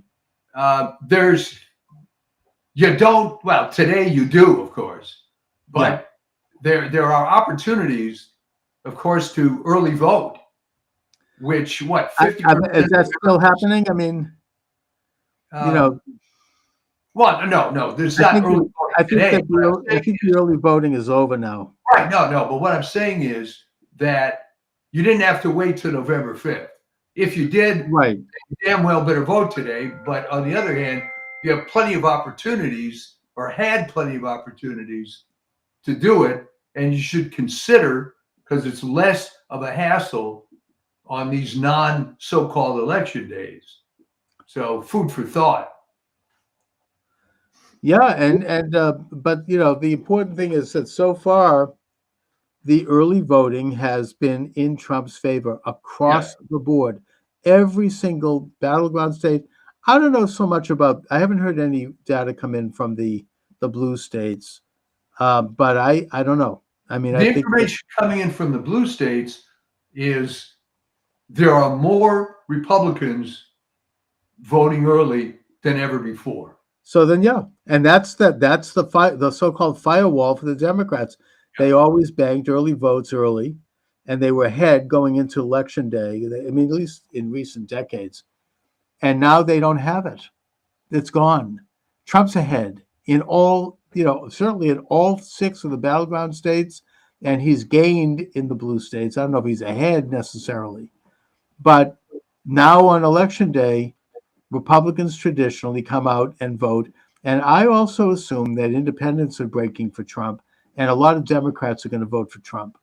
They're not, everybody, they all admit that nobody really is enthusiastic about Harris. No one is for Harris except for a very small number of stupid people that think the most significant thing in the world is that a so-called black she has a vagina. woman, president. Yeah, they're voting for her vagina. Just like there was that core of people that voted for Hillary. Yeah. And all I can say to them, I mean, is what is her vagina going to affect the cost of hamburger? I mean, what the hell are people thinking? Well, here's the thing. I mean, I'm not a fan of Hillary Clinton, but I would have to say that Hillary Clinton had a lot more gravitas. Oh yeah, I mean, look, Harris is the worst. She's absolutely horrendous. I mean, she can't answer a freaking question for beans. Look, she's by the way having said that, I think she's better than Biden. And I think that she's probably going to do better than Biden would have done had he stayed on the ticket, because Biden could not even barely function at all. I mean, the guy he's like gone. I mean, there's nobody home at all. Well, which begs a big question, Chuck. Who's the president now? Well, whoever has been president for the past 4 years is who's president now. We don't know. Probably George Soros, I would guess. I don't know. Obama probably. I mean, he's probably out there. And all those people are going to be swept away if Trump wins. The Obamas, the Clintons, the Bushes, all of them will be gone, finally, relegated to the sewers of history where they belong. Well, let's talk about the Bushes for a minute. Interesting case. I always hated them, but certainly GW was masquerading as a Republican successfully enough to win twice. Okay. Right. Now, why the hell didn't he just go off into the sunset, tell his damn family to shut up, and his legacy, such as it is, would have been preserved? But when his daughters and his wife come out in favor of Harris, and I don't believe GW is in favor of Harris. He's kept pretty quiet on that. Yeah. But what was the point? What good did that do for those endorsements? Well, I think that Bush has been affected by the same forces that affected Blackmun, that Nixon talked about. they are blackballed, they're hated, they're denounced, they can't hold their head up at social events, they've been uninvited, they can't go to church probably without holding their head up, and I think that got to them. I think Bush has had, I mean, there was things got pretty ugly for Bush particularly in that final year. I mean, I remember that they revved up that hate machine Yeah. that was pretty tough. And I don't think that the Bushes are set up for that. I mean, they're like, their country club, people were like denouncing them. So I think that has a lot to do with Bush. I think that his daughters, one of whom is in the media, I think she's on NBC, I think, Yeah. they want to be part of the beautiful people. They want to be invited to the fancy parties and the dinners, and they want So to see isn't it funny, Chuck? What I often ask people is real life more like high school or college? And of course, the answer is high school. And I mentioned this in my latest piece. Why are all these celebrities lining up for Harris? All right, the younger ones, the people on the way up, I understand they have to be part of the cabal. Exactly. But Harrison Ford, Oh my God! What a Harrison friggin' Ford, 84 years old, is never going to make another movie. I know he's a washed up. Than God. So, what's the point? What's the deal with him? He's a washed up actor, and he's now coming out. It's just, and Schwarzenegger is one of the worst. Oh my God! I mean, He really? was. No, that was. I think something happened to him because this was a scuttlebutt going around California when he was governor. That he was ruined by Maria, who was a true believing Democrat. In Yeah. fact, the funny, and again, Plus, he's stuck with the babysitter. Putting that aside. yeah, I mean, there were the story that went around that I thought was hilarious, yeah. and I'm sure is true, is when Maria Shriver was in college. I don't think I ever mentioned this on the show before. She was staying in some dorm or whatever, and she happens to encounter some fellow student.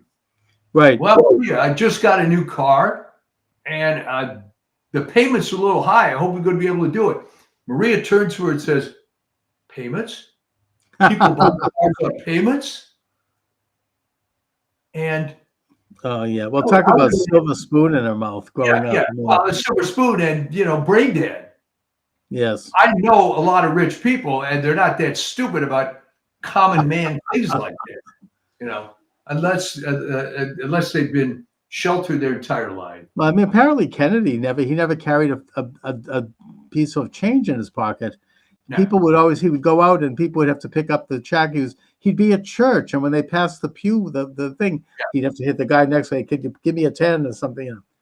Oh, by the way, we are live. You can join the conversation. 508-637-5596. 508-637-5596. I see that Alex from the Donut Factory has just joined us on YouTube. Alex recently hosted me debating Dustin Nemos on his program. Really good debate. Alex, you're welcome to come on if you'd like. 508-637-5596. I'd like to hear from people about what they're seeing and hearing out in the field. Did you vote today? What was it like? What are the lines like? What are people saying? What's going on, especially in Pennsylvania? Oh yeah. Pennsylvania is almost turning into, it's almost a civil war. Well, I mean, there was some thing with Cambria County, Pennsylvania, where they're now going to have to keep it open till 10 p.m. I understand. Yeah, but now they're not. I mean, they've already tried to. They only put like 2 or 3 people in there. There is a war going on in that state. They just had somebody's reporting. I mean, the Gateway Pundit, that people are in line for hours, and these buses are showing up with people who don't speak English, and being done by this radical leftist group who hired them.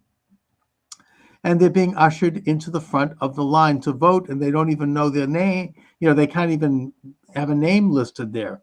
So, they are they're trying to pull it off in Pennsylvania. I know that we have a very good street team there. I mean, I don't know if they're going to overcome it. I mean, you've got Scott Pressler is out there. Jack Posobiec is out there. He's from Pennsylvania.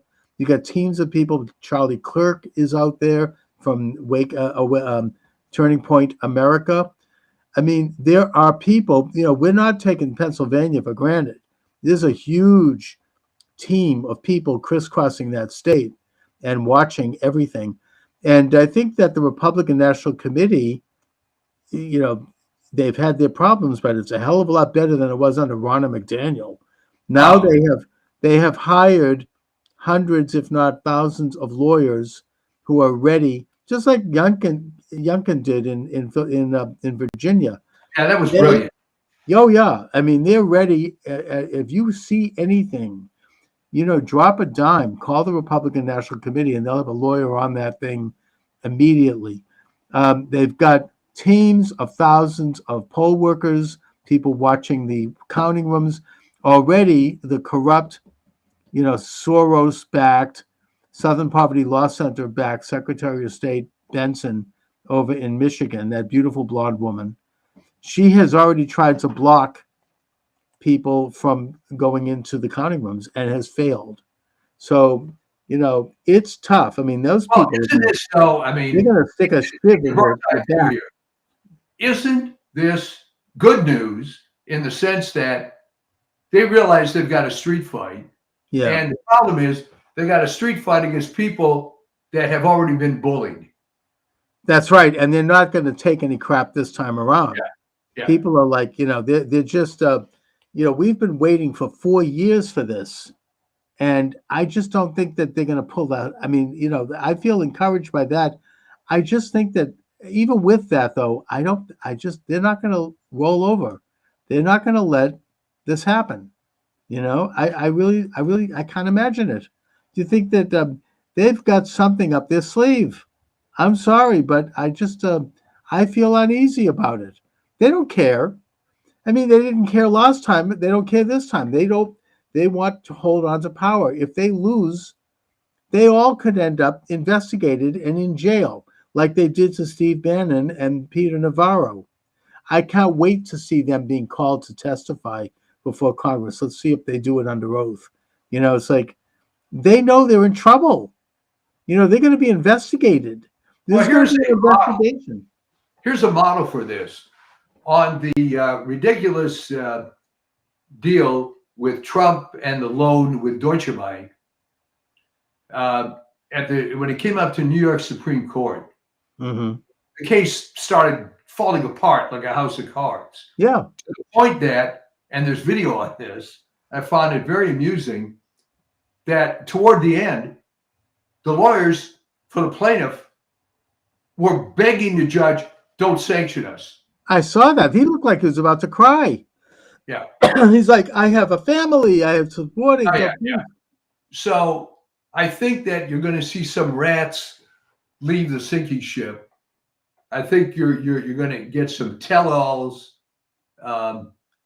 There's already a whistleblower, by the way, in Detroit, a young black man who is saying that they're stealing it in Detroit, just like they did last time. They're putting names out. They're creating fictional people and voting those people. I don't know if there's any way to overcome that completely, because once a vote is cast, it's done, which is why I think that probably they'll hold on to Michigan. I mean, it's just too corrupt. I'll tell you the way to overcome it in the future is you put these people in prison that are doing this. Well, that's right. And we should tell people, and I think the Republicans have done a good job, even with commercials. If you cheat and you're caught, that's a felony. You're going to go to jail. If you're an illegal alien and you get caught, you're going to be deported. Compare this to the early years of the internet, where people were hacking. Remember this? And oh, isn't that cute? He hacked into the public school web server, changed the grades. How clever. And it was, oh, isn't this a little thing? And then you get wrist slap. But now, no. It's a big deal. Go to jail. They come down on these people. And I think that I have always said that the only reason that California became deep blue was massive, massive voter fraud after 2011. Oh yeah, I mean Because they put people on the. No, I think they've done it by putting illegal aliens' names on the ballot, and and voting those names, even if they don't know they're being voted. You know, I don't even blame them. I mean, it's just. I mean, you're exactly right. And it was the Republicans did it to themselves because they had a chance to stop this and nip this in the bud, so to speak, with Yeah. Bob Dornan's campaign against Loretta Sanchez, and they didn't. And they By the way, didn't. we have somebody texting me from Flanders in Belgium, Victoria Perfidum. You're welcome to join the conversation.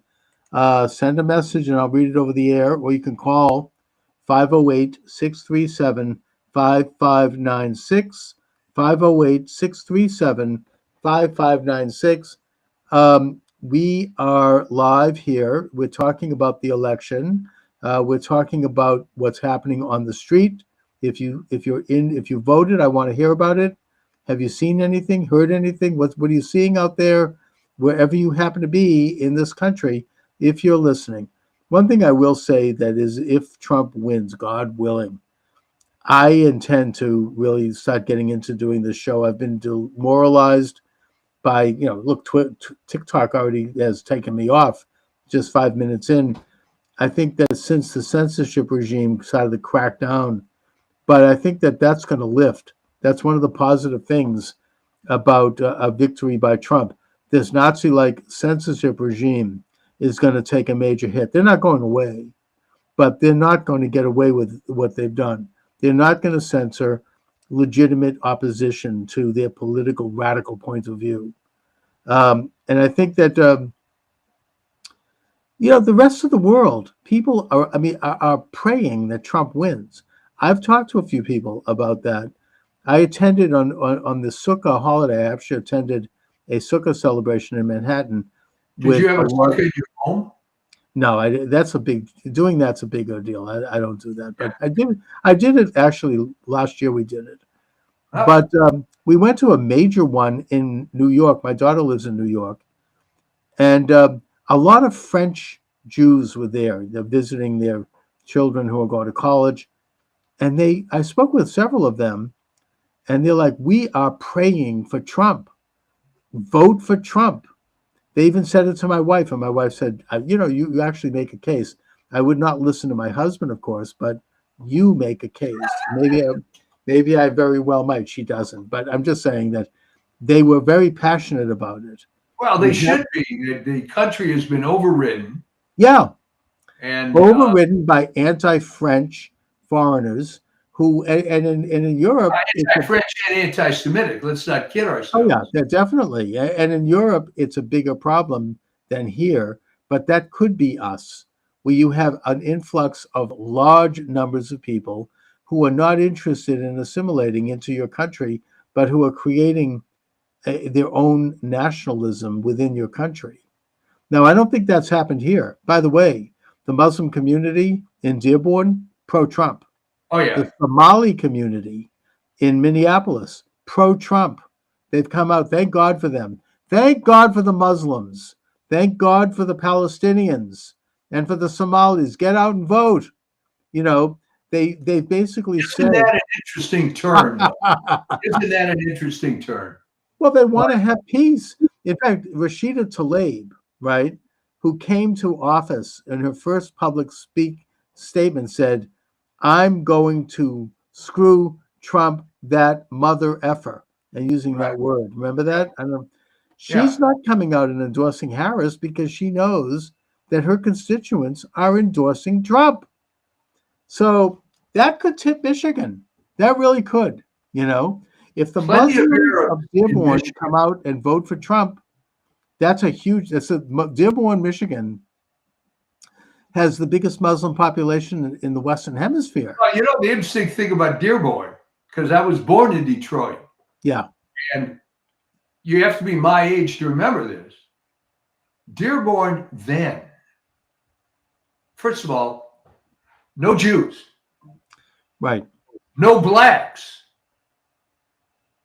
But then they started.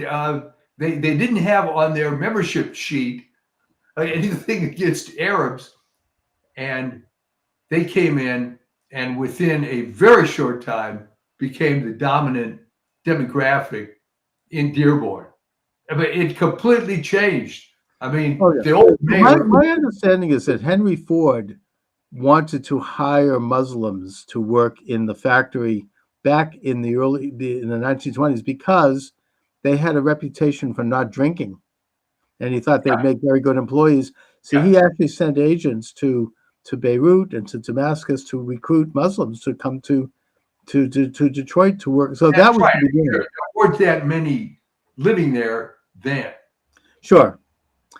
But they're all voting for Trump because they believe in traditional values. I think that they're probably also, quite frankly, misogynists. They don't like women in positions of power, which is, I'm not endorsing that, but that's just that'll work this time. Okay. Yeah, I mean that's just a reality. That happens to be a street thing.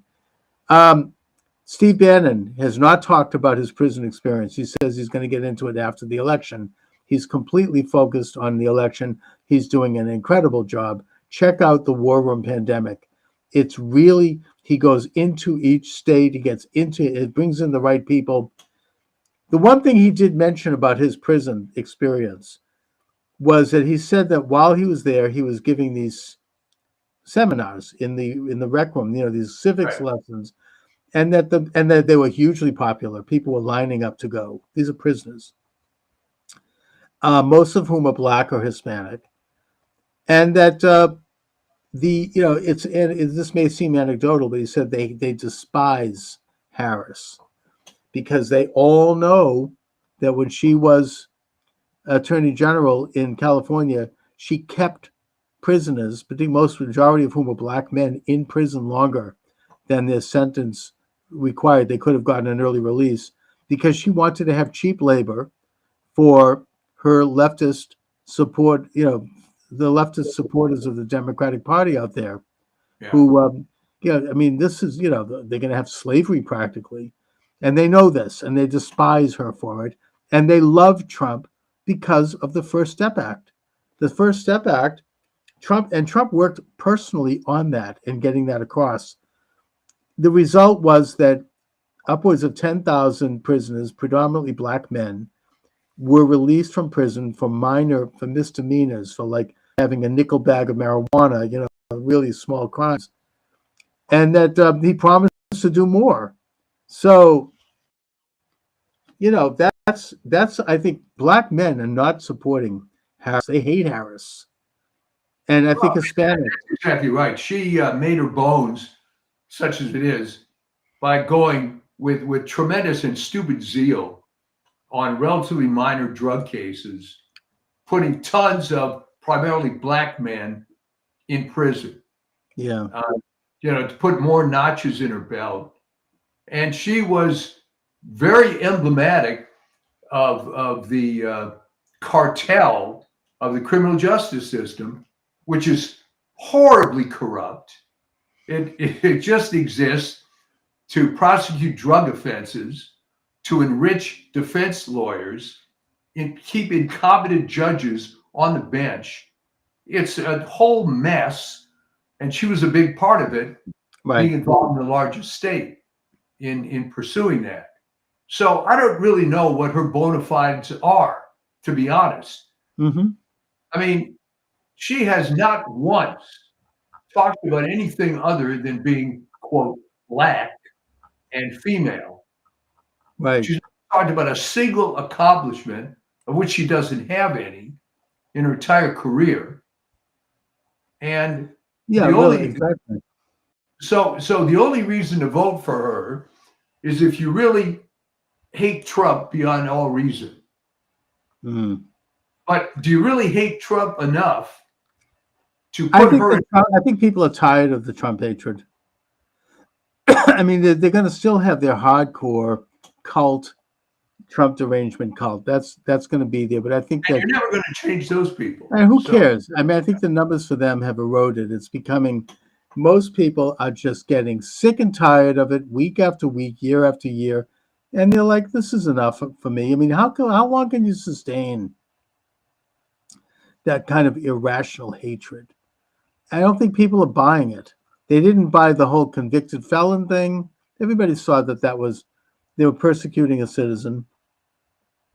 And then when Trump, of course, is like, he's a brilliant media person. Let's face it. I mean, he's like P.T. Barnum, and I mean that in the best sense.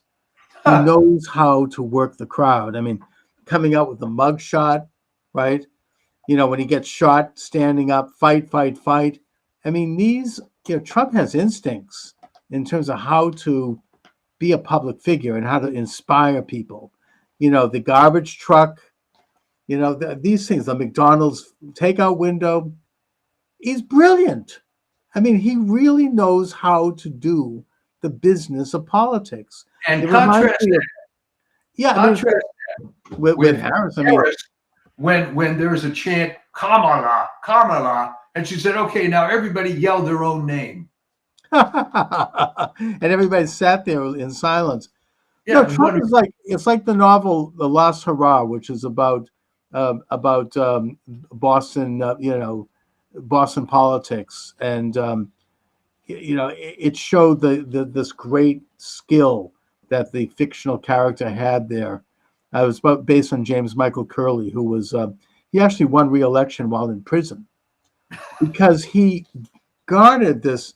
He knew how to work the public. I mean, he knew how to do things that would connect with people, and that's a great politician. Trump has that, and I think that's served him well. I think he's gotten He's not better at it. corrupt like James Curley, but Right. Well, James Curley, I mean, he had a few. He lived, he had a few beans went in his pocket. Okay, but the point is that he also was a great populist, and he connected with people, and there are similarities. Trump doesn't need the money, but Curley was somewhat corrupt, although they probably went after him because he challenged the Protestant establishment at the time, which he was scathing. He called Saltonstall horseface. I mean, he and all these old Yankees who were running Boston. Curley was, in a way, it is similar to Trump. I mean, in a way, and he was a memorable figure. My grandparents loved Curley, because I mean, Curley they is knew the guy everything. that originated the notion of having ethnic groups dominate the city so the WASP would move out. Which they And- did, except Yes. Beacon Hill. But he pushed them all out. I mean, John Kerry was like one of the last Yankees left, and maybe Bill Weld when he was governor. I mean, they were the last of the breed, and they were not the best ones either. But but no, Curley was a brilliant politician, and I think that there are similarities with him and Trump. And he got a lot done for the city. It was amazing. Anyway. Well, that was the model in a sense for Richard Daley, right?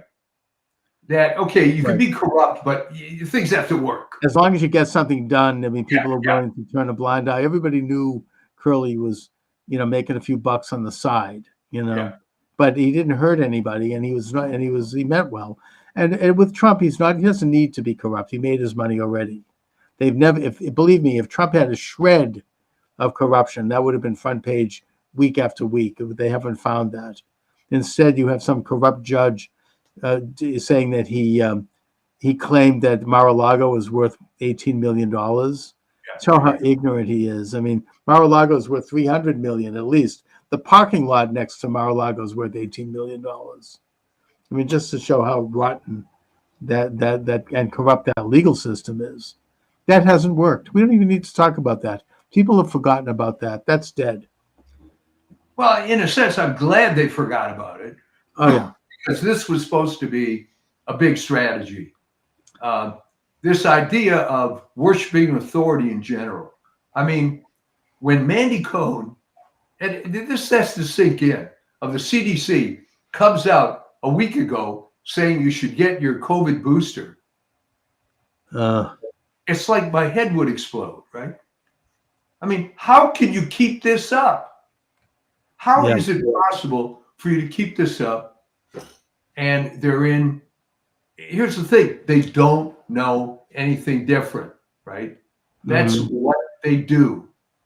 But it isn't working. No one's getting these shots anymore. And why not? Well, because 60-something% of people did. A lot of them had side effects. Some of the side effects were horrific. And people thought, it's sad, but I can't trust public health anymore. Now, as one who was writing about public health for years, well, I had come to that conclusion a long time before that, the thing that made me write off public health was when they came out against vaping as a method to stop smoking.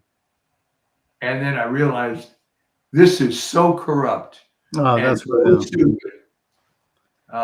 Well, and- we'll get RFK going in there with a scalpel and clean up that Yeah. whole mess.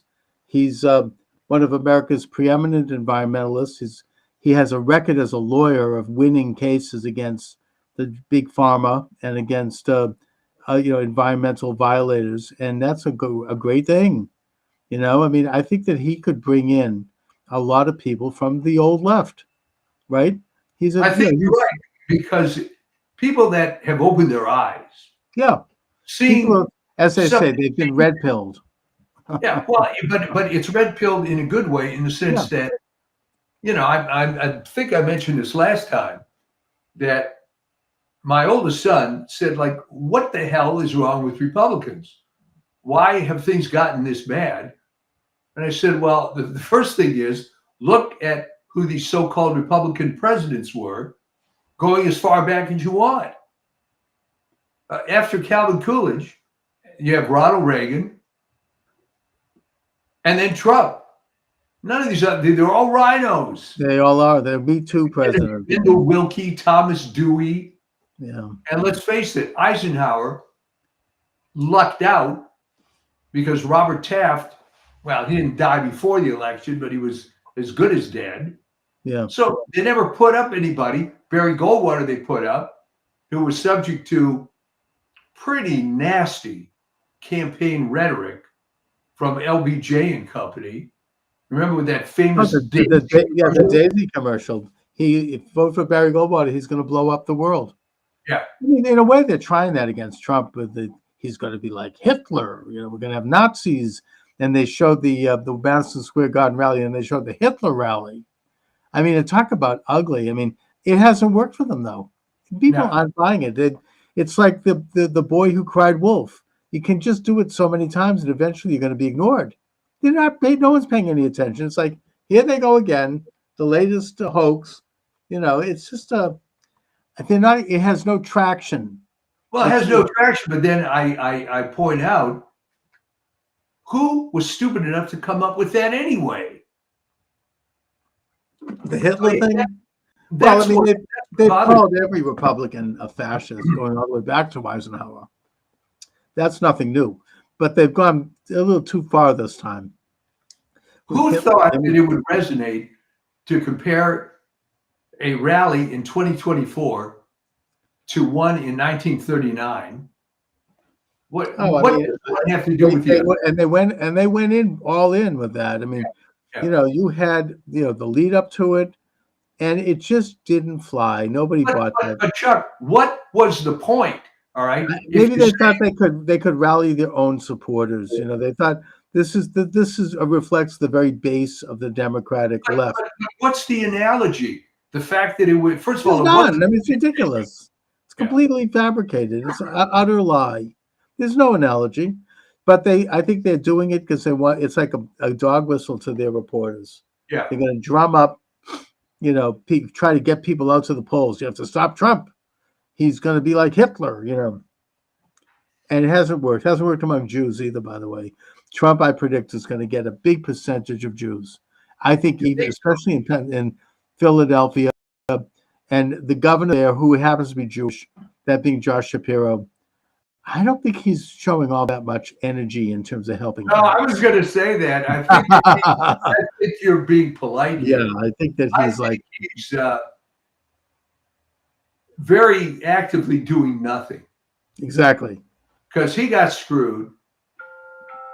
And he doesn't have any interest in it. Plus, he actually is popular there, and he can see that Harris, Yeah. yeah, he's like any other Democratic politician. He's moving away from her like a Chesapeake Bay crab. You know, they're like going sideways. They Yeah. don't want to be associated with her. She's like, it's like what happened. I talked about this last time. What ultimately happened to Michael Dukakis.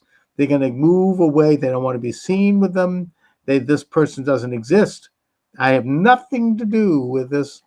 I figure. think Shapiro is thanking God that he didn't get picked by her. He bit the bullet on that one. Yeah. And he'll be around for another round, and he's fine. But so anyway, if anybody would like to report on anything that they're seeing out there, we're still live here. We're going to wrap it up soon, but you can call in 508-637-5596, 508-637-5596. This is the most important election in American history. It's as important as the election of George Washington, going all the way back. I mean, this is this is monumental in terms of which direction this country is going to go. You have, domestically, you have somebody who wants to come in and stop this crazy, inflation, which is leading America into like Banana Republic territory. Internationally, we're on the verge of World War III. I think that it's now being reported that Ukraine is collapsing. They have maybe about a few more months left. They've run out of men. They've run out of ammunition, and they're losing. And if Trump's elected, he's going to find a formula for peace there. He's going to bring Putin and This is a Zelensky. live show, folks, and I think I have to answer the door. Okay. But take a look, Chuck, for a minute. Okay.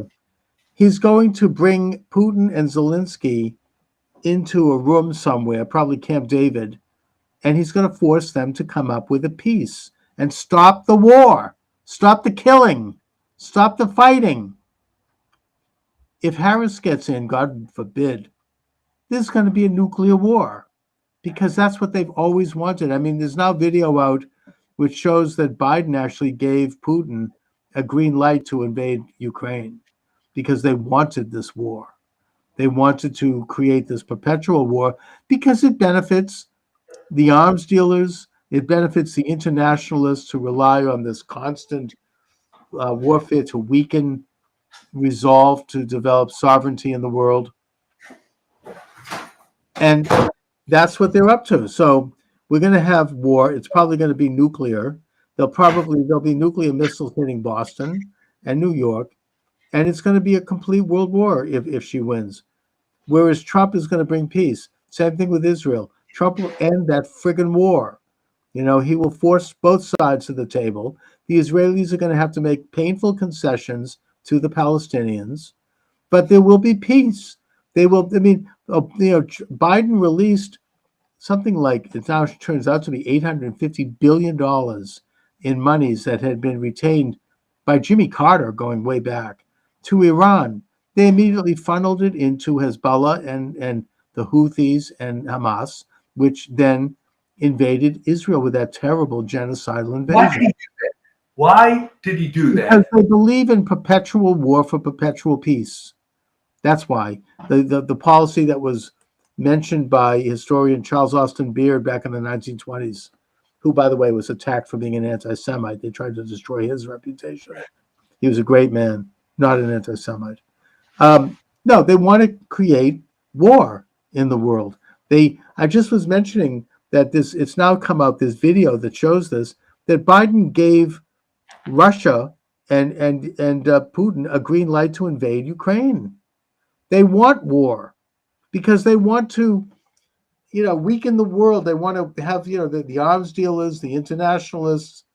They want to have this perpetual state of war. Well, here's a good question for you. What happened to all the peaceniks, the Democrats, the lefties from the 60s, all the anti-war types? Some of them are coming home, like the RFK crowd. I mean, Yeah, all right. some of them are waking up. It may not be too late. Probably most of them are gone.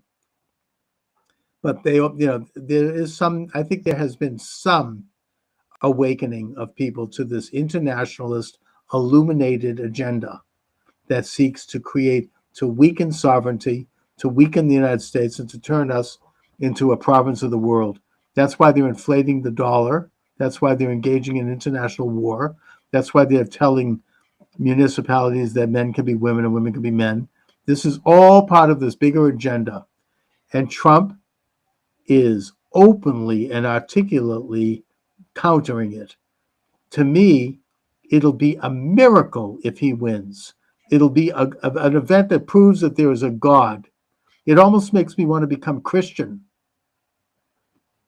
Hey, you know, I mean, I don't know. the greatest Jew of all time, maybe. Yeah, I know. I'm just saying, I only say that because it makes me become a believer in God in Yeah. all of the forms. It's just something miraculous. Here's something to think about on this military-industrial complex, the term created by Eisenhower on his 1961 farewell address. Oh, yeah. I'm thinking that he developed a lot of guilt feelings at that point, that he was part of this massive cabal of death and destruction, which, okay, worked out well for the US maybe, but he could see it was not ending. And it was No, I Korea. agree. I mean, I think that he did decide to spill a few beans at the final moments of his administration. He waited for the evening before he left office, and JFK was sworn in. Literally the 11th hour. Yeah, I mean, and he also said more than that. If you look at that speech, he also talked about big pharma and the biological industrial complex. I mean, there's a lot there that he got into, and he's not the only one. I mean, there were other people in the establishment. I mean, we've talked about Michael J. Glennon and his book, The Double Government. I mean, C. Wright Mills, the sociologist, wrote The Power Elite. It's all about that. There were other people who have tried to blow the whistle, not just Trump and the deep state, talking about the deep state. And that this is a rotten establishment that's been with us since time immemorial. It's nothing new. And it's always been a struggle by people to bring back sovereignty under God and not under the state. I mean, this was the Protestant ethos of the Puritans who founded Boston. Boston is really the cradle of liberty. They brought in the idea that, and it was definitely anti-Catholic, it was anti-Jewish too, probably, that sovereignty comes from God, who is the great sovereign, and that he grants a limited degree of sovereignty to the individual under God, and that the state exists as a vehicle to protect and to preserve those God-given rights. This was the ethos of the Founding Fathers. This was the ethos that was captured by Jefferson in the Declaration of Independence. This is the political philosophy and the religious philosophy of America. It's a Puritan country. We believe in this concept. Catholics and Jews also have become slightly Protestantized as Americans. It's not the same as it is in other countries. well, Because tell that's what we are. when Eisenhower, confessed in 1961, Yes. why has it taken so long, and why did it take a guy that was completely outside the system before more people woke up? Because they control the media. That's why. You've Right. got Walter Cronkite. You've got them. They've been able to, kind of like, manage what we know and what we don't know, what we see and what we don't see. They really have to a large degree, and they do so less now. There have been great figures who have stood up. I don't know. I mean, I'm a fan of Pat Buchanan. I don't know if you like his books, but Yeah. he's somebody who who threw out some ripples. Nixon was not completely on board with it, which is why he was, I think, removed from office. Reagan was not totally on board with it, which is why he was shot. And there have been people who have been at least willing to stand up to somewhat to this. Rush Limbaugh, the late Rush Limbaugh, he didn't go so far as to completely expose everything he knew, because he knew that they'd pull the plug on him in about 5 minutes. Yeah. But talking between the lines, he made a big difference in terms of bringing people to a more conservative consciousness, an awareness of the American values. He really did. I mean, but he worked within the system because he wanted to maintain. It is a compromise. He had huge influence. He had the biggest show in the world, really. They used to listen to it clandestinely in Havana. Yeah. And he was there for decades doing that show. Huge difference. But he did play ball to a certain extent with the illuminated establishment. But he pushed the edges, and that's what you have to do. I mean, I don't do it, you don't do it. But if you reach that level of influence, you kind of have to an extent. I'm sure Trump does to an extent. But within that context, you can still move things inexorably toward individual freedom under God, toward the existence of an objective body of moral and ethical values that come from Sinai. You can move things in that direction. The founding fathers understood it, and that was almost a miracle, the fact that there were so many of them that did. And they didn't always agree on everything, but they did embrace this American system. And, ever since then, this country being a microcosm, we have struggled to realize the true, as Martin Luther King said, the true nature of our creed. But in a sense, America's as a microcosm you can expand it and look at the entire human experience as the macrocosm. We have been struggling to realize our own individual potential since the days of Adam and Eve. I mean, it's not new. And that, it's every generation we have to struggle to advance. And we've made major strides in this country, especially. So anyway, Mike. Well, there you go. So get out and vote. And as the Irish in Boston used to say, vote early and vote often. and please, pray for this country and pray for our future. There's so much at stake. If Trump doesn't win, I mean, no, and let me put a final historical perspective on this. All right. Consider how consequential the election was of 1912 when Wilson came in. Great Transformed the country, and no one's looking back at this point. All right.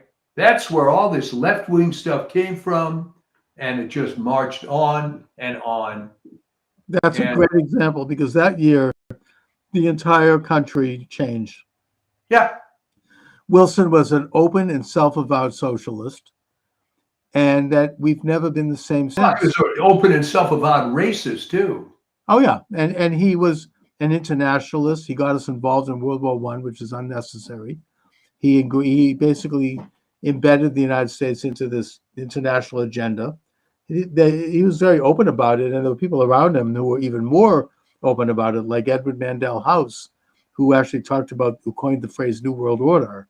Yeah. And he did it. He got in there through trickery. I mean, they convinced Teddy Roosevelt, who I think was a great man, but he had some weaknesses. He had an ego, to come in and run, as a bull moose, and that split the vote so that Wilson could be snuck in.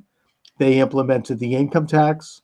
They implemented a reform so that the Senate would no longer be appointed by the states, which removed state power.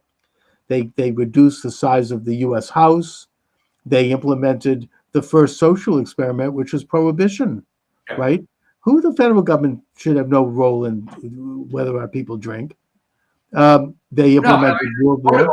He was an unmitigated disaster, and the election of that guy changed the course of the United States, and not for the better. Oh, absolutely. I mean, he implemented, as part of the Income Tax Act, you had exemptions for foundations and nonprofits.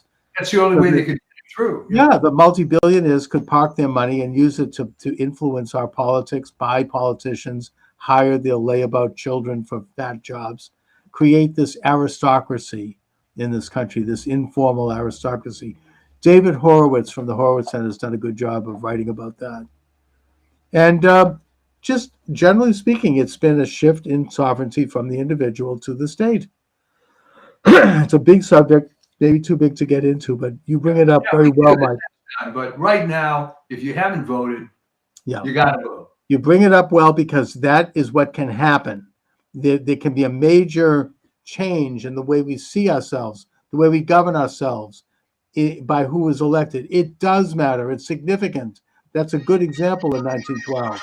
We can't That's let right. that happen again. Anyways, Mike, I'll talk to you next week, and God bless America. Get out and vote. Let's not have any illusions. Out and vote. Thank you. All right, right. Mike, take care. See everybody next time.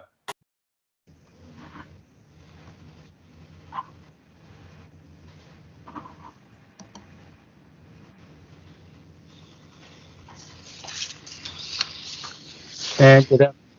Charles Moskowitz here. Steve Turley is my guest of this segment. Steve is internationally recognized scholar, speaker, and classical guitarist. He is a professor in theology, Greek, and rhetoric. Steve, thanks for joining me. Well, it's my pleasure, Charles. Thank you for having me. And Steve, you certainly have a gangbuster of a YouTube channel going. I've been watching it. Very, very good. Oh, cool. Thank you.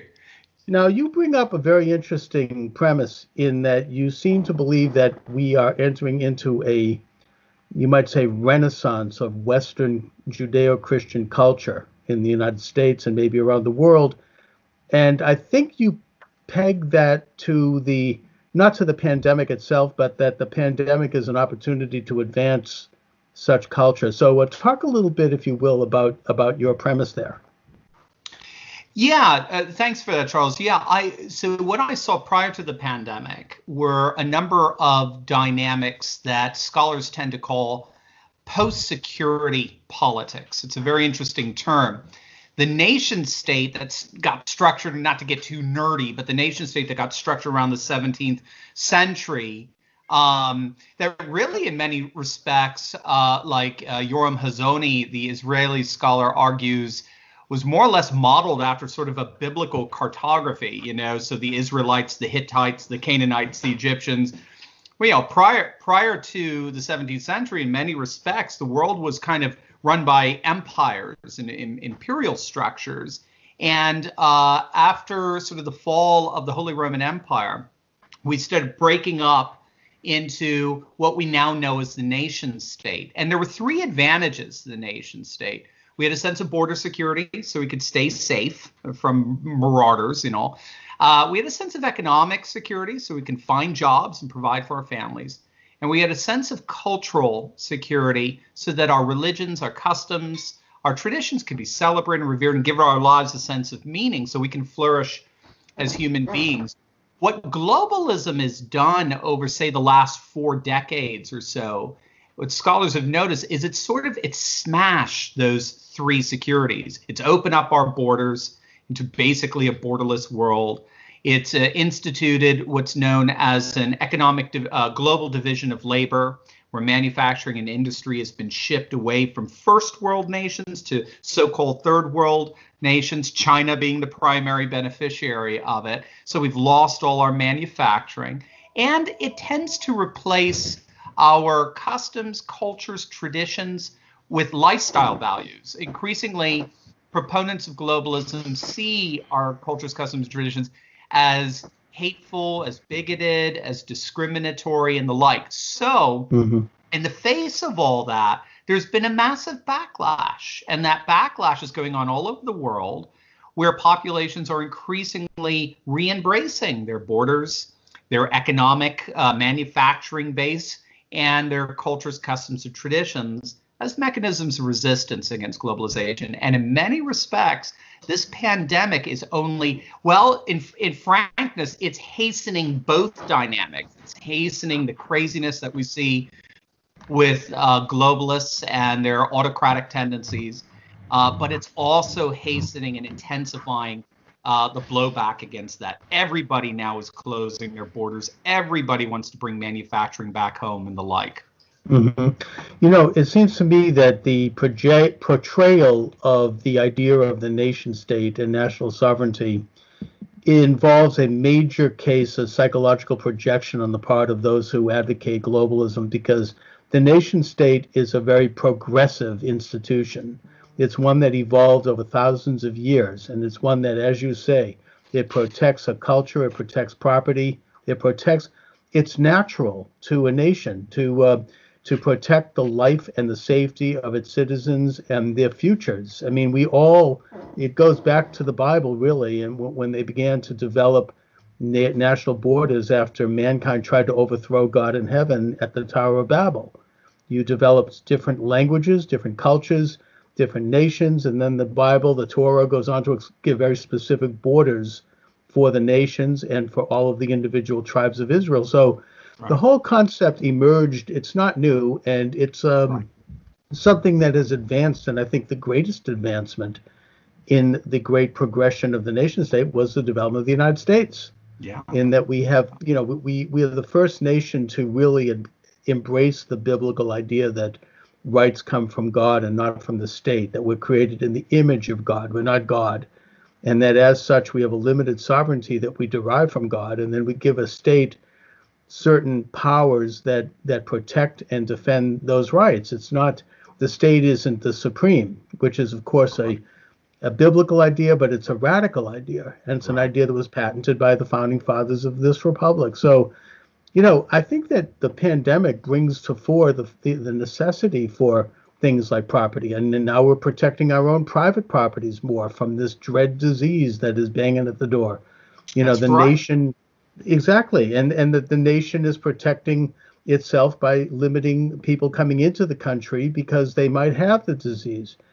And I think that even the European Union, which is very globalist, as you say, they've begun to protect their borders because that's what you do naturally. I mean, the animal kingdom understands this. A bird understands this. Try to interfere with the bird's nest and see what happens. Dogs understand it. Go too close to a dog and see what happens. The idea of the nation state or the idea of the individual property is a natural thing. It's kind of hardwired into us, and this movement to erase it and to try to claim that it's anachronistic or something is actually an unnatural development. In many respects, what we're seeing now is simply a deference to the very nationalist, populist, America First policies that Trump had been implementing for the past 3 years. If I told you, say 6 months ago, that a North American leader of a North American nation, whose last name starts with TRU, has closed all his borders, has instituted a travel ban from Europe, China, you name it, in an effort to seal those borders, you would be shocked that I told you that one would be a fellow by the name of Trudeau. But it's exactly what's happened. Even globalists are behaving like Pat Buchanan right now. Even globalists are adopting this nationalist populism, and the whole idea of the supply chain of farming out our manufacturing for pharmaceuticals to China, that's dead. That ain't coming back anytime soon, that's for sure. Right. You have Macron in France talking about bringing back industry to France. Japan has done the same thing as well, as starting to bring back their industry away from China. They start to see it as all economic nationalists do. They see the economy as a national security issue. We are a nation with an economy. We're not an economy that happens to be a nation that bows to it all the time. That's the very globalistic structure. And it's stunning. They did a study even before the pandemic. Breitbart talked about it, and they found that over 70% of the American public, when you polled them and asked them pointed questions that were reflective of an America First nationalist populist agenda, 70% of Americans agreed with it. The biggest, the single most conservative demographic, racial demographic on border security are African Americans. They have one of the highest. Yeah, do you mind? Sorry, my phone is. No, that's all right. They have one of the highest rejections of immigration of any population, and of course because they're adversely affected by, especially illegal immigration with entry-level jobs. Well, labor and minorities have always had an interest in reducing immigration because it cheapens the value of labor, and it cuts back on opportunities for minorities who are trying to get a place at the table, so to speak. Right. And I think that we can see from the situation that a nation state has the right to decide who enters the national home in the same way that you and I have a right to decide who enters our private home. It is a normal, natural thing. It's a good thing. You don't have to explain it. It's just one of the basic building blocks of any nation. I mean, you try to enter into a communist country. I mean, if you're not wanted. I mean, it's sort of, the left is now criticizing Trump because they say he didn't do enough in terms of stopping flights from China in the early stages of the pandemic. They're saying, "Oh, you still let people in." Well, hello, they were citizens, and that at the time, I remember they were screaming about the fact that he doesn't like Chinese men and women. Right. That's It's called motivated. xenophobia. Yeah. Exactly. So it's all very situational for them. Yeah. But the fact is that, it's just a normal, natural thing for any sovereign nation to do. These are the functions of sovereign nations. And I think it does certainly put globalism on its heels. The latest thing I'm hearing is that now, it's sort of a last-ditch, desperate attempt by the globalists that anyone who criticizes globalism, this is a euphemism for anti-Semitism. Yeah. Hello, I happen to be Jewish, putting that aside, but as a Jew, I mean, Israel is a sovereign nation. I mean, the United States. I mean, this isn't an anti-Jewish thing. It's are Jews supposed to be globalists? Some of them are, some of them aren't. But this isn't something that is inherent in Jewish understanding at all. If anything, it's the nation state is the primary idea. Exactly. And again, Yoram Hazony has been one of the major voices in that, a wonderful, wonderful scholar. He runs the National Conservative conferences. They just had theirs in Rome right before the pandemic. And of course, they had all those horrible anti-Semites like Viktor Orban and the like speaking there, as they're all, of course, laughing at such an assessment. Yeah, one of the funny things, there's some scholarship on this now, where they're finding that, in point of fact, people like Geert Wilders and a number of nationalist populists in Europe are extremely pro-Israel because they see the danger of Islam, and because Islam, in many respects, the Brazilian philosopher Olavo de Carvalho actually argues we have three globalisms going on right now. So the first globalism is the one we're all familiar with, the Western liberal globalism, that tends to be very economically driven. Then you have the Chinese globalism, which of course is Marxist driven, and that's getting hit hard as we speak. Thank God for that. But then you also have a religious globalism, which is the Islamic globalism, particularly via Iran and their expansionist tendencies. They want to take over the world. They haven't been able to figure out how to do it. But nevertheless, nationalist populists in Europe tend to recognize that. And they tend to see Israel as a beacon. And of course, Israel's probably, when all's said and done, the most nationalist nation on the planet right now. In many respects, the commentators are saying the left doesn't even exist in Israel. The best they have is a center. The best is the white and blue party that just got formed. I mean, Likud is your consensus party, and then of course you have all the orthodox third parties, as it were. There's not even a left anymore, really, in Israel. So the nationalist populist right, particularly Trump, of course, have looked at Israel as actually inspiration in the midst of all this, especially as they're trying to fight their particular globalist enemy, which is militant Islam. Right, and I think that Israel has always reached out an olive branch of peace to Arab and Islamic countries, saying, we're an example of a nation that has created our own sovereignty. We got rid of the British occupiers, and we want to urge you to do the same for your own respective nations. So, now you have Trump coming into office, and he's using some of the same rhetoric, of course, that was used by the Bushes and by Obama and Clinton, except he means it. And everyone knows that they didn't. They were full of it. They were just saying it for the bubbas, He talked about, protecting the borders, and he's doing it.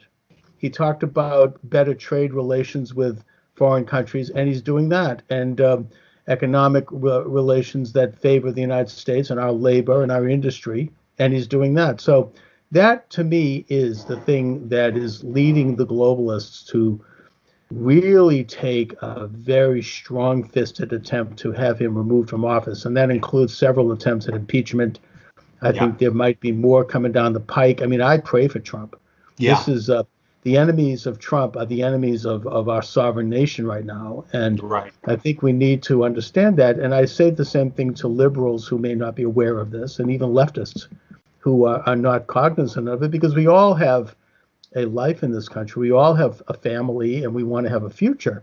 And do we want to have that future under our own? I mean, it's sovereign nation. That's democratic. That means that you, as an individual, as in a community, have more say and more control over your own life and destiny, not some foreign, unelected, faceless bureaucracy that's either in the form of an international form of governance or an international corporate form of governance. It doesn't matter. The point is that they have to be held accountable by a constitution and by elected officials who we elect to represent our interests. It's so interesting because even Bill Maher, an ultra leftist like Bill Maher, recognizes that if you actually want to have a conversation, a deep, meaningful political conversation, cultural conversation, you have to go to the right. The left is almost, it seems, incapable of doing that today, particularly the media, the mainstream, I like to call Marxist media. If you want to have a reasonable conversation, John Stossel found this out, Stossel being very libertarian. So being a libertarian, he's very liberal in many things, also conservative in others. He found liberals shocked and absolutely offended by the things he was saying, whereas conservatives are like, oh, that's interesting. Let's chat about that. That's why we have the talk radio everywhere. I mean, talk radio is by definition 99% conservative because we love reading and thinking and reflecting and then conversio, having a conversation, because we're not afraid. We have a sense that there's truth out there. We're all trying to get to it.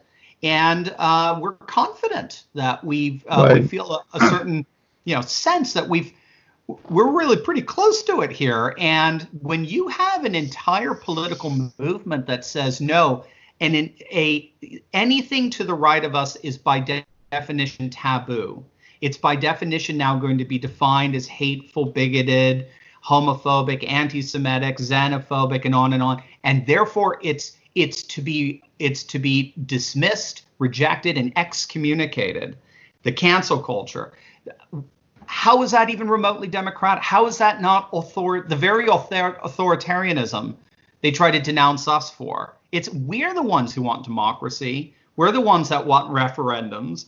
We are the ones who want more say over what happens in our nation. And we want to do it through conversation and a normal democratic discourse. So it's crazy, but that's why we get to have these great conversations. That's right. I mean, it's a major case, again, of projection, because the left is very solitary and conformist in its views. Their arguments have more to do with degrees of how fast they want to go or personality disputes, but not on ideology. I mean, the ideology, whether they're conscious of it or not, tends to be the same. Their hatred for Trump is that he's actually challenging that view. And the hatred in the media, and you talk about this on your YouTube channel, Steve, and you do so quite eloquently, it is really unprecedented. It's really open to the point where they really are no longer professional. I mean, they'll do a story based upon one anonymous source, which is unthinkable before Trump. And then, of Right. course, the next day when it's disproved, they then take it down and go on to the next one, and it's just this constant barrage. I mean, and the hatred is so palpable. I mean, I was listening to Michael Smerconish, who's a big time left of center radio talk show host in Philadelphia. He's been there for about 30 years. And early in the administration, when the atmosphere was almost like Frankensteinian, I mean, people were showing up with torches, and the rage was just on the street. He made one mild comment that praised President Trump about something he had done, and it wasn't even a big deal. It was some technical thing, and he says, we have to give a little credit. And then he got such hate mail, and people were going to boycott his sponsors. I mean, people that had been sponsoring him for 20 years. And it was so bad that he had to back down, and he had almost like retracted.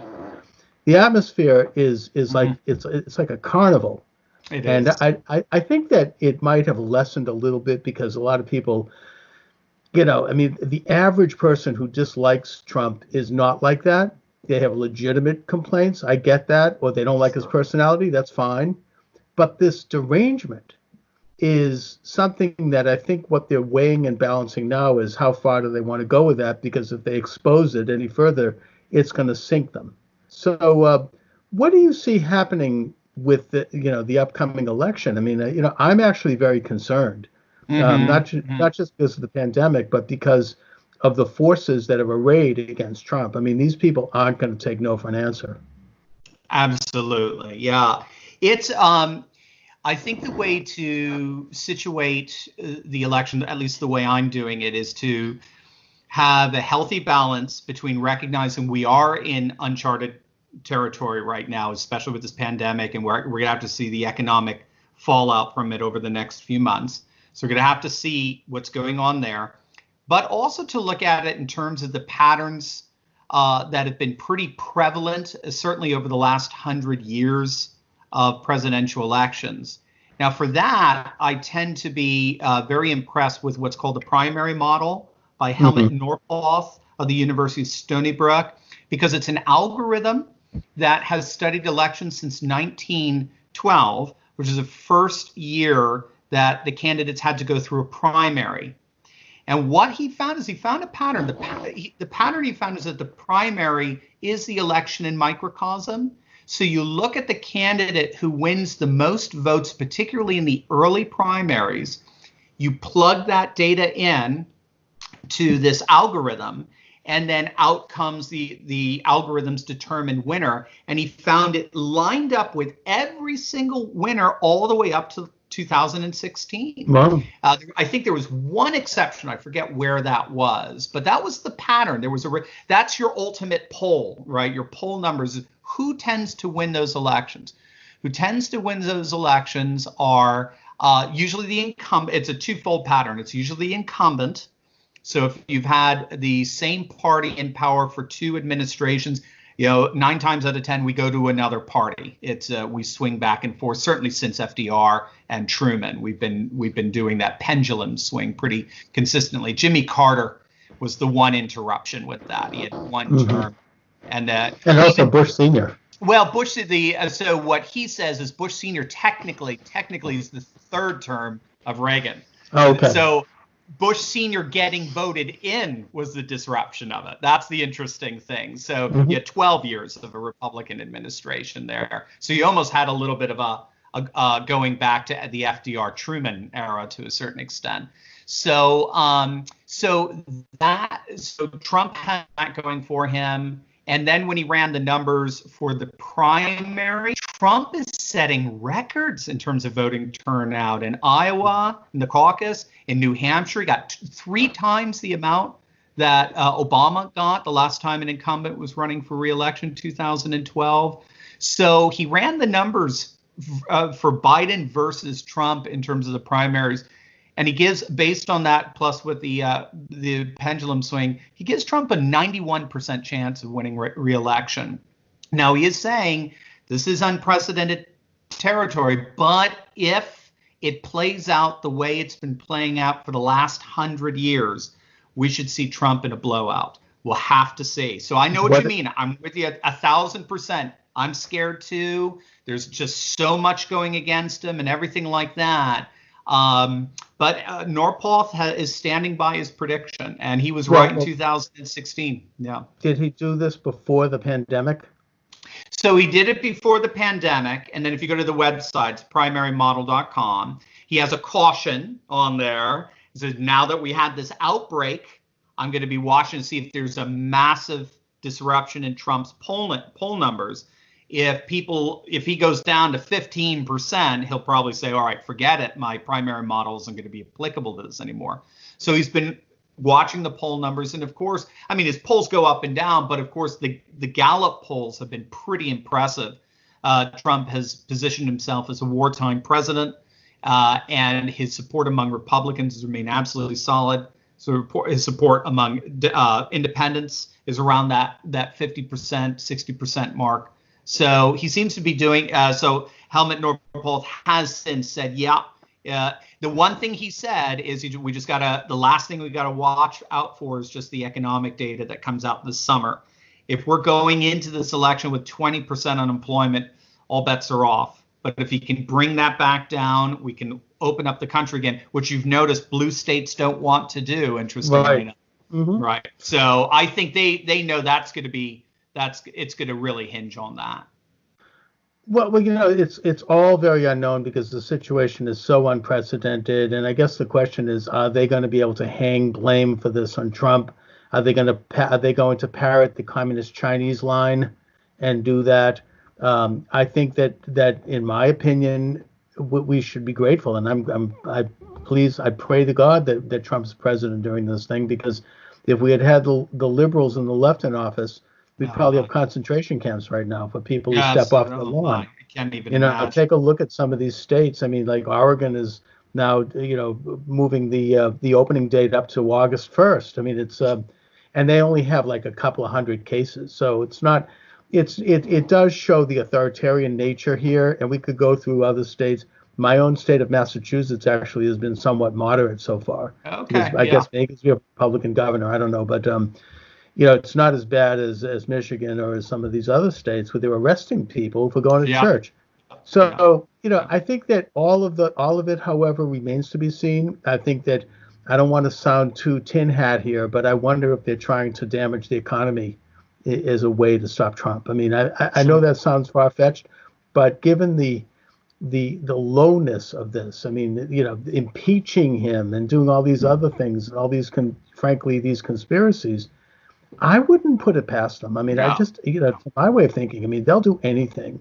So, because we're not talking just about Donald Trump. We're talking about, as we started, Steve, a global movement that is, which people are beginning to wake up. They're getting really woke, to use the term. In a good way, right? Yeah, in the real sense.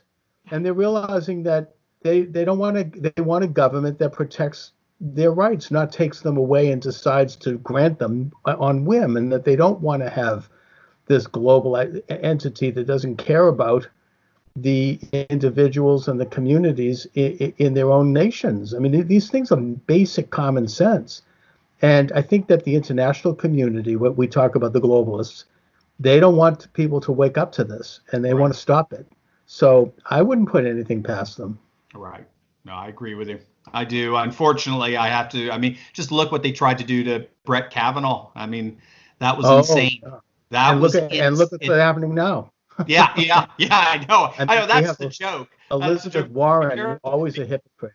She's coming out. Yeah. There you go, Elizabeth. And I'm from Connecticut, by the way. I'm a fellow New Englander as well. Yeah. So, I know. Be careful what you weaponize. It's always going to end up being used back against you. And that's.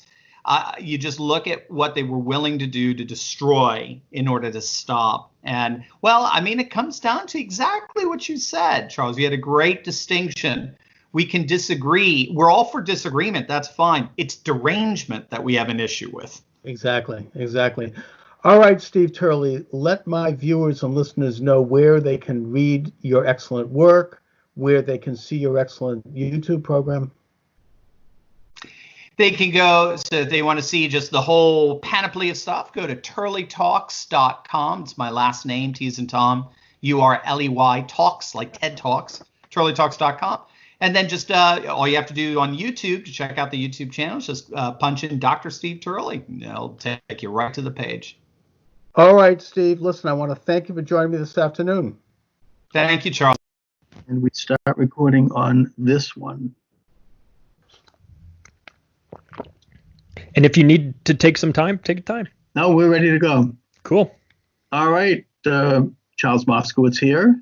And my guest is Charlie Robinson. And Charlie is the author of this really interesting book, The Octopus of Global Control. Charlie, thanks for joining me. Thanks for having me. Let's get into it, shall we? Shall we? Why not? First of all, what led you to write this book? Oh man. So it's funny because there should be some deep, complicated story about it all. But really what led me to write it was a very simple question.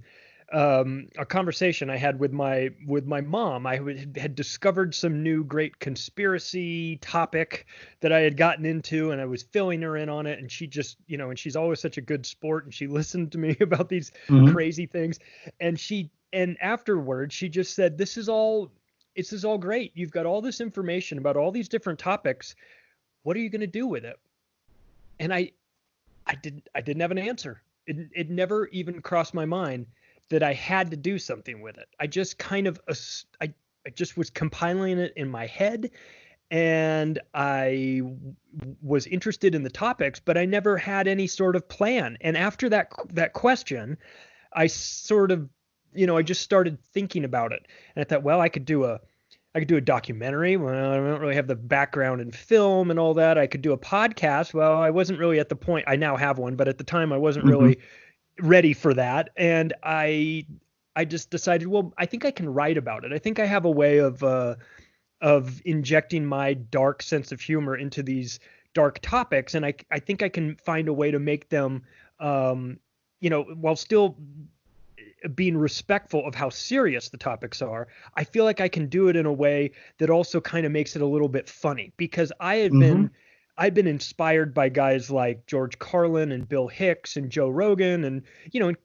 comedians, and Jon Stewart, that comedians that had understood the political slant, and they could tell you a story about it, and you would get the gist of the story, but you'd still find yourself laughing at it too. So I figured if I could find a way to kind of do that, that would be a good part. But then I also remembered that back, I don't know, I think this might have been 2006 or so. I made the mistake that a lot of us in the, I don't know if you want, I guess, truth community, if you want to use that term. I made the mistake that a lot of us in the truth community make, which is I brought up 9/11 at a Thanksgiving dinner, and I watched watched the table turn on me, and I watched everybody not appreciate my contribution to the dinner table conversation. And I also realized that through that botched conversation, I realized that they saw me as somebody that didn't have any sort of authority to talk about these topics, in part because I didn't have any authority to talk about the topics. I was just a guy that was interested in it. But I felt like, you obviously you don't take your notes with you to a Thanksgiving dinner, but I felt like if I had that conversation again, what I would have done was I would have brought in the words of, not me, because they didn't value my opinion on it. This was my in-laws family at the time. They didn't value my opinion on it, but they did value other people's opinions. So so for instance, I felt like if I would say, if you heard Henry Kissinger say this, would you believe it? If you heard David Rockefeller talk about the New World Order, would it be more real? What about Bill Clinton? You like Hillary Clinton. What if you heard Hillary Clinton talk about it? So I started thinking about that conversation. And when I wrote the book, so the structure of the book was that, yes, I've got my opinions on these topics, and yes, I brought in a dark sense of humor, but then I also brought in quotes from over 500 different people that had a front row seat to some of these events. Either they were involved in it, or they were witnesses to it, or they had some interesting take on it. So that's where I was able to pull in some George Carlin quotes and some Bill Hicks, but also Rothschilds and things like that. The format of the book is is, I'm talking about these 8 tentacles of this octopus, but then I'm also peppering it not with footnotes, but with quote footnotes. So I would talk about how they had this plan for a one world government, but then I would inject the quotes that was them talking about it, behind the scenes and everything. So that's how the book came about. And I wrote it in total secrecy because I didn't think I would finish it, or I wasn't sure if I'd finish it. And when it finally came out, and when the boxes when the first batch of books got delivered to my house, I hadn't told my wife I was writing a book, which is maybe not the best strategy. I left for the day, or I was out doing something, and the boxes came, and my wife didn't know what they were, and she opened them and found all these books, a 540-page book, flipped it over on the back, and there's my picture on the back of it. Oh, and my. when I got home, she threw me out of the house for 2 days because she said Oh, I was my. cheating on her by writing Now, the book. did you send a copy to your in-laws? I did not, but they should get credit for spurring me to write this book. So that's kind of how it started out. No, that's So- amazing. I had a similar experience. I don't know where you fall politically, but after the last election, I was informed by my in-laws that the Thanksgiving dinner would be a Trump-free zone. And also, look, on a more serious note, writing a book and I've written more than 10 nonfiction books on similar topics. It is a great way to really go deep into a topic you're interested in and fascinated by. And almost anyone can now write a book with the access to the internet and Microsoft Word and several things. You can write the book. You can self-publish it if you want on Amazon. It could get picked up by a publishing house, which happened with me in 1 or 2 cases. And it's an amazing thing, that what we have access to. Yeah. Now, I want to talk a little about the book itself and your premise. Sure. You weave together a very comprehensive look at what you call the octopus of global control, what I think we used to euphemistically call the Eastern Seaboard liberal establishment and its interactions with other like-minded establishments around the world. Yeah. What do you see as the main nexus in a sense, the brain of this octopus? Well, it's so the octopus concept was not mine. Obviously, it went on early. It's been around for a while. And one of the quotes that I used talks about. It's a quote from a guy named John Francis Hyland, and he talks about this octopus with its sprawling tentacles that have captured the state, the courthouses and the media and the banking and the government. And he's going on this long thing, and he says, let me be specific. I am talking about the Rockefeller Standard Oil Interest. And when you get to the very end of this guy's 3-paragraph quote, he was the mayor of New York City. It was 1922, and if you would remove that and put 2020, his statement would have been as relevant today as it was 100 years ago. So what occurred to me was that this has been around for a very long time, and in the brains behind it is this group of banking. God, I hate to use the word elite because there's nothing elite about them in the sense of being good people. They're reprehensible people, but elite in the sense that they consider themselves to be above everybody else. So it's these banking oligarchy families that have been around, that have like the Rockefellers and Rothschilds, and they're less concerned about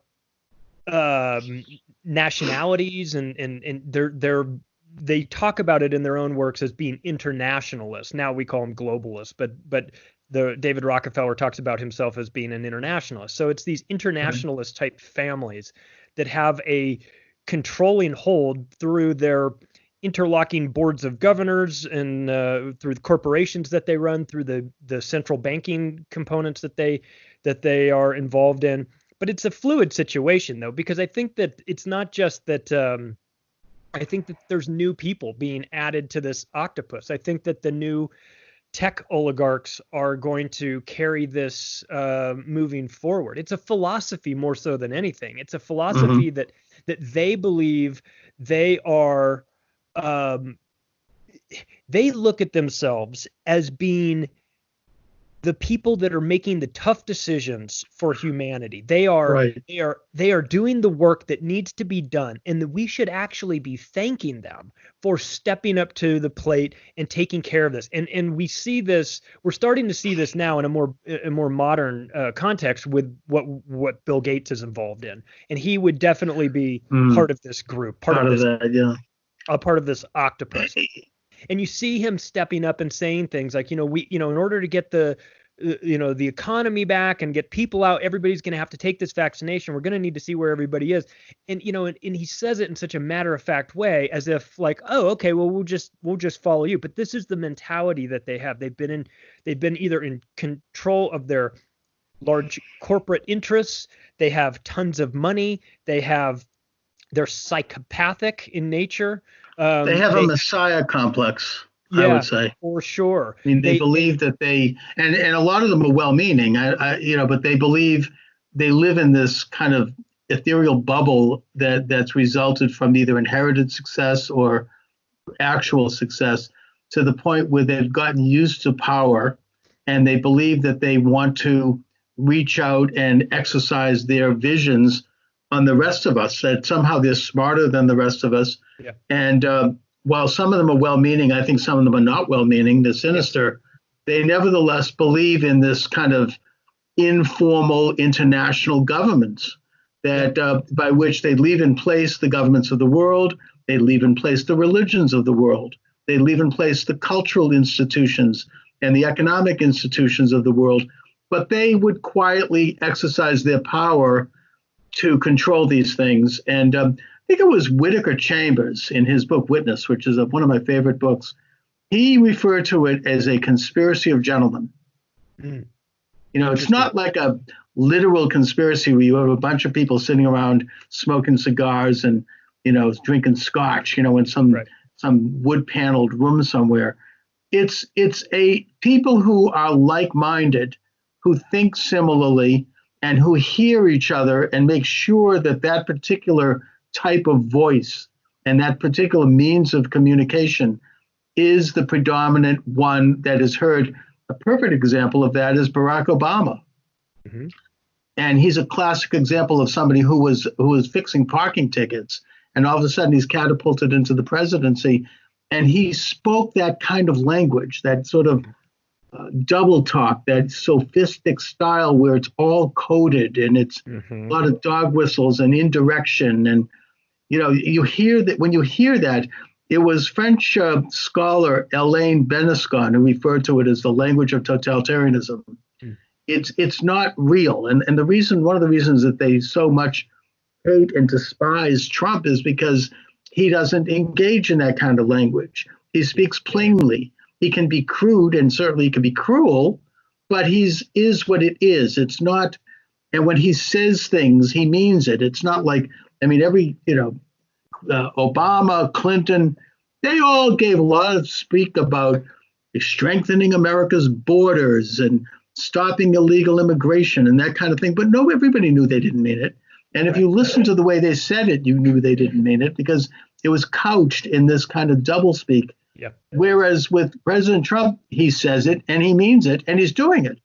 Yeah. So this is a major stick in the eye of this establishmentese, this internationalist set that scorns things like sovereign nations and belief in a creator of the universe and individual rights, and has contempt for those things as being backward and anachronistic.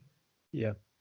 Yeah, and people have always said, well, what are these guys just sitting around, like you said, sitting around a smoky table and, plotting out how to rule the world? It's like, well, they don't need to. They know what's good for them. They understand what works for them. They understand what benefits their industries, and they have relationships with other people, high-ranking people that understand the plan as well. And do they have meetings? Yes, of course they have meetings. They have Bilderberg meetings and Council on Foreign Relations and Trilateral Commission. They have all of these things, but above those above those organizations is a group of people that understand what works best for them, and they all understand what does best for them. So they push the policies that will benefit them in terms of either making them more money, which is not as high on the list as maybe everybody thinks, because when you have access to the central banks, you have access to the money, but it's more about controlling the minds of people and shrinking the power into as few hands as possible, and playing this game where they make it look like the nation states are calling the shots on all of these things, and that the presidents are calling the shots. I totally agree with you. When you're Bill Clinton or you're Barack Obama or or George H.W. Bush, that when you watch them speak, there's two speeches in one. There's always two speeches in one. There's one that goes out to the public, and then there's one that you can interpret much differently based on understanding the words that they use, the phrases that they use.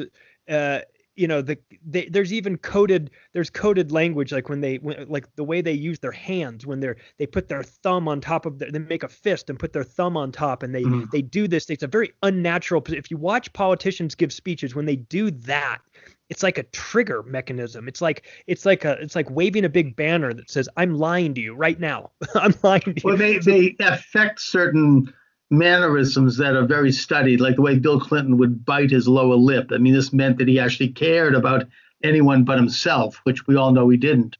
Right. And I think they practice in front of a mirror how to deliver and how to gesture their arms. I would suggest, and I don't mean that, I'm not trying to say here that they are the equivalent by any means, but I think that one of the public figures that they study as a matter of rote was Adolf Hitler. Oh, yeah. Right. Oh, I mean, sure. a master communicator. He knew how to, he would start, if you listen to his speeches, he starts very soft, and then he gradually builds and builds. And by the end, he's screaming and gesturing, and it's an emotional, I mean, the tactics were very studied. This wasn't an accident. It was how to hypnotize people, it's like a form of wizardry. I mean, how to create a mass experience. It's something that Edward Bernays, speaking of Rockefeller, I think he was his brother-in-law. He's considered the father of marketing. He wrote a book called Propaganda in the early 20th century, where he basically taught Americans to have bacon and eggs for breakfast. Yeah. He taught women to smoke. I mean, there were these Torches kind of liberty. Yeah. I mean, to manipulate, it was to manipulate emotions and to manipulate people's behaviors. That was what it was all about. I mean, it's this is a very carefully studied thing. This is the whole art and science of psychology, in a way. I'm not saying we shouldn't have it, but it's a study of control. It's a study of how to manipulate and control emotions, both control of individuals, but of masses, of entire countries. Yeah. And you're right when you talk about Hitler. If you watch his videos, some of his speeches, he'll step up to the podium and he'll stand there for like 2 minutes and not say anything. He'll just put his hand, fold his hands together and stand there and wait. And and the crowd is roaring. And after a minute, it starts to get a little calm. And after 2 minutes, it's silent. And then he starts very softly. And they even went so far as it's an interesting study, because they would manipulate all the senses. Like they would manipulate what you see with bonfires at night. What they would have smells, they would have sounds, it was kind of like a multimedia experience. And people would get caught up in it emotionally to the point where women were fainting. I mean, Obama reminded me of that a little bit. I'm not saying he was like Hitler at all, but there was that same phenomenon, which was not something you generally saw in the United States, where women were fainting at his rallies. Yeah. Now, Trump is the opposite. I mean, it's very freewheeling, and he's talking bluntly, and he doesn't look at the teleprompter. Sometimes he goes way off the edge, and he needs to be reeled in a bit. But nevertheless, it's. I mean, I've been to a Trump rally, and it's a very real thing. No one's hypnotized. It's not like nobody worships Trump. It's quite the opposite. But they're into like worship of the state and of people and things that represent the state. And they exalt those things and they venerate them almost like they're demigods. And that's, I think, part of this whole program of international manipulation and control. Yeah.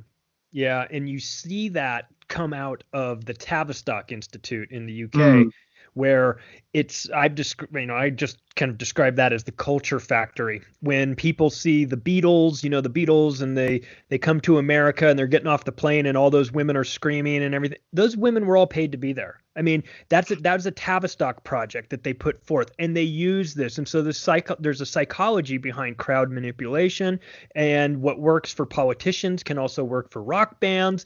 And Tavistock was very heavily involved in this. Guys like Dr. Alexander King, who was one of the creators of one of the founders of NATO, and was highly involved in this. And so you get these really sketchy characters involved in these institutes and connected to guys like Bernays as well, who create a culture. And we have got to give them credit. They're very good at what they do. They know how to get us riled up. And that took, they took that to new levels. And then once television came about and became really mainstream, they went to work on television through the Tavistock Institute and the CIA to really use that to shape reality. And I think it's fair to say, especially given what we're going through currently with this coronavirus pandemic situation, that the media, in my opinion, is one of the most dangerous components of this whole octopus, because and they do their nightly like fear mongering atrocity kind of reporting and anything. But my guest is Charlie Robinson, and the book is The Octopus of Global Control. It's available at Amazon and other locations.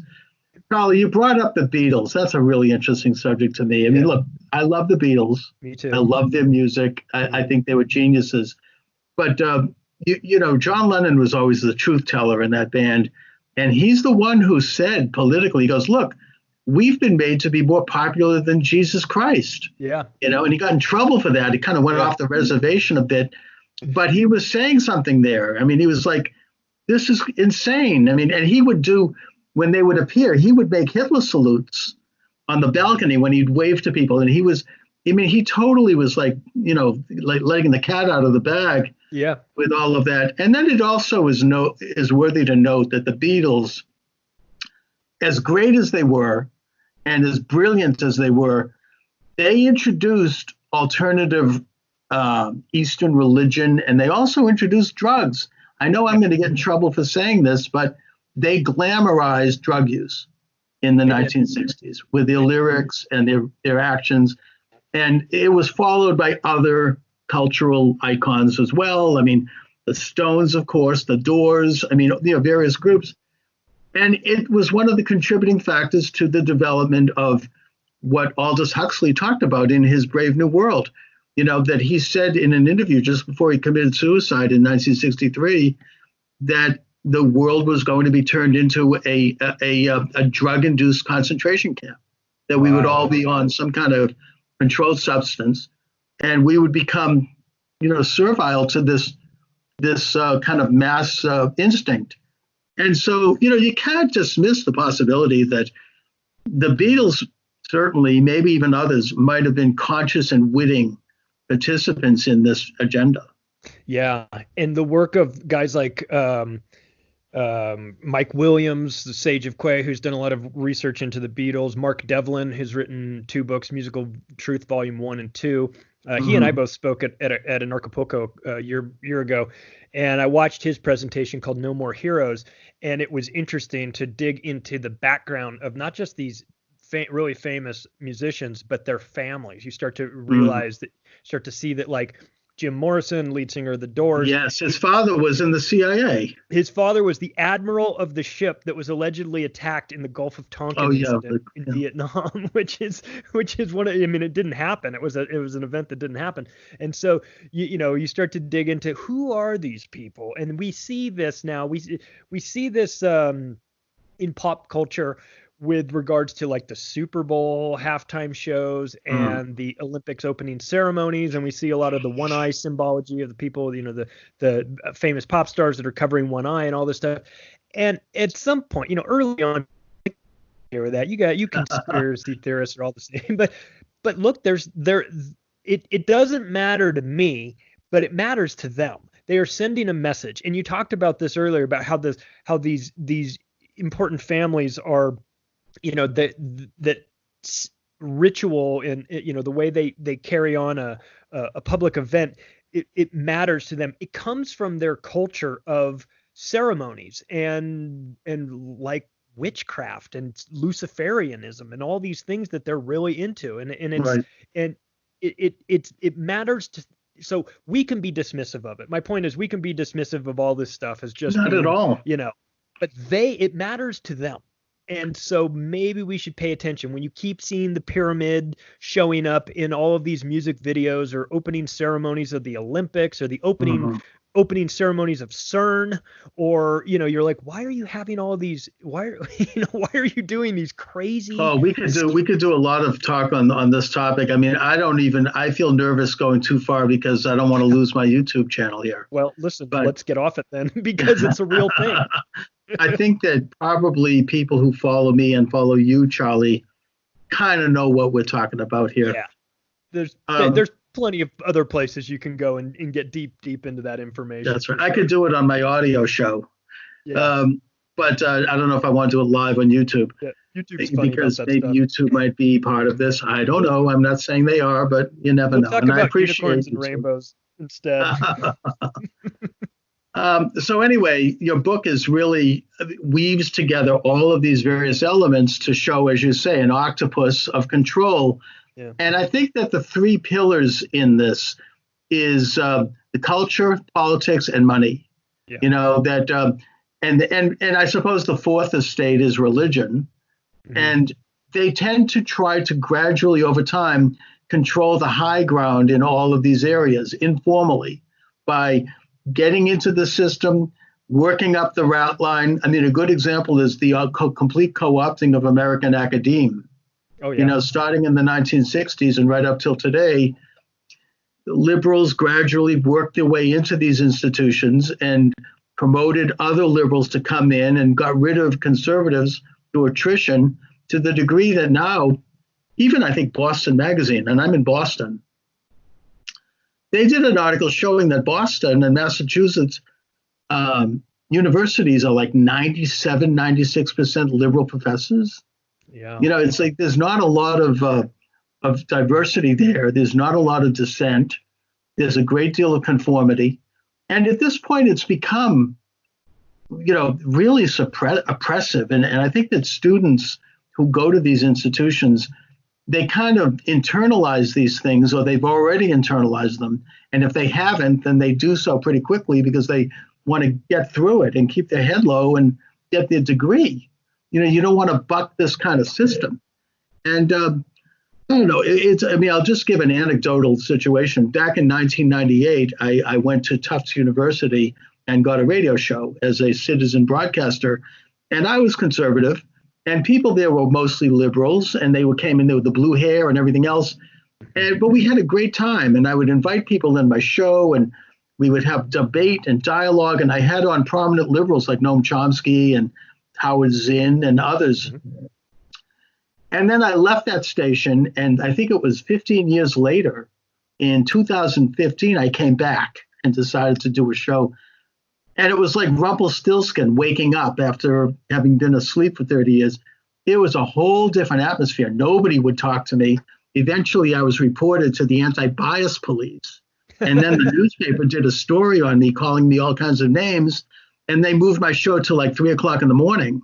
Right. And it just was like a very kind of fascistic attitude. I mean, everything had changed. People were afraid. Nobody wanted to stick their neck out. You know, people didn't want to, you know, you're spending 60 grand a year for a college education. You don't want to get in trouble. They had this anti-bias Gestapo that could kick you out of school and could ruin your life. You know, if you didn't goose step to the politically correct agenda. Yeah. So I think that they've really taken, I mean, again, I agree this is anecdotal, but they really have assumed the high ground in academia at this point. Yeah, they've used tenure as a way to reward those professors that are towing the proper line that they want, and use it as, the carrot for others to get on board. If you want, it's kind of like the Supreme Court. You give someone a job for life, and then you're like, okay, well, then you lose all control over them. I mean, there's nothing you can do to them at that point. Where you're going to, so you've got college professors that are rewarded with tenure for doing it the way that the university wants them to do it. Then you've got this insanity that has sprung up lately that you're talking about, which is safe spaces and all of this, 57 different genders and all this stuff. And if you point out the obvious, that this is all ridiculous, then you're somehow you're always anti-Semitic for whatever reason, just because. Well, anybody that disagrees with the left is called an anti-Semite by the ADL. Right. And it's nothing to do with Judaism. I'm a Jew, by the way, and I think that they're one of the worst groups. I mean, it's ridiculous. Yeah, if you don't goose step to the left, you're an anti-Semite, and they can put you under a microscope. I mean, black groups are doing the same thing. If you don't goose step to the left, you're racist. Gay groups, if you don't goose step to their agenda, you're anti-gay. I mean, it's ridiculous. It's how about I'm anti-insanity. I don't. Yeah. I went to USC, which is in LA, and I got out of there in '95, and there was none of this stuff. But I don't know why. I have a daughter who's 8. When she decides to go to college, if she chooses that route, I don't want her to be in a school that says, oh, somebody has called you a bad name. Well, we've got a safe space for you, because then you're starting to teach them that the world is filled with safe spaces. And listen, some of this is God. No, I mean, I was broadcasting at Tufts, as I said, right. I came back during the Trump election, and people were weeping, and they had to set up safe rooms where people could play with Play-Doh, like they had reverted back to nursery school. It's crazy. I mean, and this is a time, whether you like Trump or not, we should have been celebrating the fact that we had a peaceful election, we'd had a change of power, that we have a democracy in the broad sense within a Republican context, and that we're going to have a new administration, whether you like it or not. I celebrated when Obama was elected, even though I didn't vote for him, because that's the system. I mean, you go into opposition, a loyal opposition, where you then criticize policies. You don't become the resistance. That's a communist term. It's just anyway. But yeah. And I had this conversation with Sam Tripoli, who does Tinfoil Hat and is also a professional stand-up comedian. And I asked him, can you go out and play colleges? He's like, no, there's no way I can play a college. He goes, I have to make everybody in the audience happy. If I make one person unhappy, they go to an administrator who goes to, who then comes up on stage and, with the old hook cane thing and just pulls you right off stage. Well, who needs that stuff? And it's become look they drove Ben Shapiro out of I think it was UCal. I mean, he's like a moderate conservative guy. I mean, we're not talking about some real ideologue there. And I mean, they came up with pitchforks and burning. Yeah. They were crashing the door down. Yeah. It's insane to me, but and this very well could be a product of what we were talking about earlier with this kind of mass manipulation and the establishment using the means of communication, the media and the culture to present something in a way that is so pervasive and so over the top that people come to they internalize it, they are conditioned by it. Yeah, and when you want to make a huge impact on society, if you're these maniac controllers and you want to impact society, it makes sense, like Adolf Hitler says, give me control of the textbooks and I control the next generation. So you've got them infiltrating not just the colleges and universities to get those kids thinking the way they want them to think, but also taking it a step earlier and going after the curriculum of schools. And one of the things that we saw early on was the Rockefellers and Carnegies putting lots of money into the compulsory schooling system. And Oh, now yeah. we have Bill Mhm. Gates in his new version of this, and he's one of the new Rockefellers, hiding behind his foundation. We've got him pushing Common Core, which is, if anyone has taken a look at the Common Core math component, it is, I don't know any other way to describe it other than intentional disinformation and torture of these kids, because it is so backward that it screws kids up. Not to mention, puts us way behind every other country in terms of math. Well, what they're doing proficiency. is they've invented a new way to do equations that is so convoluted and complex that it doesn't get to the basic function of arithmetic, Yeah. where you actually can solve problems. It becomes something else that, I mean, it's creating a dyslexic impulse. And I mean, my friend, the late Dr. Samuel Blumenfeld, wrote many books about this. He used to come on my show all the time. And he talks about how phonics, which is the way you learn English, because English is a phonetic language, and you develop a reflex by which you put vowels and consonants together to form words. It was replaced by look-say reading, and it was done deliberately by this establishment, starting with John Dewey, who is the father of quote-unquote progressive education. And what it did was require the new reader to memorize words as if they're pictographs. It created a dyslexic impulse. You didn't really read, you were guessing, and you were like looking at sentences and kind of glossing over them and kind of grasping at their meaning. And the result was, according not just to Sam, but to a lot of researchers who are legitimate people, including this Harvard professor, her name escapes me right now, the result was dyslexia and eventually ADD and other social disorders. Wow. Because, I mean, if you can read, you can become a real independent sovereign citizen. And that was interrupted by this whole rotten look-say method. And the Rockefellers had their fingerprints all over that one, by the way. Yeah.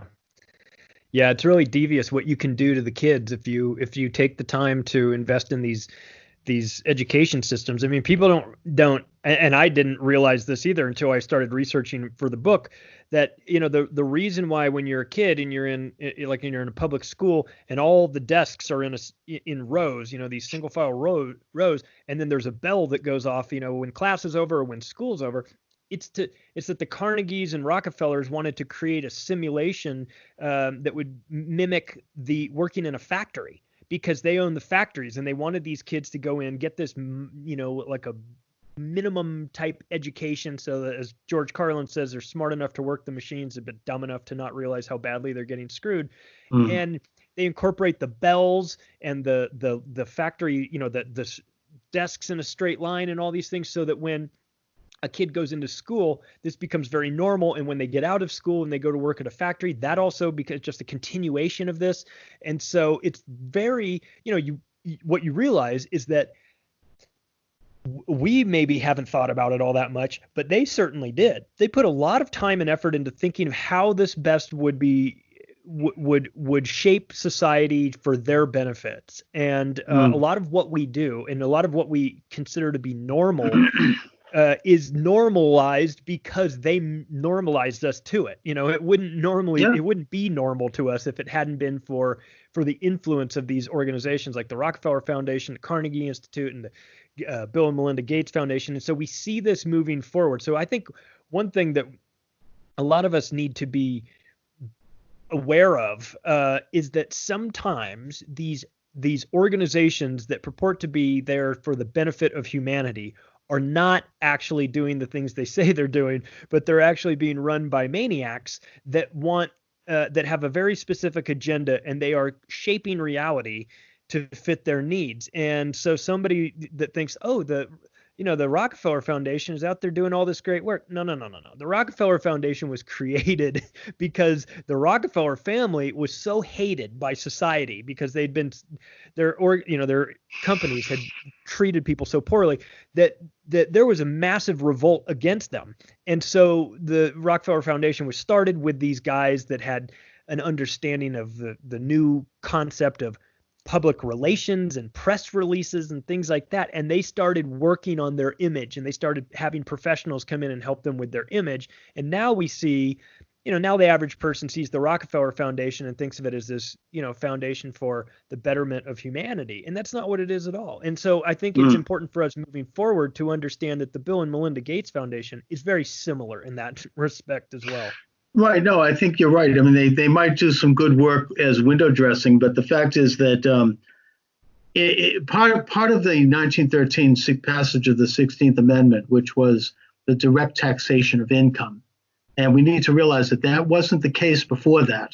Before that, the federal government raised money from tariffs and from apportionment from the states. The states would do taxes, and it was much more democratic in that sense. This gave the government the right to directly tax your income and also know everything about you from your tax return.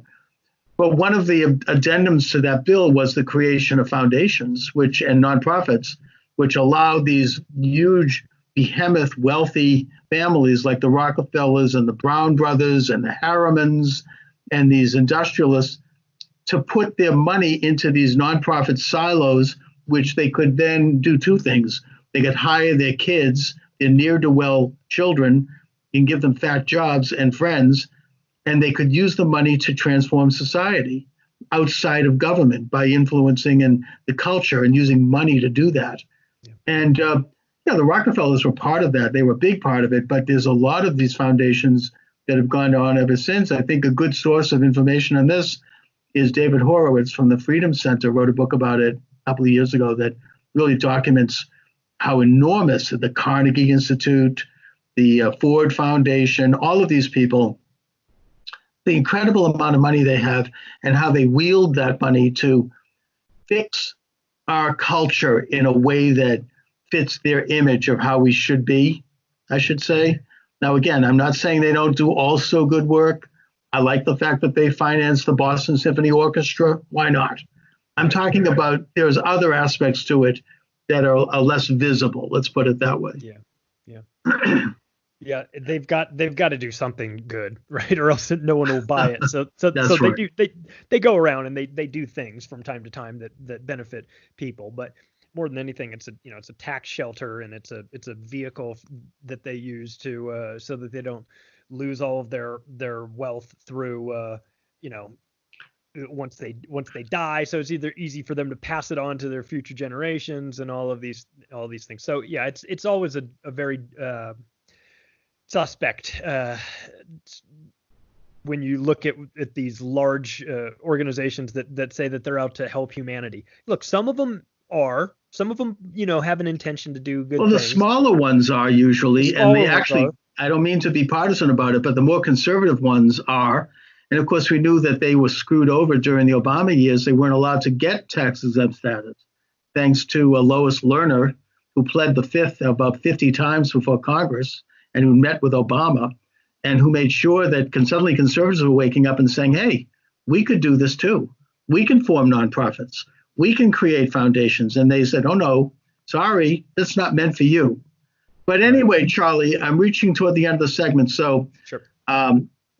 Where do you see the present pandemic falling into all of this octopus, if you will? How are they manipulating what is a real disease, by the way?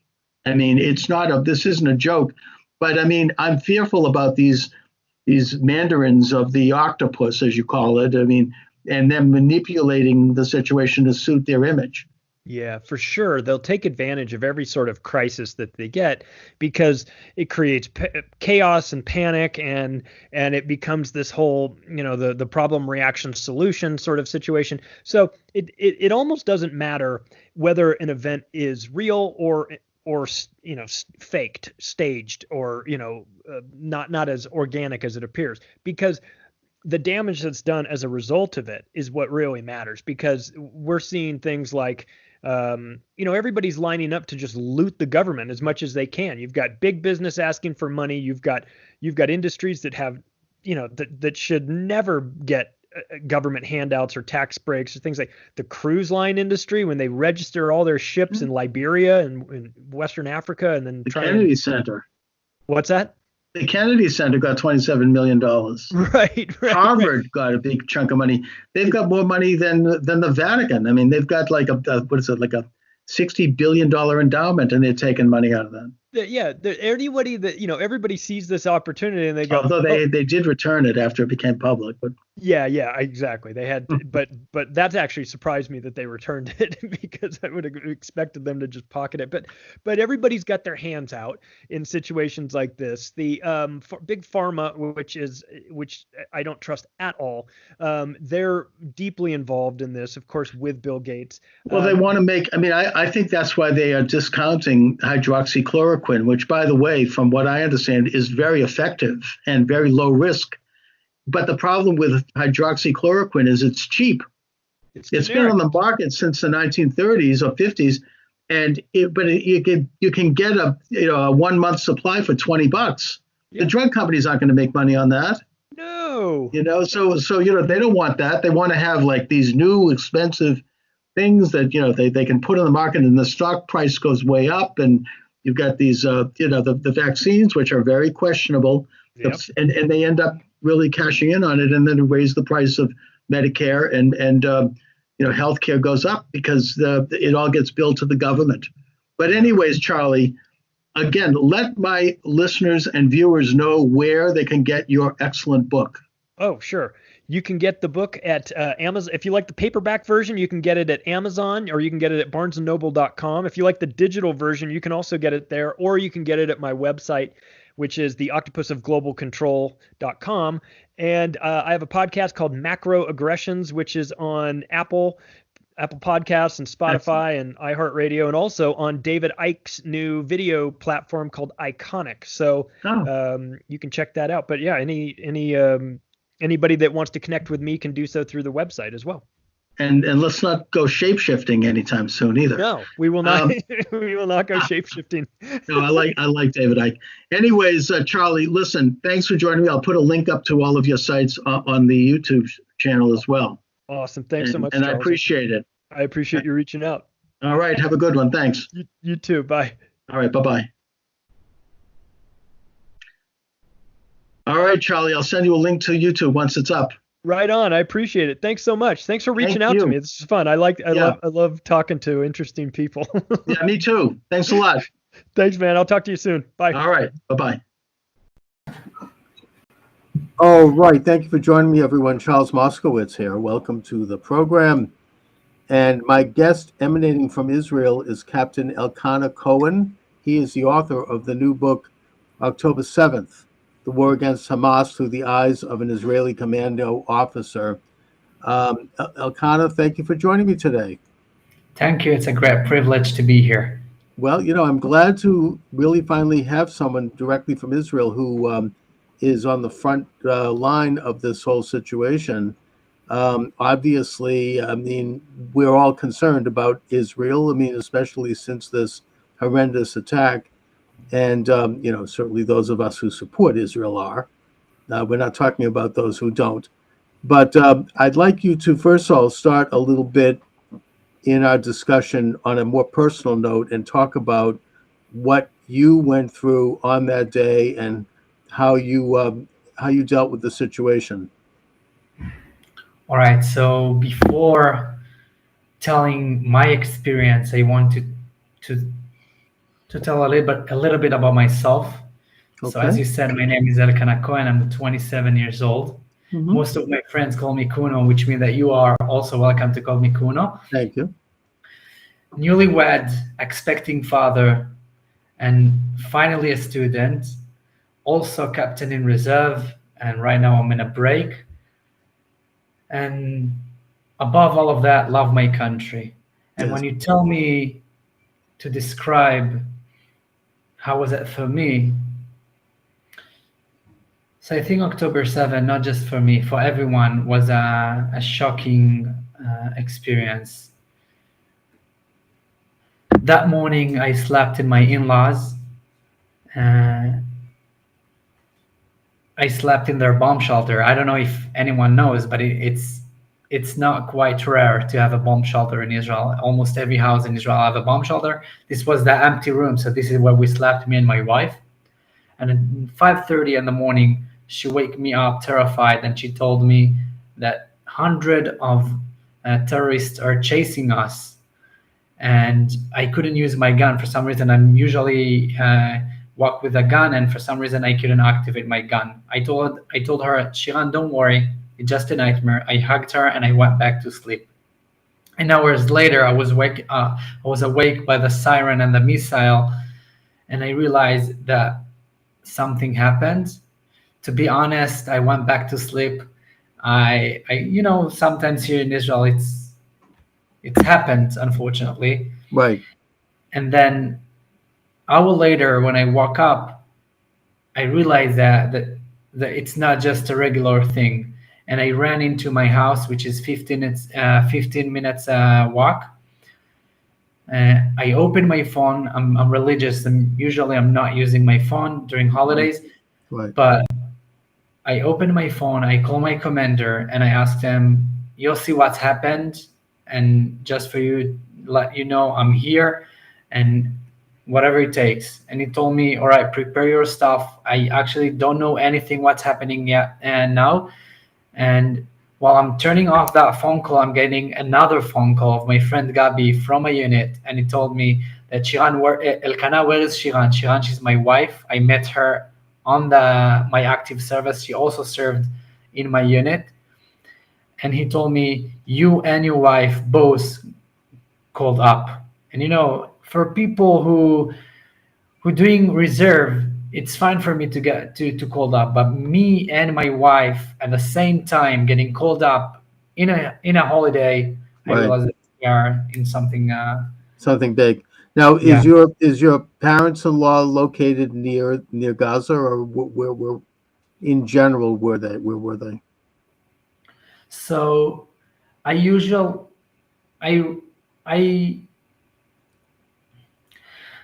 my parents live in the south, but not quite close to the Gaza Strip. There are, I think, 45 minutes drive, maybe a Right. bit more. But we didn't needed to hear from our parents. Everything was burning here. Like, I got phone calls. I've got, nothing even started yet, and I already figured that some of my friends already got murdered, unfortunately. And me and my wife, as I told you, we went to the base together. And that time I got another phone call of my friends from my old team, the one that I used to train with from my active service. And I decided to join them and to be part of their team. Usually, as I'm a captain, and I have a different job, different place to be. But that time I decided that I couldn't stay from the side and do something else, and instead of fighting. So I joined my friends, and this is how everything began. Right. So the thing that impressed me a lot in this horrible situation was how Israel really pulled itself together completely, and I mean that as a society and politically and militarily, the people started to just go out there. You had retired boobies and zadis showing up, and really ready to fight, and everybody kind of was, clicked into action. I mean, to deal with the crisis. And I think that had it not been for that kind of mobilization, it would have been a lot worse, because it seems to me that the IDF was caught flat-footed.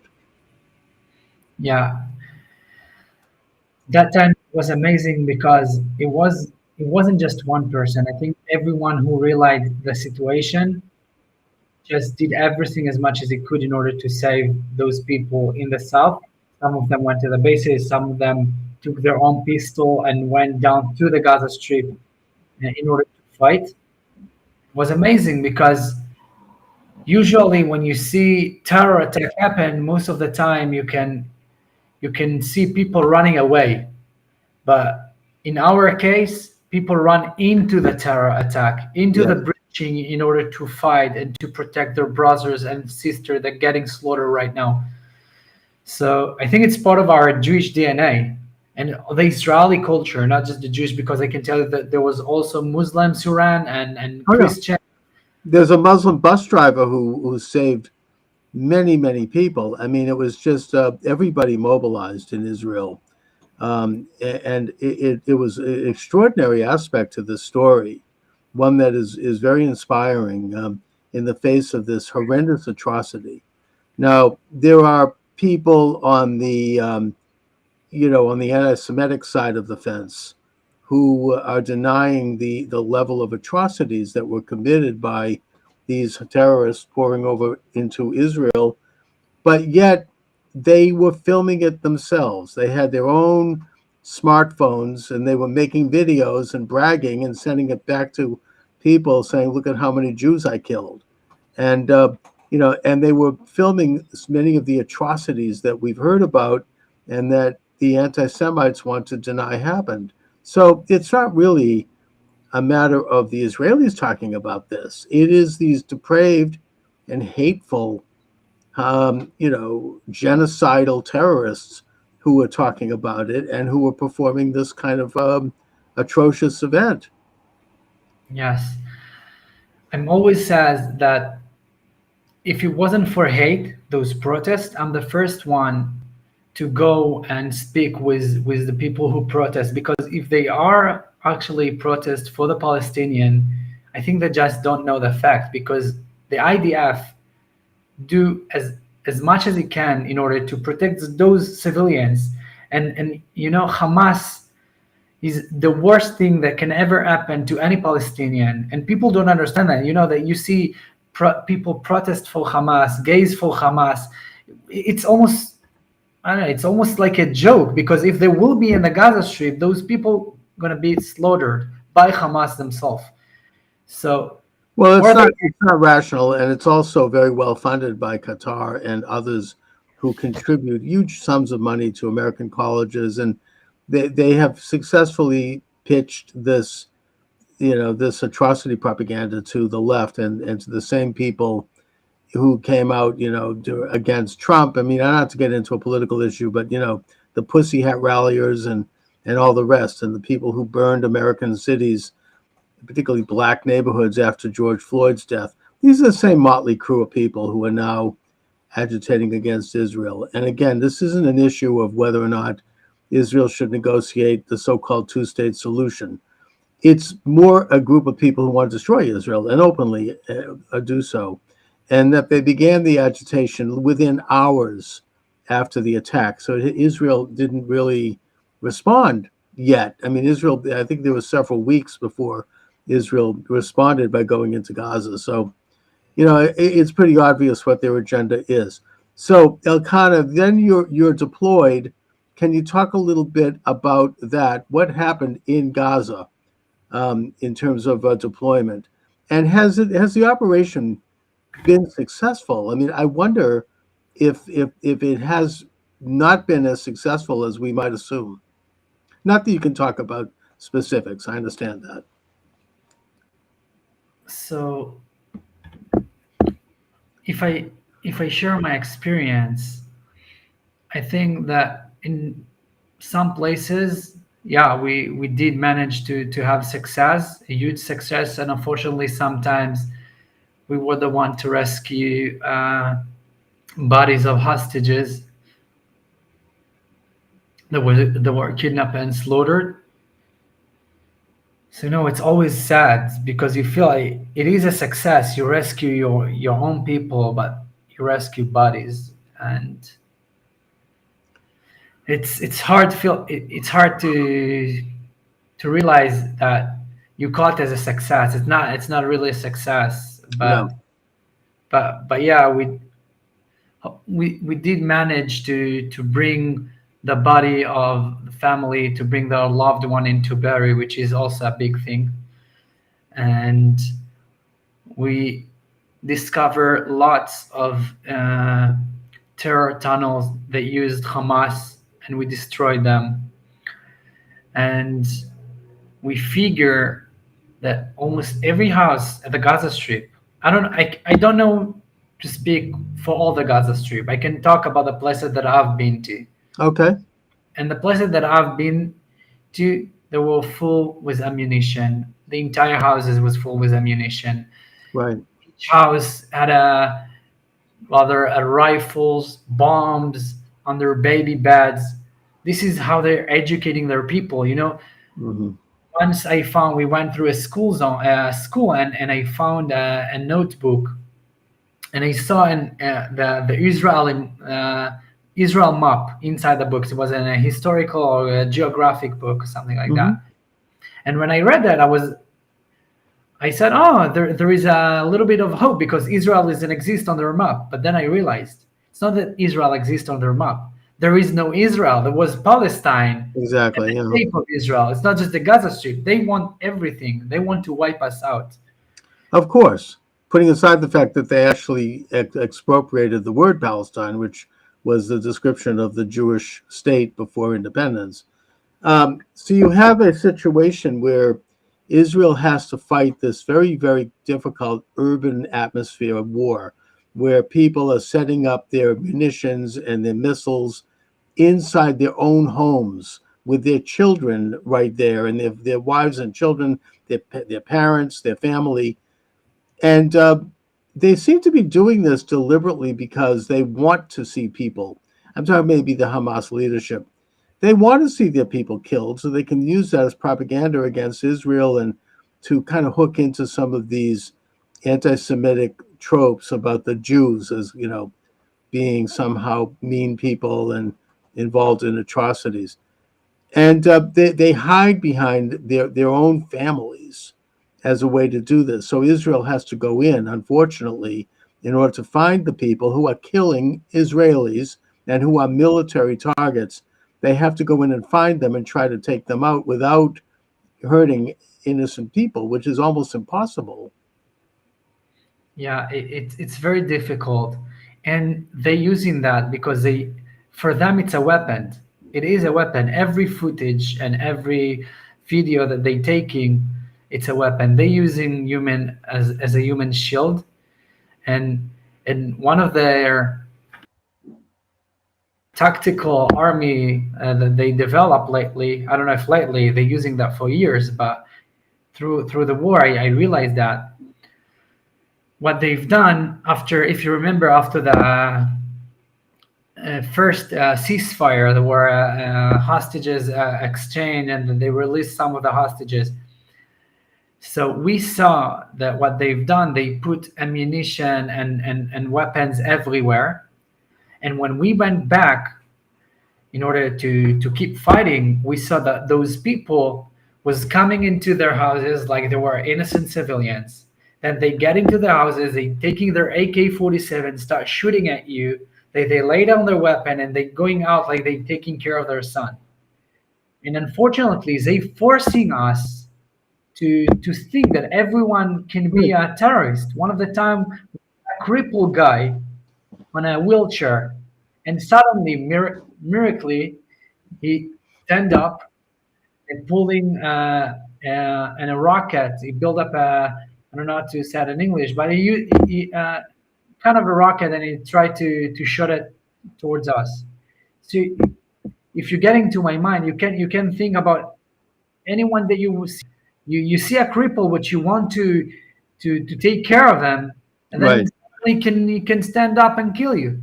Yeah, I mean and they deliberately set it up like that. They're playing up to basic notions of humanity when they send out someone like that. And of course, in violation of standards of war, they're putting on civilian garb and they're hiding and integrating within the civilian community while they're fighting.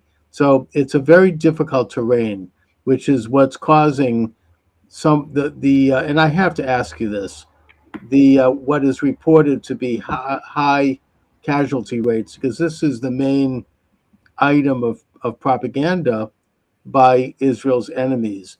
So the UN recently downsized the numbers of innocent casualties and admitted that they had gotten all of their information directly from Hamas, and they weren't checking it and double checking it. And they've also not included within those figures, they don't mention that probably a high percentage of them, if not half of them, were militants. So those are legitimate targets of war. And they don't mention the numbers of people that Hamas itself has killed. They found recently something like near a hospital, 20 or 30 body bags wrapped in black plastic. Turns out that it was Hamas who did this because these people were seen as informers for Israel. And it's not the kind of thing that Israel does. It just didn't look quite right. But yet that's reported as, oh, Israel is engaging in cruel activities and, atrocities. What is the actual, do you have any handle on what are the real numbers? Because, we are concerned about innocent people being killed. It's a very difficult situation, but, how does that actually break down? First of all, I don't know the numbers, but I can Understood. tell you from my experience, as I told you, that we're doing as much as we can in order to avoid any casualties. And sadly, sometimes Hamas put us in position which we cannot choose, because while he decide to shoot at us, I have to respond. By the way, a lot of the time, we're just taking cover because we don't want to take care of those people. And still, sometimes that's happened. It's war. And I don't remember anyone protest against Britain when they killed German people when they fought against the Nazis. Sometimes in war, there is casualties. And believe me, we did, and we're doing right now as much as we can in order to avoid those people. I want to show you a picture. But every interview that I have, I'm trying to talk about one of my friends that died or got murdered. And I want to show you an amazing picture of a friend of mine, Shauli Greenlick. Mm-hmm. And that guy, this is in Gaza. This guy unfortunately died several months ago. Yeah. And as you can see, he's an officer, captain as me. And during that time in Gaza, he saw a crippled lady and he decided to approach her and evacuate her from the place because, by the way, her entire family and everyone just ran away. They don't care about people. Sometimes we care much more about their children, much more about their parents, because they leave them out there and run away. Or they're using them as a human shield. But these guy, amazing guy, Shauli Greenlick, which is a truly amazing person. I can talk about him later if you want, but you can see from his picture that we care about those people much more than they care about themselves. Yeah. Well, I mean, the day they care about their children as much as the Israelis do about theirs, I think it was Golda Meir said something like that, that we'll have a peace. There'll be a move toward peace. So my guest is Captain Elkanah Kudo Cohen. The book is October 7th, The War Against Hamas Through the Eyes of an Israeli Commando Officer. It's available at Amazon and other sites. You seem to have covered the map politically, in that you have a blurb from both Prime Minister Benjamin Netanyahu and also from former Prime Minister Naftali Bennett. Why did the prisoner from Jabalia reveal to IDF soldiers that he had millions of shekels hidden in his home?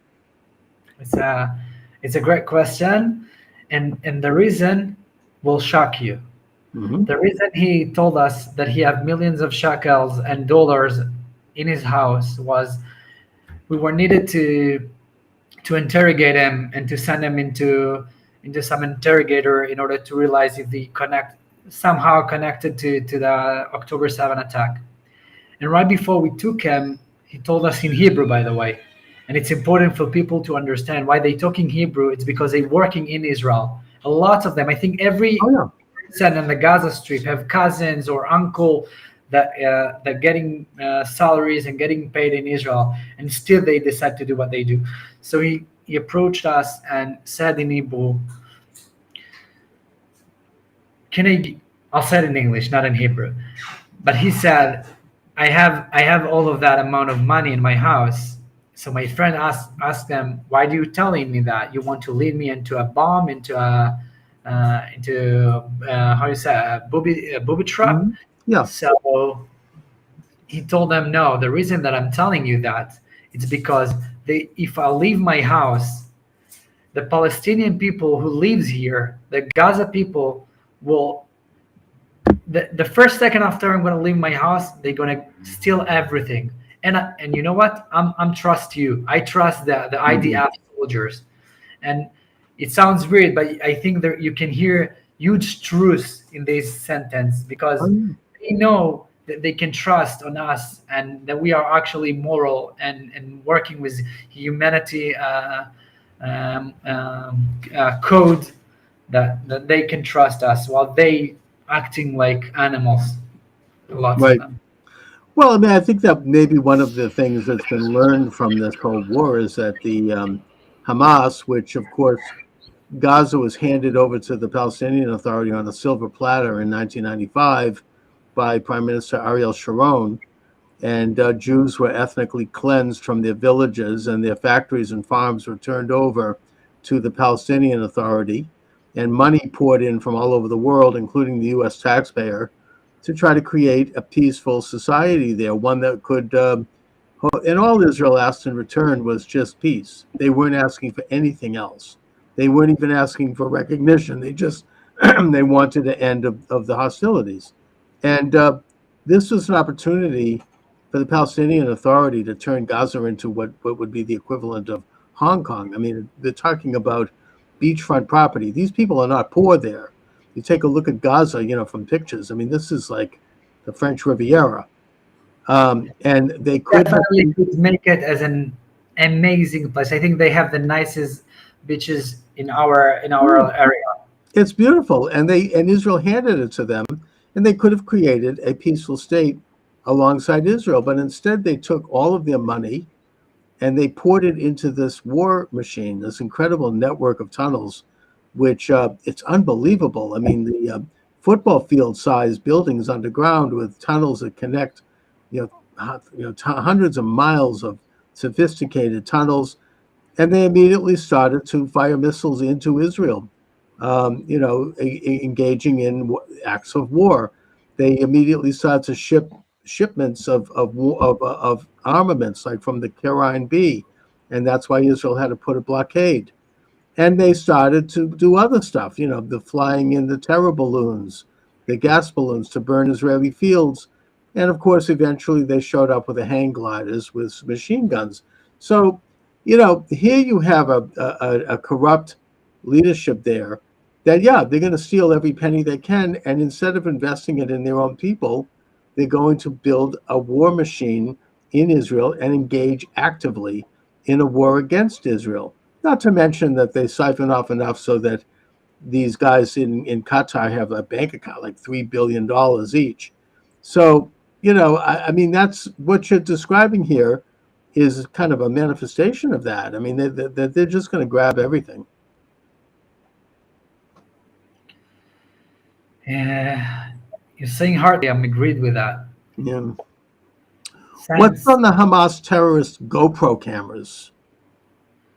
So one of the time, one of the soldiers in my division found a GoPro, and beside the fact that they were filming everything, as everyone knows, as you start in the beginning, you said people try to say they did that, but they document them themselves and put it online on social media.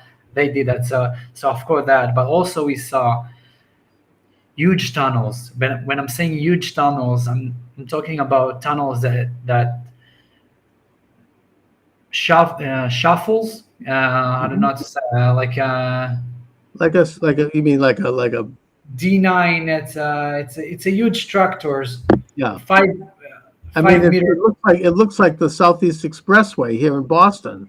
I mean, we're talking about, like four 2-lane highways, and this isn't. I think subway will look even smaller sometimes. Yeah. It's crazy. Yeah. So they invest so much on terror infrastructure. It's hard for me to say. Infrastructure, absolutely. Well, that's where all the money goes, and that's something that I think should be clear. Why do you feel sick every time you eat meat? I think I will let the readers to search deeply in the book while they read it. That's in your book, okay? The book is October 7th. the war against Hamas through the eyes of an Israeli commando officer. So my guest being Captain Elkanah Kuno Cohen. So Kuno, what is going to be the end game here? I know that you're not prime minister, but I have you here as an Israeli, so I need to ask, since I can't get high-level people yet. I mean, it's going to take a long time, I think, to finally defeat Hamas. But is Israel going to do this job of completely pacifying Gaza? Because I think if they don't, it's going to be a future war. And if and when they do, what happens then? So first of all, as you said, I'm not the prime minister. I'm the one who... Speaking for yourself. Yeah, I'm speaking for myself, and I'm also the one who do what he needs to do. And right now, as I told you, I'm on a break reserve, but we always here and ready to protect our country. But before I'll tell you what I think that they're going to be, I also want to say thank you for the people that maybe the people who watched that video and the USA government. I know that there is disagreement what they should do or what they shouldn't do, but me as a soldier, the fact that we're getting the support, sometimes we got equipment, and we also in my active service, I had the privilege to train with Marines, which is bonding us, and I think it's a great connection. And when we're talking about how the solution will be, in that moment when we figure that this is not just Israel war, because Israel is the only democracy in the Middle East, and we are a void right now from all the other democracy to fight against those terror organization. And how it's going to be end? I think it will be end by all the other democracy, and of course the US, to understand that we are here together in order to fight those people, and no second guessing, no too much hesitation, because otherwise those all the terror organization, they using that. You said about the hospital. Well, they're using the hospital in order to fight. Oh, their headquarters is underneath that hospital. Yeah. But I want to get back to my question here. What happens to Gaza after the war? I mean, I don't see Israel. I mean, again, this is my opinion from the comfort of my Boston home here, that I can't imagine Israel allowing another Palestinian entity to develop there, because it's just going to be another repeat. Maybe down the road, they're going to just once again. I mean, if there's any lesson here, it's that Israel can't do that. I mean, I think that maybe there could be local election, municipal Arab governments, but I hope that at the end of the war, an Israeli could go to the beach in Gaza and order a shawarma at a beach stand and not worry and bring his family. That's the way it has to be after this war. So what do you see happening there? Again, I'm not the prime minister, but what I realize that those people, the thing that they care the most, it's land. And I think that in order to show them that we are here and we are not gonna vanish, right? We need to take some of their land and to tell them, if you're gonna do more than that, more land will be taken, and it will be just after we're gonna clear their entire educating system and all their leaders that support Hamas, because this is not, people say Hamas, but Hamas it's not the only thing. There is lots of terror organization at the Gaza Strip, so it's a code name for me, Hamas. But I'm saying we need to kill all the people that supporting our deaths, because whoever wants to kill me needs to be dead. Of course, this is a war, and these are military combatants. They've declared war against Israel. They've stated their mission, which is to destroy Israel. So Israel has every right, both from a practical and a moral standpoint, to fight back and to stop them by any means necessary.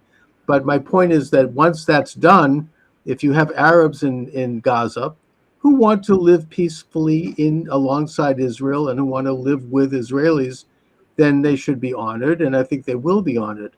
But if you have those who want to continue to fight, they have to be stopped. And I just think that Israel has to maintain the upper hand there forever. I don't see them turning that region over ever again to anyone outside of Israel. Unfortunately, I'm agree about that. I really hope to, I'm looking From that standpoint, I mean, it's not going to work. What? I mean, it's a practical matter. How many times is it going to take where they continue to build up a war machine and continue to try to kill Israelis? It's like, if there's some lesson from this, it's that. And I think that from what I've heard in reports, there is an even bigger tunnel infrastructure and a more frightening and more dangerous system on the northern border. And I mean, unfortunately, Israel betrayed our Christian allies in Lebanon in 1990 when they evacuated south of Litani, and General Haddad lost his command, and the southern Lebanese army was basically went into the Galilee. Now you have Hezbollah in control there, and I hope that Israel can at least keep them at bay, but I fear that Israel's going to have to do the same thing they did in Gaza. Again, you're not the prime minister, you're not the general, but I'm asking you as an Israeli on the street. As Israeli and someone who served, I just came back from a defense combat at the Lebanon border. Okay. I can tell you that for me, I don't see how nothing will change unless they all will be behind the Litani, because there is places in Israel like Metula. I don't know if you heard that. Yeah, the northern border there. Mm-hmm. Yeah, so they surrounded 320 degrees of Lebanon, and they getting missile and RP like rockets every day, which is crazy. And the border looked like some little kid tried to draw and he couldn't do a straight up line. Right. Border should be on by geographic and also something Right, you like can the control. Litani River. The border right now, yeah. And when you have river and you have high hills to control it, it makes sense. But when they have higher hills than you, and you're surrounded by mountain that they control over your villages, it's cannot be like that, because as you know, we don't shoot them. We don't want them to die, but they do that to us. So if we want to live side by side, that even if they want to kill us, let's say, we have to have the insurance that they can shot us every time they want. Well, I mean, Israel learned this lesson in 1967 when they took over the Golan. The Syrians were firing from the heights into Israel, and it's simply a matter of practicality that to protect the country from these enemies, and they're not going anywhere. They have to ensure that there is, as the French say, a cordon sanitaire to preserve the border. I just hope that it's done carefully and swiftly and with limited numbers of casualties on both the Israeli and the Lebanese side. And I hope that Israel is able to make an alliance with the Lebanese Christian government in terms of completely eradicating Hezbollah.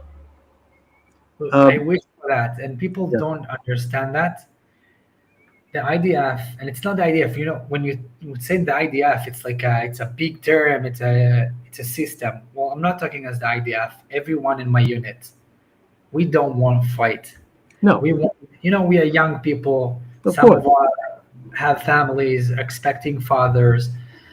The last thing that we want to do is war. We hate to participate war, but sometimes we realize that we have to do that. And when we have to do that, we will do that with all of our power. But until then, we don't want that. And we hope that there will be as non-casualties at all. And of course. that's I mean, it's heartbreaking to think about the fact that Israelis, my fellow Jews in Israel, have to fight this ongoing war, but that's the reality. I mean, they have to operate from a position of strength and awareness of the nature of an enemy that's never going to back down. Israel, after the horrible attack of October, as a society, seemed to pull itself together. There was very serious conflicts going on between the anti-Netanyahu. I don't want to get into that, but I just want to say that it was concerning. It reminded me of the historically what we learn in Hebrew school about the destruction of the Second Temple. That it wasn't really the Romans; they just stood by and watched. It was the factions that became so hateful toward each other that they killed each other, and the place fell apart. I hope that doesn't describe Israel today. I know that it seems like everybody has kind of circled the wagons. Is there any like societal change now in Israel where people are a little bit more cohesive? I know that I understand there are major conflicts on both sides, and some of those are very real. But is there more concern now with preserving the society and the state? So you're right. At the beginning of the war, before October 7, we were super divisive, and I think this is what allowed our enemy to attack us. And right after that, we saw an amazing unity in our nation. It's not just nation, in Israel, Arab, Muslim, Christian, Jews, everyone got together. And unfortunately, I feel that maybe we're going in a little bit on the wrong way right now. Okay. But I always says that this is the mission of all the soldiers. In between our units, even those we have people from all the stream of the Israeli stream, super left wing, right wing. Right. We all can communicate, and we are trust each other, and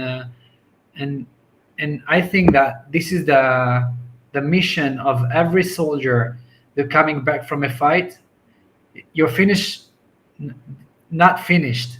You need to go and to show that this is a possibility of living together. And I think also will be an example for the entire world, because right now you can see what happened in USA. It's the same thing. And I think people should realize that we can communicate. We need to communicate, and this is our only way to survive. Because otherwise, we will unfortunately get to the point that you just mentioned before the Second Temple Mount. Right. Now, Kuno, I want to kind of wrap it up by just asking you generally, because this is, I think, a major concern for those of us in the United States who support Israel. How are Israelis feeling now? I mean, after this horrible event, and I'm sure that it's affected a lot of things. It's affected probably tourism. It's affected the fact that, as you say, Gazan Arabs worked in Israel and they got salaries, and turns out that they were spying on Israel in some cases. How are people feeling? I mean, is there a sense of like optimism? And how are Israelis dealing with this kind of pressure? I think Israelis are great, and they have huge spirit. Of course, unfortunately, I can show you. This is my book in Hebrew, Mm-hmm. and unfortunately, I lost 26 friends during that fight. I write their name, all of them here. So I'm not saying that we're not dealing with a lot, and unfortunately, we're waiting for our entire hostages to come back. So yeah, we have some serious bad things that's going on, and we need to take care of them. But beside that, I think we have great spirit, and it's amazing to see how we survive over and over again. It's we're talking right now about October 7th, but there was the Holocaust. It's not a new thing. Even the Egyptians tried to wipe us out. So I think one of the most incredible things about the Jews that we are here to thrive, and we have the ability and the spirit for that. And Yeah. And we were able to persevere and even thrive and have a good time in the face of some very harsh and difficult circumstances that come up from time to time, and that's just the reality that we're in. It's an interesting subject. We could get into that. I mean, theologically, it's a big subject, so we'll have to leave it there. But I just want to thank you very much for joining me today, Captain Cohen, Captain Elkanah Kuno Cohen. The book is October 7th, The War Against Hamas, Through the Eyes of an Israeli Commando Officer. Kuno, is there any website that you'd like to share with our listeners, or any more information about you and what you're working on? Yeah, so if people want to pre-order the book, they can go into my site. It's elkanah-cohen.com, and they can also pre-order through Amazon. I'm also, by the way, on 29th of September, I'm coming to New York to give some lecture. Wonderful. People for some communities, and if people want to reach me out, they can call me. And I have all the details in my site. So it's elkanah-cohen.com. And that's it. I'm just glad that you're doing what you're doing. Thank God. I mean, you're putting a nice human face to the conflict, somebody who's been there. And, I think that I hope to see more of that. And I just really want to thank you for your service in Israel. God bless you. God bless the state of Israel. And thank you for joining me today, Kuno. Thank you. It's a privilege. Again, privilege to talk to you. Thank you for very that. much. It's amazing what you can do with technology now, Yeah. And here we go. All right. Welcome, everyone. Charles Moskowitz, Monday through Friday, 3 to 4 p.m. Eastern Standard Time. I want to thank the good people over at TECN TV, the Exceptional Conservative Network, which is now carrying the show live, and their owner, Ken McClanton, great conservative out of Washington, D.C. If you want to chat, you can do so at rumble.com/Moskowitz. And we actually take calls here, 617-396-4958. My guest is Captain Seth Keshel. Captain Keshel has been, he's a former naval intelligence officer. Army. Army, thank you, sir. And thank you for your service. And you have been on the issue of the great election steal since Election Day. I have followed you. You have an extraordinary breadth of knowledge with a particular orientation towards statistical analysis, which is very important. You have traveled the country. You have spoken on the issue. You like to have fun, I noticed. You do some recordings, so you bring a real energy to this issue at a time when those of us who are critical of the election have been vilified often, and it's not always easy. It's kind of a lonely trog occasionally. So I thank you, Seth, for what you've done, first of all. So You're welcome, Charles. I appreciate the invite to the show. We've been trying to connect for quite some time. Indeed. So let's go right to it here. I mean, the whole country knows, I think, and polls indicate that most people know that the election of 2020 was stolen. 60% Republicans polled even recently still believe that and still understand that. And I don't know if there's polling on Democrats, but I'm pretty sure it's probably 20 to 30%, and a large number of independents. The way polling works oftentimes as well, people might be afraid or intimidated to speak the truth when asked, because when you have the FBI kicking down people's doors, you don't necessarily want to mention that you believe this, because you might end up on the wrong end of that kick on a door. So, suffice to say that everyone knows damn well what happened in 2020. And I think that you are bringing a lot of data to this and science to it that further reinforces what happened. So let's just talk for starters about your methods of analyzing the election state by state, county by county. All right. So there's 3,143 counties or county equivalents in independent cities in the United States that contribute votes in our presidential elections and also in statewide elections in those states. And of course, they are going to have a finite number of votes, which maxes out clearly at the number of registered voters, which we'll get into is a serious problem. Now, some of these counties, including in the key states that are key for the Electoral College with any Donald Trump run for the presidency, and really any Republican run now that the map is shifting around, you have states like Pennsylvania and Michigan, Ohio, Iowa, Wisconsin, Indiana, all across the Midwest, the Rust Belt. And a lot of those counties are stagnant in population. So they're fixed. The population hasn't changed much, or it's declining. And in counties like that, Westmoreland County, Pennsylvania is my favorite example. When you have what's called a coalition shift, people that vote this way that then start voting the other way when the population is dropping because jobs are leaving, then what that means is one party's stack of votes continues to go down. You can look at Westmoreland County for 3 decades, declining vote totals, election after election after election. And what you have there is a record Trump performance in 2020, and at the same time, a record Biden performance as well, shaving Trump's margins by about, it looks like 18,000 plus votes in my estimates in a state decided by 80,000. So it takes into account population change, whether that's a surging stream of new population or whether that's a trickle or whether that's a decrease. Then we have the party registration where it's available in 32 states. You can see in the counties which way the trends in the elections should be going.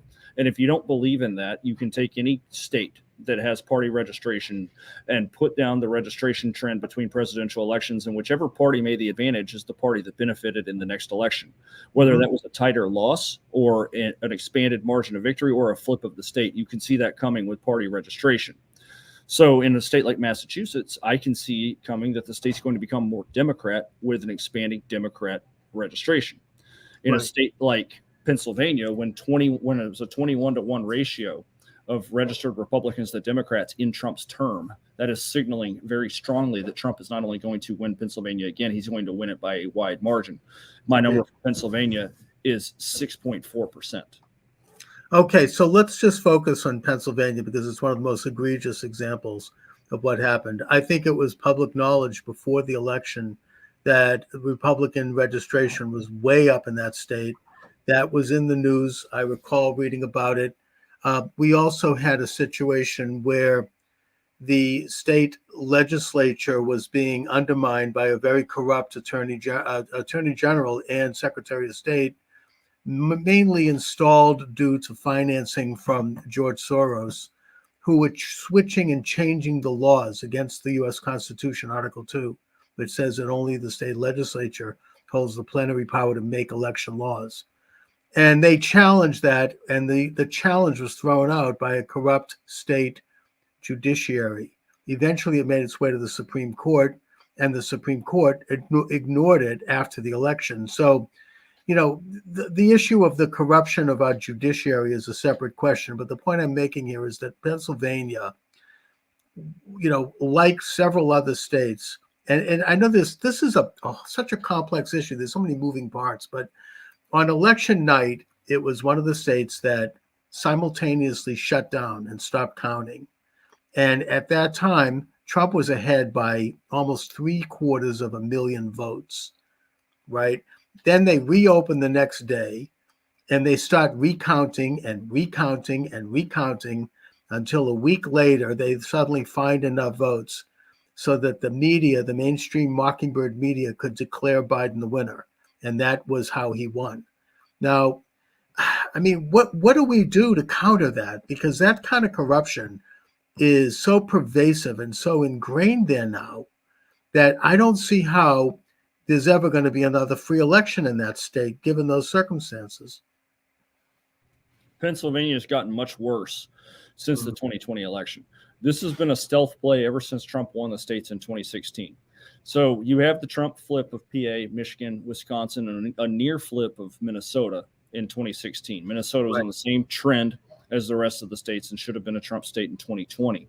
So when we look at the data on those states, you can see in 2018 that the 2018 midterm is when the Trump level election manipulation actually began. But because Donald Trump wasn't removed from office, most people didn't notice, especially since the end result, which was a flip of the House. And hey, there's actually a split decision here. We got more Senate seats.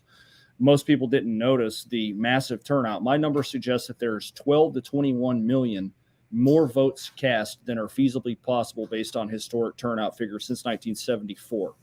So that's the 2018 midterm. And that midterm was instrumental in Pennsylvania for re-electing Tom Wolf and making sure that Pennsylvania had statewide Democrat leadership in place for 2020, because they had it in place for 2016. But in 2020, they needed it because Pennsylvania looks like it had a rightward lurch in the 2018 midterms as well. And then you see in Michigan, 2018 was important for getting Nessel, Whitmer, and Benson in office there in Michigan. Right. All three of them were swept in 2018. John James also lost his Senate seat in 2018, and that was when he ran against Debbie Stabenow. He probably should have won that race as well, but instead the result was they got their beachhead in there to prevent Trump from carrying Michigan in 2020. And in Wisconsin, you have Evers, who snatched the governor's seat away from Scott Walker in 2018. That was with the Milwaukee dump of votes late in the night and put it just over the recount threshold. Walker conceded the race. So that is the origins of this. They got their people in place, and of course Minnesota did the same. And they made sure, and Arizona did the same. You have Katie Hobbs was put in 2018 after the race was called for Steve Gaynor, who ran against her for Secretary of State. And they counted in Maricopa County for days. It's when they got Kristen Sinema in the Senate. And you've seen it all throughout the state. Brad Raffensperger went into Georgia in 2018. And we have this nexus of politicians that were put in place in 2018 or before to ensure that Trump wasn't able to get reelected in those key states, because those 6 states are what I call the contested states: Georgia, Arizona, Nevada, Pennsylvania, Michigan, and Wisconsin. I have all 6 going to Trump easily. The closest state of those 6 is Pennsylvania at 6.4%. None of those states belong in the actual top 10 of the 2020 election. I also have Minnesota as a Trump state, and I have a number of states that you would never think of in a million years that are within 6 points, that are perpetually blue states. Right. I mean, if that would be if we actually had an honest election. Correct. So you had the Soros's project of installing secretaries of states, attorneys generals, and corrupt district attorneys, that because he understood that that's where the power lay, that's where you could have people manipulating the law in such a way that would benefit them. And you've mentioned several of those situations. I mean, Jocelyn Benson in Michigan, along with the other 2 witches, she changed the laws regarding signatures on absentee ballots. That was overturned, her law, 6 months later. Of course, it was too late by then. And then just before this recent election, after a citizens group brought evidence that there were 200,000 ballots that no longer resided in the state, they were from people who had either died or had moved out of state, and that they demanded that she remove those ballots, and they had all the names. She just ignored that as well. So we're talking about serious corruption here that in an ordinary time would have been would have been involved with would have been felonies. But yet they are still there. They are more powerful than ever. They were able to, regain their seats in this last election, I think, under very strange circumstances. Do you go into the business of the numbers of ballots that are on the books that are from people who had either died or who are no longer residing in the state?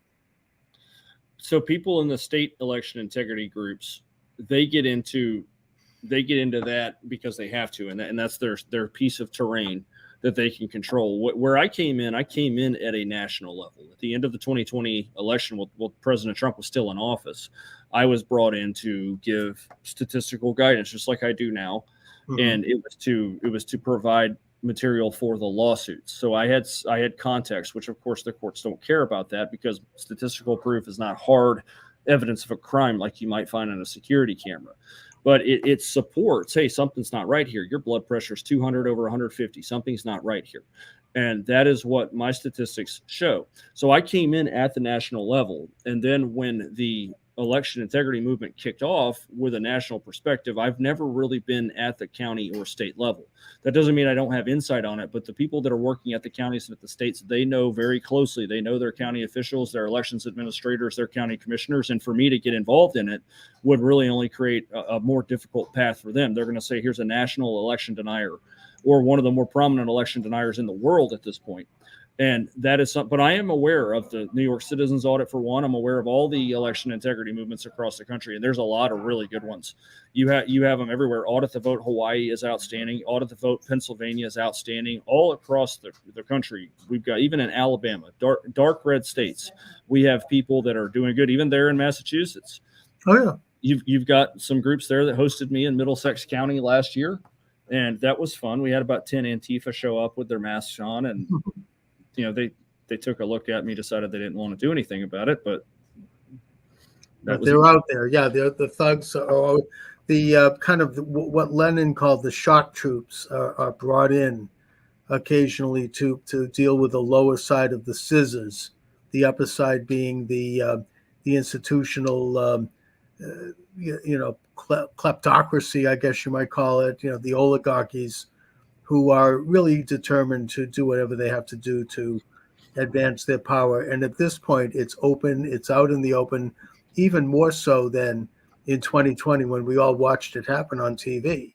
all the states shutting down. I mean, it just, they just did it in broad daylight. And I'm talking now about Maricopa County, where they literally sent ballots in that jammed the machines. I mean, that they were fitted in such a way that they shut down machines in only the most Republican of precincts and wards.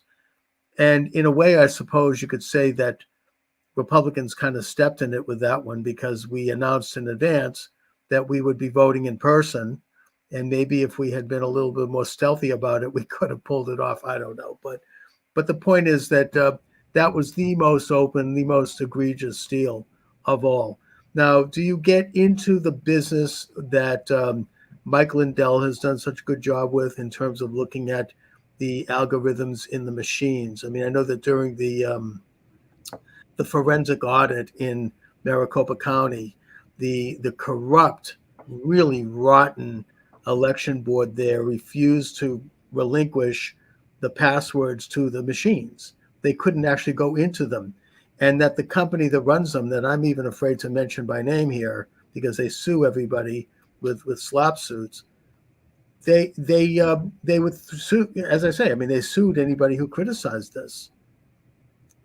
Well, so all the machine companies, all election machines, yes, are vulnerable to misuse, to potential hacking, and to manipulation. So as far as my involvement with Cause of America or Mike Lindell, I am tightly wound with a number of their key personalities. I do a lot of travel, and I regularly present with people who are tight with Mike.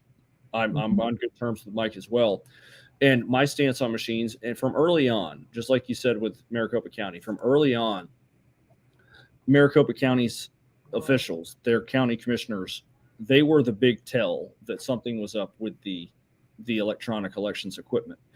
Because if they had nothing to hide on that, they could have acquitted themselves easily by turning over all electronic election equipment, letting people look at it, letting cyber experts and forensic experts go through everything, see what the deal is, reconcile the electronic vote records with hard ballots, to reconcile it with the voter registrations, and they didn't do that. In fact, they did everything they could to prevent them from